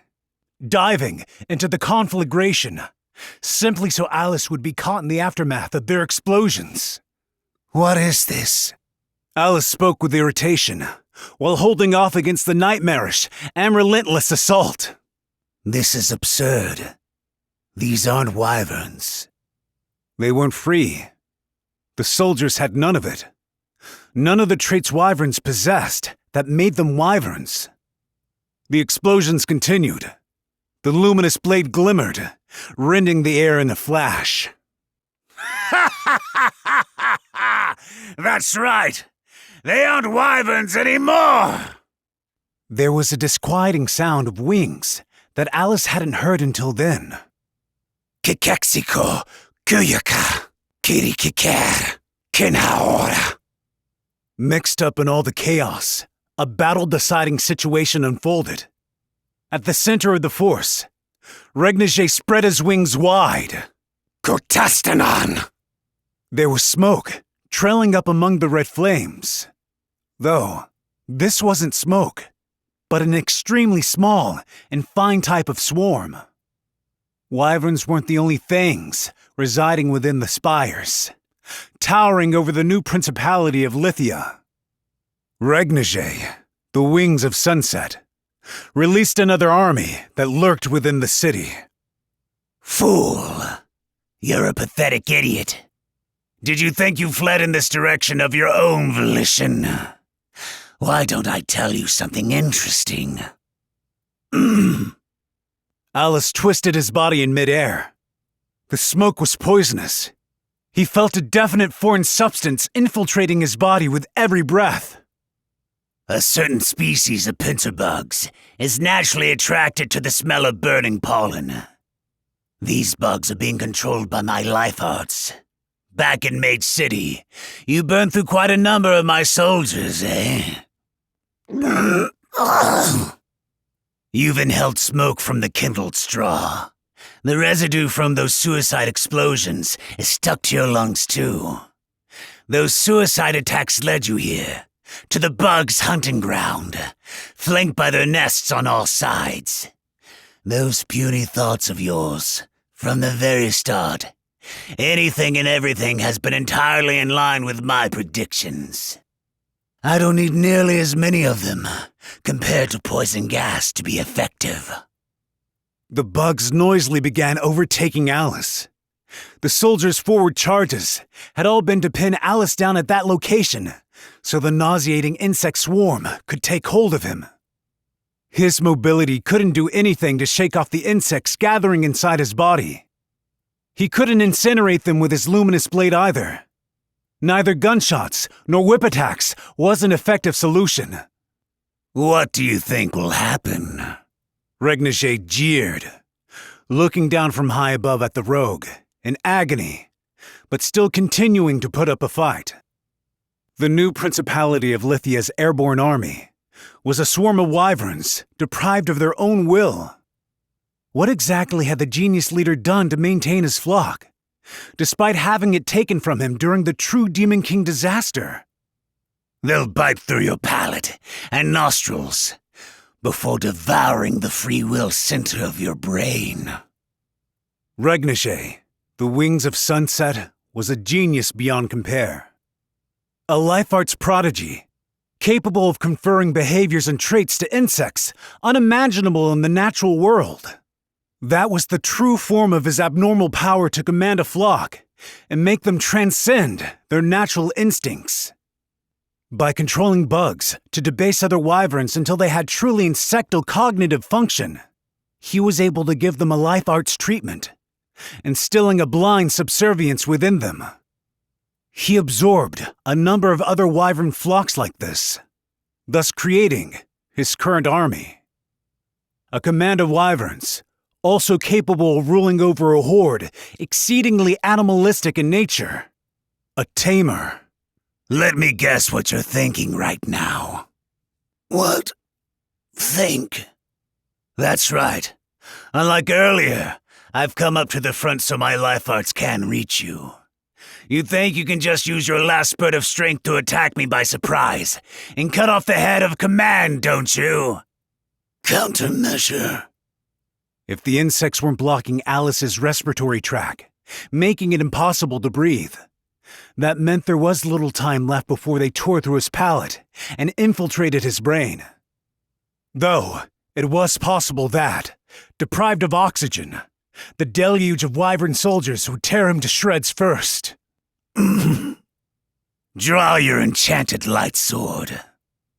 The rogue unsheathed his enchanted light sword and slashed at Regnige, a gamble in his final moments.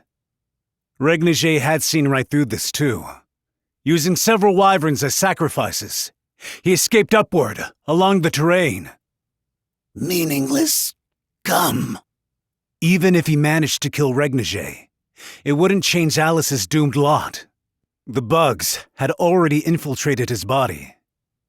Their life arts bestowed directives wouldn't disappear, even if the life arts user was eliminated.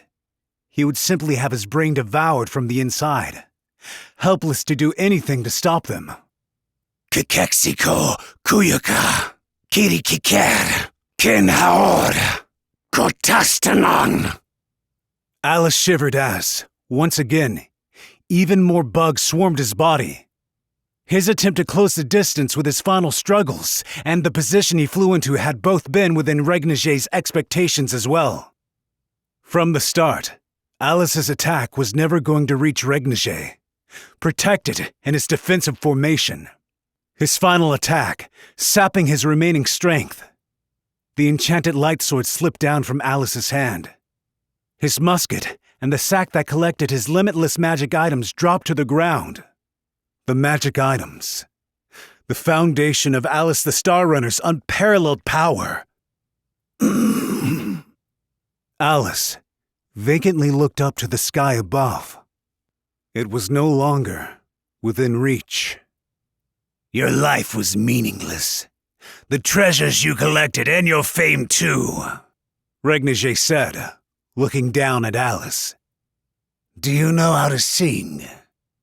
I found a real treasure, greater than any of yours.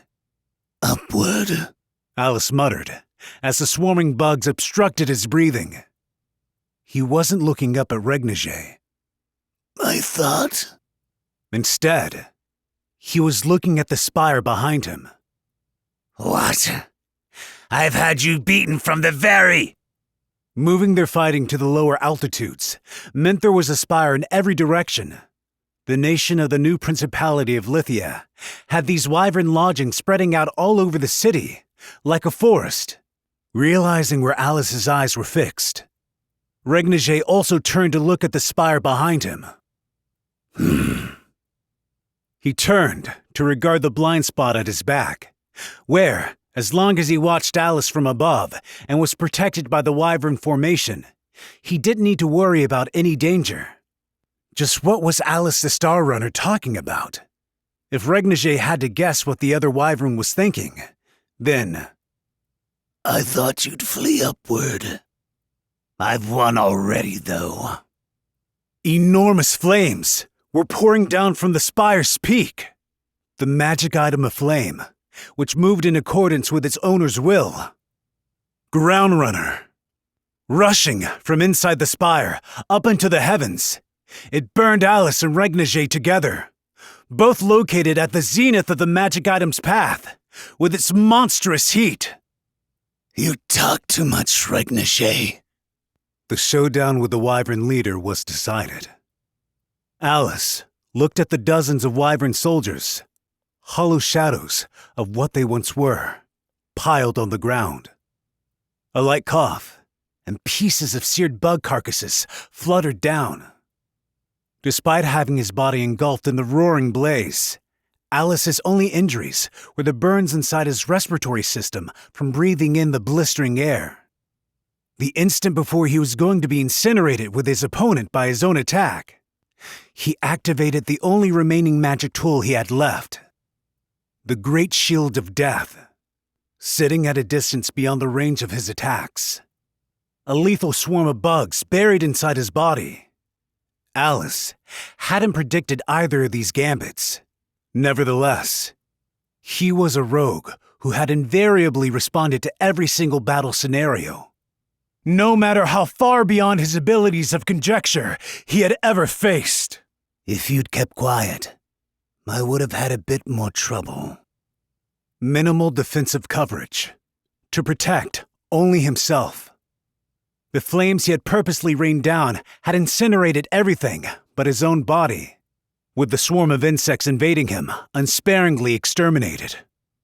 He had needed to temporarily forfeit the enchanted sword and sack to ensure they weren't caught up in the river of flame. Flying down, he recovered his treasures. Meanwhile, a winged silhouette departed into the night sky, leaving the fire-scorched earth behind. From the ground, engulfed in the conflagration, Alice saw a winged silhouette depart into the night sky. His whole body covered in severe burns, Regnage seemed to be flying toward the central stronghold spire. The wyvern, who'd chosen freedom, simply watched him depart, though it was not an act of mercy. Farewell. The Lithia nighttime, once bustling with activity, was now even brighter, though the illumination came from flames of destruction. Many houses burned in the chaos, with citizens unable to find anywhere to hide, terrorized not only by the flames, but by the colossal tarantula that had broken through the defensive line and the military force that had infiltrated the city after it. 2 figures were running through the spectacle, shimmering in the heat. Elea! The city's burning! Where did this fire come from? Elea grimly surveyed the scene. Right now, the head of operational command in Mage City was the 20th Minister Hido, even if she assumed he had mobilized his forces in response to the Cold Star surprise attack.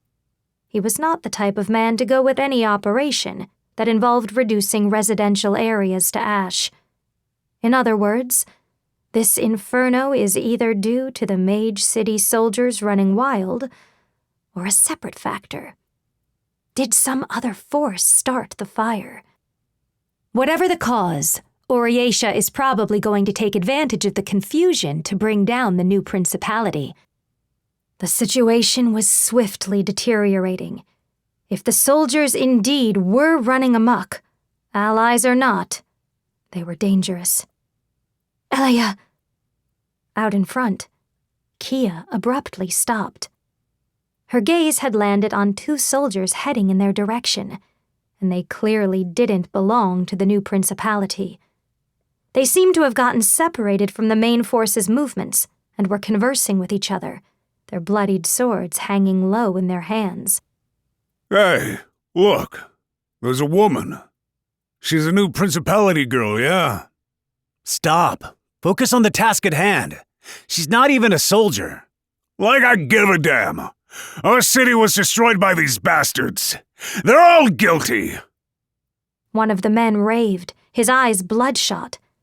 Elea could hear Kia gulp, faced with the threat before them. Elea looked for an escape route. It didn't appear that many roads had been spared from the spreading fire, but they weren't in true danger. With the power of the World Word, it would be simple to drive the two men back, but if they're Mage City soldiers, they're allied with Eurasia. I need to dispose of every witness of the World Word's power, but without some excuse, it'll prove thorny down the line. You two. Okay, girls. Stay right there. The agitated man brandished his sword and threatened the pair. He began to draw closer. Kia spoke up with a bit of a tremor in her voice. Elia?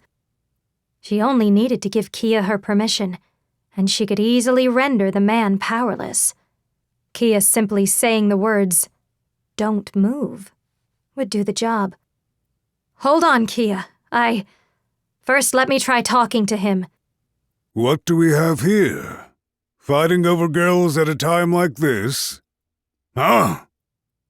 Elia heard the low voice come from directly behind her, without any prior warning to its presence at all. Abruptly wheeling around, she saw a skeleton wrapped in a tattered cloak lingering behind her. She had absolutely no idea how or when he had gotten so close. The skeleton twisted his white spear and turned his hollow black sockets toward the men. Sounds fun. Let me join in. Stay out of it! A construct bastard like you— His words were cut off. His tongue was sent flying, together with his decapitated head. The other man was given only enough time to react to the tragedy. His carotid artery had been sliced through mere seconds prior. No one there even registered the spear's movements. Between the skeleton and the soldiers, there were 2 houses' worth of distance, with Elia and Kia standing in the middle. Now then. Beside the corpses, the skeleton slung his spear on his shoulder and appeared to size up Elia and Kia. The name of the spearman, the architect of the scene of slaughter before them, was Shulk the Sound Slicer. Neither of you look to be from Lithia either. Who are you? Silence, eh? Literally quieter than the dead, aren't you? As he joked, Shulk twirled his long spear around again. Even Elia the Red Tag could plainly tell just from the skeleton's presence. The opponent before her was on an entirely different level than any warrior she had seen. If he felt like it, resistance or escape would be impossible for Elia and Kia. We need to act first. Have her tell him die. Even constructs created from carcasses had a transient life, formed from word arts. The World Word's orders still should have an effect. But would Kia be able to say it fast enough? This skeleton's spear was faster than speech. Could she direct Kia's actions without speech? Kia spoke up, her voice stiff. I came from the Eta Sylvan province to study. This woman, she's my teacher. So, you saved us, right? Thank you. But Kia's turquoise eyes looked at the 2, now silent soldiers. But I don't think you needed to kill them, you know. Shulk briefly stopped moving. Kia! What? He didn't! They hadn't done anything. We could have handled it much better ourselves. The skeleton's shoulders shook. He was laughing. You're right. That little lady there is right. Again shouldering his blood-dyed spear, Shulk pointed off in one direction. The new Principality soldiers are evacuating people to the east side. They'll get you out. The fire over there is still faint. What's your name? It's gone. At least, the one I had when I was alive is. Dodging a clash with the fearsome spearman, the 2 took a moment to hide themselves in an alleyway. They needed to pay attention to avoid more encounters like the last one. Kia, you really should escape with me. I understand you're worried about Lana, but you see now, don't you? This isn't the time for childish self-indulgence. Elea crouched down and rubbed Kia's cheek. The young girl nodded. You're right. Kia knew nothing, that the horrible sights before her were scenes of war, or that the woman she was trying to save, Lana, was a target Elea needed to kill. She was a foolish elf from a primitive forest who didn't even think of questioning anything. Still, though, Elea asked herself, what if I were her? If at some point there had been a single person, an adult she could trust, to shield her from the malice in the world, how would she have ended up? No, I'm sure I would have had an even more wretched life. No one is on your side in this world. All I have is my own power. I, with my own hands, will find happiness. Elea's mother, a prostitute, had been kept as a mistress to an Oriatia aristocrat and had lived out her days without ever earning a single reward.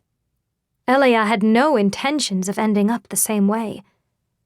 Making use of every possible method at her disposal while shouldering dirty work like assassination and espionage, she had finally seized her chance. The world word, truly genuine and unparalleled power, for Elea's sake. The girl glanced up and looked Elea in the eyes. Still, please let me save her. Kia, I can't stand it. I can do anything except save a friend. If I don't do something here, I just know when I grow older, I'll definitely regret it. Kia's small fingers grasped Elea's hand on her cheek. So come with me. Teacher, I'll protect you. So watch me do the right thing. I want you to come with me no matter what. Elea! Elea closed her eyes as an inexplicable idea, irrational even to herself, came into her head. She had no reason to dispose of Lana the Moon Tempest. Lana wouldn't be able to go back to either Oriatia or the new principality now. There would be no reason to tell anyone about Elea's connection to the World Word, nor was such an opportunity likely to present itself.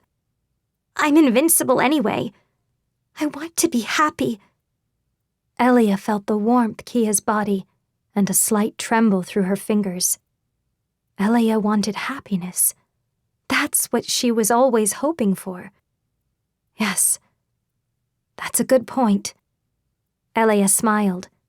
As she ran her hand over Kia's blonde hair, her tender turquoise eyes brimmed with tears. I ended up being the one taught something today. You're my best student, Kia. Guided again by the detecting piece of cloth, they set out running through the middle of the disaster. Even as the atrocities of war unfolded both in the air and on the ground, none of the damage reached the two of them, just as Kia's words commanded. Once the war had started, the situation would quickly be settled through an unimaginable dimension of terror and fear. Whether in victory or defeat, ironically, it also served to prove the righteousness of rule via the overwhelming individual strength to which Taran the Punished ascribed. Hey, Elea, we'll still be able to go back, right? Back to when everything was peaceful? Well, for this city Lana loved so much to end up like this, and, well, Lana suffered so much, too. It's awful, isn't it? Yes, quite terrible. Kia's and Elea's backgrounds were worlds apart from each other. Kia didn't understand a thing. The Eta Sylvan province, where she had grown up, was one of the few frontiers to escape the atrocities of the true Demon King. She knew nothing about how irrevocable tragedy and terror were in the current age. I hope everyone can return to normal. The series of battles that broke out after the new principality's bombardment of Mage City was tilting in Oriesha's favor. From an onlooker's perspective, this was the result of two factors: the command of Hido the Clamp, who had anticipated the fall of Mage City's military installations and split up his forces ahead of time, and the Mage City soldiers following Hargent the Still into a counteroffensive against the Wyvern army's raid, which normally would have annihilated the city's defensive forces. The new principality had been quickly drawn into a decisive land battle, faster than they could set up their primary strength, the Wyvern army's air defense network. However, the greatest elements upsetting the tide of battle were two Shura, who far exceeded any of the new principality's expectations. The powerful rogue Alice the Star Runner, forcing his way into the battle and crushing a massive chunk of the Wyvern army, together with the flock leader, Regnige. Additionally, the construct weapon, Nihilo the Vertical Stampede, who single-handedly collapsed the defensive lines on the ground, inviting the enemy military force mustering behind her into the city. Supposing this were the world of the beyond, an individual with enough power to overwhelm a nation's military wouldn't be allowed to exist. Even in this world, the place where impermissible deviants drifted as visitors, during the 25-year dark age of the true Demon King's existence, there had been threats scattered across various regions lying dormant. However, this was no longer the case. The dungeon golem destroyed Nagon, Vikion the Smoldering died, and the newest self-proclaimed Demon King had assembled strong warriors of peerless strength together for the new principality of Lithia. The age that had been built on the terror of the true Demon King was, through the death of the former monarch, beginning to awaken. You know, I really like that fountain too. Doc-Eye the Magpie lingered on a roof, looking down at the collapsed and smashed plaza fountain.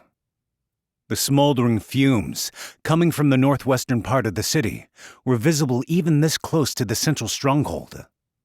The self-propelling flames, stemming from the magic item Alice the Star Runner had let loose during his melee, continued to spread, abnormal in their disregard for the city structure. With a section of the conflagration making its way toward the city's military facilities. Looking at the sky, he saw a group of the patrolling Wyvern soldiers cut apart and begin crashing down to earth.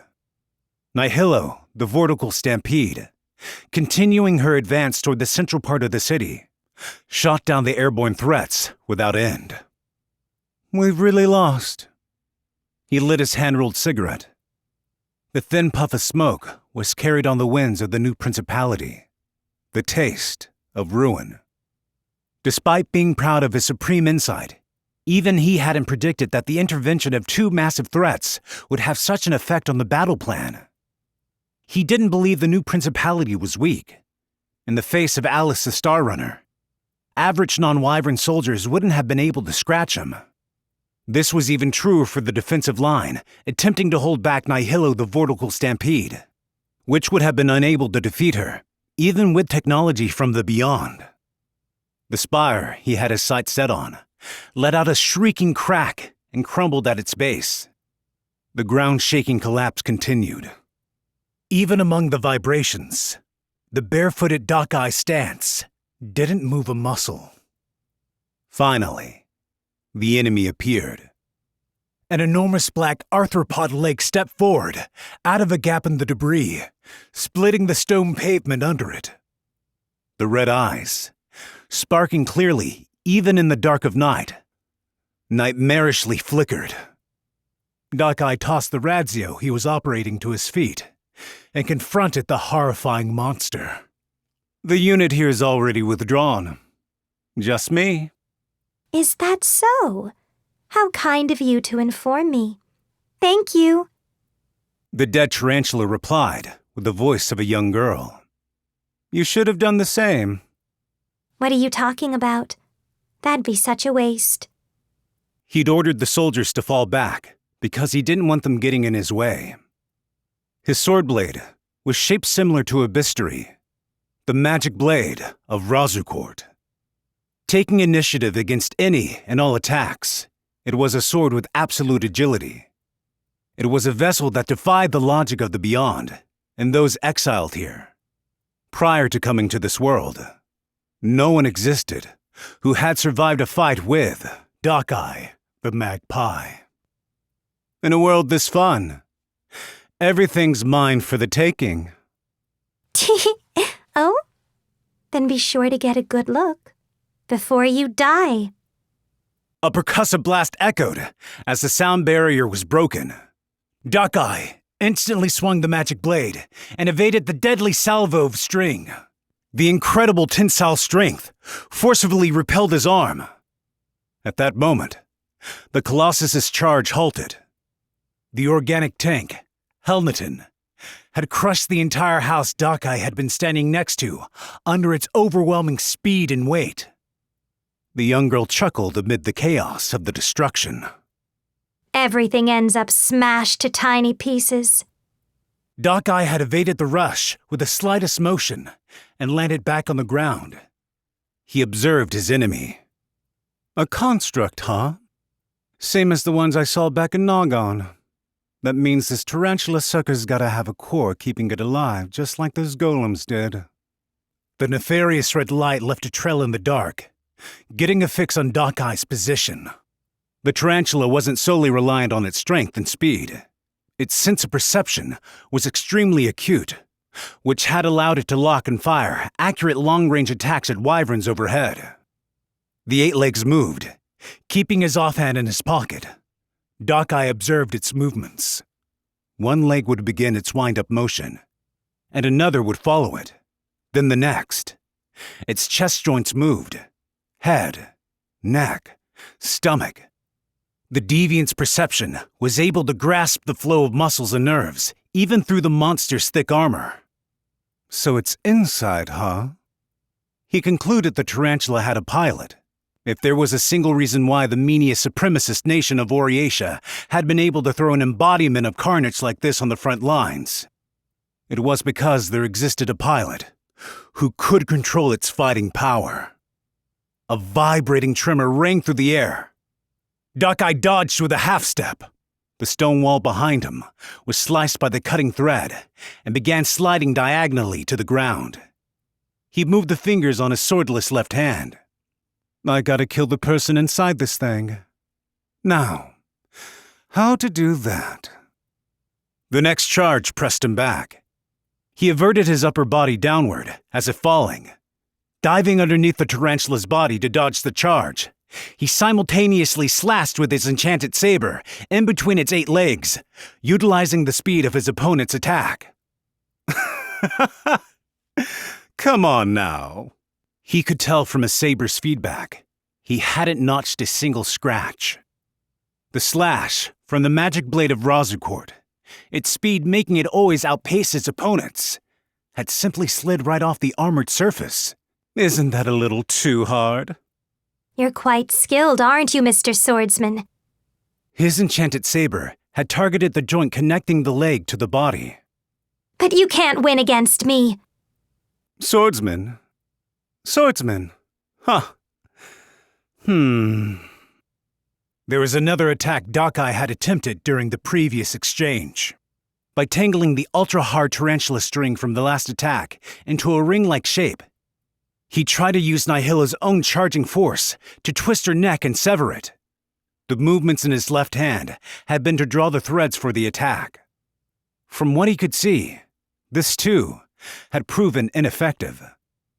Despite focusing the brunt of his attack at one point on the head, bearing those 5 glowing red eyes, only a single blemish was noticeable. Swordsman, huh?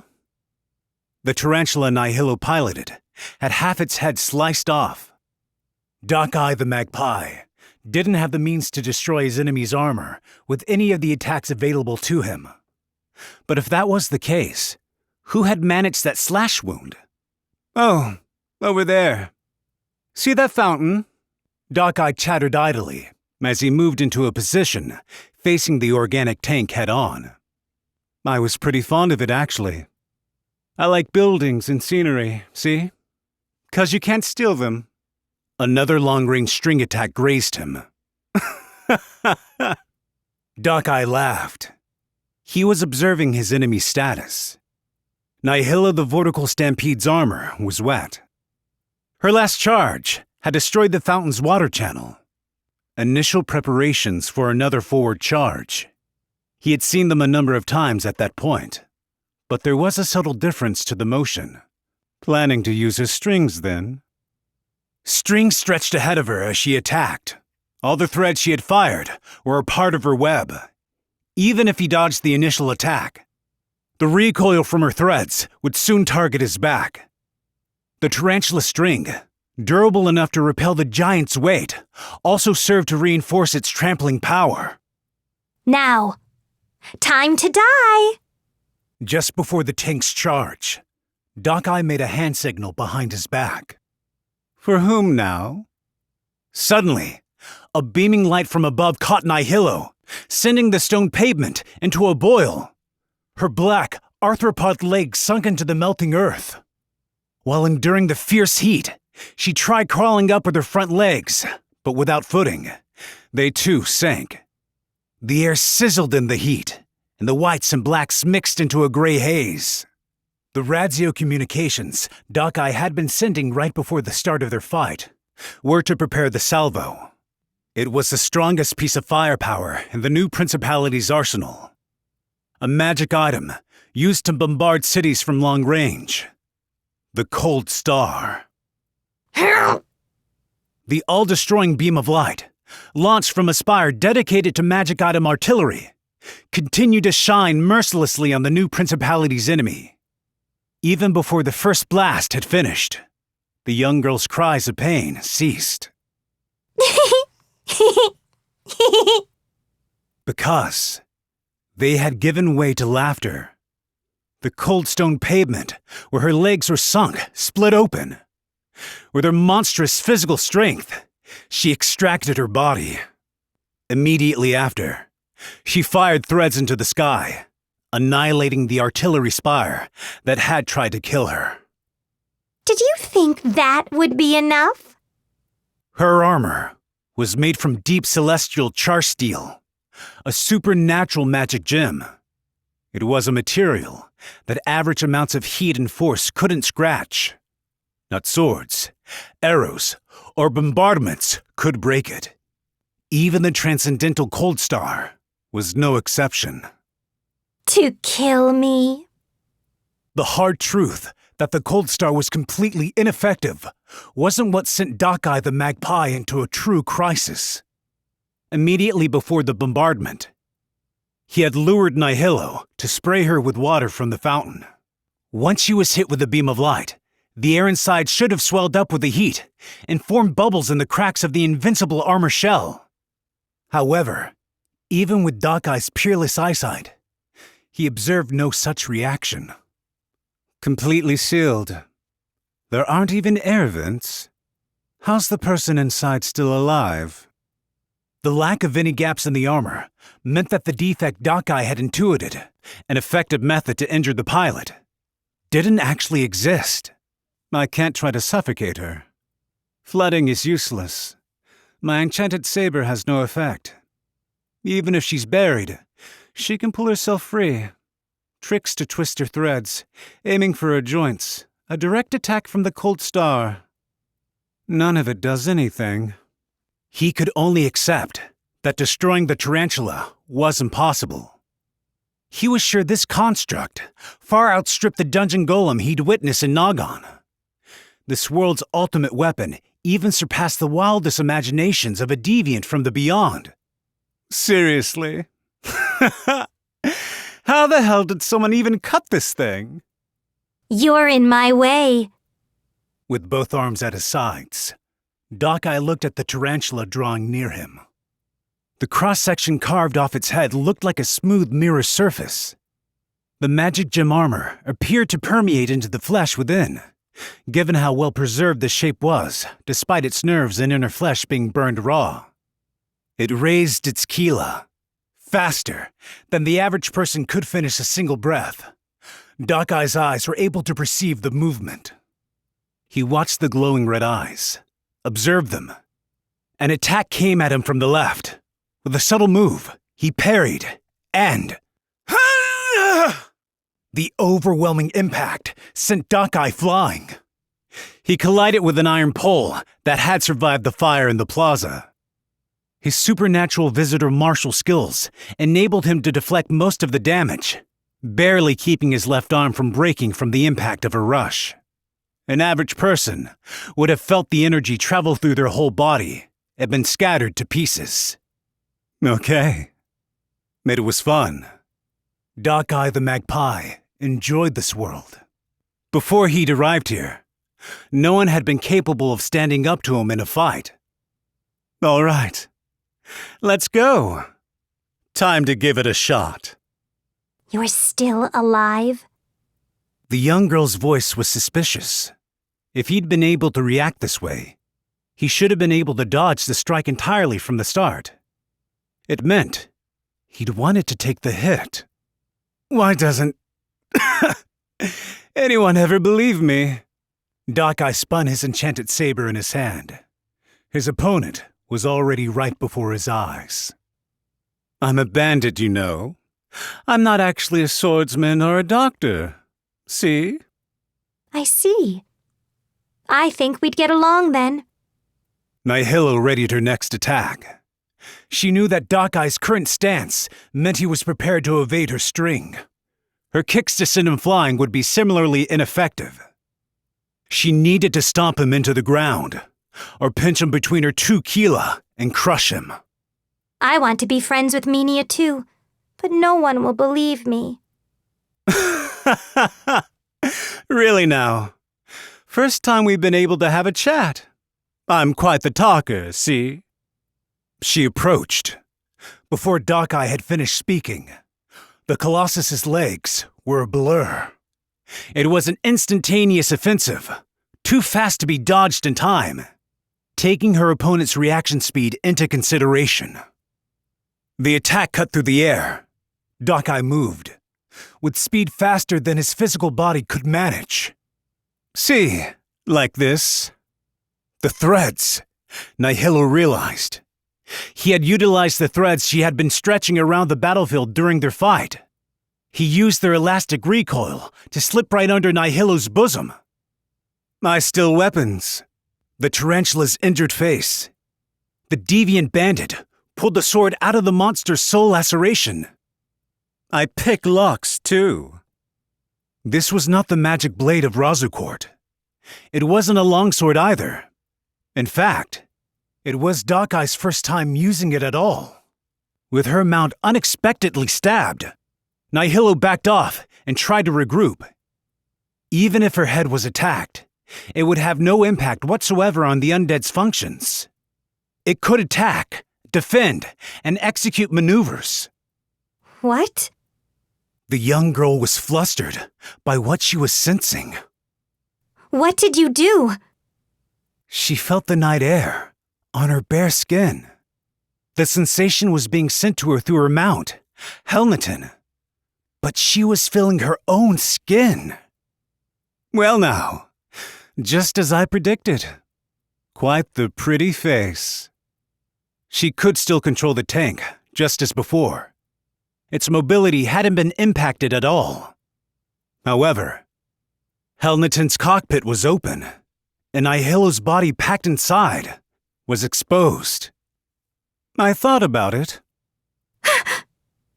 The deviant bandit's figure was right before her eyes. Nihilo, her actual form, was face to face against an enemy who had climbed inside her cockpit. If this tank's made from organic material, then it uses its nerves to move. So if someone's piloting it, then it must be relaying commands via the nerves, spreading through its muscles. And I thought, well, if that's the case, then I destroy those nerves, right?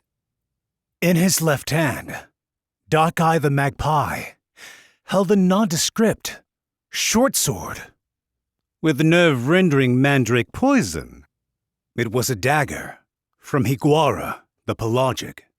When they first met and he'd seen Higuara slice up the hawthorn berry. Doc-Eye had already given one of the numerous daggers concealed within Higuara's body a once-over, in his own hands. Right before everyone's eyes, with such dexterity that no one even noticed, he had already stolen one of the deadly poisoned blades. The observational power of an otherworldly deviant, able to perceive even the flow of another's nerves. He had confirmed through his observations that no matter which part of the brain the nerve-tracing poison infiltrated and paralyzed, he would be able to unlock the opening and closing functions. He had purposely taken a direct hit so he could observe from point-blank range. The small wound that Sojiro the Willow Sword had carved into her was, to Doc-Eye the Magpie, a keyhole. Comprehending her own demise, the undead Nihilo laughed. You do love to chat, don't you? I tell a good story, don't I? Perhaps you're right. Nihilo's back tendrils flashed, their metallic terminals aiming for Doc-Eye's neck. Just a few beats faster than her attack, the magic blade, and its absolute speed, sliced the girl's head from her neck. Higuara was killed. As she scrambled up one of the charred towers, Lana the Moon Tempest moaned in terror. He was supposed to be one of the strongest of all, who the new principality had scoured the ends of the wide world to finally find. Yet an even greater power had handled Higuara the Pelagic like a baby, snuffing him out with what seemed like no difficulty whatsoever.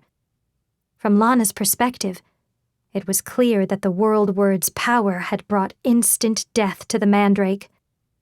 Ha! Ha ha! She looked up at the sky.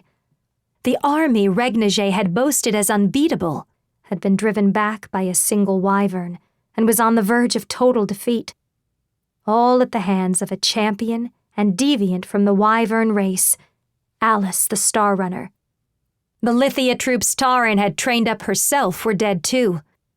The inside of the tower was nothing but miserable corpses, unable to speak of their ultimate fate. The men of the new principality were Lana's and Oriesha's enemy. She had kept her dangerous infiltration duties going in order to defeat them, believing they needed to someday be destroyed and bring back peace. Nevertheless, how did it happen so easily? They were enemies. However, Lana had seen up close just how powerful and fearsome Lithia's military might was. Lithia's power and their will, aiming to be the last self-proclaimed demon king, shouldn't have been so easily trampled underfoot. The foul stench of burned flesh and death drifted in the air. She couldn't tell if it was because of the conflagration itself or the flames of war, but sweat poured endlessly down her tiny body, and she herself couldn't even be sure if it was actually blood or a mixture of the two. After crawling up the final stair, Lana grabbed hold of what she had been after, the cold star. The dead bombardier continued holding it tightly, despite his body having been sliced in two, but she forcefully tore it away from the clutch of fingers strengthened by rigor mortis.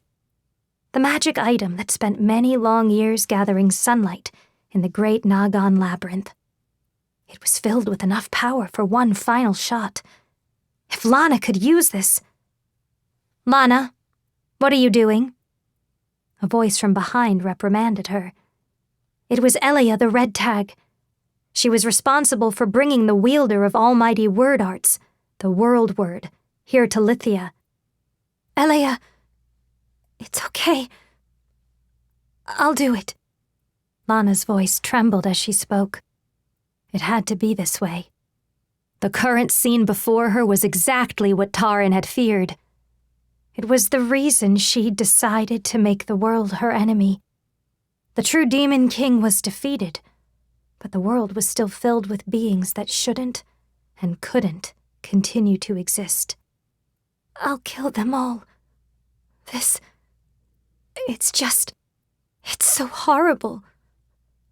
Monsters, all of them. I'll use the cold star to blow them all away, and the whole city with them. Someone has to do it, or it'll never end. Lana! Without waiting for Elea's next words, Lana pulled the trigger on the magic tool. The crystal lens fired a bright light, like the midday sun. It radiated out directly below, to blow apart the central fortress, the city streets, and Lana herself altogether. The light and the destruction rushed forward, and then, stop! It ceased. The light from the cold star hung suspended in midair, gathered into a sphere. Unable to advance any farther, the doom-bringing light stalled in the air. It was an impossible sight to bear witness to, one that twisted and bent the fabric of the world's reality. Scatter! With a single word from the young girl, the city-leveling orb burst open, vanishing into thin air without destroying anything. No! Lana collapsed in despair. How were people supposed to stand against power mighty enough to stop light itself? Was there anyone in the land able to kill the world word, the embodiment of the world itself? Calm down, Lana. You're probably just so scared you can't think straight. The Lana I know isn't like this at all. Right? The incomprehensible entity asked, acting as though she were a normal young girl. Her face had the appearance of worry, even though, despite her elf-child nature, her existence, her unlimited omnipotent power, was a sinister divinity-given form. It's all because there are atrocities like this. She looked down on the burning town visible from the tower. The myriad calamities and tragedies scattered before her showed a merciless world, utterly unimaginable to the still 14-year-old Kia. Hey, Elea, you said my power was a power to bring happiness to people, right? Kia? Lana saw Elea try to stop Kia, as though she knew what the young girl was planning to do. You can't, Kia.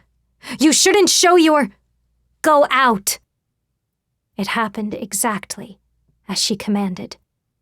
The inferno spreading through Lithia, the fires of war, was extinguished all at once, without so much as a breeze. The quiet and darkness of night returned like the end of a bad dream. This fearsome Shura, who surpassed all Menia knowledge, could both cause terrible calamities and make them disappear as if they'd never happened. I put out the fire, Lana. There's nothing to be scared of anymore. Actually, the truth is, I can do pretty much anything. Sorry for keeping it a secret. If only I could have saved your city sooner. What the hell?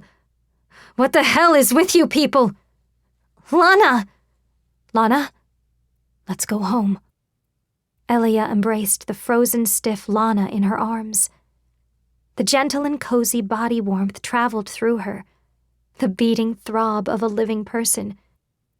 Elea, you... Lana spoke, smiling through her tears. Her former intelligence agent colleague was now one of the 29 officials of Oriatia. Elea had climbed to that position because she didn't hesitate to stamp out her enemies to seize power. Thus, she knew why Elea had come up close to her. Want to kill me, don't you? I get it, though. You can't, can you? Her hoarse whisper sounded entirely like blackmail, but Lana didn't mind. With her voice directly in Elea's ear, too low for the world word to hear, Lana spit out her final, spiteful words. If you truly planned on killing me as soon as possible, you had plenty of chances to do so. You can't, though. You can't kill me in front of Kia, can you? Considering Elia the Red Tag's callousness, Lana's accusation was an absurd joke, a laughable jest, even in this nightmarish rock-bottom situation. Only in front of Kia, no matter how monstrous that girl may be. You want to remain her beautiful and kind teacher, don't you? Professor Elia! Lana, Elia replied with a whisper. She looked at Kia, on the verge of tears out of bleakness and bewilderment. Far too many things had happened, but with this, she would end it all. She had come to kill Lana the Moon Tempest. A teacher would never do something like that, would she? The door opened again not long after the tumult of the conflagration in the streets had reached Yuno's ears.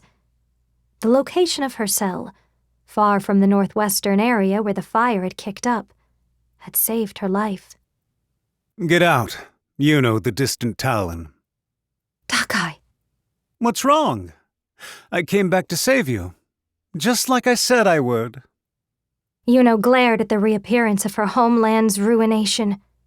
Dakai the magpie was abnormally calm given the extreme circumstances, the city streets in flames, and the situation descending into chaos. You're telling me this now? Isn't that army of yours fighting right this second? And you still have spare time to free someone like me? It's not my army, Dakai replied coolly. Scream and cry all you want. The results are the same. I'm simply here keeping a promise. Plus, Higuara roped you into this. And then there's the Nagan thing too, huh? That and, hey, I'm a scoundrel, sure, but I never lie. Shut up! So what? Being strong means you don't give a damn if your city gets destroyed? It's not sad? Painful? You won't fight to the death? Well, I felt like I've been in the depths of hell dealing with just one person's death, Yuno thought. A nation in ruins. Citizens burned alive, and all bonds lost forever. If Dakai wasn't tormented by the same thing happening to him, then Yuno's vengeance for Nagan's destruction would be eternally unattainable. Got a point there, but now I don't really feel a thing. I mean, I did have a thing for Taran, but you know, long as I'm alive, I'll meet other people, yeah? Yuno thought of the circumstances surrounding the visitors. People severed from their own world. The beyond. Did both Sojiro and Dakai not feel a thing because of how strong they were? They were mutated deviants, born among other Minia. But even among their own people, they had always been strong. Isolated. Just as Dakai was going to live on now, even if a visitor's countries and cities were destroyed, they would always survive. Was that really the special privilege of the strong that Yuno thought it was? Was growing accustomed to ruin and death truly a comfort to them? Dakai turned and began to depart. Yuno's vengeance was on the cusp of ending unfulfilled. Wait, Dakai the magpie! What? You still have something to say to me? You said if I was going to get vengeance, to kill you right now. Yes? She extended both arms toward him. She could utilize force arts to send the arrowheads hidden up her sleeves flying. More so than other girls her age, she knew some botany. She recalled the star that she and Lucelle had discovered together. Because she was the last surviving scholar of Nagan Labyrinth City, destroyed by a colossal injustice. They were the only things Yuno the distant Talon happened to have at her disposal. Face to face with an extreme power far beyond her reach, she was all alone. Fight me! Chapter 21. Time of the Setting Sun. Kate, hurry up and flee, fool! Within one of Lithia's spires, Regnier was cowering as the city fell. As his breathing grew fainter and fainter, he was still giving orders and gathering the final reports from his wyvern troops. While Kureta fretted over the severe burns on her best friend's body, Regnige still rejected her advances to nestle up against him. Regnige, why? Is this your blood? How could you be beaten? I can't believe it. Lithia's finished. I owe Taran. The swarm, too. I always protected them, increased their size, controlled them, guided them. A whole lot of scum. Serves them right. Regnige gave a pained laugh. Within the wyvern flock, he had been nothing more than a small, average individual, easily lost among the group. But with this, it's all gone to waste. Too bad. But in the very, very end, I still won. Kureta. My prized treasures. Despite his incessant abuse and continued rejection of her touch, Regnige had always been by the blind girl's side. What he truly longed for wasn't a country. It wasn't even the peace and order of the swarm. He'd always refused to accept it. In truth, he too had wanted to abandon the swarm. He wondered how great it would have been to live as a solitary wyvern with Kureta, so long as he could listen to her song in peace and tranquility. That would have been enough for Regnige. Run away before the Oriesia army gets here. As long as you live, that's enough for me. Alice had let Regnige go. He had assumed Regnige was an inconsequential dying soldier. That was fine with Regnige. He was fine being a wretched loser, a fool who made the wrong choice that fateful day. I'll win in the end. You'll see. Alice the Star Runner. Regnige! Kureta smiled with loneliness. She could remember the day she spent with the wyvern, even without her diary nearby. She knew there was always someone with blood-stained wings aiding her, a young girl without the strength to live on her own. She turned to the dying Regnige and tried to find the words with which to part from him. Suddenly, the door opened. Standing there was a soldier holding a musket, looking wary and worn out. He was exhausted and looked very unbecoming for a general. Don't move! The man barging into the wyvern commander's room was named Harjant the Still.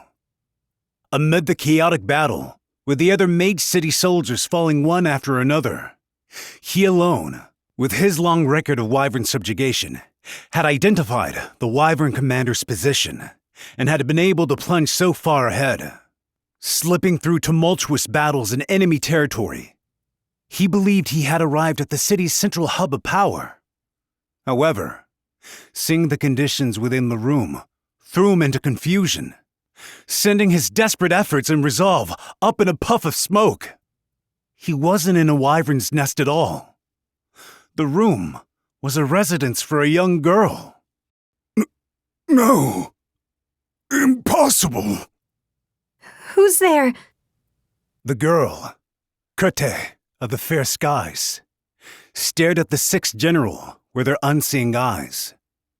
On the other side of her, still succumbing to his lethal burns, Regnige glared at his enemy, ever serving as the girl's attendant. I'm the 6th General, a member of the 29 officials of Oriesia, Harjant the Still.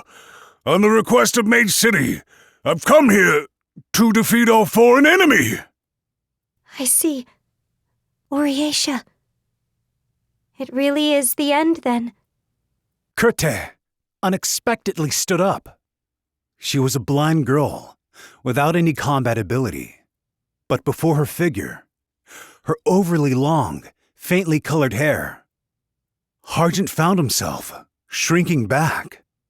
He wanted to believe this young girl had been taken captive by the wyverns. But he knew, even if no one else believed him, Wing-Clipper Harjant knew. Even if the relationship was that of predator and prey, even if they would have been eternal enemies. Stop! It was possible for bonds to form between wyverns and humans. Stop! You can't do this! It's not good! That's a fearsome beast who slaughtered civilians! As a Minya, it's my duty to kill him! Regnage's. He's my friend. A precious friend who saved me more than any Minya ever has. You, girl, you're still so young. There's no need for you to shoulder such guilt. Get away from him. Please. People are dying. I've had enough. I don't actually want to kill anyone either. So please. I knew. I only pretended like I didn't. But from the very beginning, I knew what I was doing. What Regnage was doing. Stop! Harjant was unable to move as he kept his barrel trained on the damnable wyvern. He only needed to slightly pull the trigger. Yet his finger was heavy, as if frozen solid. You were always my angel, Regnage. He's the enemy of all Minya! He's a wyvern! Don't say it, scum! Incompetent scum! Boneheaded fool! Say any more to Kureta and... Leaping up, Regnage's talons closed in on Harjant's head. With a loud bang, the wyvern's throat was shot clean through. The bullet pierced a straight line through Kureta's chest, too. If she hadn't risen, she most likely would have avoided the bullet's path. The shot had come from the open window. Don't make fun of. The shooter mumbled, far off in the distance. There was no one to hear the words. My friend. It was the wyvern champion who had once spared Regnage's life. Why did Alice the Star Runner come to Lithia? Why did he first appear over Mage City, where Harjant was fighting? The rogue who was greedy above all else. Harjant knew the reason. He knew why Alice the Star Runner had returned to Vicky on the Smoldering's Ravine, to kill the dragon after already defeating him and stealing all his treasure. Of course, I'm going to try and save my friend. Faced with a sea of blood before him, Harjant fell to his knees in shock.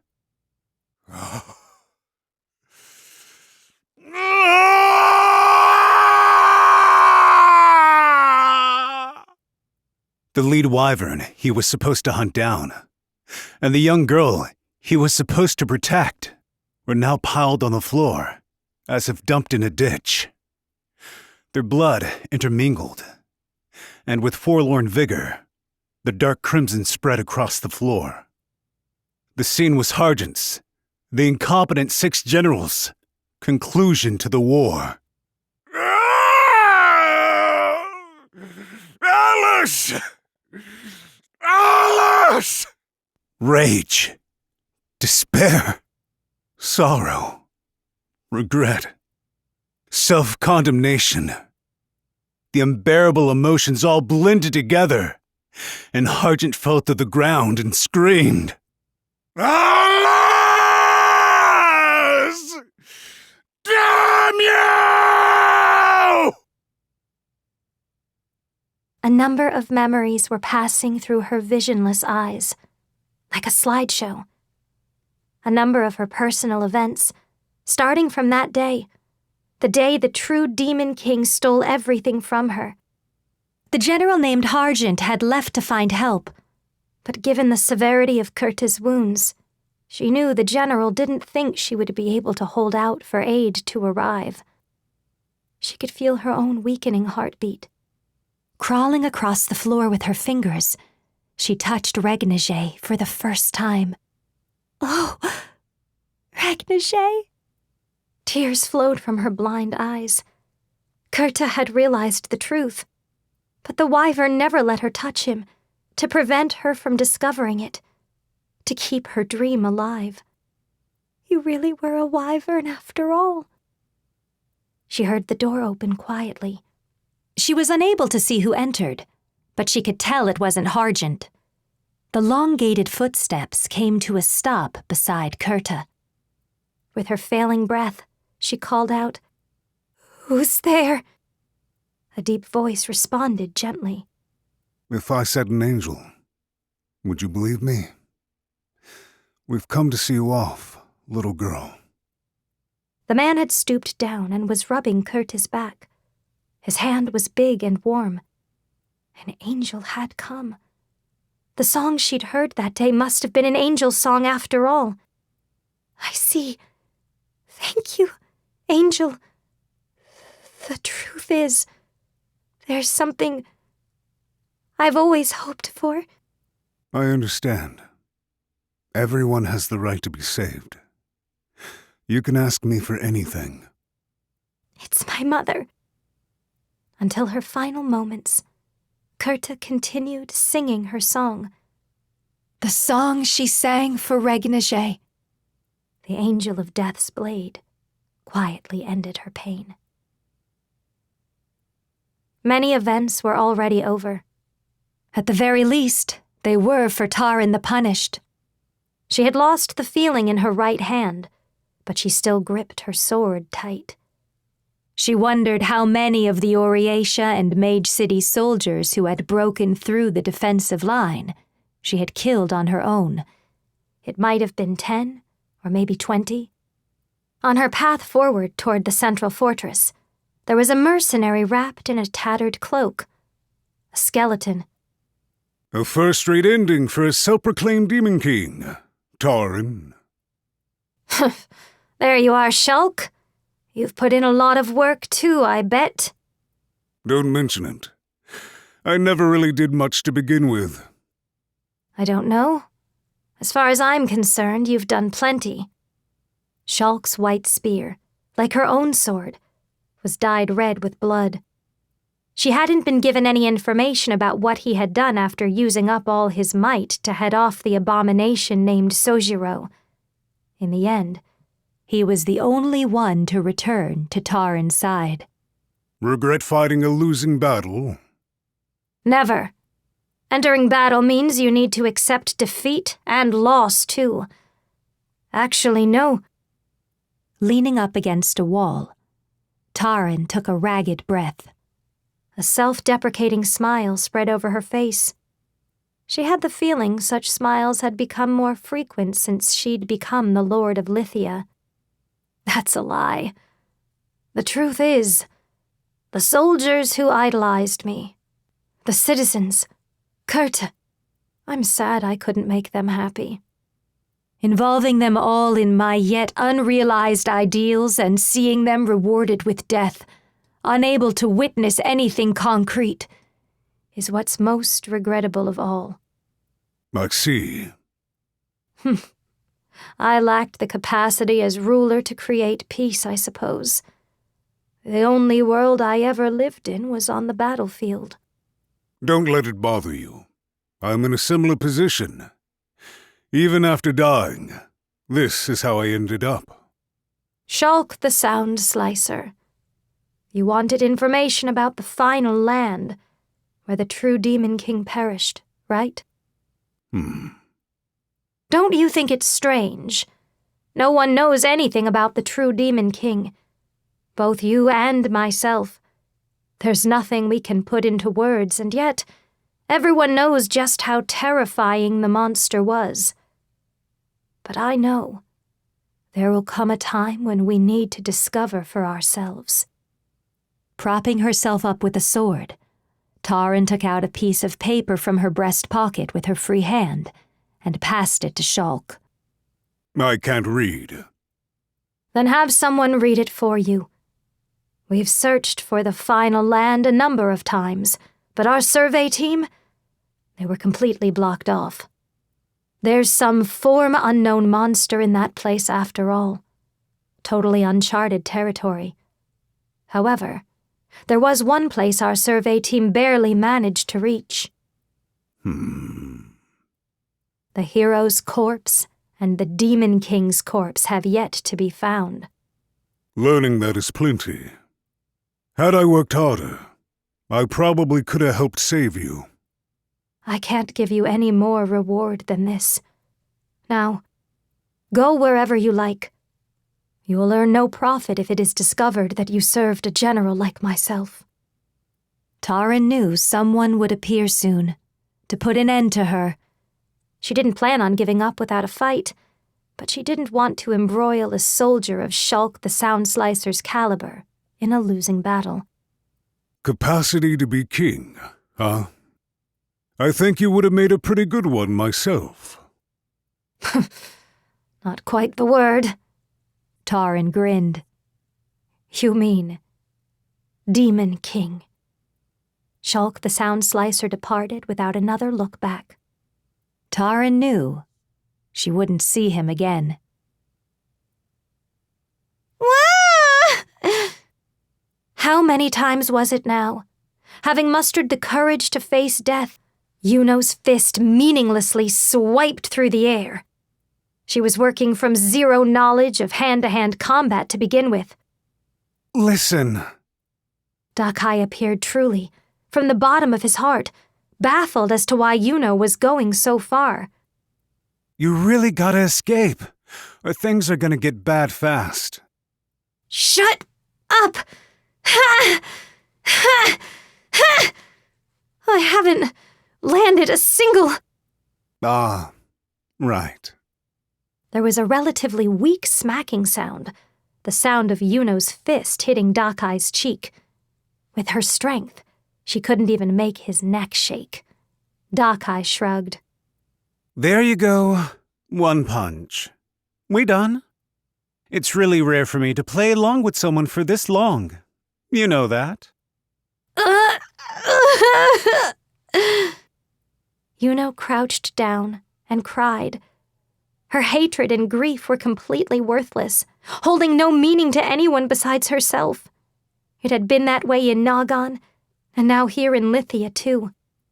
I don't think we'll ever see each other again, you know. Dakai began to depart, indeed appearing completely unconcerned with Yuno's feelings. A powerful deviant, out of reach of the average person. Yuno couldn't follow his fleeing footsteps, much less take the man's life. Wait! The hand she held out to pull him back didn't reach Dakai, but nevertheless, his feet stopped.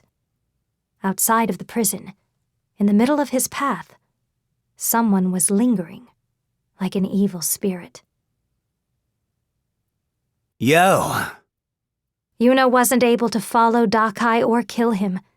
All the same, there was one other method she had to deliver his comeuppance. Perfect. You look like you'll be a fun fight. With his snake-like face, the blade flashed an asymmetrical smile. From the very start, I never really thought. She had figured there was a chance he'd survived his fight on the plane. She thought there might be a chance he would make it in time. She believed that given the extreme gap in their abilities, there was a chance Dakai wouldn't kill Yuno and humor her challenge to fight him. That I could ever win. Just a chance. Her gamble had extremely low odds, without any sliver of certainty. But with Yuno, all alone in the world, it was worth betting everything on that chance. Ah, those arrows in your sleeves. Dakai looked toward the grated window. In the detention cells, only ever used to house unruly drunks, the gaps in the grate were quite large. I thought it was strange how you had less of them. Left alone in the holding area, Yuno had sent her arrowheads flying through the window with force arts, as far as she could get them, trying to carve marks in a variety of places. The only thing she could use were these arrowheads she'd sharpened herself. Having traveled with her, Sojiro the Willow Sword would have recognized them if they were stuck somewhere. He would have been able to follow the straight line of engraved guideposts from the arrows back to the source. The girl's second name was Yuno the Distant Talon.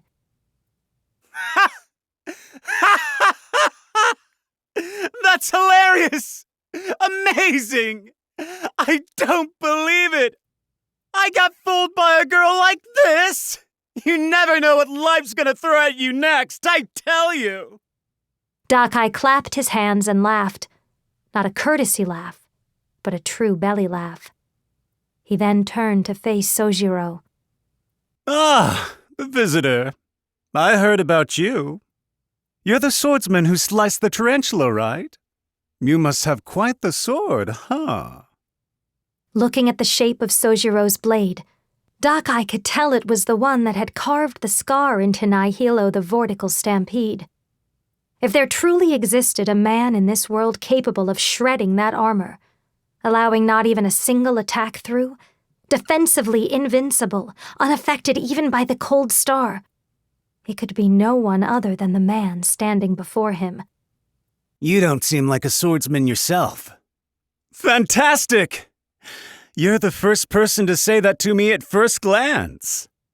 Dakai smiled with joy, as if trying to show his brimming excitement to discover which of the otherworldly deviant visitors was stronger. You didn't go assassinate Tauren? That was your job here, wasn't it? Doesn't matter.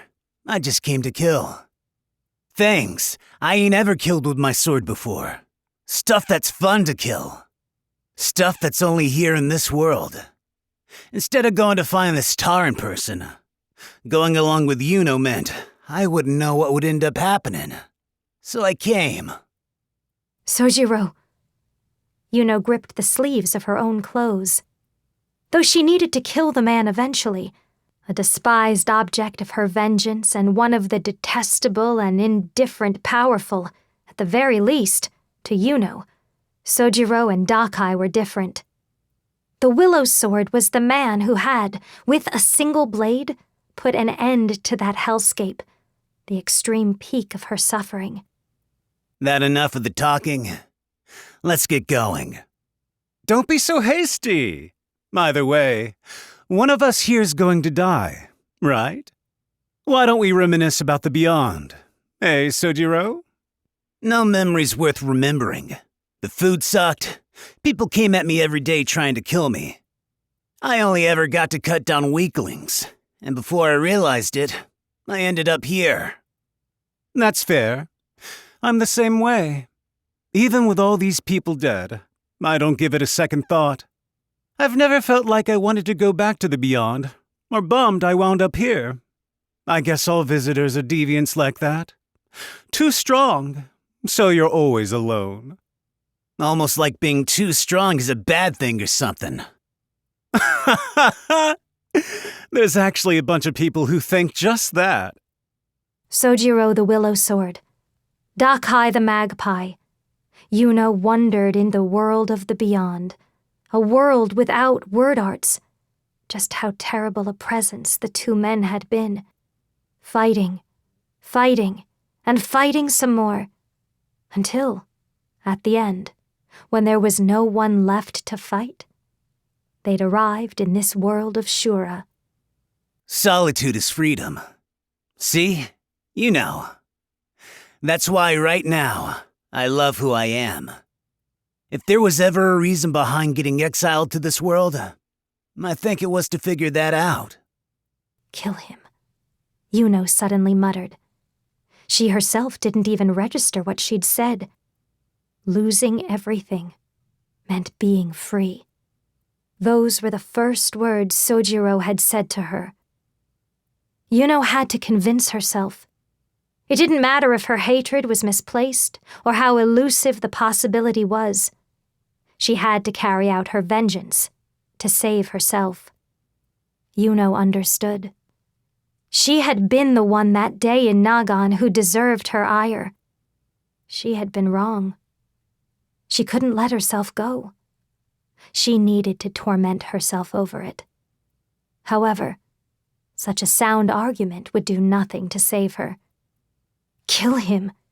Sojiro! If I'm free to do whatever I want, then I'm free to plead with you to kill him, aren't I? Even if it's pointless, even if it's annoying, no one can condemn me for it, can they? If, more than anything else, she was unforgivable, weak, culpable, and deserving of reproach, then the only thing she could do was place her faith in someone who was none of those things. This world had always pleaded like that, too. Pleaded that the age of the true demon king would be ended by someone else. Everyone had pleaded for someone stronger than themselves to beat the bad guy. Yeah, except then I'm free to choose if I'm actually gonna kill him or not. Sheesh. And I was just telling you to flee to safety a few minutes ago. Ah, well. You don't need to worry. Dakai smiled coyly, twirling his sword in his hand. Both of them had the inkling that the war was already over, that there wasn't a single reason to risk it all in this life and death gamble. I'll have plenty of time to play with you, too, once this is over. Sojiro readied his sword. Like the fencers of the beyond, he bent his wrist and pointed his long sword straight toward his opponent, his left hand affixed to the pommel. It was a peculiar stance.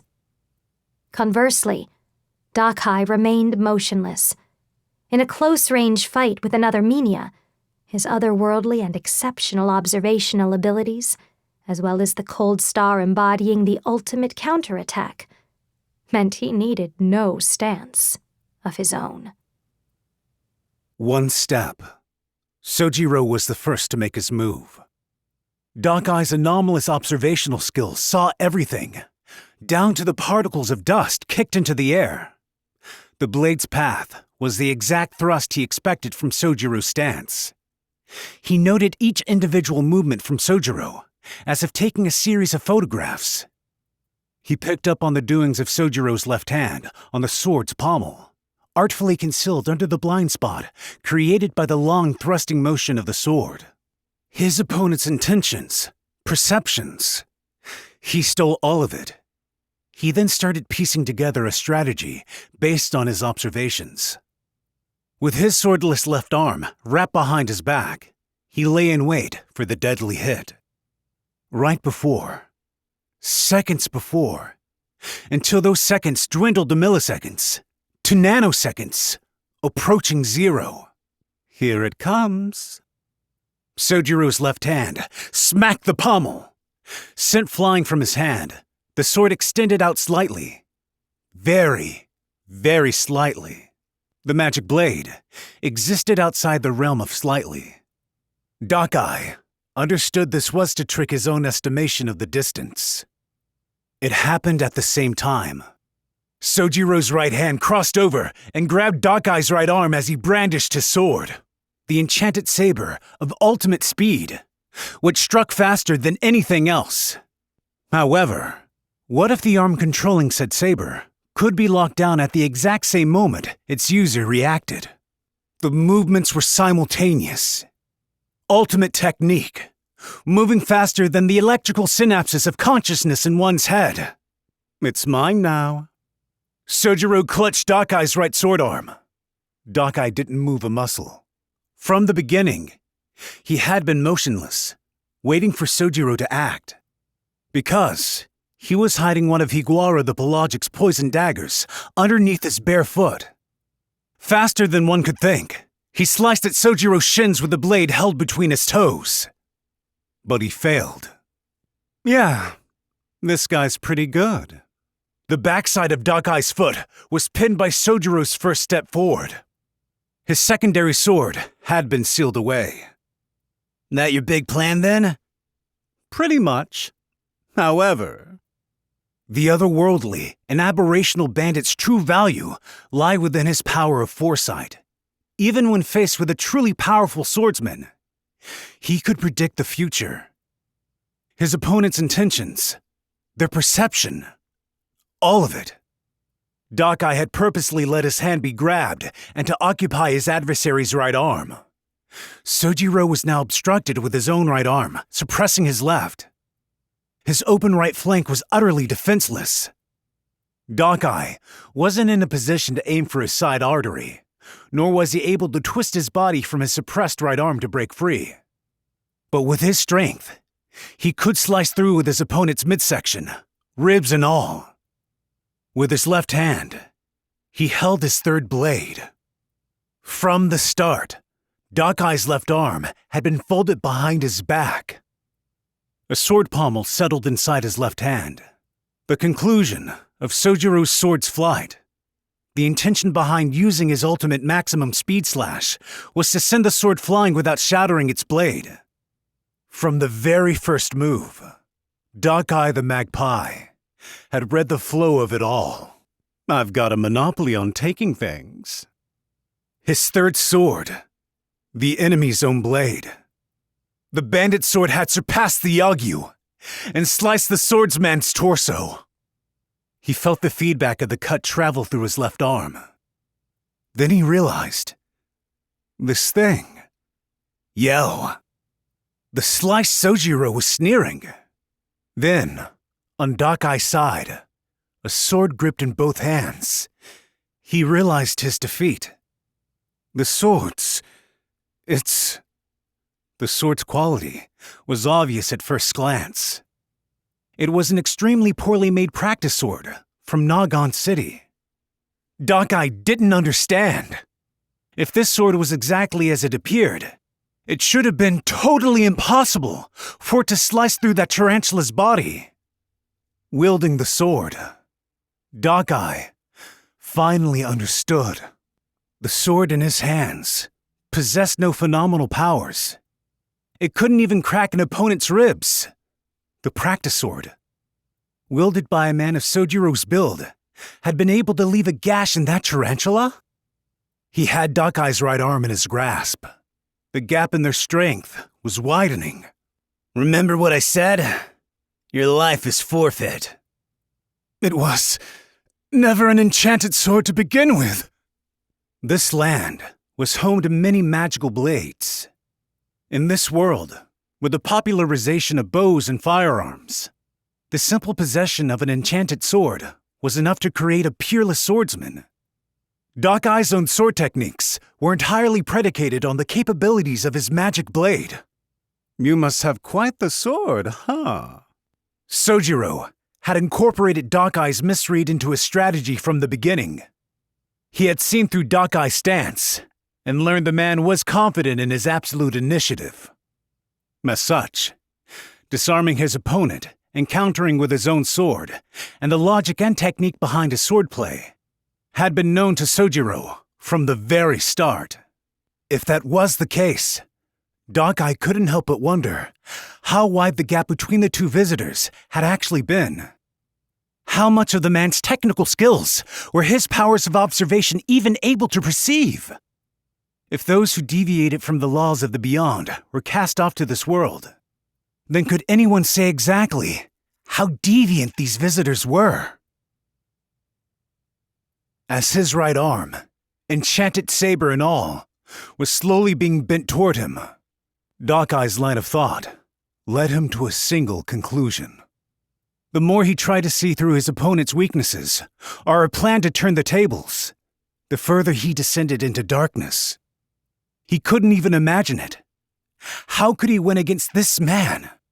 What could he have done differently? He couldn't fight back. He grasped the same sword in his hand, yet it was as if the sword itself had chosen Sojiro instead. I don't believe it. You said it yourself. He wanted someone to fight. He had manifested it himself. A genuine monster. You ain't no swordsman after all. Huh. Slashed by the magic blade, still gripped in his own hand, the bandit perished on the gel floor. I just met your daughter, Tarin. Death had come to finish Tarin the Punished. It was a man in black vestments who gave off an ominous aura. Oriesha's assassin is Kureta. I wanted to save her. I was too late. I see. The man sat down in a nearby chair and looked at Taran. His eyes appeared even more exhausted and morose than Taran's, who had expended all her energy continuing her fight. I'll ask you, for your daughter's sake. Taran the Punished, why did you do this? I wanted to rule the world in Oriesha's place. Is that not a good enough answer? A country that relied on wyverns and sellswords for its military might was never going to last long. Even a layman like myself could figure that out. I don't know. Plenty of statesmen throughout history have been driven mad with ambition before. I'd like to believe that wasn't the case here. The man clearly stated to the woman he'd been sent to kill. The commander of this operation was the young Hido the Clamp. In truth, you were in collusion with the higher-ups in Oriesha from the beginning, weren't you? Part of a plan to round up the monsters that had become threats in this post-Demon King age. This was the qualifying round. Beneath Hido's words, possibly, there had been an even greater purpose in mind. A preliminary to test whether, for Oriesha, their plan was even possible. Supposing that was indeed true, then I definitely couldn't tell you. Okay, then maybe. It was actually, and I know I'm being overly optimistic here. Kuza smiled weakly. It was all for your daughter. No, the undefeated general replied, averting her eyes. A world for Kureta.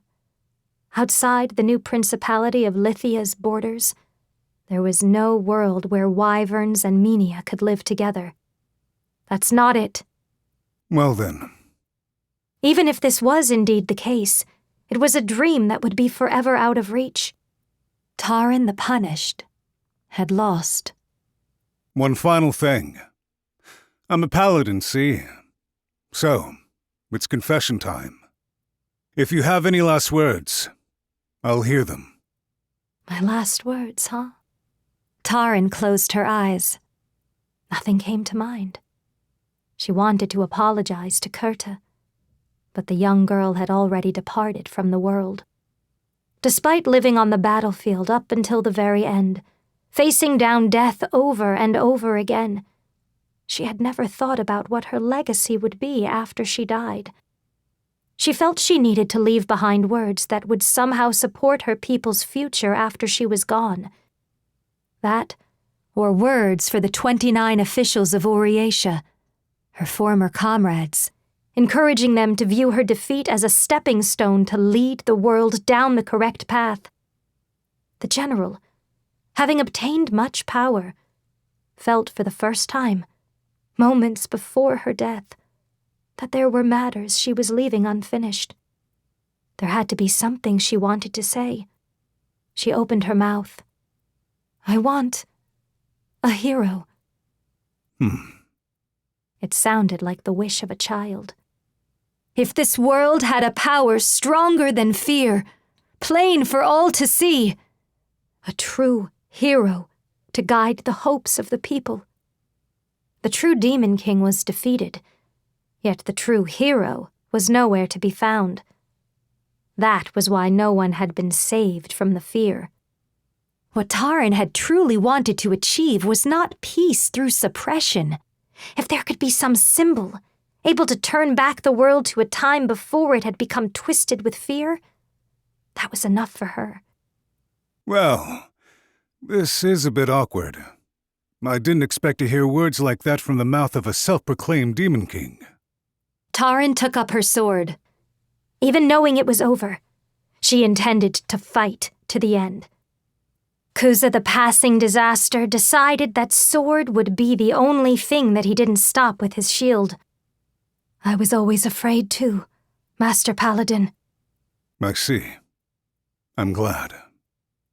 I'll grant your daughter's parting wish then.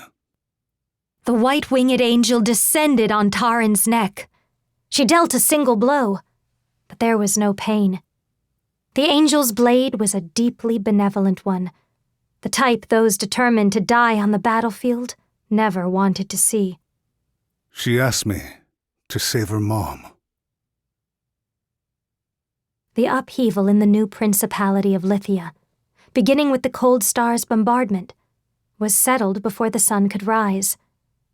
Most of the once invincible army, close to 70% of the wyvern army in particular, had perished in the maelstrom. The citizen casualties, excluding those killed in the conflagration, were low, and public information was restricted to say that series of battles was due to Taran and her wyvern army going out of control, and the excessive response to their surprise attack by a group of Mage City soldiers. Oriatia intervened in the name of post-war cleanup to once again bring Lithia into its territory, with the political direction for the city to be decided down the line.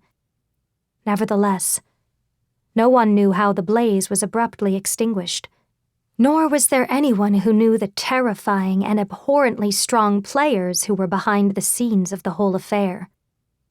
Then, the morning came. A woman wretchedly fled through the town outskirts that had survived the fire. Lana the Moon Tempest.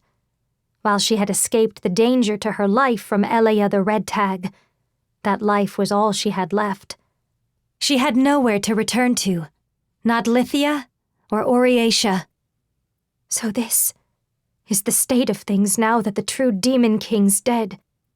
The monstrous terror that controlled an age gave birth to uncontrollable power, like the body's defensive reaction to a horrible pathogen, causing damage to one's own cells in the process. Even with the true Demon King defeated, this menace still festered across the land. Now, there were all-powerful and terrible individuals, beyond what anyone could imagine. Who could ever take them down? There's nothing we can do. There was no one to be seen on the outskirts she wandered through.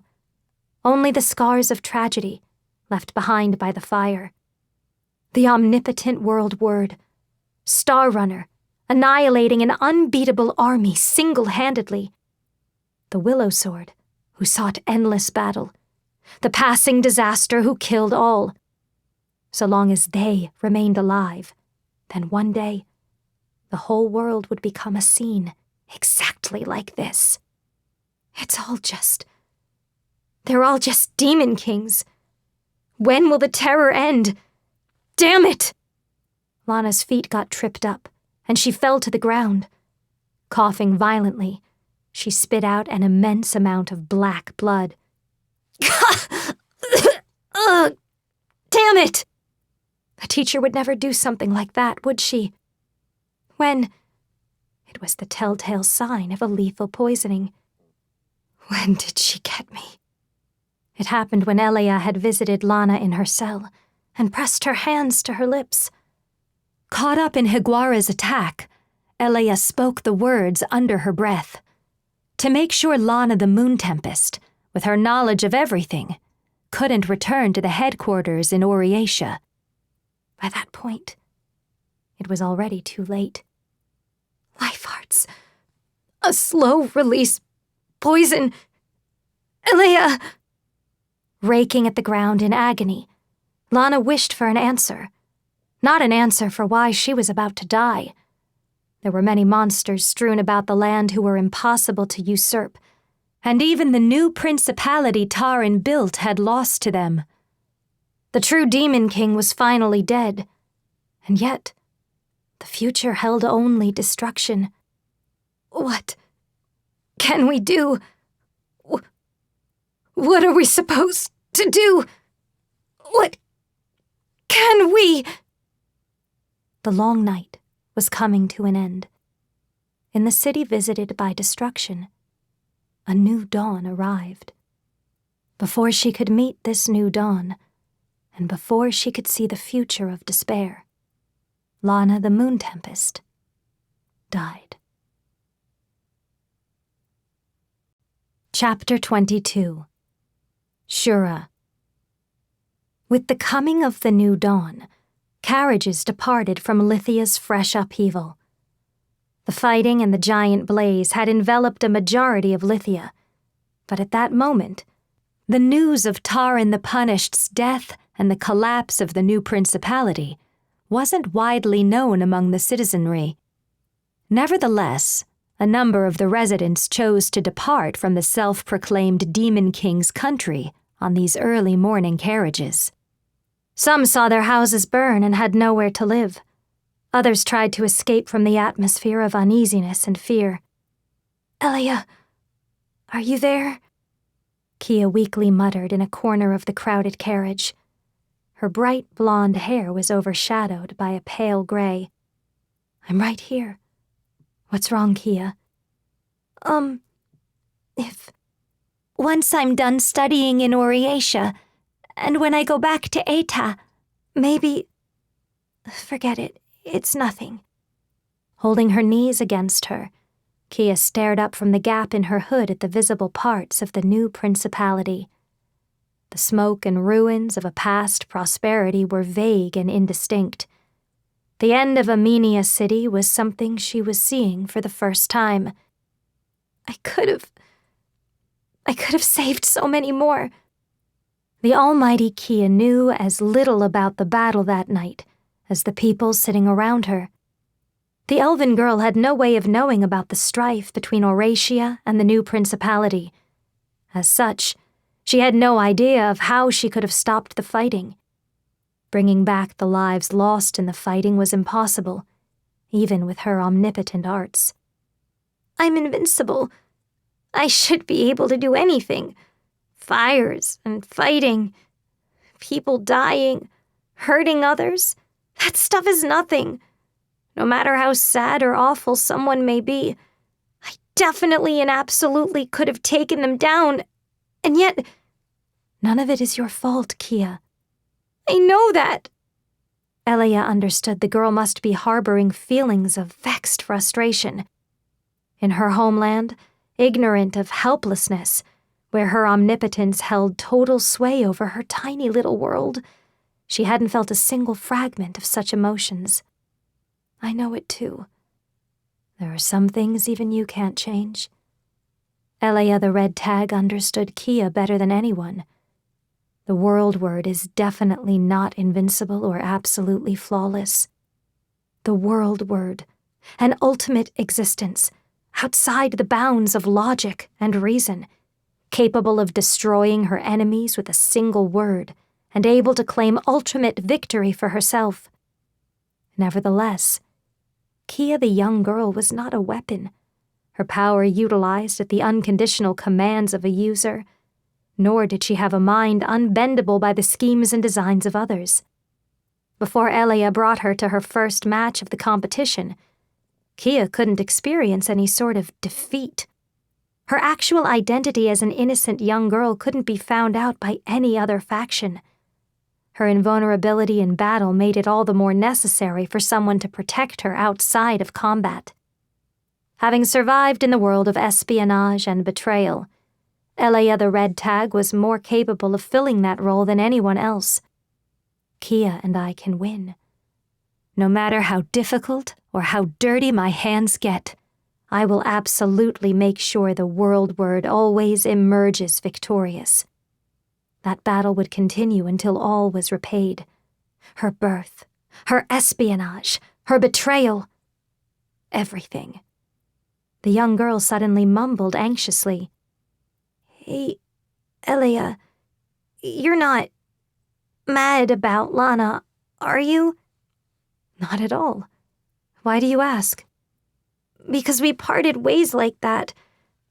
Lana tried to do all that horrible stuff, but anyone, myself included, would be at a loss when faced with all those negative emotions.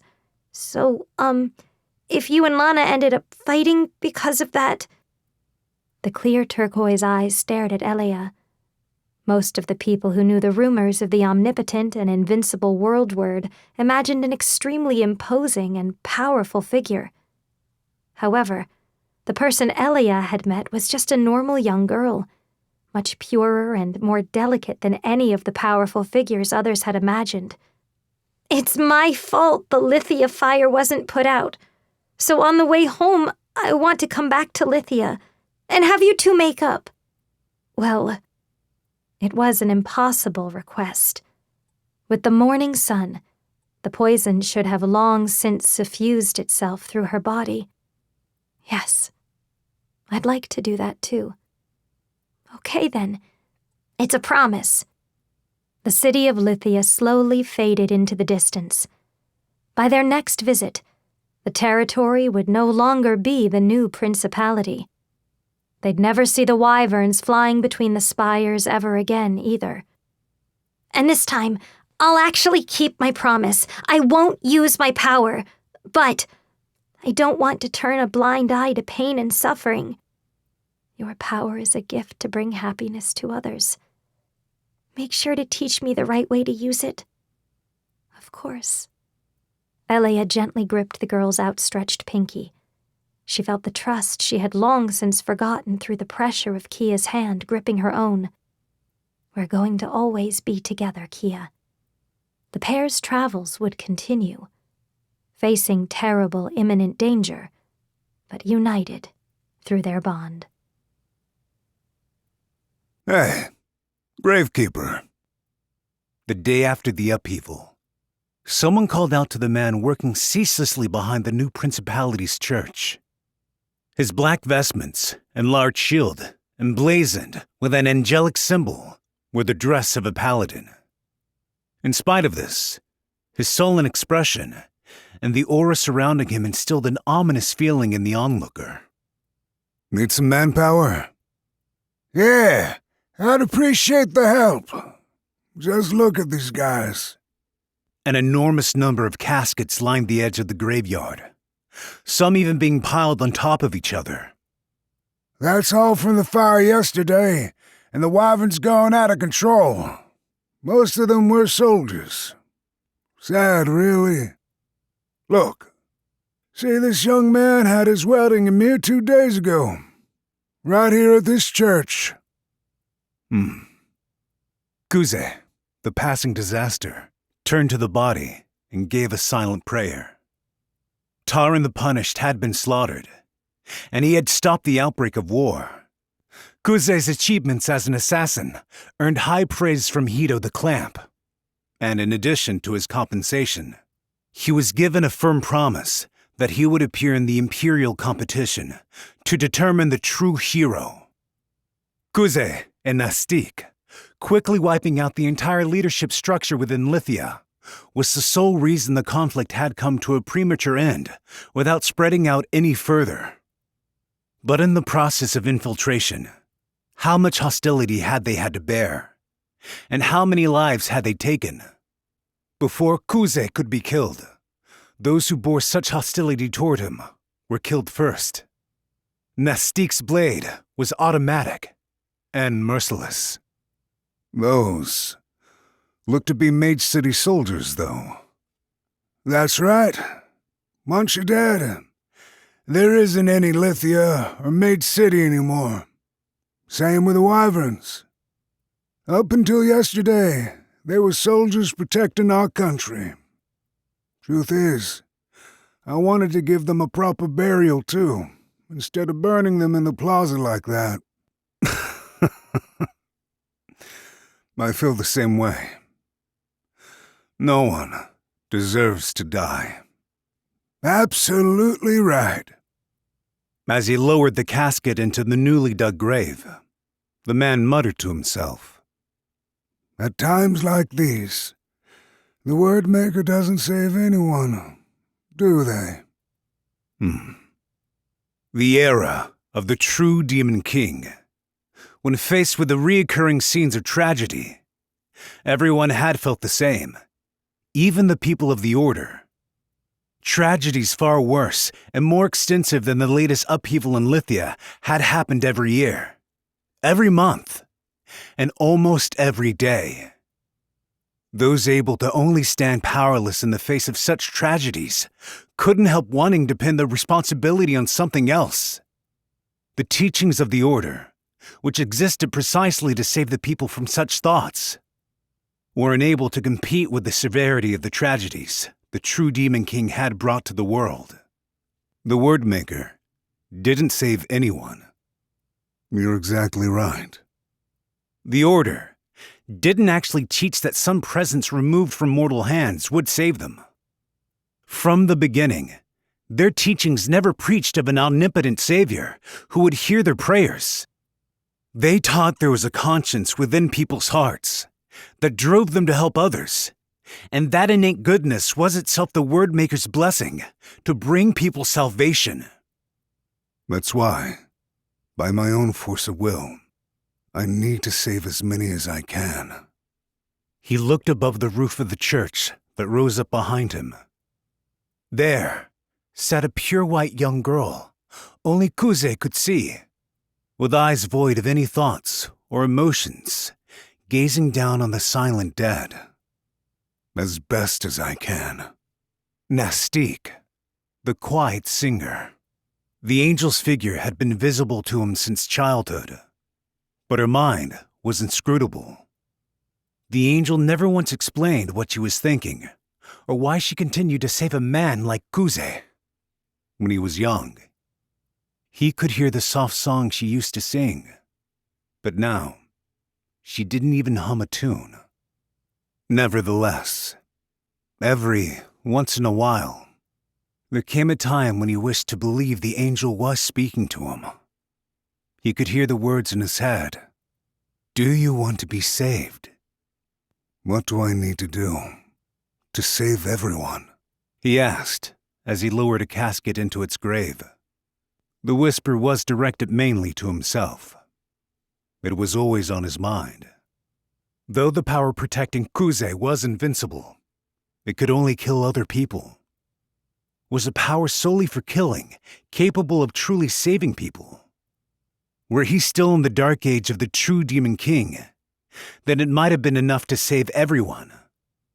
But the true Demon King was dead, and peace had yet to return to the world. Killing Taran may have prevented a number of deaths, but bringing about an age of peace through the murder of another might actually be impossible. I've been a gravedigger for a great many years now. There were times I thought about that sort of stuff. Ultimately, a single person can only save what they can. That's a good point. You're exactly right. I want a hero. The true Demon King had been overthrown. It was, without a doubt, a great triumph that went beyond the realm of what the average person was capable. Someone faced an origin unknown, who had exercised the age of fear that had continued relentlessly for 25 whole years, had existed somewhere in the world. The true hero might have been able to save everyone without spilling more blood and creating more tragedy in the process. Like Kuze, they might have been able to guide the dying order on the correct path forward. I want to hear their answer. He needed to find the hero. Because Kuze, the passing disaster, was not a hero himself, but someone who would compete to become the hero.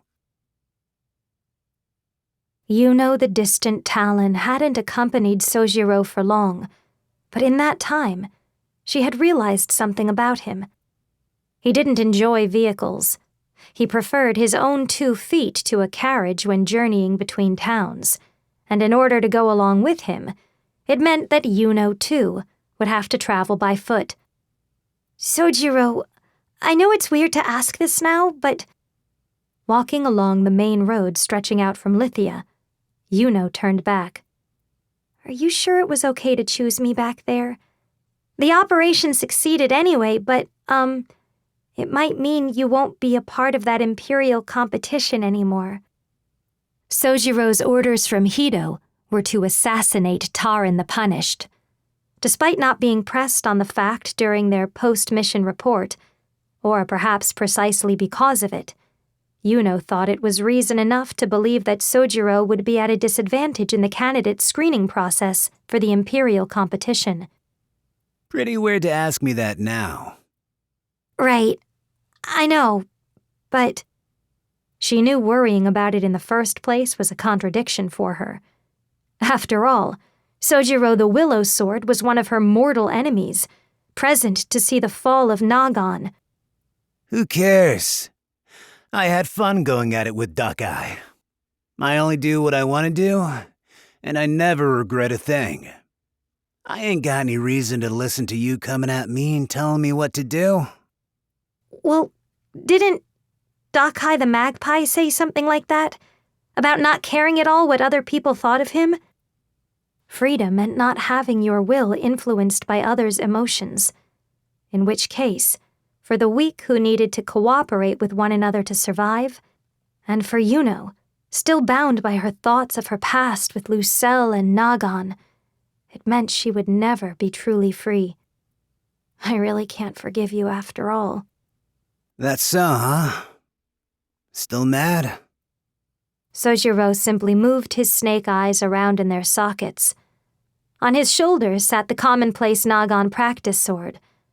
The day Nagan went up in flames, it had been a terrifying and nigh impossible prospect to refute the visitor and his enormous power.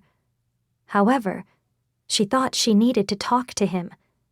For Yuno to truly get her vengeance for that day, she needed to understand this enigmatic visitor.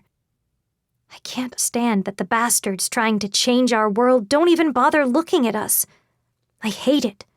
That our lives are treated like something worthless. Like it doesn't matter if we exist or not. I mean, look at yourself. Yuno knew.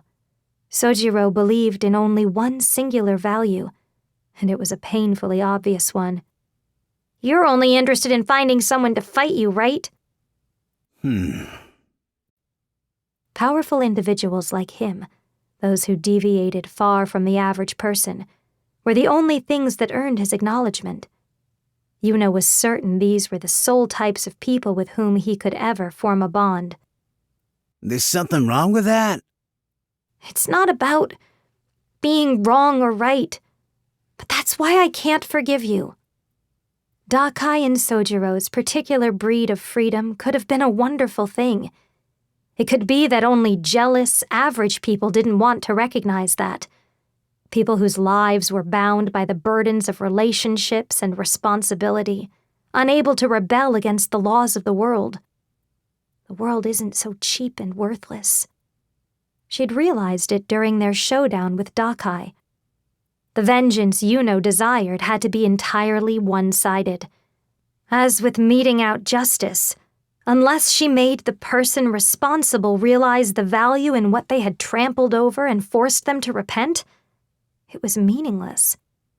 She wanted no one but the object of her vengeance to acknowledge the unerasable hatred she continued to bear, that it wasn't misplaced or simply self-satisfaction. You might be right.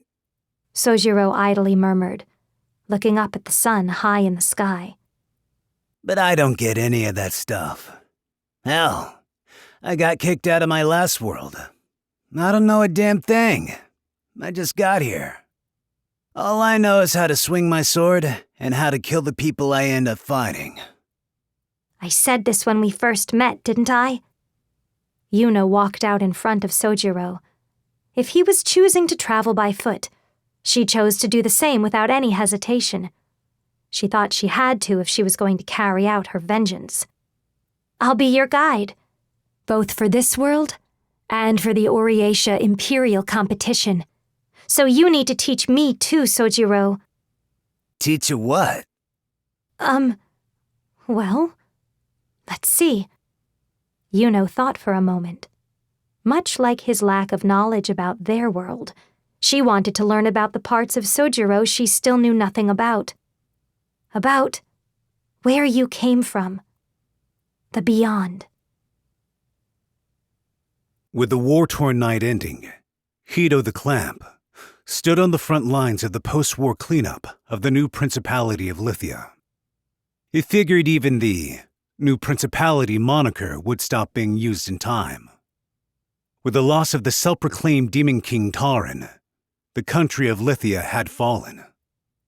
There, the young Oriacious civil servant found the person he was looking for in the middle of the city debris. A suspended jet-black tarantula and the exposed corpse of its headless pilot. Dead, huh? Hito took a seat beside the colossal corpse. Even seeing it with my own eyes, I can't believe it. If you're dead, then even I can't grant that wish of yours, you know. An invincible mobile weapon to destroy the city and annihilate the enemy's main force, the Wyvern army. Hito had won at Nihilo the Vortical Stampede to play the role of decoy, drawing the strong champions of Lithia toward her, while Sojiro and Kuze carried out their assassination plot. Sorry, Nihilo. The 29 officials of Oriatia, like all who stood atop the political mountain, always needed to keep the scales balanced, even if it meant avoiding Lithia civilians being wrapped up in Nihilo's rampage was impossible, or not knowing whether the young girl's wish to become an ally to the Menia was genuine.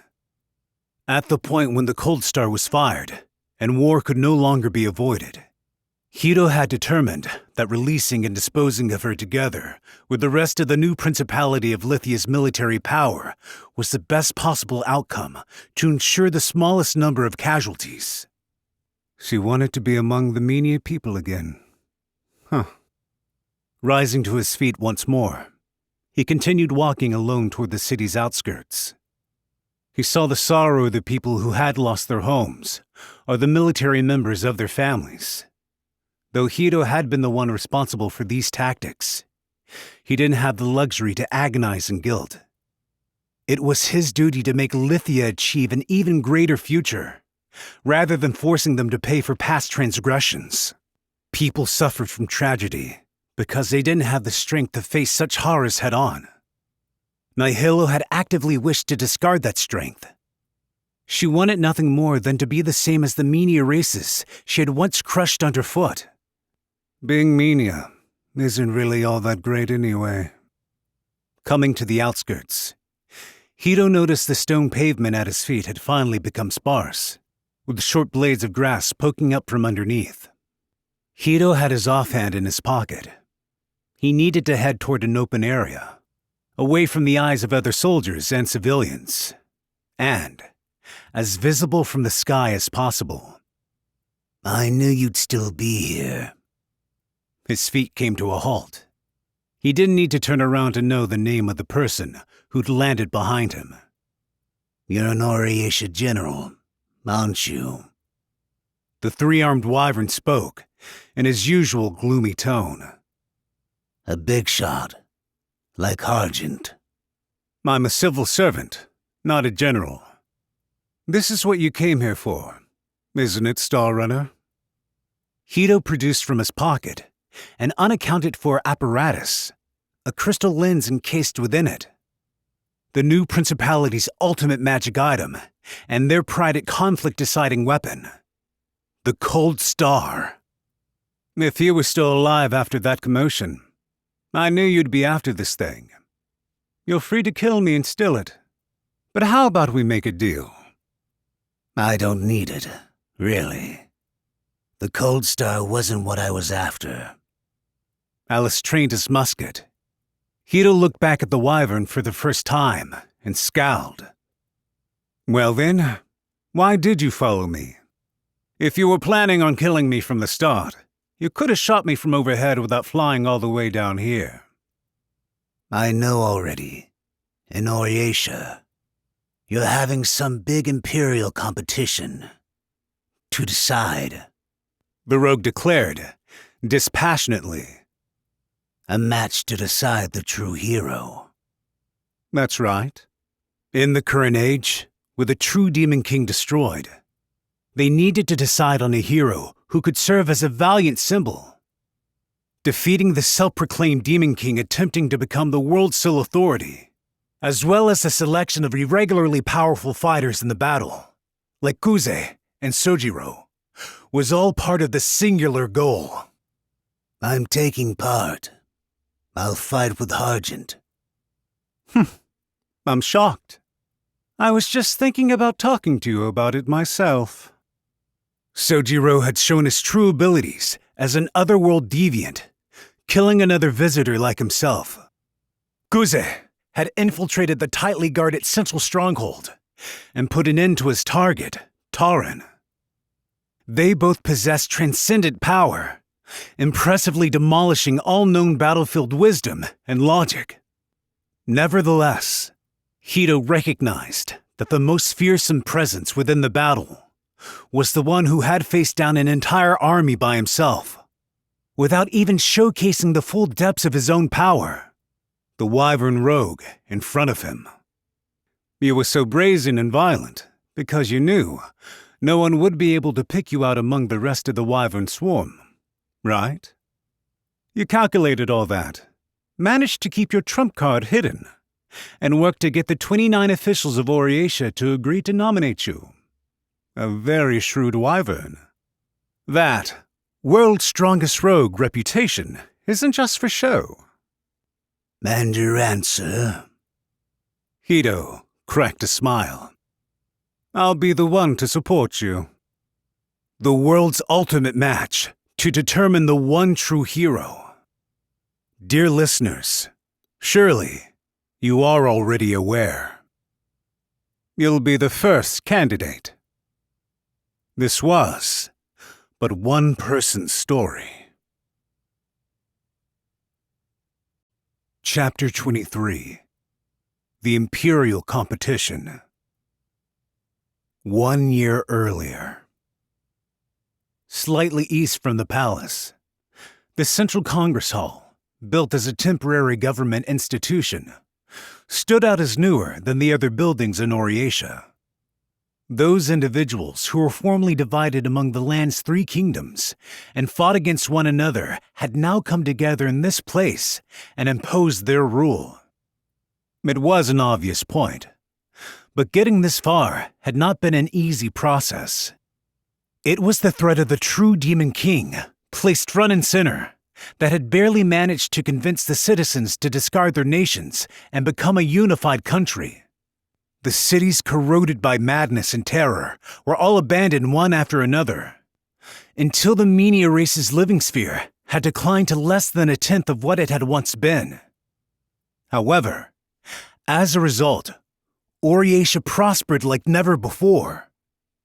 Separate cultures mixed together, and the enormous population coalesced in the few remaining cities. The Dark Age left behind the sprouting bud of a new, unified nation. Therefore, now more than ever, they had to search for the hero. The remaining deferment time was growing short. The thought ran through the mind of the Oriatia Third Minister, Jelki, the Swift Ink, as he received the survey team's report. That concludes our report. There is no one we can claim with 100% certainty. We believe this time, too, the claimant assumed the title for self-promotion purposes. Understood. You may leave. The age of self-proclaimed demon kings has been replaced with self-proclaimed heroes instead, it seems. We'll continue our investigation. Adjusting his sternly furrowed eyebrows, Jelki walked alone through the Congress's corridor. He was a dyed-in-the-wool civil servant, and, on a list of the 29 officials retaining military strength, you'd find his far closer to the bottom than the top. However, the intelligence officers in his employ remained the most skilled among the rest of the 29. They had worked for 9 small months and hadn't even confirmed the hero's name. He understood there was an appropriate conclusion to reach. It was a natural result at which to arrive. Nevertheless, it was a possibility the future of the world couldn't let pass. Could the hero have died without anyone knowing who they were? Insanity. Maybe suicide. Considering the power of the true Demon King, even supposing the hero did indeed kill them, it was extremely likely that the hero had met such an end. Nevertheless, You look as angry as ever. Everything all right? just as he passed by the door, he heard a deep voice call to him. Jelki turned, still looking displeased, before considering things again and pressing his finger to his brow. Oh, it's you, Yuka. It's always the same concern. As for my face, it's no different than usual. Guess that means you haven't found the hero like always, eh? Want my advice? A giant man, rotund and chubby, dressed in red light armor and helmet.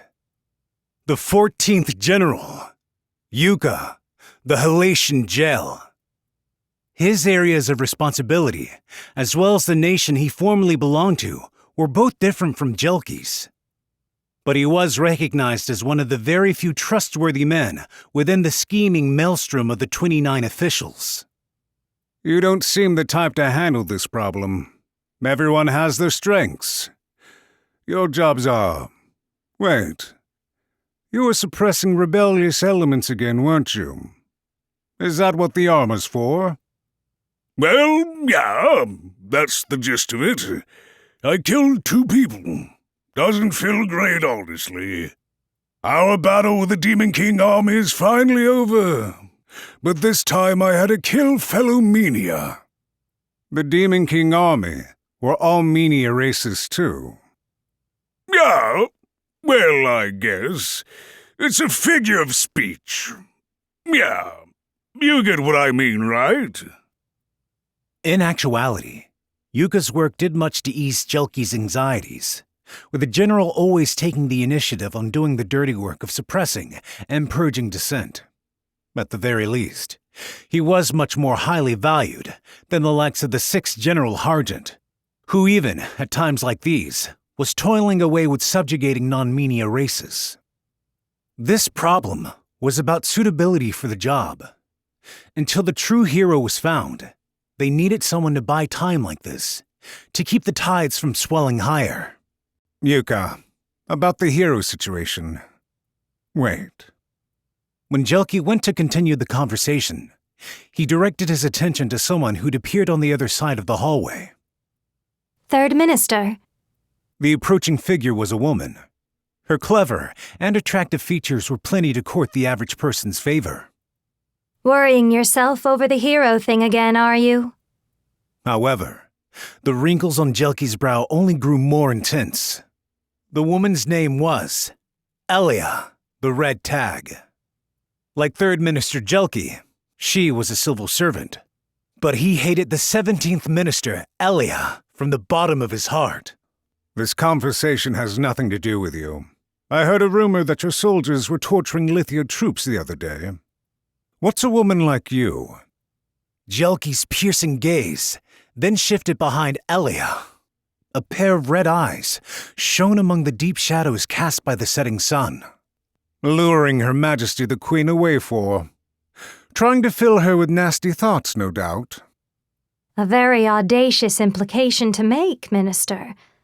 Her Grace requested that I accompany her on her stroll.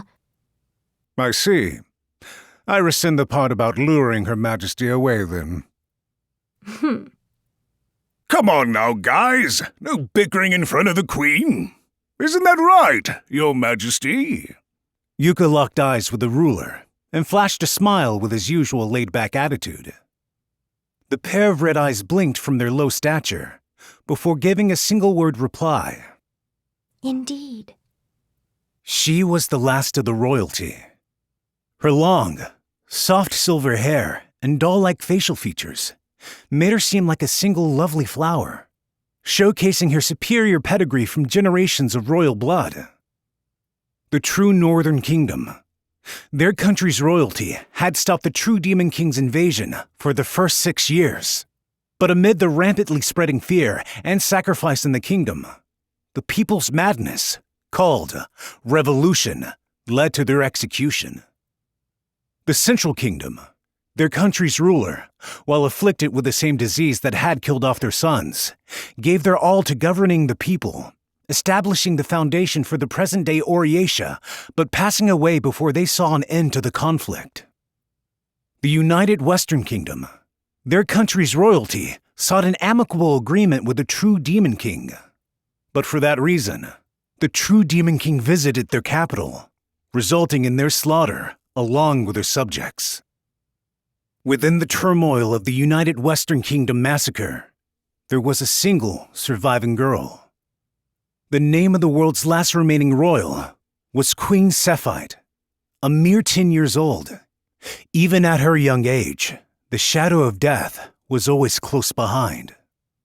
The queen asked plainly, Jelki, is the hero out there somewhere? They are, or so I hope. In which case, why haven't they made themselves known? There are still some reaches we haven't searched yet. It's possible the hero isn't necessarily a Minia. We'll scour the whole world if we have to.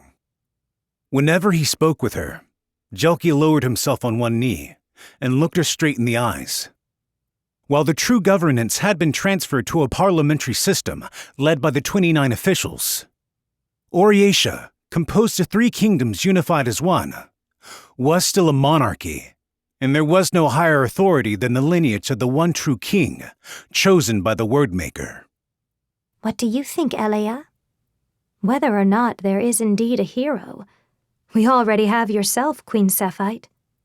While you have yet to concern yourself with official business, I, Elia the Red Tag, can guarantee that your majesty will be able to one day rule over the people.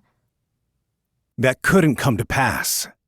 Jelki was unable to deny that there were times when he, too, was surprised at Cephite's percipient mind.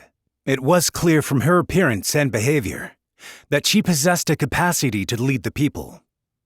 However, if they were to someday hand over true authority to a young girl, the government was destined to become a puppet regime. Jelki looked at Elia, standing beside the queen, a woman of vulgar lineage, suspected of killing the previous 17th minister herself. Cephite began to speak. Yuka, I want to hear your opinion too. I don't really understand it much myself, but having the hero pop up couldn't hurt, right? Yuka said leisurely, scratching the back of his neck. Jelki glimpsed from his kneeling position that, on Yuka's sleeve, peeking out slightly from his armor, there was a stain of the blood spattered from the citizens he had cut down.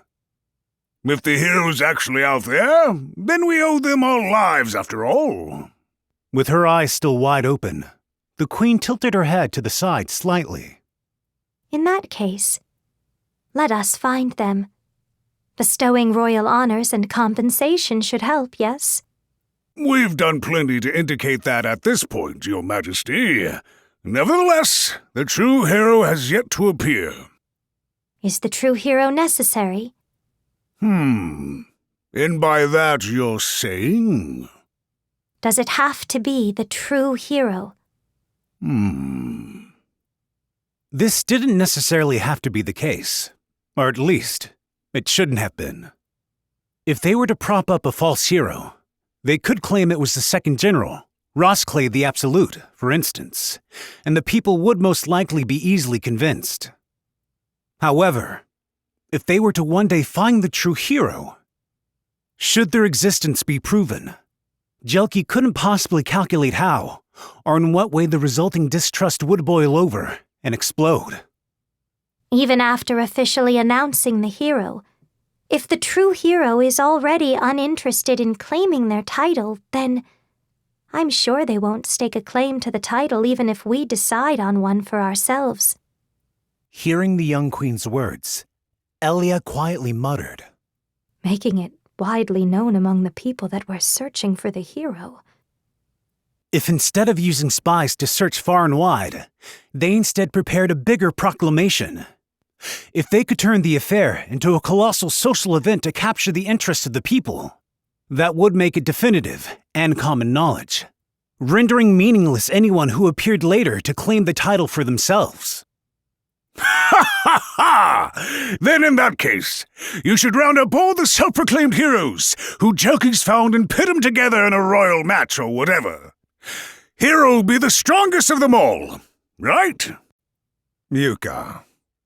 Oh, sorry. Rude way of speaking in front of Her Majesty. My bad. Forget it. Don't worry about it. I was thinking about something else. This time, Jelki glanced over once at the pretty Cephite. peering into her red irises, made him feel like he was descending into a whirling abyss. Within the monarch's eyes still remained the vestiges of ruination. The only pair of eyes to have witnessed the fall of her kingdom and survive. Jelki? Oh, forgive me, Your Majesty. Just something on my mind. Allow me to take my leave for now. Yes, of course. Be well, Jelki. He couldn't reveal to anyone the plot that had just risen into his mind. Not even the Queen herself. Jelki the Swift Ink's thoughts were already in motion. The remaining deferment time was growing short. A hero was needed for the new age. The symbol of authority who'd ended the age of the true Demon King, on par with royalty. Then, with that hero's authority, Cephite would be dethroned. In this upcoming new age, the same monarchical government as before was unsustainable.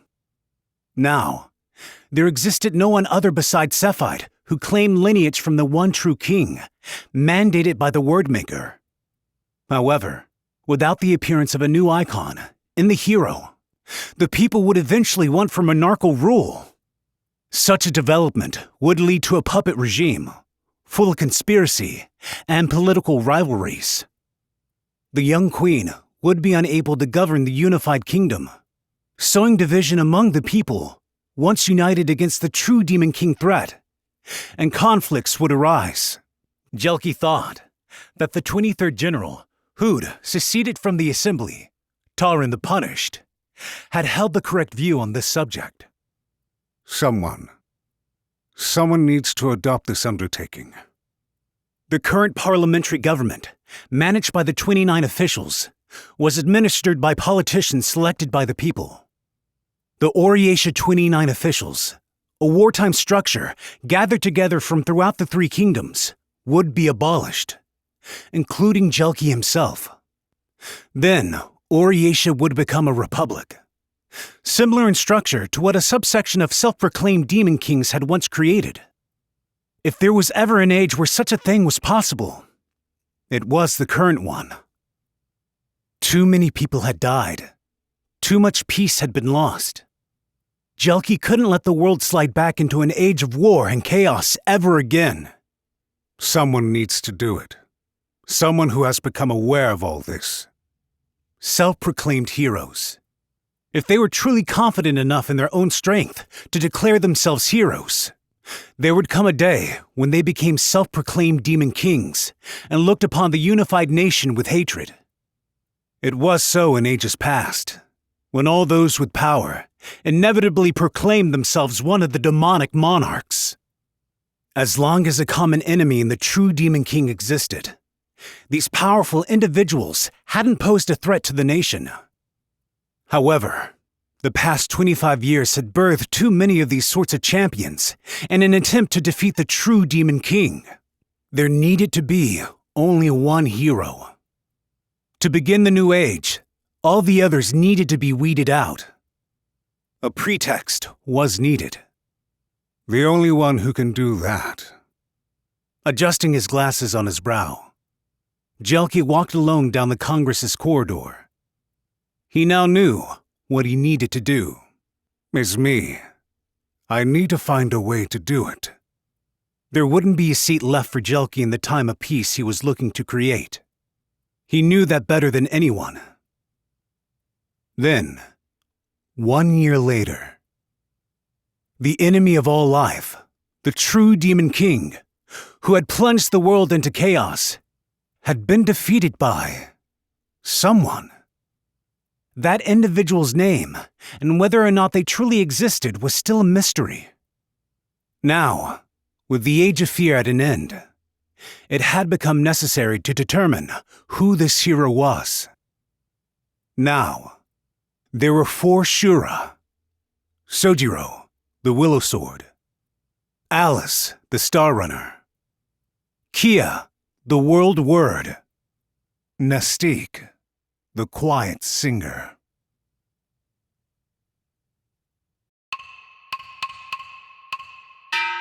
This has been a Yen Audio production of Ishura 1, The New Demon King War. Written by Keiso. Translated by David Musto. Illustration by Kureta. Produced by Melanie Schmidt. Production assistance by Josie Kurz. Post-production by Chris Howerton. Ishura 1, The New Demon King, is also available in print and as an ebook from Yen Press. For more Yen audio productions, visit us at yenpress.com. Thank you for listening. Text copyright 2019 by Keiso. First published in Japan in 2019 by Kadokawa Corporation, Tokyo.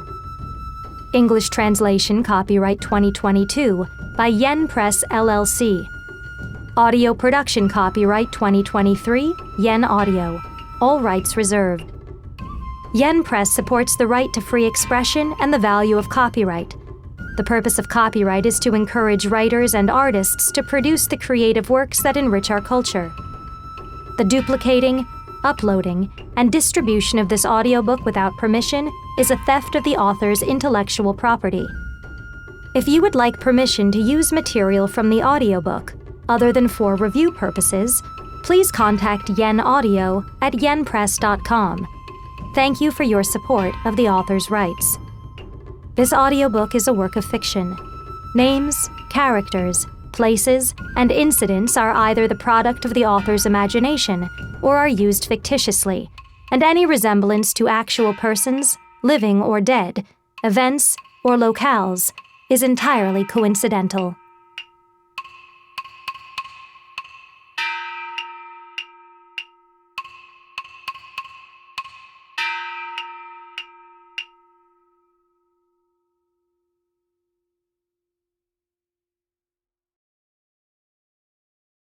Audible hopes you have enjoyed this program.